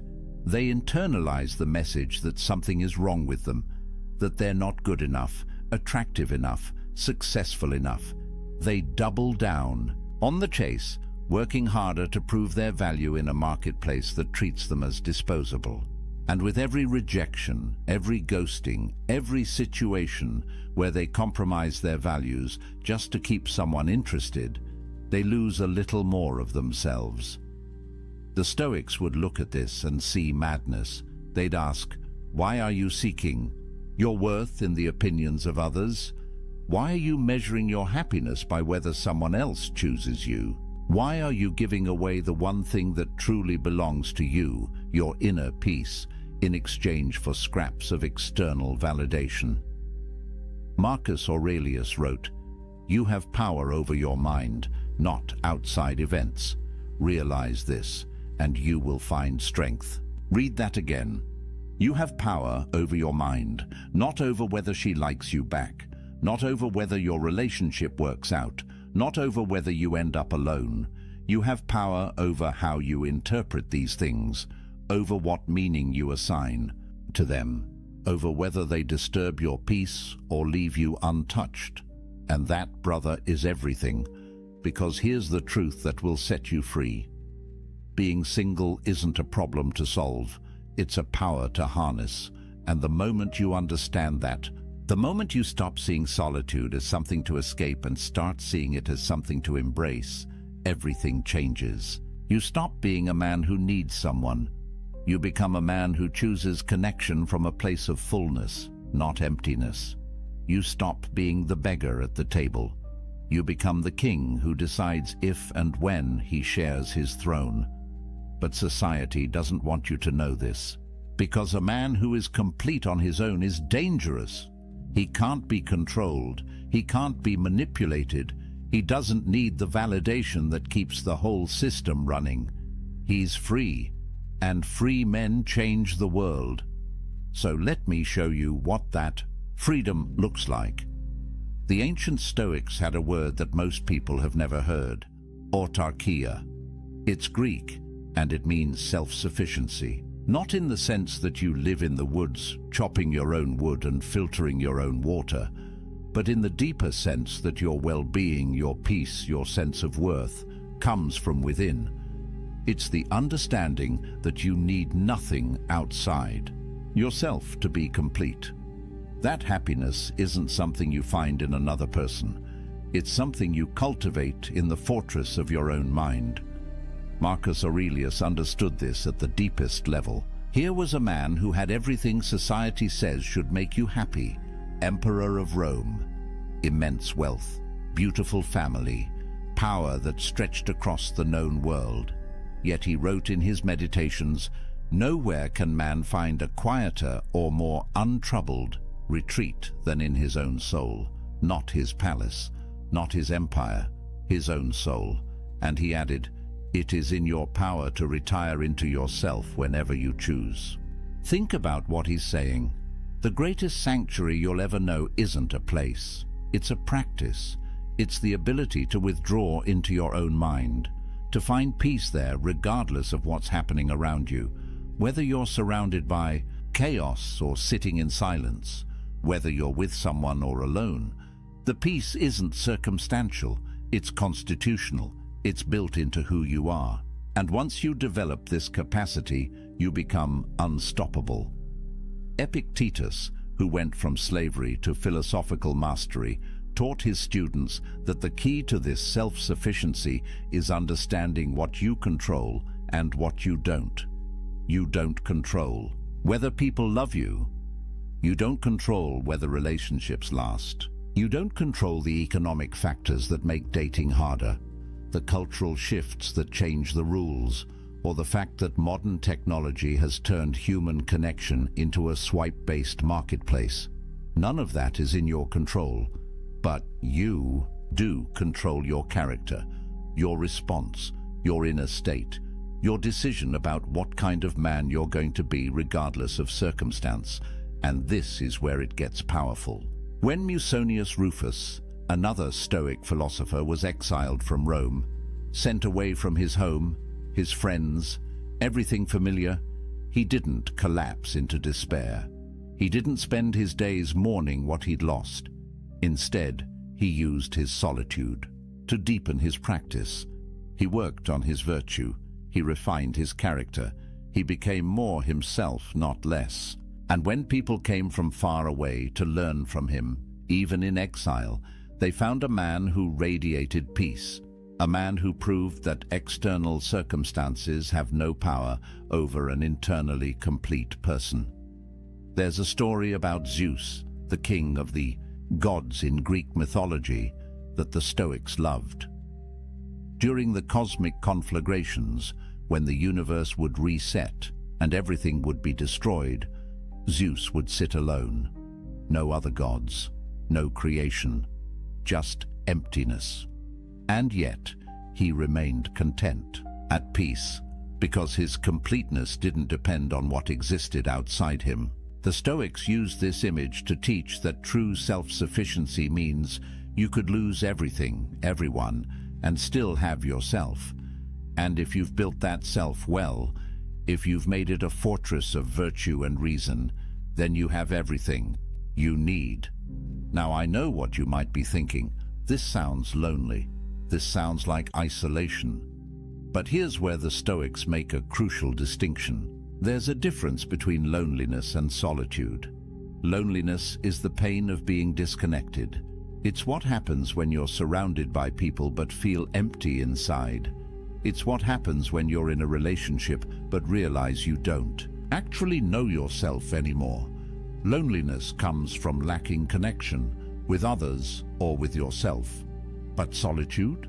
Solitude is chosen. It's the intentional practice of spending time with yourself, not because you can't find anyone else, but because you recognize the value of your own company. Modern research backs this up. Studies show that when people choose to be alone, when they see solitude as an opportunity rather than a punishment, their stress levels drop. Their sense of autonomy increases. They report feeling more like themselves.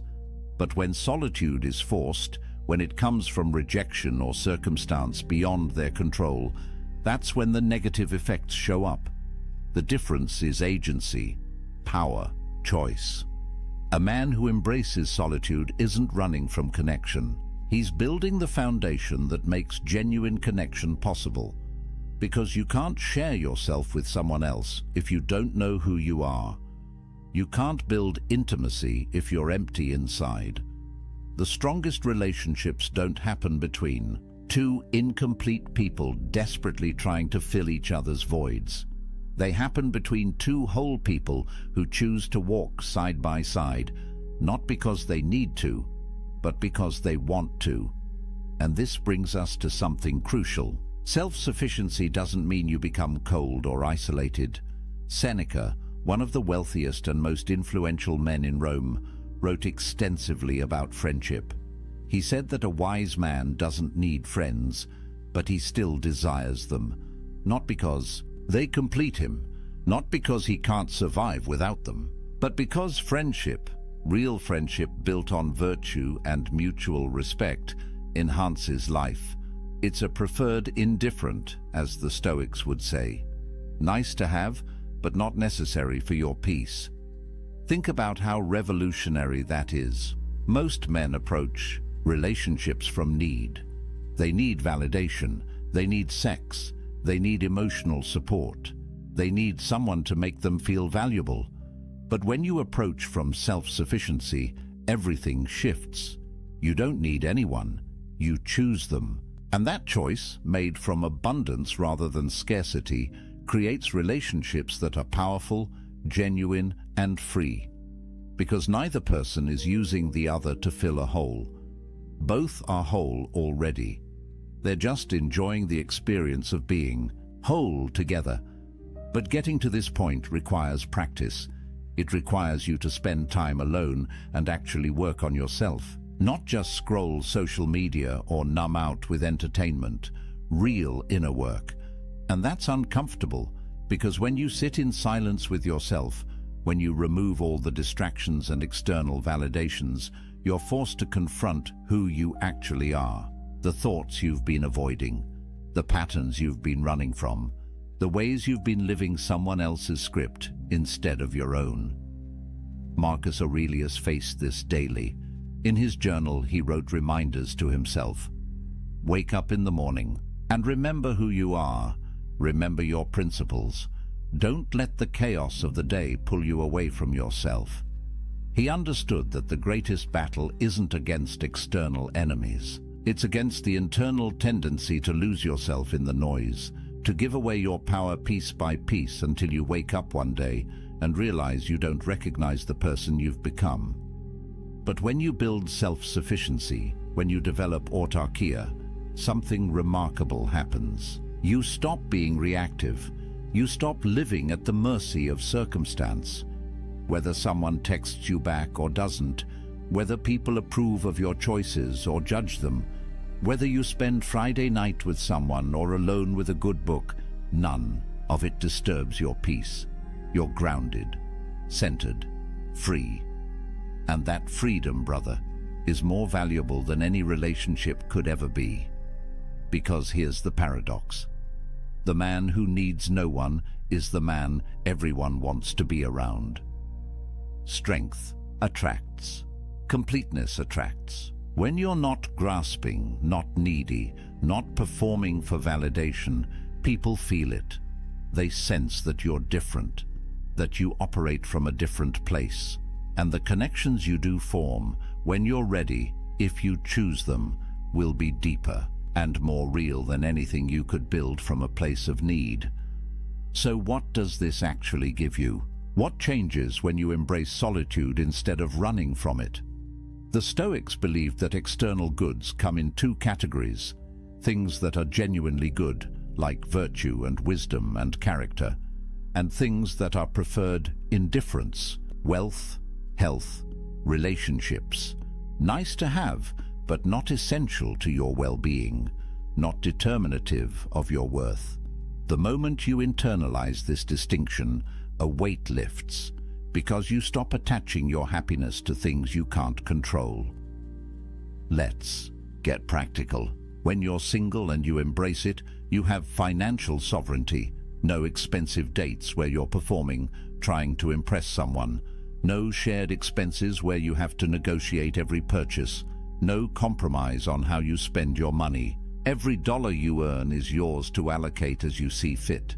You can invest in yourself, build your skills, travel, save, create, and you don't have to justify these choices to anyone. Modern research shows that single men, particularly those who embrace their status rather than fighting it, report lower financial stress. They have more control over their economic futures. They're not tied to another person's spending habits, debt, or financial crises. And in a world where economic pressure is one of the leading causes of relationship breakdown, that's not a small thing. You eliminate an entire category of stress simply by being financially sovereign. Then there's time sovereignty. Think about the hours you get back when you're not texting constantly, planning dates, negotiating weekend plans, attending social functions for someone else's sake. Time is the only truly non-renewable resource. Once it's gone, it's gone. And most men give away enormous chunks of their time without even realizing it, not because they want to, but because they feel obligated, because they're afraid of what will happen if they don't, because they're trying to keep someone happy, keep the relationship going, prove they're committed. But when you're single, every hour belongs to you. Want to wake up early and work on that business idea? Do it. Want to spend Saturday learning a new skill? You can. Want to sit in complete silence for an afternoon and just think? Nobody's going to text you asking where you are or why you're being distant. This isn't selfishness, it's self-ownership. And the Stoics believed that a man who doesn't own his time doesn't own his life. Marcus Aurelius, again, the busiest man in the empire, wrote about guarding his time like a fortress. He knew that every hour given to someone else's priorities was an hour stolen from his own development, his own contemplation, his own practice of virtue. He wasn't antisocial, he fulfilled his duties, but he was ruthless about protecting the time he needed to be alone with his own mind, because he understood that without that time, he'd lose himself in the chaos of external demands. Then there's mental sovereignty. This might be the most important one. When you're in a relationship, especially one built on neediness rather than choice, you carry enormous emotional labor. You're managing someone else's feelings, anticipating their needs, walking on eggshells to avoid conflict, constantly adjusting yourself to maintain harmony. And over time, this erodes you. You start to forget what you actually think, what you actually want, because you've spent so much energy managing the relational dynamics. But when you're alone, your mind is your own. You can think clearly, process your own emotions, develop your own worldview. Make decisions based on your values, not on what will keep the peace. There's a reason why great thinkers throughout history, from philosophers to scientists to artists, often did their best work in solitude. Because the mind needs space to wander, to connect ideas, to see things from new angles, and you can't do that when you're constantly reactive, constantly managing relationship dynamics, constantly split between your own needs and someone else's. Research in neuroscience shows that solitude activates what's called the default mode network in your brain. This is the network responsible for self-reflection, for integrating experiences, for creative thinking. It's the mode your brain enters when you're not responding to external stimuli, and it only activates when you're truly alone, not just physically but mentally. When you're not checking your phone every 5 minutes to see if she responded, when you're not running through conversations in your head, analyzing what you said wrong, when you're just present with yourself. And this is where creativity and insight emerge. Every major breakthrough you've had, every moment of clarity, probably came when you were alone. In the shower, on a walk, lying in bed before sleep. Because your brain needs that downtime to process, to connect, to see patterns. But if you're constantly engaged with others, constantly stimulated, constantly performing, you never give your brain that space. You stay on the surface, reactive, never truly creative or deeply thoughtful. The Stoics understood this intuitively. They practiced morning and evening reflection, time alone to examine their day, their choices, their progress toward virtue. Seneca wrote about the importance of setting aside time each day to commune with yourself. Not to judge yourself harshly, but to observe, to understand, to refine your character away from the eyes and opinions of others. Because real growth happens in private. The person you become in solitude is the person you actually are. Everything else is performance. Then there's creative sovereignty. How many men have buried their dreams because a relationship demanded their time and energy elsewhere? How many businesses never started, books never written, skills never mastered, because there was always someone else's needs taking priority? This isn't about blaming relationships. It's about recognizing that everything has a cost, and the cost of relationship, especially one you're not fully choosing, is often paid in abandoned potential. When you're alone, you can be selfish with your ambition. You can pour yourself into your craft, your mission, your vision for who you want to become. No negotiations, no guilt, no compromise. Just pure focused energy on building the life you actually want. And here's what's interesting. The men who do this, who use their solitude to build something significant, often find that relationships come naturally later, not because they went looking, but because they became someone worth finding, someone who radiates purpose and completeness, and that energy attracts. But there's something even deeper here, something the Stoics saw clearly. When you build your life on your own terms, when you develop skills and pursue excellence and create value, you build self-respect. Real self-respect.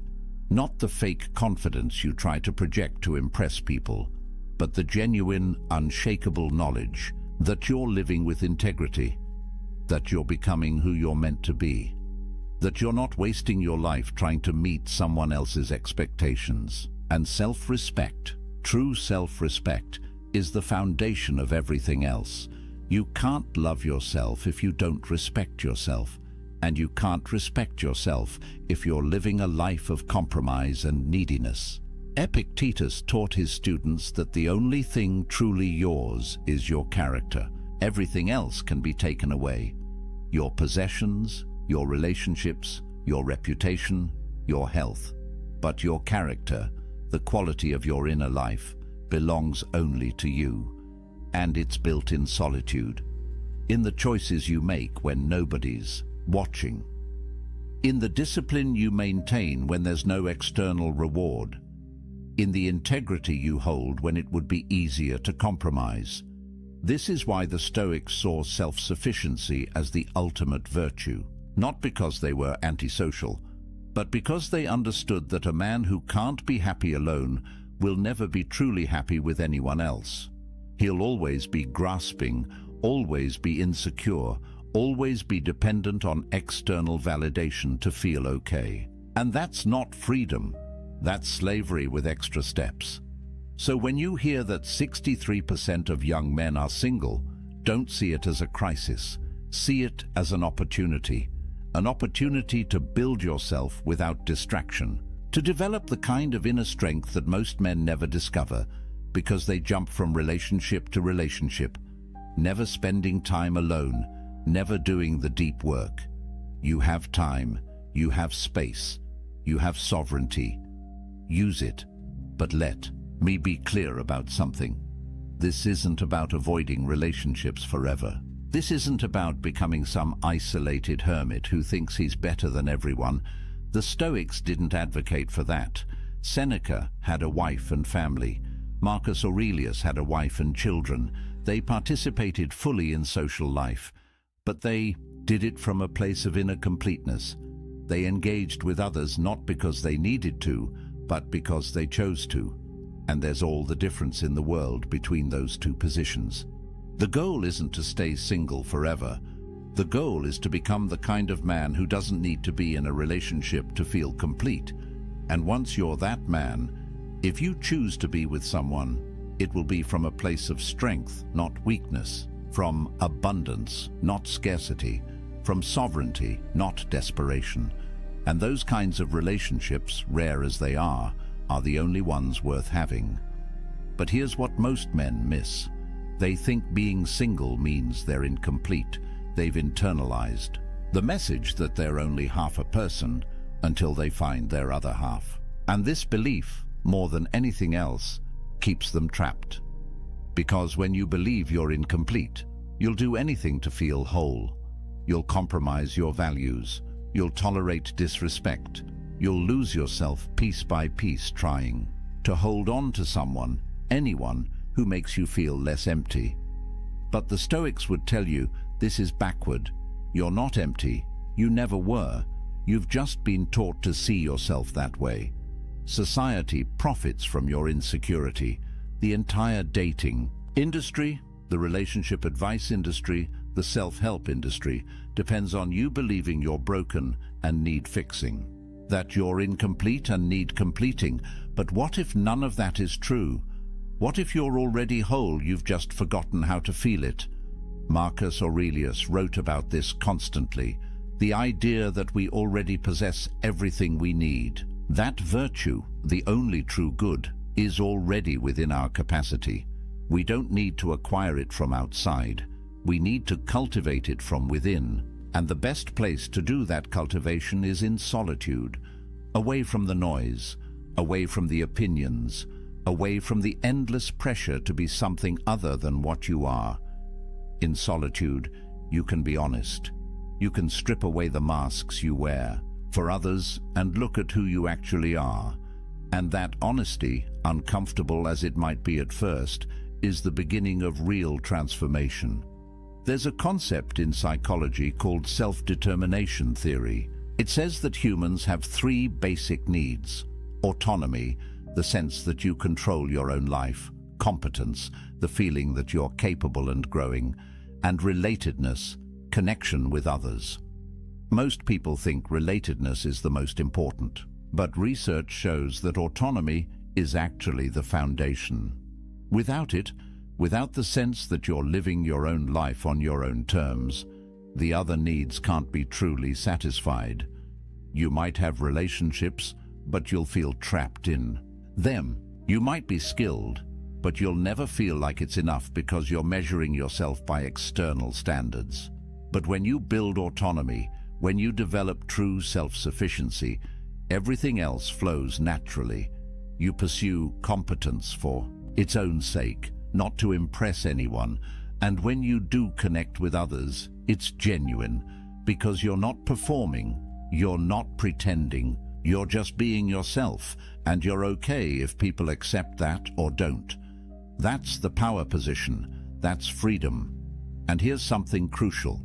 The Stoics believed that you had to be careful about who you spent time with. They weren't elitist about it, but they understood that you become like the people you surround yourself with. Spend time with complainers, you become a complainer. Spend time with people who lack integrity, your own integrity erodes.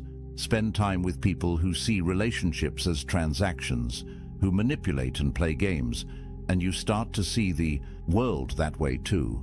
But when you're selective, when you use your solitude to clarify your values and then only engage with people who align with those values, your life transforms. You're no longer tolerating relationships out of loneliness.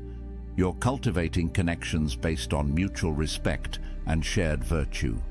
And those connections, even if they're fewer, are infinitely more valuable than 100 shallow relationships. Built on convenience or need, Seneca wrote extensively about this. He said that you should associate with people who will improve you and avoid people who will corrupt you. And he added that you should also be someone worth associating with, someone who adds value, someone who embodies the virtues you want to see in the world. That's the work of solitude. Becoming that person, not for anyone else, for yourself, because you want to look in the mirror and respect who you see. And this brings us to perhaps the most important point, the validation trap. Traditional masculinity, at least the toxic version of it, measures a man's worth by his romantic and sexual success. Can he get girls? Is he a player?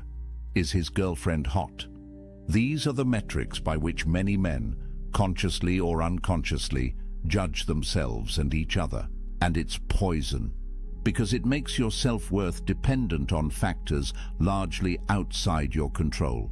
Physical attractiveness, which is mostly genetic, social status, which is often circumstantial, the approval of others, which is fickle and unpredictable. But the Stoics would say this is insane. Why would you tie your sense of value to things you can't control? Why would you give others that much power over your inner state?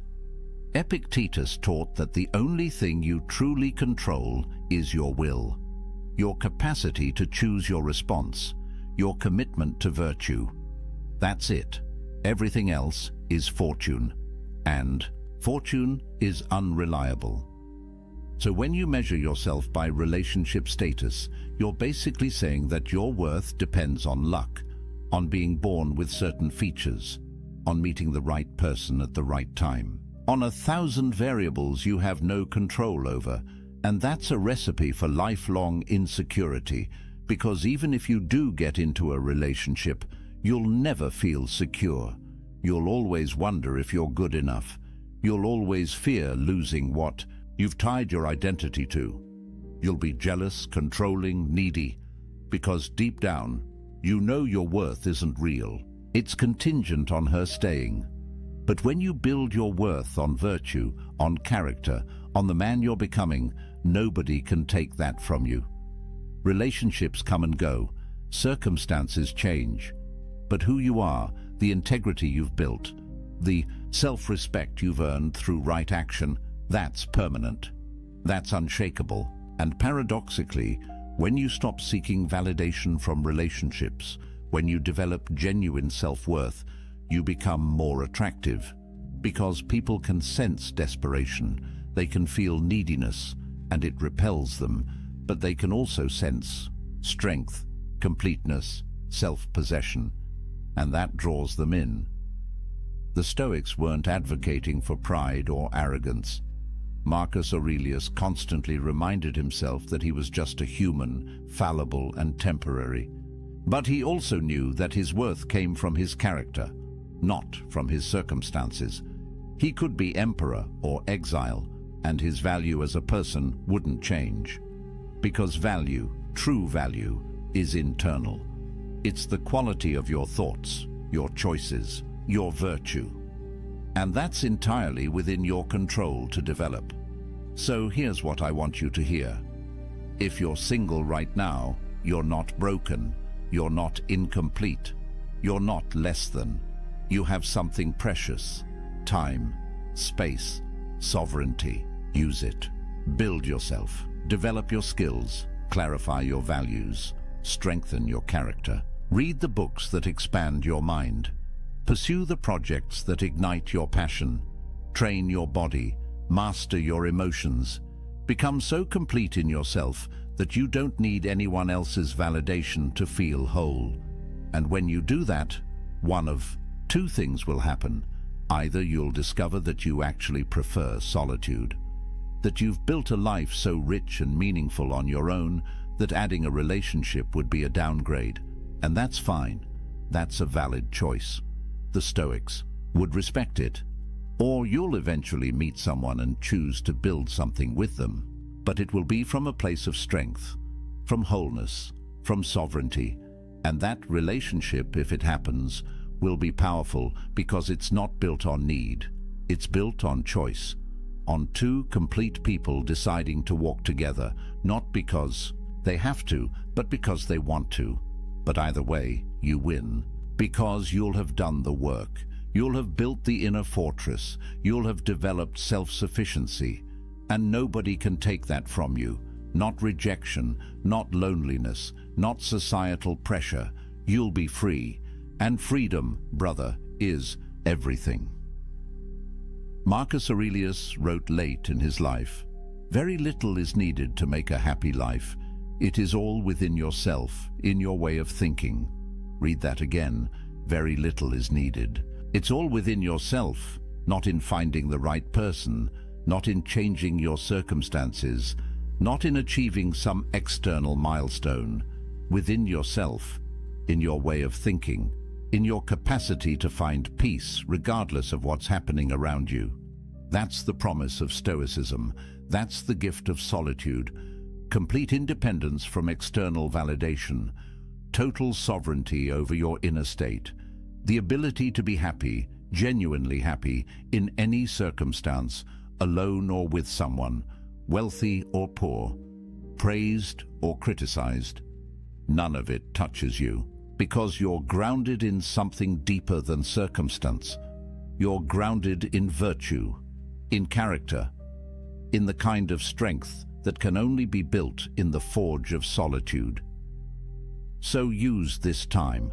Don't waste it wishing you were somewhere else, with someone else. Don't spend your days scrolling dating apps or feeling sorry for yourself. The Stoics would tell you that's a form of suicide, killing time, killing potential, killing the opportunity to become something greater. Instead, wake up every morning and ask yourself, what kind of man do I want to be? And then become that man, not for anyone else, for yourself, because you respect yourself enough to live with integrity. Build your morning routine, train your body, develop your skills, read philosophy, journal your thoughts, sit in silence and just breathe. Let yourself feel what you feel without judgment. Work on your projects, create value, help others when you can. But always come back to yourself. Always protect that inner space where nobody else has access. That's your sanctuary, your fortress, your source of power. And here's something powerful. Every time you choose solitude over connection born of desperation, you strengthen yourself. Every time you decline to compromise your values just to keep someone around, you build self-respect. Every time you sit with discomfort instead of numbing it with distraction or validation seeking, you develop emotional resilience. These choices compound. They build on each other, and over time, you become a different kind of man. The kind who doesn't need external validation. The kind who trusts himself. The kind who's free. The Stoics had a practice they called negative visualization. They'd imagine losing everything they had: their wealth, their position, their relationships, their health. Not to be morbid, but to remind themselves that these things are temporary, that they're not truly theirs, that the only thing that can't be taken is their capacity to respond with virtue. And by imagining loss, they appreciated what they had without clinging to it. They held things lightly, including relationships. Try this practice. Imagine you never end up in another relationship. You're single for the rest of your life. How would you live? What would you pursue? What would bring you meaning and joy? Really sit with that question, because the answer reveals what actually matters to you beyond validation and approval. And when you know what actually matters, when you build a life around those things, you become unshakable. Relationships become bonus, not necessity. Connection becomes choice, not desperation. And here's the paradox again. The man who could be completely happy alone is the man most worthy of companionship, because he's not using another person to fill his emptiness. He's whole already. He's inviting someone to share in his fullness. That's attractive. That's magnetic. That's what genuine partnership looks like. Not two halves making a whole, but two wholes choosing to walk together, each maintaining their own sovereignty, each respecting the other's independence, each complete whether together or apart. Seneca wrote, "The wise man is self-content. He is so in the sense that he is able to do without friends, not that he desires to do without them." That's the balance. You develop the ability to be happy alone. You build self-sufficiency, but you remain open to genuine connection when it appears. You don't avoid relationships, you just don't need them. And that makes all the difference. So where does this leave you? Right here, right now, with a choice.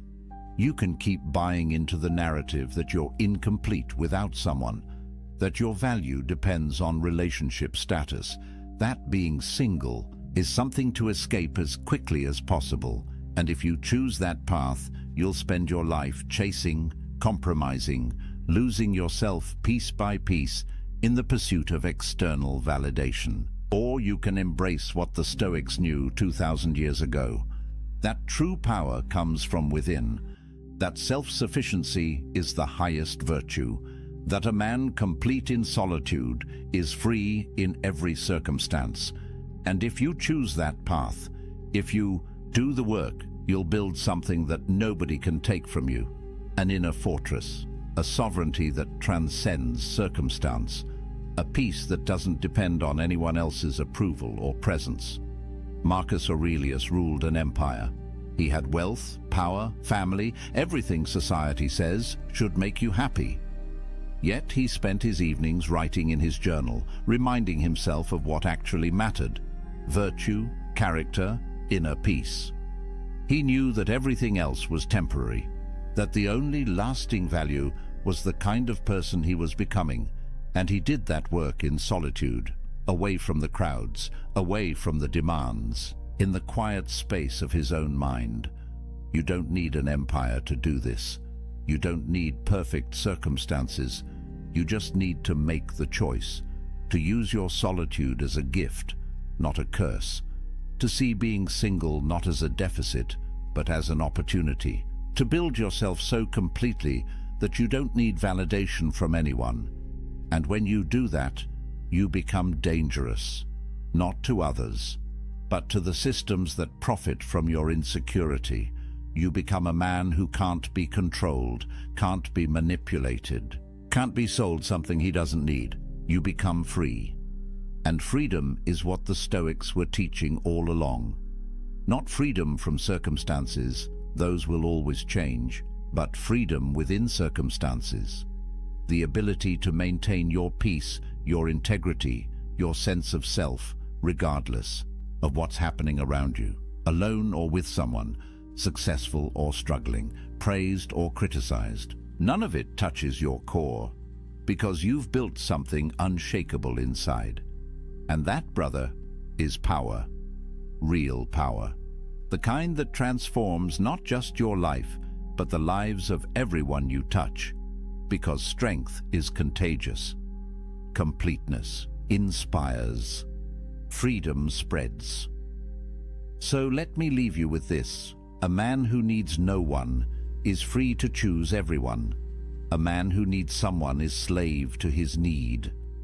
Which man do you want to be? The choice is yours. It's always been yours.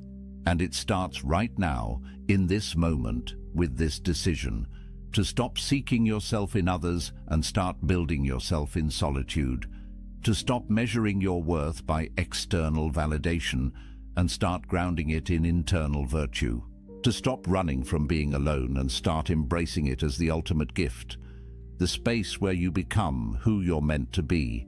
The Stoics are waiting for you, Marcus Aurelius, Epictetus, Seneca. They walked this path. They proved it works. They left you a blueprint. All you have to do is follow it. Build your inner fortress. Cultivate self-sufficiency. Embrace solitude not as a punishment, but as a privilege. And watch what happens. Watch how your life transforms when you stop living for others and start living for yourself. Not in a selfish way, but in the way that honors your potential, your values, your unique path. That's what the Stoics called living according to nature, being fully yourself, and there's nothing more powerful than that. So if you found value in this, if these ideas resonate with something deep inside you, if you feel that pull toward building a different kind of life, do me a favor. Hit that like button. It tells me this message matters. It helps this reach other men who need to hear it. Subscribe to the channel because we're building something here. A community of men who refuse to live by society's script, who are doing the work, who understand that real strength comes from within. Drop a comment and tell me, what's one thing you're going to do this week to build your inner empire? One practice, one choice, one step towards self-sufficiency. And remember, this isn't the end, it's the beginning. Every journey toward freedom starts with a single step, a single decision.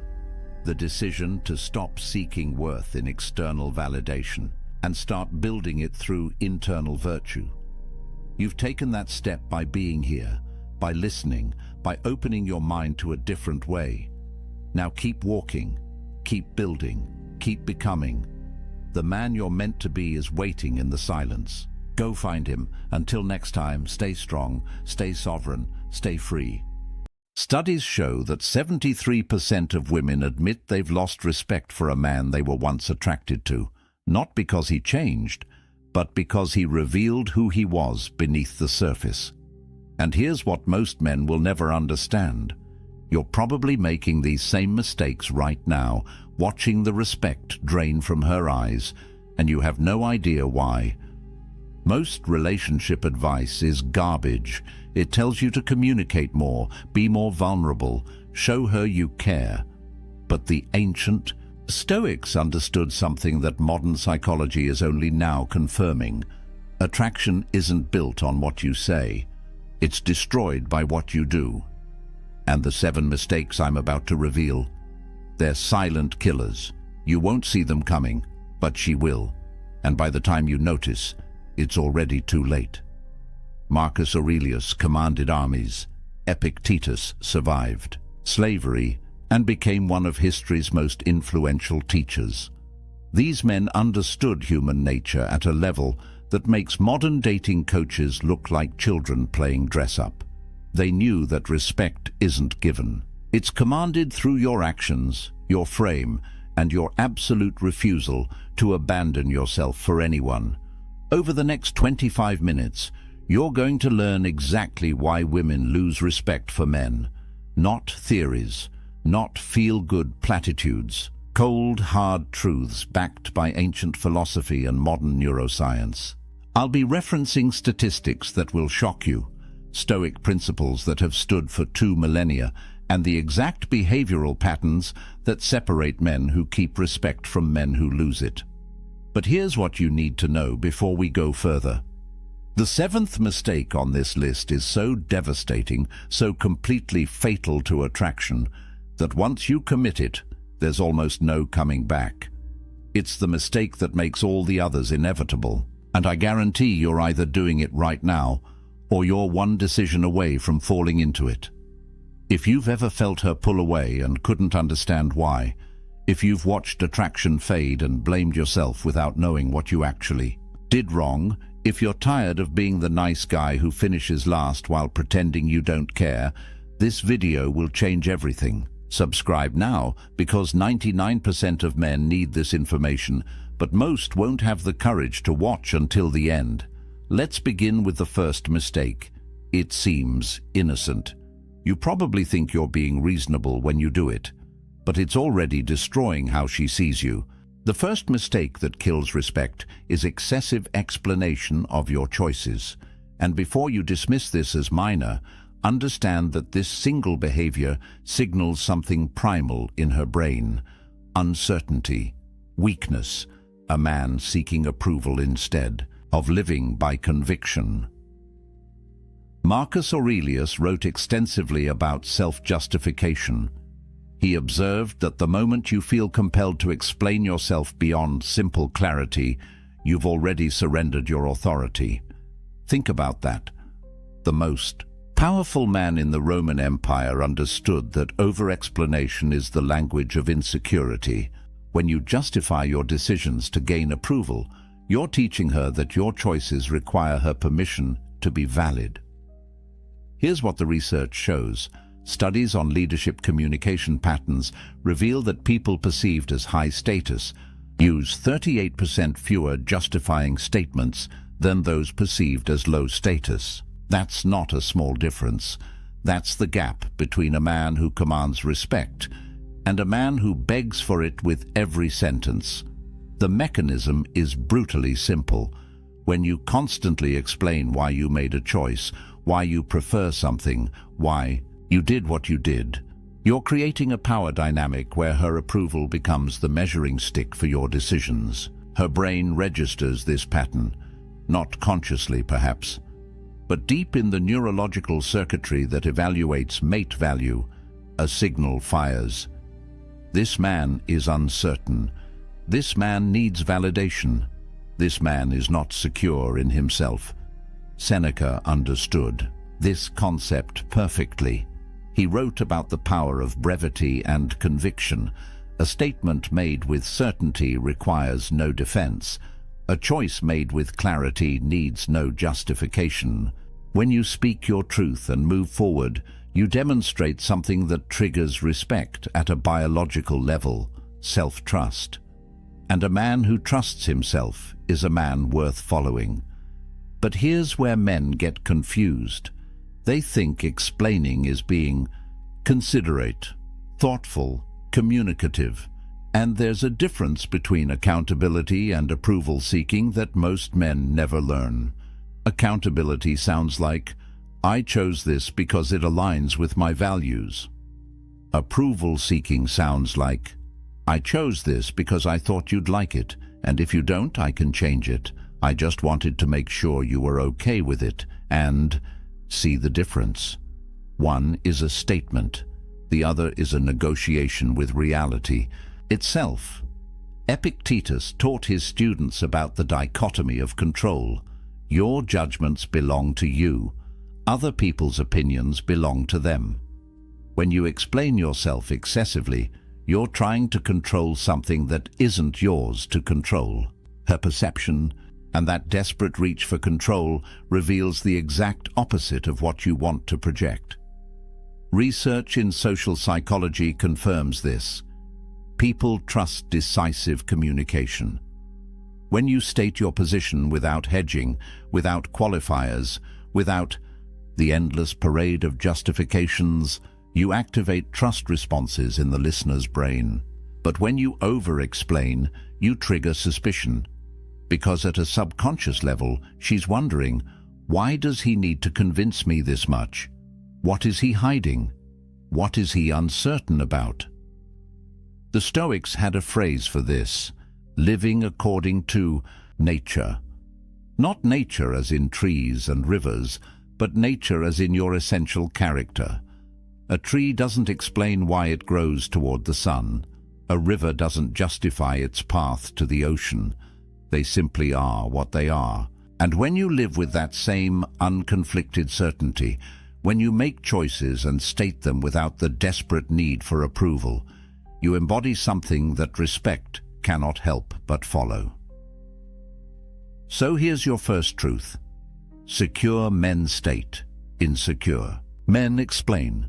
Which one are you? But this next mistake is worse, because you're doing it to be nice. Mistake number 2 destroys more masculine potential than perhaps any other error on this list, except for what's coming later.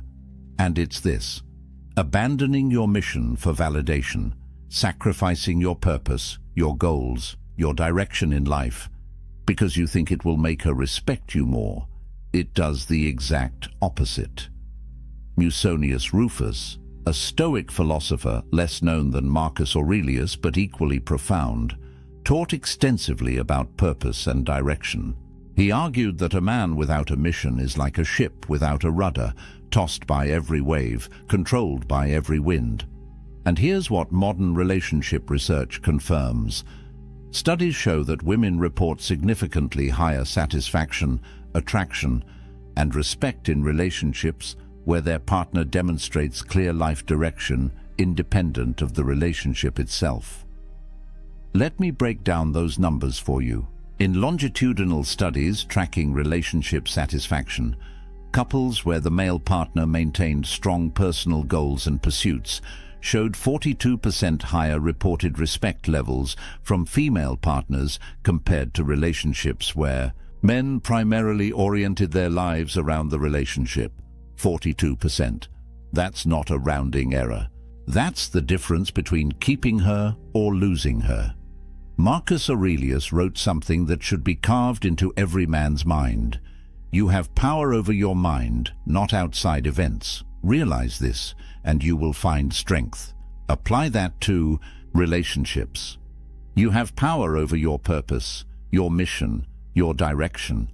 You do not have power over whether she approves of it. And the moment you abandon what you know you should be doing to chase her approval, you've lost both your mission and her respect. Here's the paradox that breaks most men. They believe availability equals value. They think, if I'm always there, always accessible, always putting her first, she'll see how much I care and respect me more.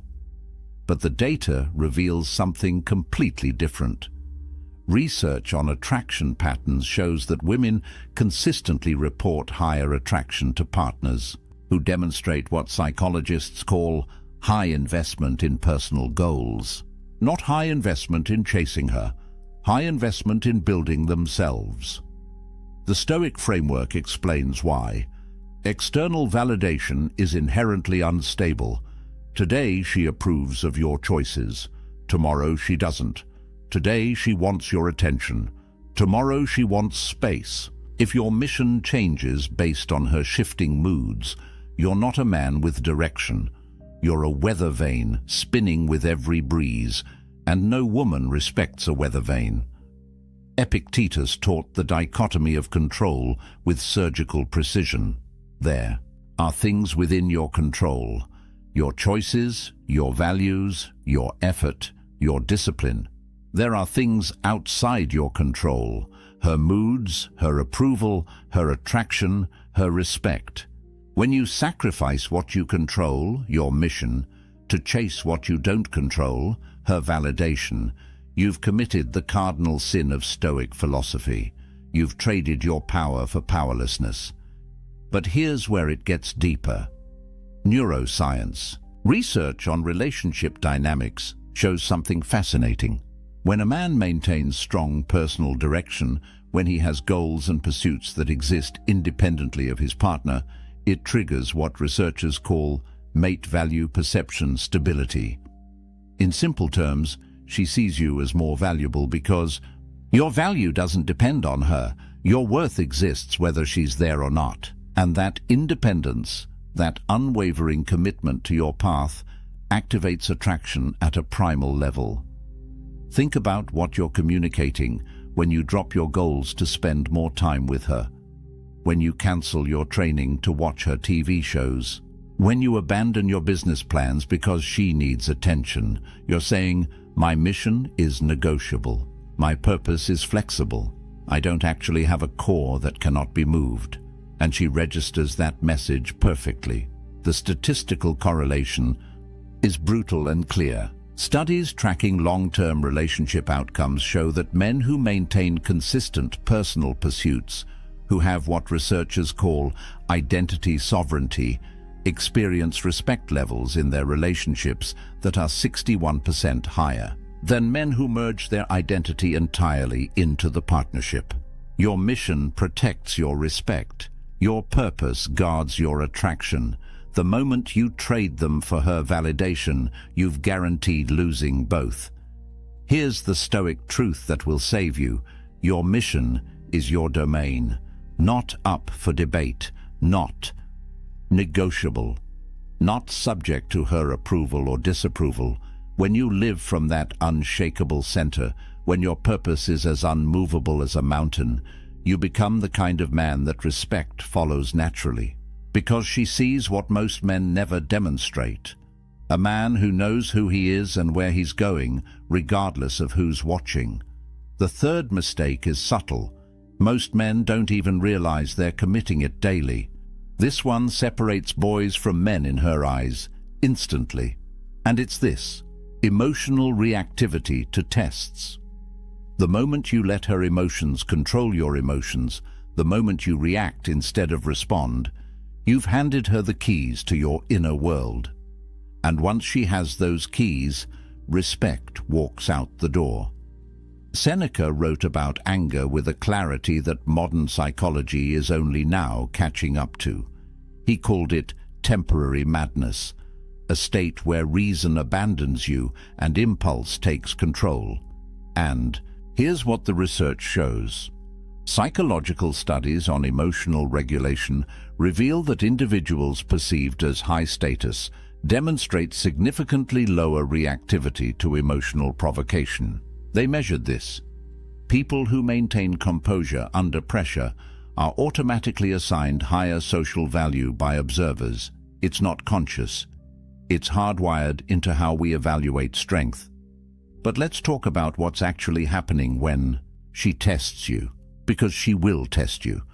Research on relationship dynamics confirms what the Stoics understood intuitively. Partners engage in what psychologists call relationship testing behaviors to assess emotional stability and frame strength. She's not doing this to be malicious.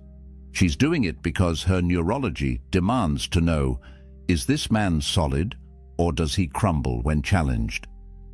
Marcus Aurelius faced this principle on a civilizational scale.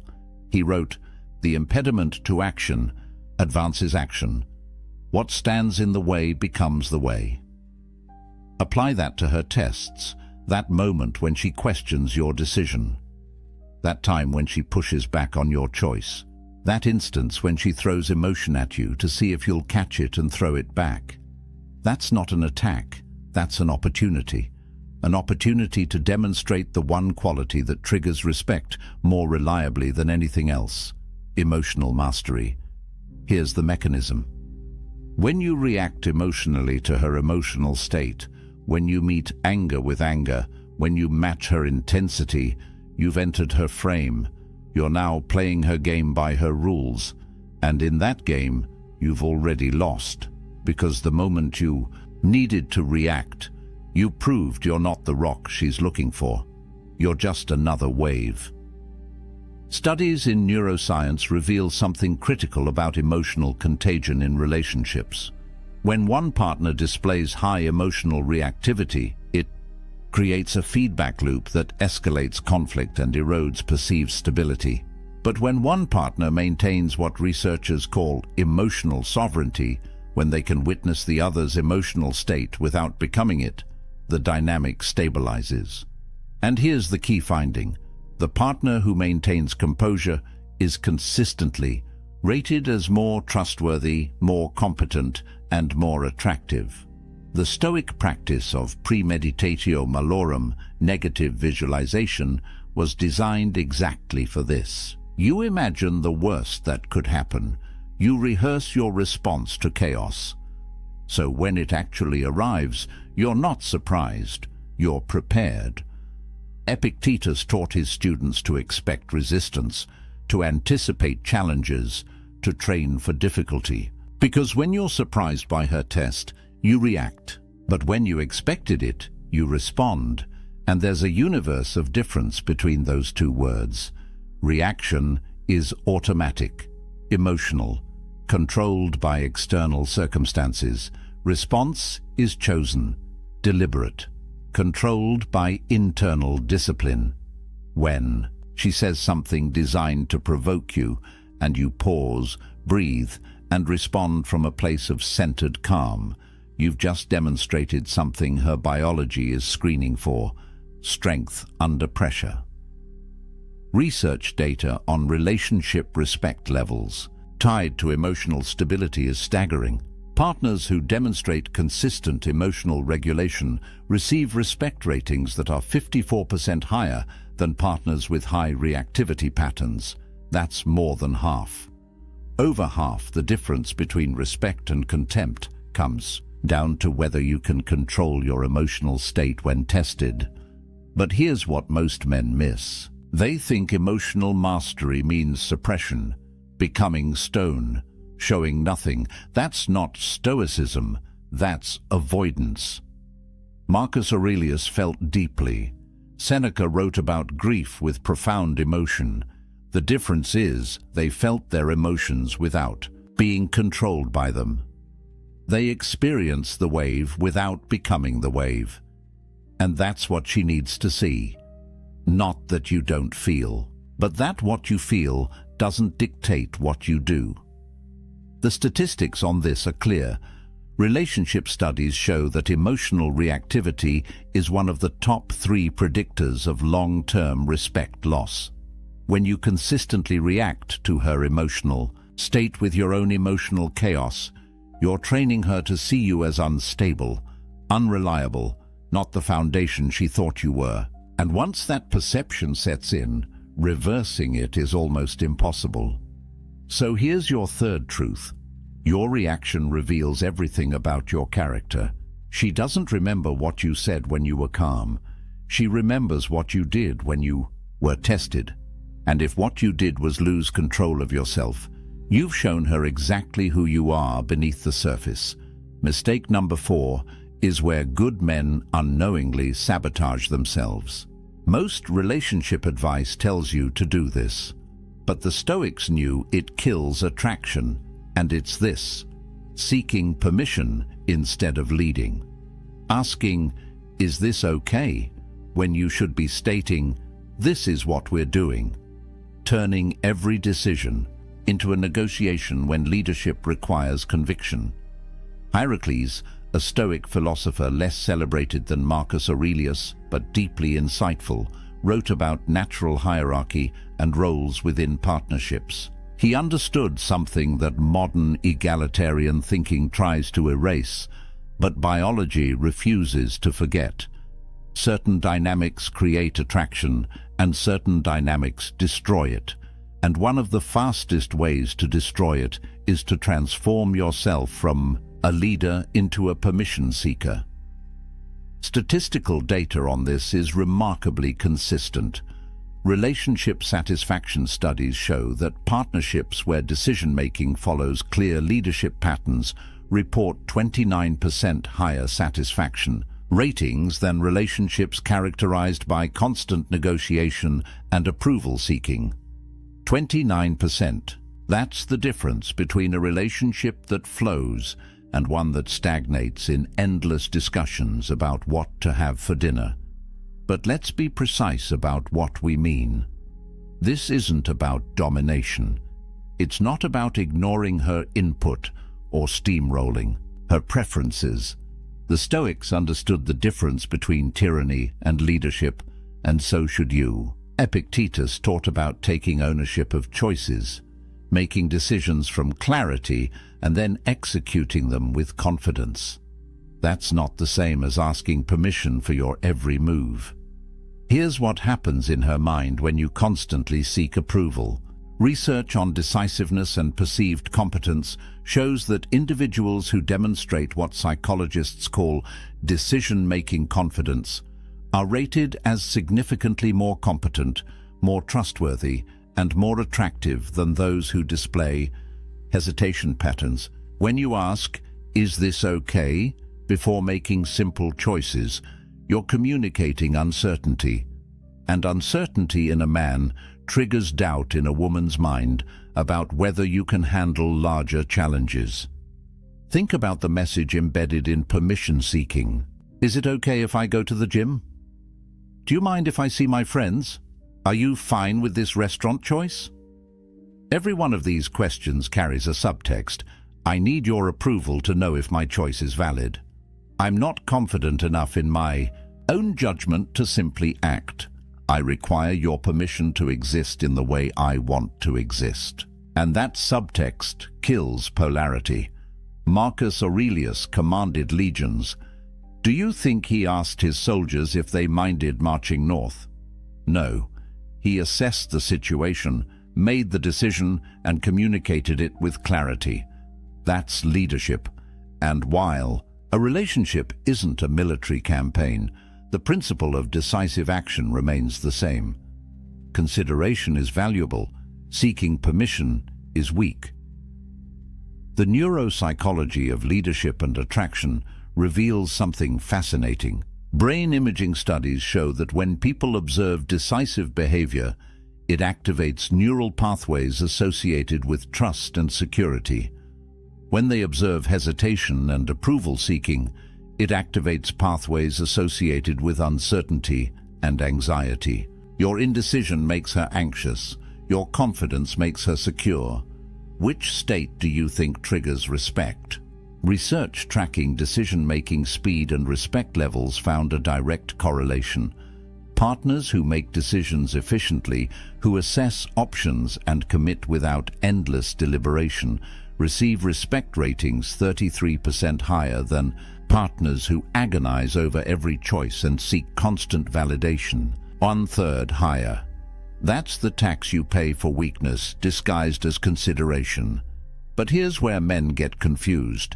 They think asking her opinion is respectful, and it can be when done correctly. There's a difference between, "What do you think about this option?" and "Is it okay if I do this?" The first invites collaboration. The second surrenders authority. Epictetus wrote about the importance of maintaining your sphere of choice. You can consider input. You cannot outsource your decisions. The Stoics practiced something called assent, the idea that you choose what you agree to, what you accept, what you allow into your mind. When you seek permission for your choices, you're giving her veto, power over your assent. You're saying, "I won't agree to my own decision until you approve it." And that's not partnership. That's abdication. Statistical analysis of long-term relationship dynamics shows this pattern clearly. Men who maintain what researchers call decision sovereignty, who make choices and communicate them with confidence while remaining open to input, experience relationship respect levels that far exceed men who operate from constant approval seeking. The difference isn't subtle. It's the chasm between a man she follows and a man she manages. So here's your fourth truth. Consideration is not permission. You can value her input without needing her approval. You can be thoughtful without being weak. And when you understand that difference, when you start making decisions with confidence and communicating them with clarity, you'll notice something shift in how she looks at you, because you've stopped being the boy who asks if it's okay and started being the man who knows what he's doing. We're getting into dangerous territory now. Mistake 5 is where respect starts dying. This mistake turns you from her rock into her burden, and the top 2 are even worse.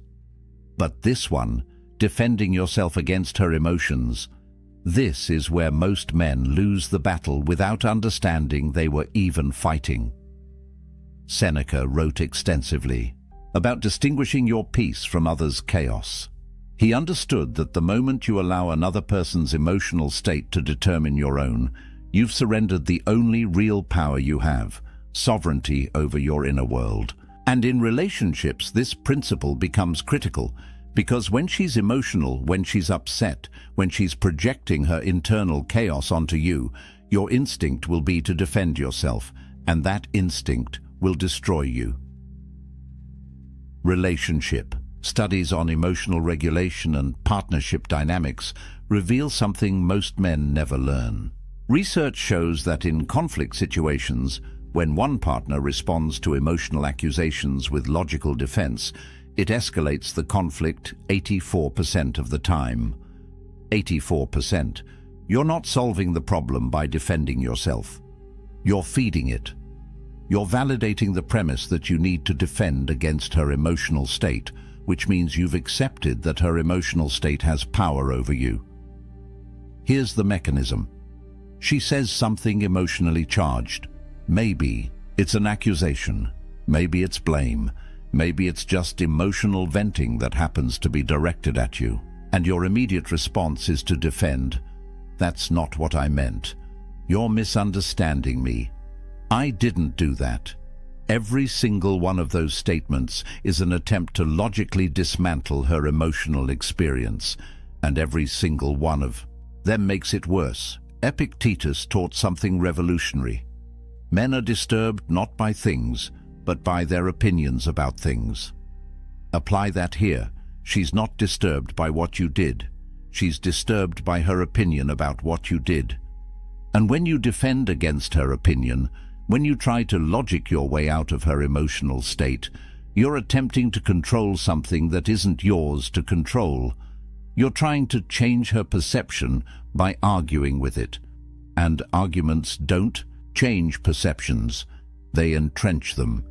Marcus Aurelius wrote about maintaining the inner citadel, the fortress of your mind that remains calm regardless of external chaos. When she's emotional, when she's throwing accusations or blame or simple emotional turbulence your way, that's the test, not of whether you're right or wrong, but of whether you can remain unmoved, whether your peace is conditional on her state or rooted in something deeper.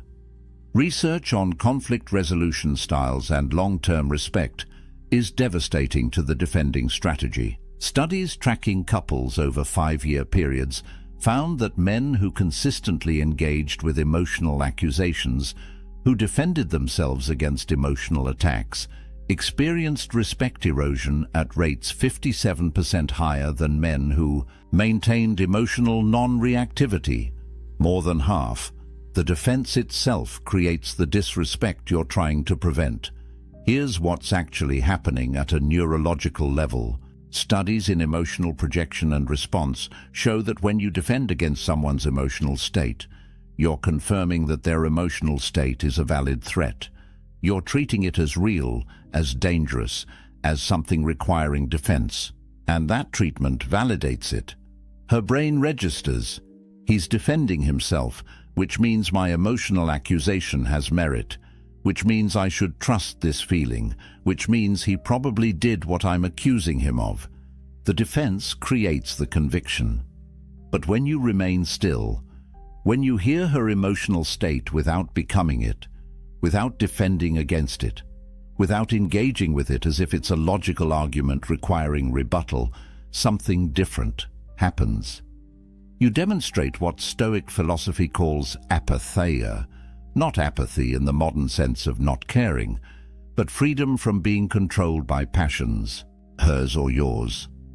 Seneca wrote about endurance versus reactivity. When you endure her emotional storm without being moved by it, without defending yourself, without trying to fix it or argue with it or make it stop, you're showing her something she desperately needs to see: a man who cannot be shaken, a man whose peace doesn't depend on her mood, a man who can witness chaos without becoming chaos.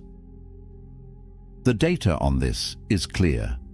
Statistical analysis of emotional regulation in partnerships shows that the partner who maintains composure during emotional conflict, who doesn't defend or engage or try to logic their way out, is perceived as more trustworthy, more stable, and more worthy of respect. The numbers are stark. 62% higher respect ratings for non-defensive responses compared to defensive ones. But here's the principle most men never grasp. Her emotions are her domain. Your reaction is yours. Epictetus divided all of existence into two categories: things you control and things you don't. You don't control her emotions. You don't control her accusations. You don't control her mood or her perception or her interpretation of events. The only thing you control is your response, and when you defend, you've given control of your response to her emotional state. You've let what you don't control dictate what you do. Marcus Aurelius faced betrayal, criticism, and chaos on scales we can barely imagine, and his response was always the same: maintain the inner citadel. Don't let external turbulence penetrate the fortress of your peace. When she's emotional, that's not an attack on you. That's her processing her internal experience. And the moment you make it about you, the moment you defend yourself as if you're under assault, you've failed the test. Research shows that men who remain unmoved during emotional conflict, who can witness without defending, who can stay present without becoming reactive, create what psychologists call secure base dynamics. She learns that your stability isn't conditional, that your peace isn't fragile, that you're actually the rock she thought you were, and that realization doesn't come from your words. It comes from your stillness. So here's your fifth truth. Defending creates the problem you're trying to solve. Engagement with emotional accusations validates them. Your stillness is your strength. And when you understand that her emotions are her domain and your peace is yours, when you stop defending and start simply being unmoved, respect follows naturally. Because you've shown her what she's been testing for all along: a man who cannot be broken by her storms. The final two mistakes are fatal. They kill respect permanently. Number 6 happens when you think you're being strong. This is where most modern men fail completely, and they think they're doing the right thing. They think they're being strong, being mature, being the bigger person. But what they're actually doing is confusing tolerance with strength, and that confusion kills respect faster than almost anything else on this list. Marcus Aurelius wrote about boundaries as virtue, not as punishment, not as control, but as the necessary structure that allows anything good to exist. He understood that a man without boundaries is not peaceful, he's simply being eroded. And modern relationship research confirms what the Stoics knew. Boundaries aren't optional, they're the foundation of respect. Statistical data on boundary setting and relationship longevity reveals something most relationship advice ignores. Studies tracking long-term partnerships show that relationships where clear, consistent boundaries exist demonstrate 49% lower rates of contempt development, compared to relationships characterized by high tolerance of boundary violations, almost half. The difference between respect and contempt often comes down to whether you enforce your boundaries or tolerate their destruction. But here's where men get it catastrophically wrong. They've been taught that strength means endurance. That real. Men tolerate. that setting boundaries is rigid, controlling, or insecure, so they tolerate disrespect. They tolerate boundary violations. They tolerate behavior that corrodes their self-respect. And they call it strength. But it's not strength. It's cowardice dressed in philosophical clothing. Cato the Younger, a Stoic known for his unwavering principles, chose death over compromise of his values. That's not tolerance. That's the opposite. He understood that some lines cannot be crossed, some standards cannot be lowered, some violations cannot be endured without losing the core of who you are. And while your relationship isn't a political crisis in ancient Rome, the principle remains. You teach people how to treat you by what you tolerate. Psychological research on boundary enforcement and attraction reveals something that destroys the tolerance myth completely. Studies show that partners who enforce clear boundaries consistently are rated as significantly more attractive and more worthy of respect than partners who tolerate boundary violations in the name of harmony. The data is explicit. Women report higher attraction to men who maintain standards than to men who accommodate disrespect. Here's the mechanism most men miss. When she crosses a boundary and you tolerate it, you're not being strong. You're not being understanding. You're teaching her nervous system something critical. This man's boundaries are negotiable. This man will sacrifice his standards to keep me. This man values my presence more than his self-respect. And once her neurology learns that lesson, respect begins its inevitable decline. Epictetus wrote, "No man is free who is not master of himself." Apply that to boundaries. If you cannot master your own standards, if you cannot enforce your own limits, if you allow others to violate your boundaries without consequence, you're not free. You're enslaved to her approval. And slavery never generates respect. It generates contempt. Neuroscience research on respect and boundary violations shows something brutal. Brain imaging studies reveal that when people observe others tolerating mistreatment, it activates neural pathways associated with lowered status perception. Your tolerance of disrespect literally lowers your perceived value in her brain, not consciously. At the level of automatic neural processing, her biology is watching how you treat yourself, and it's downgrading your worth accordingly. Statistical correlation between self-respect and partner respect is one of the strongest findings in relationship psychology. Studies show a 0.87 correlation between enforcing personal boundaries and receiving partner respect. That's almost perfect correlation. When you respect your boundaries, she respects you. When you tolerate violations of your boundaries, she loses respect. It's not complicated. It's not mysterious. It's mathematical. But here's where the Stoic distinction becomes critical. Seneca wrote extensively about endurance versus submission. Endurance is choosing to bear difficulty for a purpose. Submission is allowing yourself to be degraded because you're afraid of the alternative. When you tolerate her disrespect because you're working toward a goal, because you're strategically choosing your battles, that's endurance. When you tolerate her disrespect because you're afraid she'll leave if you don't, that's submission. And she can tell the difference. Research data on relationship power dynamics and satisfaction is unambiguous. Partnerships where one partner consistently violates boundaries without consequence show satisfaction decline rates of 68% over 3-year periods. 2/3 of satisfaction erodes when boundaries aren't enforced. Because without boundaries, there's no respect. Without respect, there's no attraction. Without attraction, there's no relationship worth keeping. Here's what most men don't understand about boundary testing. She doesn't cross your boundaries to see if you'll tolerate it. She crosses your boundaries to see if you'll enforce them. It's a test. And every time you fail to enforce, every time you tolerate what you should correct, Every time you let violations slide in the name of keeping peace, you fail the test. And she registers that failure deep in the part of her brain that evaluates mate quality.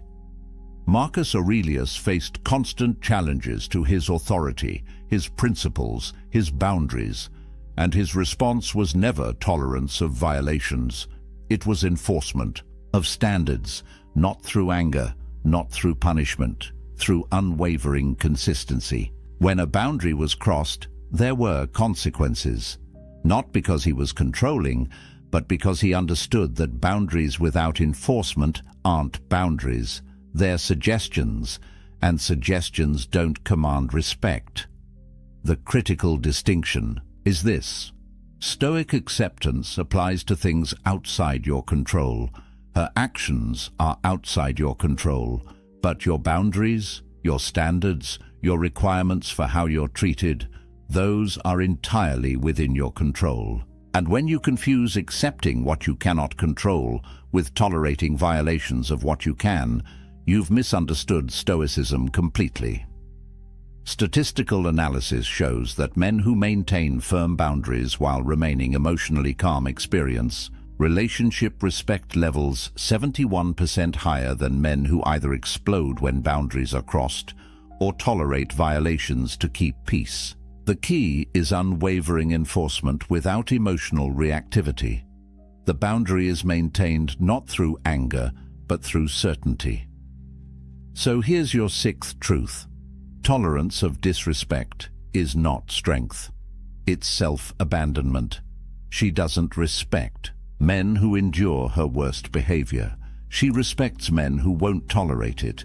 And the moment you understand that enforcing your boundaries isn't about controlling her, it's about respecting yourself, everything changes. Because you stop being the man she can walk over and start being the man she has to rise to meet. But nothing, absolutely nothing, kills respect faster than mistake number 7. This is the one that ends it all. This is the ultimate killer, the mistake that makes all the others inevitable, the one that destroys not just her respect for you, but your respect for yourself. And it's this: placing her above your self-respect, making her your priority in a way that turns you into her option. Marcus Aurelius, the most powerful man in the known world, wrote something that every man should memorize. The opinion of 10,000 men is of no value if you have no self-respect. Not the opinion of enemies, not the opinion of strangers. The opinion of 10,000 men means nothing if you don't respect yourself. Now apply that to one woman. Her opinion, her approval, her validation means absolutely nothing if achieving it requires you to abandon your self-respect. The statistics on pedestalization and relationship failure are devastating. Research tracking relationships where one partner places the other on a pedestal shows failure rates of 79% within 5 years. 79%. When you make her more important than your own self-respect, when you sacrifice your standards to keep her, when you betray yourself to maintain her approval, you've guaranteed the relationship will fail. Because she cannot respect what you don't protect. And what you're not protecting is yourself. Here's the philosophical foundation that most men never understand. Epictetus taught about the hierarchy of values. At the top, above everything else, must be your character, your integrity, your self-respect. Not because you're selfish, but because without that foundation, everything else collapses. When you place her above your self-respect, you've inverted the hierarchy. You've made something outside your control, her approval, more important than something within your control, your character, and that inversion destroys everything. Research data on self-abandonment and attraction death is unambiguous. Studies show that when individuals sacrifice core values or self-respect to maintain a relationship, their partner's attraction decreases by an average of 64% over 18 months. Almost 2/3 of attraction dies when you abandon yourself for her, Because at a neurological level, at a biological level, at every level that matters, she's watching how you treat yourself. And if you treat yourself as less important than her brain concludes you must be less valuable. The paradox breaks most men. They think, if I put her first, if I prioritize her needs, if I sacrifice for her, she'll see how much I care and love me more. But the mechanism works exactly opposite. When you make her your priority, you communicate that your value is contingent on her, that you need her more than she needs you, that you're willing to betray yourself to keep her. And that desperation, that willingness to abandon your self-respect, triggers the opposite of attraction. It triggers contempt. Musonius Rufus wrote about self-governance as the highest virtue, not governance of others, governance of yourself, your thoughts, your choices, your standards, your self-respect. When you can govern yourself, when you maintain your standards regardless of external pressure, you demonstrate the only kind of strength that matters. But when you cannot govern yourself, when you let her desires override your self-respect, you've proven you're ungovernable, unreliable, a ship without an anchor. Neuroscience research on value perception and scarcity reveals why this mistake is fatal. Brain imaging studies show that we assign higher value to things that are scarce, that are not easily obtained, that maintain their standards regardless of our desire for them. When you abandon your self-respect to keep her, you've made yourself abundant, available, willing to compromise anything to maintain her approval. And abundance kills value. Scarcity creates it. Statistical analysis on self-respect levels and partner respect shows the strongest correlation in relationship psychology. The data is crystal clear.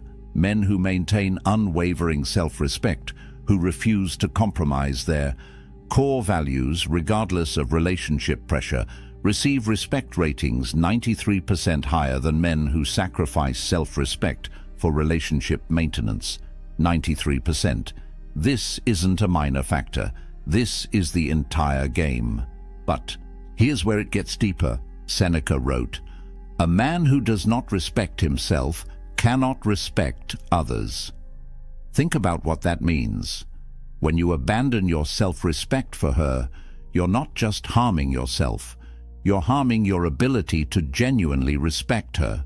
Because if you'll betray yourself for approval, what won't you betray? If your self-respect is negotiable, what standards do you actually have? If you can't maintain boundaries with yourself, how can you maintain them with anyone? The mechanism is brutally simple.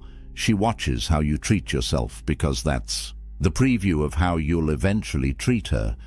If you don't respect yourself enough to maintain your standards, why would she believe you'll respect her enough to maintain yours with her? If you'll abandon your values to keep her approval, what happens when keeping her approval requires abandoning her? Your self-abandonment doesn't make her feel special, it makes her feel unsafe, because she's with a man who has no core. Research on long-term relationship outcomes reveals something that should terrify any man making this mistake. Studies tracking partnerships over 10-year periods show that the single strongest predictor of relationship failure is asymmetric value placement, where one partner values the relationship more than self-respect. When you place her above yourself, you've created an asymmetry that guarantees collapse. Because healthy relationships require two people who respect themselves enough to maintain standards, not one person chasing another's approval. Marcus Aurelius faced unimaginable pressures, political intrigue, military threats, personal betrayals, and through all of it, he maintained one unwavering standard: self-respect above all else.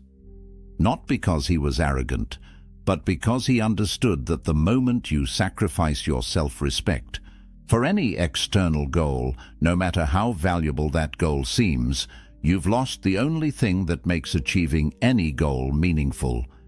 Here's the final truth about this mistake. When you place her above your self-respect, you're not showing her love. You're showing her fear. Fear that you're not enough. Fear that she'll leave.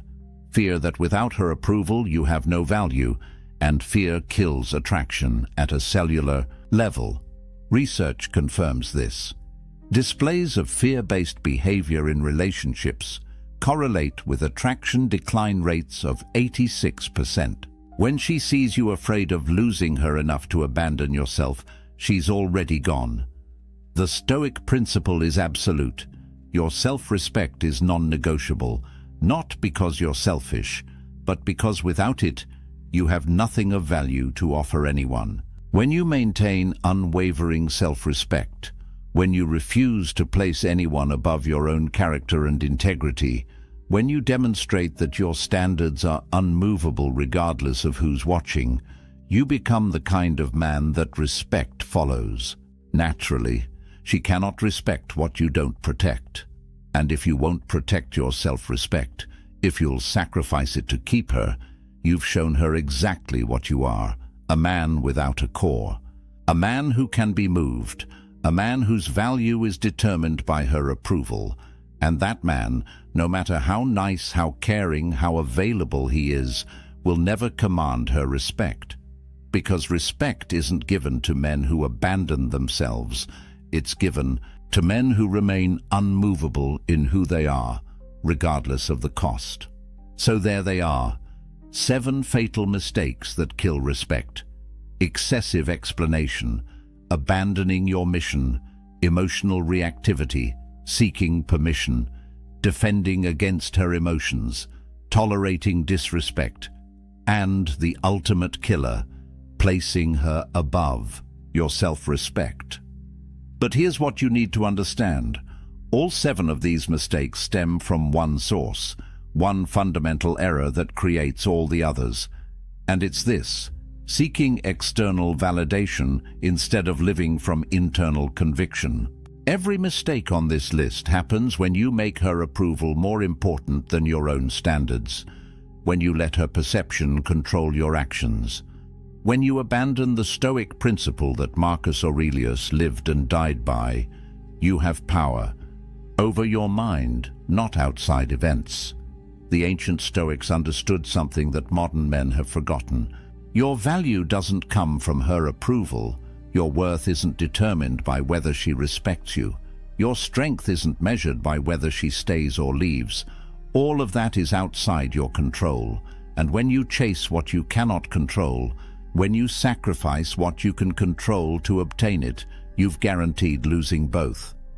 But here's the truth that will save you. These aren't quick fixes. This isn't a technique you apply tomorrow and everything changes. This is character reconstruction. This is rebuilding yourself from the foundation up, using principles that have stood for 2,000 years because they're based on human nature, not modern trends. Epictetus taught daily self-examination. Marcus Aurelius practiced constant reflection. Seneca wrote about measuring yourself against your own standards, not others' opinions. The statistics show that men who implement these principles, who commit to this path of self-respect and Stoic discipline, experience relationship transformations that seem impossible to those still chasing approval. But it's not impossible, it's inevitable, because when you stop seeking respect and start embodying what commands it, when you stop chasing her validation and start validating yourself through your standards, respect follows naturally. The choice is before you right now. Continue the pattern. Keep making these mistakes. Keep wondering why attraction fades and respect dies. Or break the cycle today. Commit to the Stoic path. Prioritize self-respect above all else. Maintain your mission. Control your emotions. Lead with conviction. Enforce your boundaries. And watch how everything changes when you stop being the man who needs her approval and start being the man who doesn't. Subscribe to this channel for more Stoic wisdom that actually works in the real world. No feel-good platitudes, No modern relationship nonsense. Just ancient truths backed by modern science, delivered directly. Comment below which mistake hit you hardest. Most men won't admit it, but the ones who do are the ones who actually change. And if you want to know what comes next, if you want to learn the 7 Stoic behaviors that make women pursue you instead of you chasing them, that video is coming next. The inverse of everything you just learned, the actions that create attraction instead of destroying it. But remember what Epictetus said about control. You control your choices, you control your discipline, you control your self-respect. Her response, her attraction, her respect, those are consequences of your choices, not your responsibility to force. When you live from that understanding, when you embody these principles not to manipulate her reaction, but to build your character, you become dangerous, not to her, to the version of yourself that accepted less than you deserved. The Stoics knew that the path to strength is simple but brutal. Stop seeking what others think. Start protecting what you know is right. Your self-respect isn't negotiable. Your mission isn't optional. Your boundaries aren't suggestions. And when you live from that unshakable foundation, respect doesn't need to be earned. It's commanded by who you are. 3 in the morning, your eyes snap open, and immediately it starts. The replay, that conversation from yesterday. What you said, what you should have said, what they might be thinking about you right now. Then your mind jumps to tomorrow, the presentation, the email you haven't sent, the decision you can't make. Round and round it goes. This endless, exhausting loop of thoughts that won't stop, won't slow down, won't give you a single moment of peace. You're not alone in this. Research shows that 85% of the things we worry about never actually happen. 85%. Think about that. Your mind is torturing you over futures that will never exist, conversations that will never happen, catastrophes that will never come.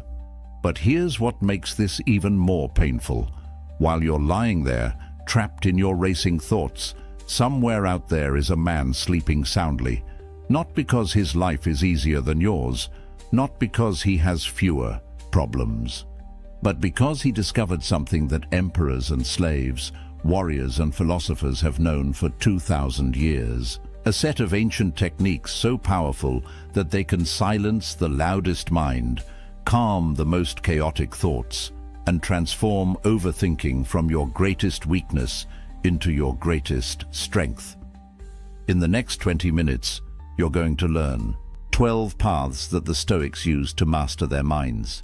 These aren't motivational speeches or empty affirmations. These are battle-tested techniques that Marcus Aurelius used while commanding armies, that Epictetus used while enslaved, that Seneca used while advising emperors. And I'm going to show you exactly how to use them, starting today, starting right now. Because by the time we're done, you'll never look at your racing thoughts the same way again. But first, you need to understand why your mind won't shut up, and why everything you've tried so far hasn't worked. Your brain was designed to keep you alive.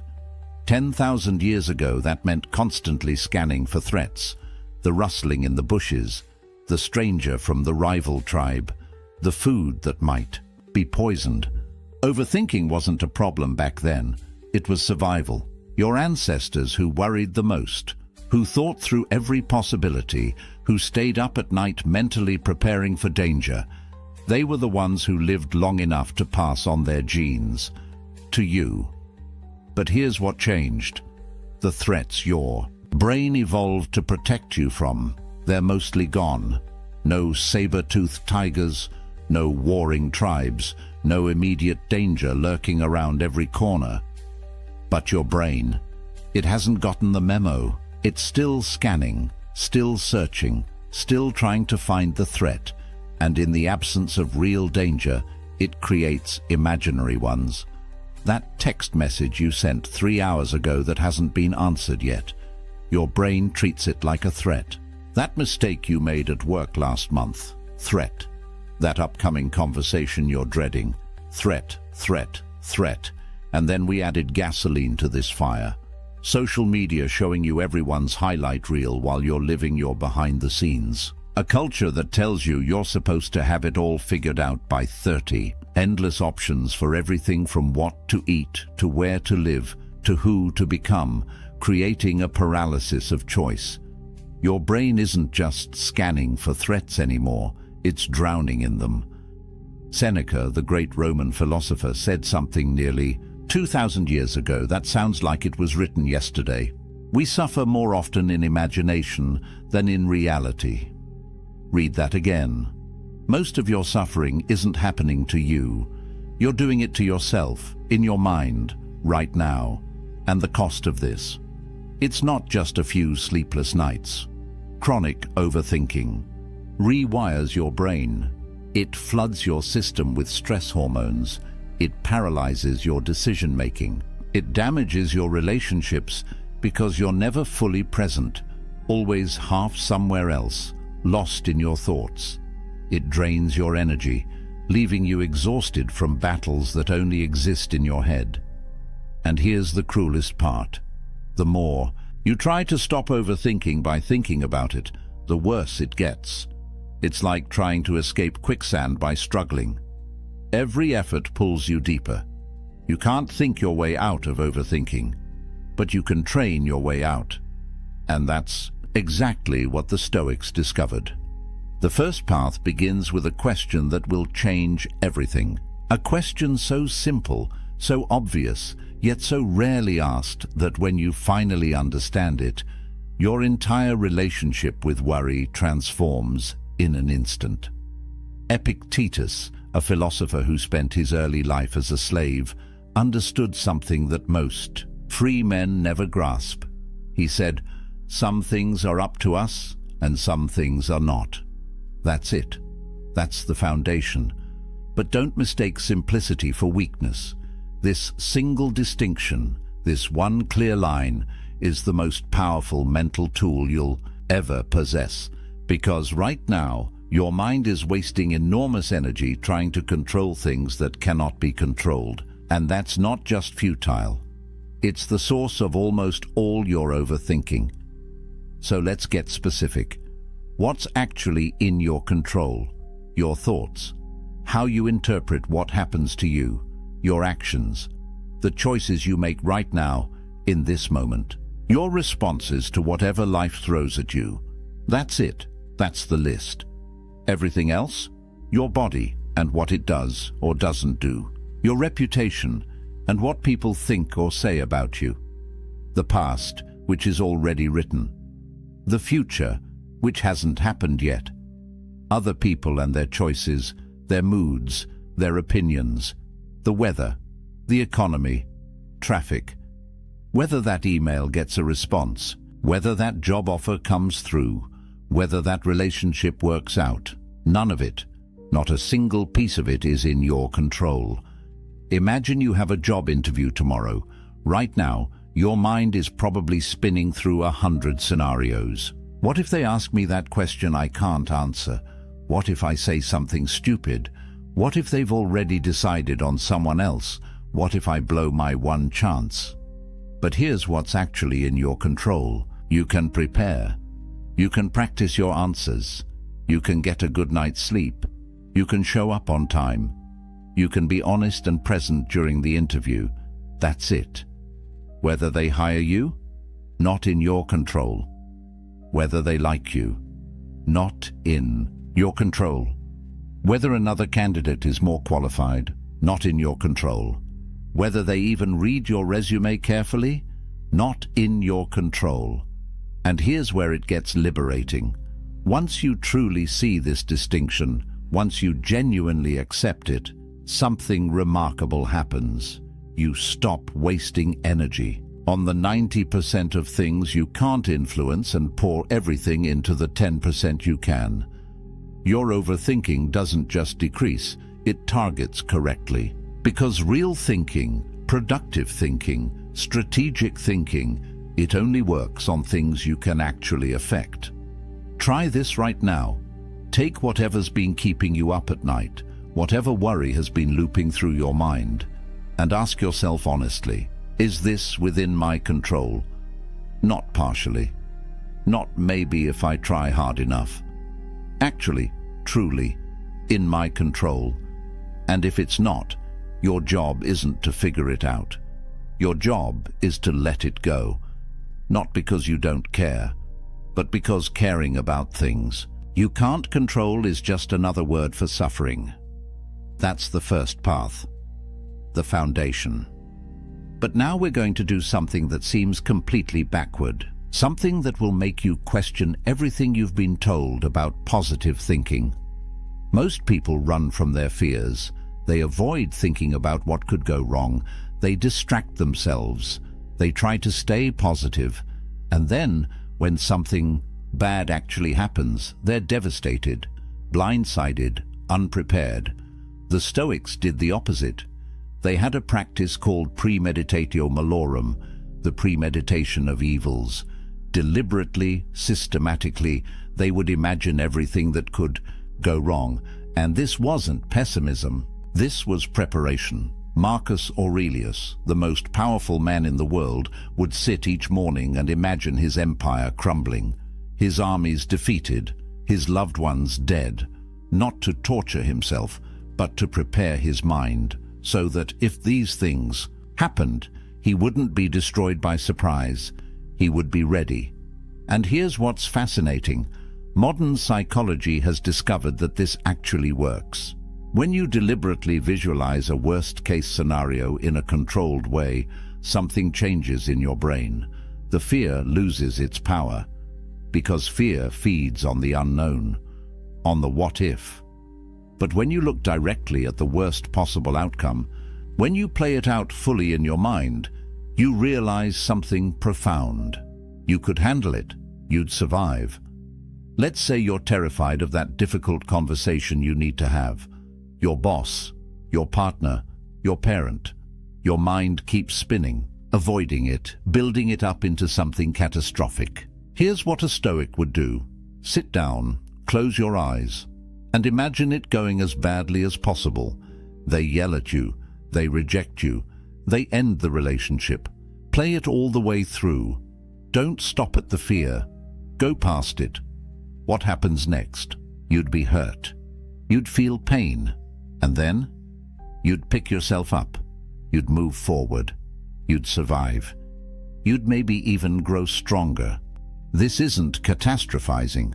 That's when you spiral out of control, lost in worst-case scenarios, with no purpose, no direction. This is different. This is deliberately walking through the fear to the other side. And once you're there, once you've seen that you can handle the worst, the overthinking stops. Because what's left to worry about? You've already faced it. Marcus Aurelius used this before every battle. Seneca used it before every political confrontation. They weren't trying to manifest disaster. They were removing its power to paralyze them. Try it. Give yourself 5 minutes. Pick your biggest current fear and imagine it happening. All the way through. Watch how the fear transforms from a monster in the dark to a manageable challenge in the light. But now we need to address the real problem. Because here's the truth. Overthinking doesn't actually live in your present. It lives in two places. The past, where you endlessly replay what happened, and the future, where you endlessly rehearse what might happen, which means there's one place your overthinking cannot survive. Right here, right now. Marcus Aurelius wrote, "Confine yourself to the present." Not as a nice idea, as a command, because he understood something critical. In this exact moment right now, as you're hearing these words, are you okay? Not yesterday, not tomorrow, right now. Your body is breathing, your heart is beating, you're here, you exist. And in this moment, stripped of past and future, most of your problems disappear. They don't exist here. The past is gone. It's literally not real anymore. It's a memory, a story you tell yourself. And the future? It hasn't happened. It's imagination, fiction. The only thing that's real, the only moment you ever actually live in, is now, this one. But your mind doesn't want to stay here, because the present moment is usually fine, and if the present is fine, your threat-scanning brain has nothing to do, so it pulls you into the past to find things to regret, or into the future, to find things to fear. Here's how you anchor yourself back. Right now, this instant, notice 5 things you can see. Actually look at them. Then 4 things you can hear. 3 things you can feel, your body touching the chair, your clothes on your skin. 2 things you can smell, 1 thing you can taste. This isn't a meditation technique. This is an emergency brake, because overthinking is a mental state, and mental states can't survive when you're fully embodied, fully present, fully here. There's an old Zen story. A student asks his master, "What is enlightenment?" The master says, "When I'm hungry, I eat. When I'm tired, I sleep." The student is confused. "But doesn't everyone do that?" And the master replies, "No. When most people eat, they're thinking about 1,000 other things. When they sleep, they're worrying about tomorrow. They're never fully where they are." That's the disease of overthinking, being everywhere except here. And the cure is radical presence. When you eat, eat. When you walk, walk. When you work, work. Be fully in whatever you're doing, and watch how the racing thoughts have nowhere to attach. This moment right now is enough. It's always been enough. Your overthinking is just your mind's way of refusing to believe that. But sometimes, even when you're present, even when you've separated what you can control from what you can't, the problems still feel massive, overwhelming, all-consuming. That's when you need to change your perspective. Literally, you need to zoom out, way out. This is what Marcus Aurelius called the view from above. Here's how it works. Right now, you're trapped inside your perspective. Your problems feel huge because you're looking at them from 3 inches away. So pull back. Imagine yourself rising above your body. You can see yourself wherever you are right now. Keep rising. Now you see your whole building, your whole street, your whole neighborhood. Keep going. Your city, your state, your country, the whole planet spinning in space. Millions of people, all dealing with their own problems, all convinced their worries are the most important thing in the universe. Keep rising. The solar system, the galaxy, billions of stars, each with their own worlds. Keep going until the Earth is a speck, until our sun is just one light among countless lights. Now from up here, from this cosmic perspective, find your problem. Where is it? Can you even see it? And here's the question that breaks everything open. In 100 years, will anyone remember this thing you're overthinking? In 1,000 years? In 1,000,000? From this view, your problem doesn't disappear, but it becomes right-sized, manageable, appropriately small. This isn't about making you feel insignificant. It's about freeing you from the tyranny of ego, because ego is what makes you think you're the center of the universe, that your problems are cosmic events, that everyone is thinking about you, judging you, watching you. They're not. They're too busy thinking about themselves, and that's liberating. Because if you're not the center of everything, then your mistakes aren't catastrophes, your fears aren't fate, your problems are just problems, human-sized, solvable. Marcus Aurelius used this technique constantly, ruling an empire, commanding armies, making life and death decisions every day. And in his journal, he'd remind himself, Asia and Europe are but corners of the universe. The ocean is but a drop. Everything is small, everything is fleeting. not to be depressed, to be free, free from the weight of thinking everything matters equally when most things don't matter at all. Try it the next time you're spiraling. Zoom out. Get the cosmic perspective. Let the universe right-size your worry. But there's another technique, darker, more intense, more powerful than almost anything else the Stoics practiced. And if you can handle it, if you can actually apply it, it will cut through your overthinking. Like nothing else can. They called it memento mori. Remember death. Seneca said, "You could leave life right now. Let that determine what you do and say and think." This isn't morbid. This is clarity. Because death is the ultimate perspective. It's the final filter that separates what matters from what doesn't. Think about it. On your deathbed, surrounded by people you love, or maybe alone, looking back at your life, will you care about that embarrassing thing you said 5 years ago? Will you be overthinking what people thought of you? Will you be replaying arguments, analyzing conversations, worrying about things that never happened? No, you'll be thinking about bigger things. Did you love well? Did you live fully? Did you waste your limited time on things that didn't matter? That's the gift of death. It shows you with brutal honesty what actually matters. And if you can bring that clarity into your life now, while you're still alive, you gain a superpower. The ability to instantly cut through all the noise, all the overthinking, all the trivial worries, and ask, will this matter when I'm dying? Steve Jobs had a practice. Every morning he'd look in the mirror and ask himself, if today were the last day of my life, would I want to do what I'm about to do? And if the answer was no too many days in a row, he knew something needed to change. That's the power of death as a teacher. It doesn't allow for overthinking, because overthinking is a luxury. It's what you do when you think you have infinite time. But you don't. None of us do. And the moment you really understand that, not just intellectually but in your bones, your priorities snap into place. You're not going to overthink the email on your deathbed. You're not going to worry about what strangers think of you. You're not going to replay that conversation from 3 years ago. So why are you doing it now? You have a limited number of days, a limited number of hours, a limited amount of mental energy, and you're spending it on this? Death whispers the question you need to hear. Is this worth dying over?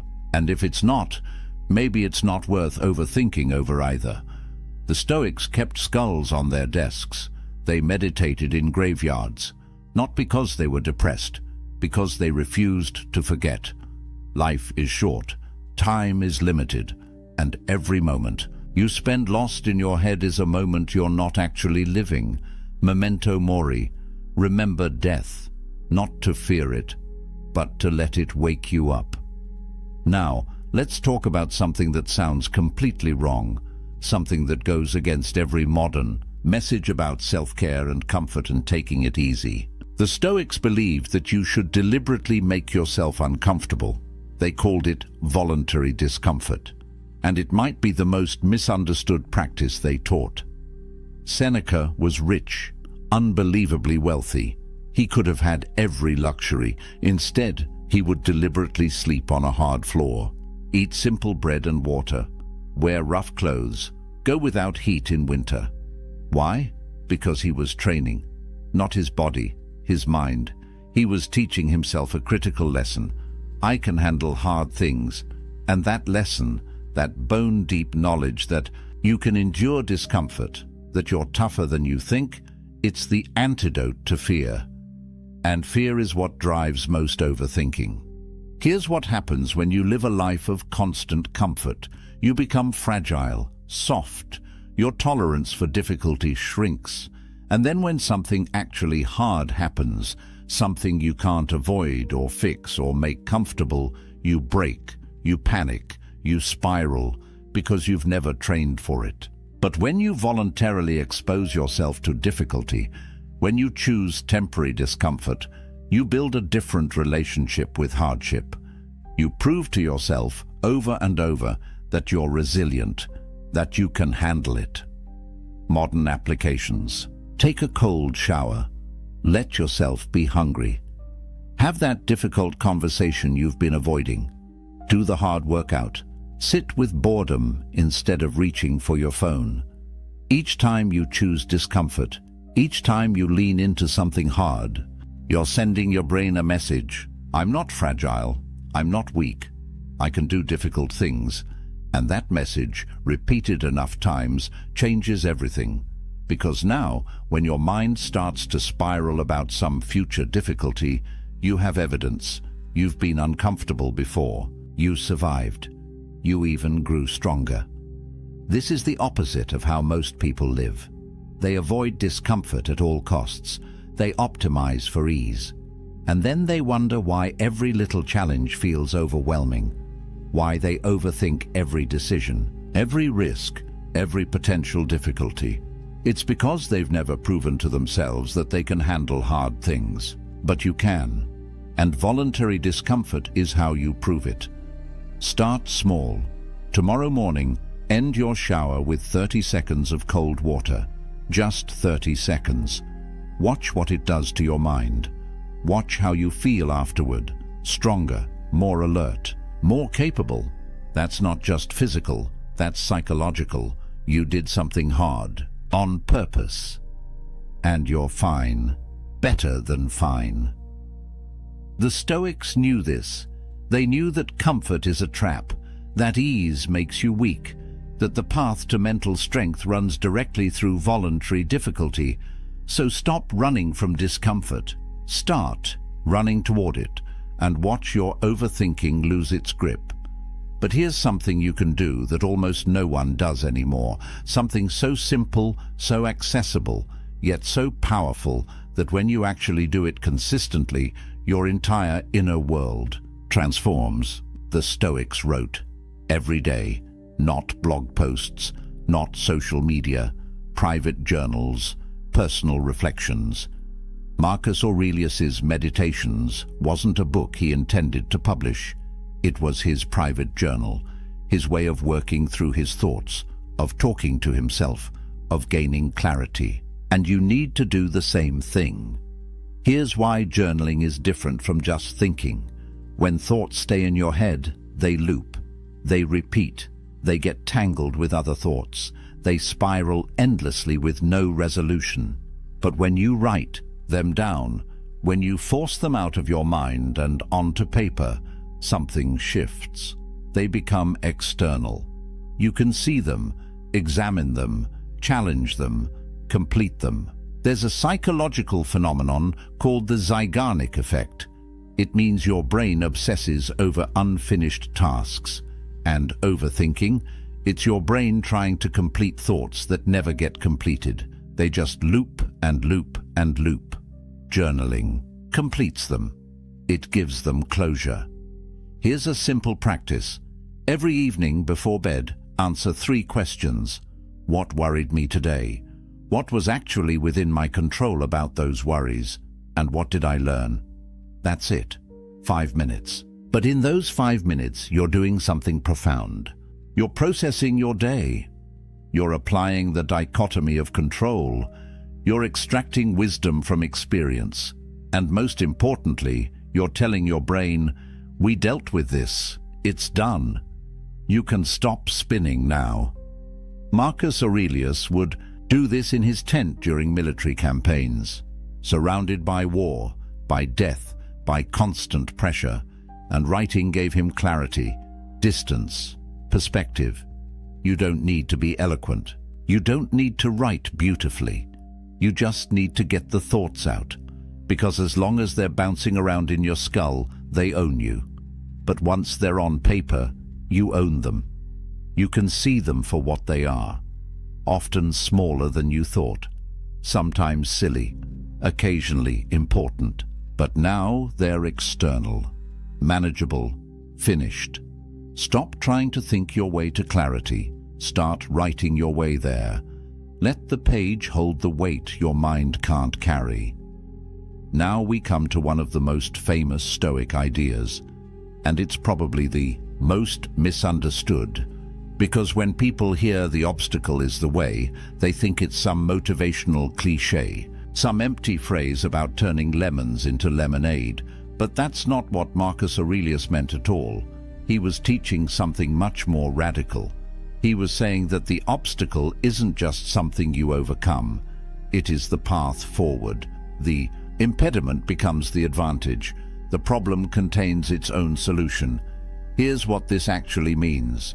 Every difficulty you face, every challenge, every setback, it forces you to change, to adapt, to grow, to find a new way. And that process of changing, that's what develops you. That's what makes you stronger, more skilled, more resilient, more capable. Without the obstacle, you stay the same, comfortable, weak. The obstacle is what shapes you. It's not blocking your path. It is your path. Think about it. That job you didn't get, the one you were sure would destroy you, it forced you to find something better. That relationship that ended badly, it taught you what you actually need in a partner. That business that failed, it gave you the lessons you needed to succeed the next time. At the time, they felt like disasters.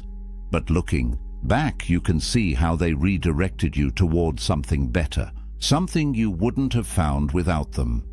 But here's the key. This only works if you change your orientation. If you see obstacles as enemies, as things to be avoided, as evidence that the universe is against you, then you'll just be miserable. But if you can train yourself to see every obstacle as a teacher, as a challenge that will make you stronger, as an opportunity to prove what you're made of, then everything changes. The obstacle stops being a problem and becomes a project. And projects are solvable. They're interesting. They give you direction. You're overthinking about problems. It's because you're treating them as catastrophes. But what if they're just data, just information about where you need to grow, what you need to learn, how you need to change? That job stress. Maybe it's telling you that you've outgrown that position, that relationship conflict. Maybe it's showing you a boundary you need to set. That financial pressure. Maybe it's teaching you skills you'll need for the next level. The obstacle is the way. It's not poetic, it's practical. The thing in your path is your path. Stop trying to avoid it and start trying to use it. But even deeper than this is a concept that sounds insane at first. A concept so radical that when you first hear it, you'll probably reject it. But if you can actually embody it, if you can make it real in your life, it will end overthinking forever. The Romans called it amor fati, love of fate, not acceptance of fate, love. Most people spend their lives fighting reality. This shouldn't have happened. That person shouldn't have done that. I should be further along by now. My life should look different. And all that resistance, all that shoulding, it's exhausting. It's the source of endless suffering. Because you're at war with what is. And what is always wins. But amor fati offers a different path. What if instead of accepting what happens, you loved it? What if you looked at everything that occurred, the good, the bad, the beautiful, the painful, and said, this is exactly what needed to happen for me to become who I'm meant to be. This isn't toxic positivity. This isn't pretending bad things are good. This is understanding that your life, exactly as it has unfolded, with every twist and turn and setback and surprise, has made you who you are. And who you are right now is exactly who you need to be to handle what comes next. Could things have been different? Sure. But they weren't. This is what happened. And fighting it, resenting it, overthinking how it could have been better, that's just pain you're adding to pain. Suffering you're adding to difficulty. Think about Nelson Mandela. 27 years in prison. Most people would have been destroyed by that. Bitter, broken, angry. But Mandela said those years were necessary. They made him the leader he needed to be. They taught him patience, forgiveness, strategy. Without that suffering, he wouldn't have had the wisdom to unite a nation. He didn't just accept his fate, he loved it, because he understood that it was shaping him for something greater. Now, your challenges probably aren't that extreme, but the principle is the same. That betrayal, that failure, that loss, that disappointment you keep overthinking. What if it had to happen exactly as it did? What if the universe, or fate, or God, or whatever you want to call the force that shapes things, what if it knew something you didn't? What if this thing that feels like a curse is actually preparing you for something you can't even see yet? Amor fati doesn't mean becoming passive, it means becoming powerful. Because once you stop resisting what is, once you stop wasting energy on should have, all that energy becomes available for what now? You're not fighting the current anymore. You're swimming with it, and suddenly you're moving twice as fast with half the effort. The overthinking stops because there's nothing to overthink. What happened, happened. What is, and you love it all because it's yours, your life, your story, your path. And it's perfect, not because nothing bad happened, but because everything that happened made you who you are. And who you are is exactly enough. There's another practice the Stoics used that connects to this. They would imagine losing everything they loved, their family, their health, their possessions, their reputation. This sounds dark, maybe even cruel. But here's what it actually does. It generates gratitude, intense, profound, life-changing gratitude.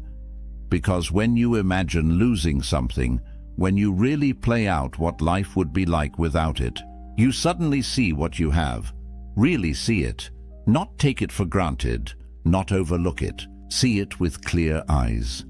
Seneca said, if you want to be rich, don't add to your money, subtract from your desires. And imagining loss does exactly that. It shows you that what you have right now, this moment, this life, these people, this body, even with all its flaws and problems, it's enough. It's more than enough. It's everything. But you can't see that when you're overthinking about what you don't have, about what could go wrong, about what might happen. You can only see it when you pause and genuinely consider, what if this was gone tomorrow? Try it. Right now. Think about someone you love, someone you see regularly, maybe even take for granted. Now imagine they're gone. Really gone. What would you give for one more conversation, one more laugh, one more ordinary day? And then realize you have that. Right now, you have them. They're still here. How many more days will you get? You don't know. But you have today. And if you spend today overthinking other things, worrying about problems that might not even be real, you're wasting something precious, something irreplaceable. This practice isn't meant to make you sad. It's meant to wake you up, to show you what's real, what matters. And once you see that, once you feel that deep gratitude for what you have right now, the overthinking loses its power, because you realize you're not missing anything. You're not broken. Your life isn't wrong. You're here, alive, and that's miraculous. Now let's address something practical, something physical, because here's what most people don't understand about overthinking. It's not just mental, it's stored in your body. Think about it. When you're anxious, where do you feel it? Your chest, your shoulders, your stomach, your jaw. Anxiety creates physical tension, and that tension keeps the anxiety alive. It's a loop. The thoughts create tension. The tension feeds the thoughts, round and round. But the Stoics understood something that modern neuroscience is just now confirming. You can interrupt this loop through the body. Marcus Aurelius wrestled. not as a sport, as a practice, as a way to discharge mental energy through physical action. Because when you move your body intensely, when you push it, challenge it, exhaust it, something happens in your brain. The stress hormones metabolize. The racing thoughts quiet. The tension releases. You can't overthink and sprint at the same time. You can't spiral and do push-ups simultaneously. The body anchors you in the present. It forces your mind to shut up and feel. Here's what this looks like practically. Next time you feel yourself starting to spiral, starting to overthink, don't try to think your way out. Move. Do 20 push-ups. Go for a run. Lift something heavy. Do jumping jacks. Clean your house with intensity. Chop wood if you have access to it. Garden. Build something. Anything that demands your body's full attention. And watch what happens. The thoughts don't just slow down. They stop. Because your nervous system gets the message. If we're doing something physical, if we're taking action, then we're not in danger. We're handling it. This is why people who exercise regularly report less anxiety, less overthinking. It's not just about endorphins. It's about giving your body a way to express what your mind has been holding. All that worried energy, all that tension, it needs somewhere to go. If it stays trapped in your head, it just cycles endlessly. But if you move it through your body, if you let it out through sweat and breath and muscle, it completes, it finishes, it's done. The Stoics knew this. They didn't just sit around philosophizing, they moved, they worked, they fought, they built. And that physical engagement kept their minds clear. So stop treating overthinking as purely a mental problem. Your body holds the key. When the thoughts start racing, move. Push yourself physically. Let your body do what your mind can't, and watch the silence return. But there's one more technique, one final path that ties everything together, and it's the one that makes all the others sustainable. Because knowing these practices is one thing. Actually using them when your mind is racing, when you're stressed, when you're triggered, that's different. That requires preparation. The Stoics called this the morning ritual, setting your philosophy in place before the chaos of the day begins. Epictetus taught his students to mentally prepare each morning, to rehearse their principles before they needed them, because if you wait until you're emotional to remember your philosophy, you'll forget. Emotions override reason, but if you've already set your framework, if you've already decided who you're going to be and how you're going to respond, then when the challenges come, you're ready. You don't have to think. You don't have to overthink. You just act according to your preset principles. Here's what this looks like.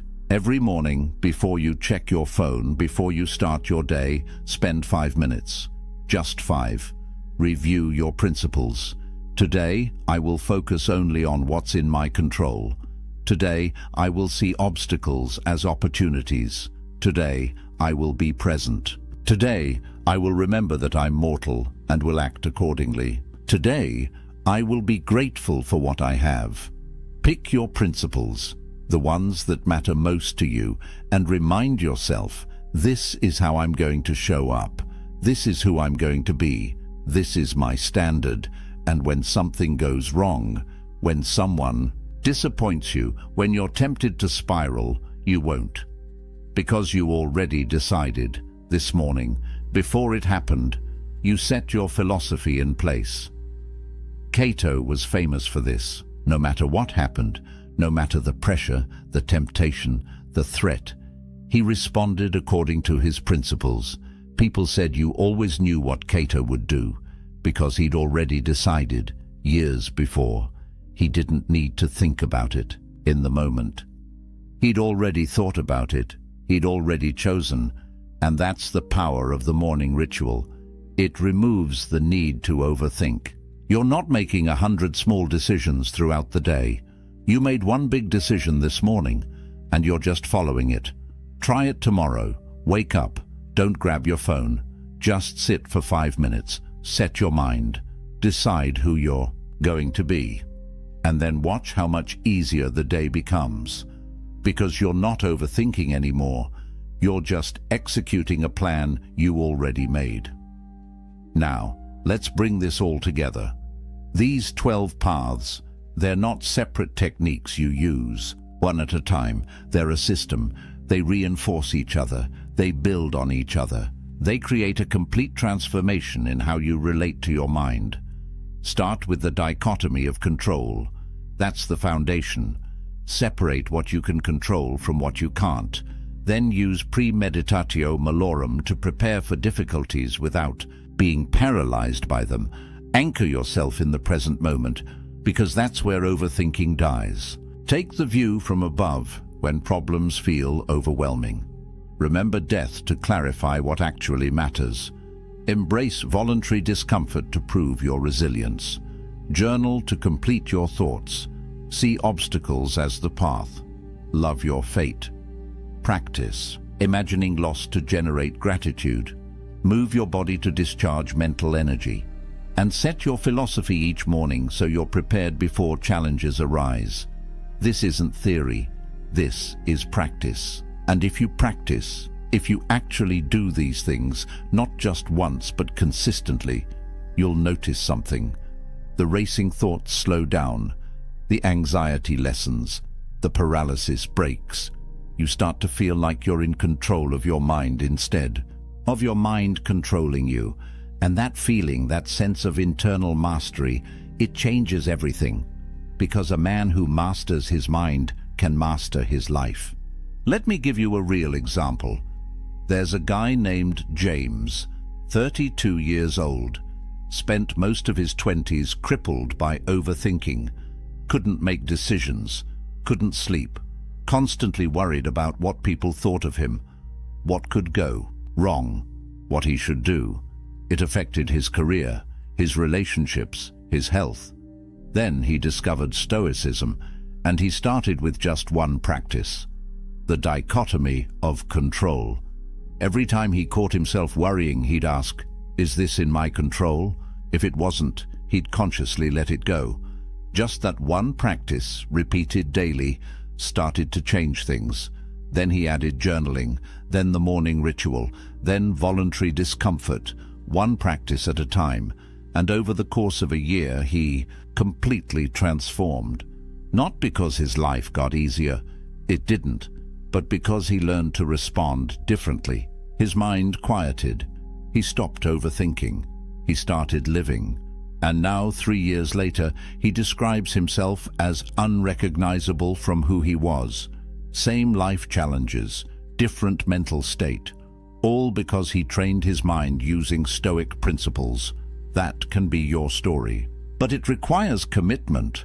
These aren't quick fixes. They're a new way of living, a daily practice. But if you do the work, if you actually apply these techniques, your overthinking won't just decrease. It will transform into something useful, into actual thinking. Strategic, focused, productive thinking. The kind that solves problems instead of creating them. Here's your action step. Don't try to do all 12 at once. Pick one. Start with the dichotomy of control. For the next week, every single time you catch yourself worrying or overthinking, ask yourself, is this in my control? And if it's not, practice letting it go. Just that one practice. Master it. Then add another, then another. Build this system, one piece at a time, and watch what happens to your mind. Now here's what I want from you. Comment below and tell me which of these 12 paths resonates most with you. Which one are you going to start with? Let's build a community of men who refuse to be controlled by their racing thoughts. Men who choose to master their minds instead. And if this video gave you clarity, if it showed you a way forward, hit that subscribe button. Because every week, we're diving deep into Stoic wisdom, practical philosophy for modern men who want to live with strength, purpose, and clarity. This isn't motivational content. This is transformation content. and you're going to want to be here for what's coming next. Remember what Seneca said, "We learn not for school, but for life." These techniques aren't academic exercises, they're tools for living, for thinking clearly, for sleeping peacefully, for showing up powerfully. Your mind is the most important tool you'll ever own, and the Stoics spent 2,000 years figuring out how to sharpen it, how to calm it, how to use it instead of being used by it. The racing thoughts, the endless loops, the 3 a.m. spirals, they don't have to be your reality. There's another way, a clearer way, a stronger way, and it starts right now with one decision. You're going to take control of your mind, not because you need to be perfect, not because overthinking makes you weak, but because you refuse to waste your limited time trapped inside your own head when there's a whole life waiting for you out here. The Stoics proved it's possible. Marcus Aurelius ruled an empire with a calm mind. Epictetus found peace while enslaved. Seneca maintained clarity while advising a madman. If they could do it in their circumstances, you can do it in yours. You have everything you need, the techniques, the knowledge, the path. All that's left is the decision to walk it. So here's my final question for you. A year from now, when you look back at this moment, at this video, at this day, what do you want to have changed? Do you want to still be overthinking, still lying awake at 3 a.m., still paralyzed by thoughts that don't serve you? Or do you want to be the man who mastered his mind, who walks through life with clarity, confidence, and calm? The choice is yours, but the time to make it is now. Welcome to the path. Let's walk it together. There's a man sitting alone in his apartment right now. The city hums outside his window. His phone buzzes with notifications, dating app matches, messages from people wanting his attention, his time, his energy. He looks at the screen, then sets it face down on the table. He pours himself a drink, opens a book, and settles into the silence. And in that moment, he possesses something most men are desperately searching for, but will never find. Freedom. Real freedom. The kind that can't be given or taken away. The kind that lives inside you, independent of anyone else's approval, desire, or presence. Society will tell you this man is broken, that he's missing out. That true fulfillment only comes when you find someone to complete you. But what if I told you that the ancient Stoics, men who built empires and weathered exile, who faced death with calm eyes and lived through chaos with unshaken minds, understood a truth that modern culture has forgotten? What if the greatest power a man can possess isn't the ability to attract someone, but the ability to be whole without anyone at all? This isn't about bitterness. This isn't about fear or avoidance. This is about sovereignty, about building an inner fortress so strong that you don't need external validation to feel alive. Marcus Aurelius ruled the Roman Empire, commanded armies, held the fate of millions in his hands. Yet he wrote in his private journal that the most peaceful place a man can retreat to isn't a mansion in the countryside or a vacation by the sea. It's his own mind, his own soul, the space within that no one else can touch. The Stoics called this autarkia, self-sufficiency, the ultimate virtue. And they understood that until a man learns to be complete in his solitude, he'll spend his entire life as a beggar seeking scraps of worth from others. So, let me ask you something. When was the last time you sat in silence with yourself and felt at peace? When was the last time you made a decision purely for you, without considering what someone else might think? When was the last time you felt truly free? Because what I'm about to share with you isn't just philosophy, it's liberation. And once you see it, you can't unsee it. The world has sold you a script.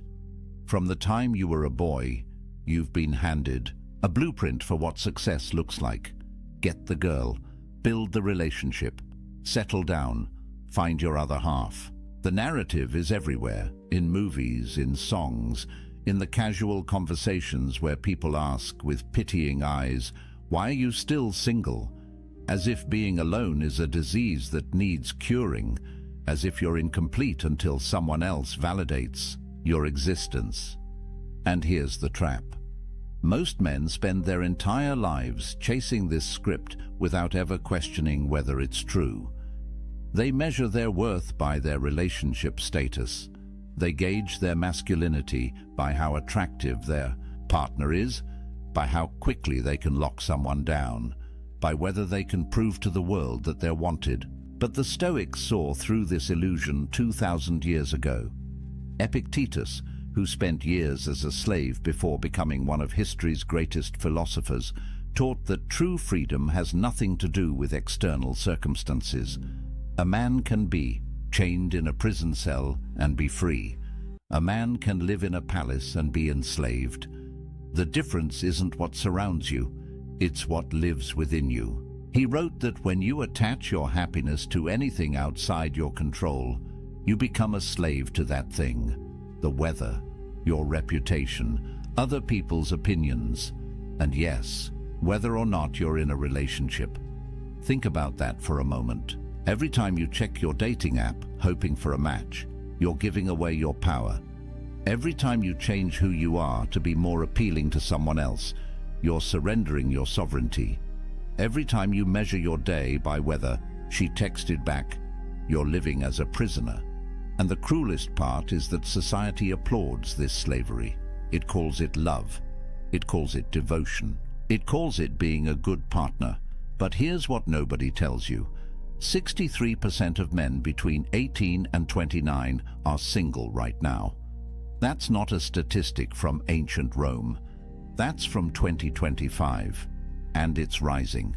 Meanwhile, only 34% of women in that same age group are single. What does that tell you?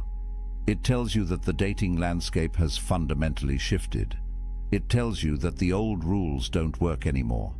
And it tells you something even more important. You're not alone in feeling like the game is rigged. But here's where most men make their fatal mistake. They look at these numbers and feel inadequate. They internalize the message that something is wrong with them, that they're not good enough, attractive enough, successful enough. They double down on the chase, working harder to prove their value in a marketplace that treats them as disposable. And with every rejection, every ghosting, every situation where they compromise their values just to keep someone interested, they lose a little more of themselves. The Stoics would look at this and see madness. They'd ask, why are you seeking your worth in the opinions of others? Why are you measuring your happiness by whether someone else chooses you? Why are you giving away the one thing that truly belongs to you, your inner peace, in exchange for scraps of external validation? Marcus Aurelius wrote, "You have power over your mind, not outside events. Realize this, and you will find strength." Read that again. You have power over your mind, not over whether she likes you back, not over whether your relationship works out, not over whether you end up alone. You have power over how you interpret these things, over what meaning you assign to them, over whether they disturb your peace or leave you untouched. And that, brother, is everything, because here's the truth that will set you free. Being single isn't a problem to solve, it's a power to harness. And the moment you understand that, the moment you stop seeing solitude as something to escape and start seeing it as something to embrace, everything changes. You stop being a man who needs someone. You become a man who chooses connection from a place of fullness, not emptiness. You stop being the beggar at the table. You become the king who decides if and when he shares his throne.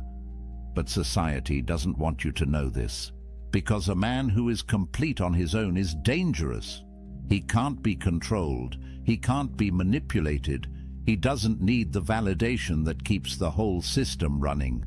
He's free, and free men change the world. So let me show you what that freedom looks like. The ancient Stoics had a word that most people have never heard: autarkia.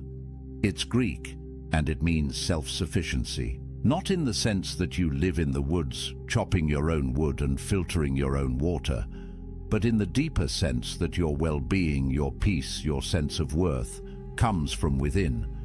It's the understanding that you need nothing outside yourself to be complete. That happiness isn't something you find in another person. It's something you cultivate in the fortress of your own mind. Marcus Aurelius understood this at the deepest level. Here was a man who had everything society says should make you happy: Emperor of Rome, immense wealth, beautiful family, power that stretched across the known world. Yet he wrote in his meditations, "Nowhere can man find a quieter or more untroubled retreat than in his own soul." Not his palace, not his empire, his own soul. And he added, "It is in your power to retire into yourself whenever you choose." Think about what he's saying. The greatest sanctuary you'll ever know isn't a place. It's a practice. It's the ability to withdraw into your own mind, to find peace there regardless of what's happening around you, whether you're surrounded by chaos or sitting in silence, whether you're with someone or alone. The peace isn't circumstantial, it's constitutional. It's built into who you are. And once you develop this capacity, you become unstoppable. Epictetus, who went from slavery to philosophical mastery, taught his students that the key to this self-sufficiency is understanding what you control and what you don't. You don't control whether people love you. You don't control whether relationships last. You don't control the economic factors that make dating harder, the cultural shifts that change the rules, or the fact that modern technology has turned human connection into a swipe-based marketplace. None of that is in your control, but you do control your character, your response, your inner state, your decision about what kind of man you're going to be regardless of circumstance. And this is where it gets powerful. When Musonius Rufus, another Stoic philosopher, was exiled from Rome, sent away from his home, his friends, everything familiar, he didn't collapse into despair. He didn't spend his days mourning what he'd lost. Instead, he used his solitude to deepen his practice. He worked on his virtue. He refined his character. He became more himself, not less. And when people came from far away to learn from him, even in exile, they found a man who radiated peace, a man who proved that external circumstances have no power over an internally complete person. There's a story about Zeus, the king of the gods in Greek mythology, that the Stoics loved. During the cosmic conflagrations, when the universe would reset and everything would be destroyed, Zeus would sit alone. No other gods, no creation, just emptiness. And yet, he remained content, at peace, because his completeness didn't depend on what existed outside him. The Stoics used this image to teach that true self-sufficiency means you could lose everything, everyone, and still have yourself. And if you've built that self well, if you've made it a fortress of virtue and reason, then you have everything you need. Now, I know what you might be thinking. This sounds lonely. This sounds like isolation. But here's where the Stoics make a crucial distinction. There's a difference between loneliness and solitude. Loneliness is the pain of being disconnected. It's what happens when you're surrounded by people but feel empty inside. It's what happens when you're in a relationship but realize you don't actually know yourself anymore. Loneliness comes from lacking connection with others or with yourself. But solitude? Solitude is chosen. It's the intentional practice of spending time with yourself, not because you can't find anyone else, but because you recognize the value of your own company. Modern research backs this up. Studies show that when people choose to be alone, when they see solitude as an opportunity rather than a punishment, their stress levels drop. Their sense of autonomy increases. They report feeling more like themselves. But when solitude is forced, when it comes from rejection or circumstance beyond their control, that's when the negative effects show up. The difference is agency, power, choice. A man who embraces solitude isn't running from connection. He's building the foundation that makes genuine connection possible. Because you can't share yourself with someone else if you don't know who you are. You can't build intimacy if you're empty inside. The strongest relationships don't happen between two incomplete people desperately trying to fill each other's voids. They happen between two whole people who choose to walk side by side, not because they need to, but because they want to. And this brings us to something crucial. Self-sufficiency doesn't mean you become cold or isolated. Seneca, one of the wealthiest and most influential men in Rome, wrote extensively about friendship. He said that a wise man doesn't need friends, but he still desires them, not because they complete him, not because he can't survive without them, but because friendship, real friendship built on virtue and mutual respect, enhances life. It's a preferred indifferent, as the Stoics would say. Nice to have, but not necessary for your peace. Think about how revolutionary that is. Most men approach relationships from need. They need validation, they need sex, they need emotional support, they need someone to make them feel valuable. But when you approach from self-sufficiency, everything shifts. You don't need anyone, you choose them. And that choice, made from abundance rather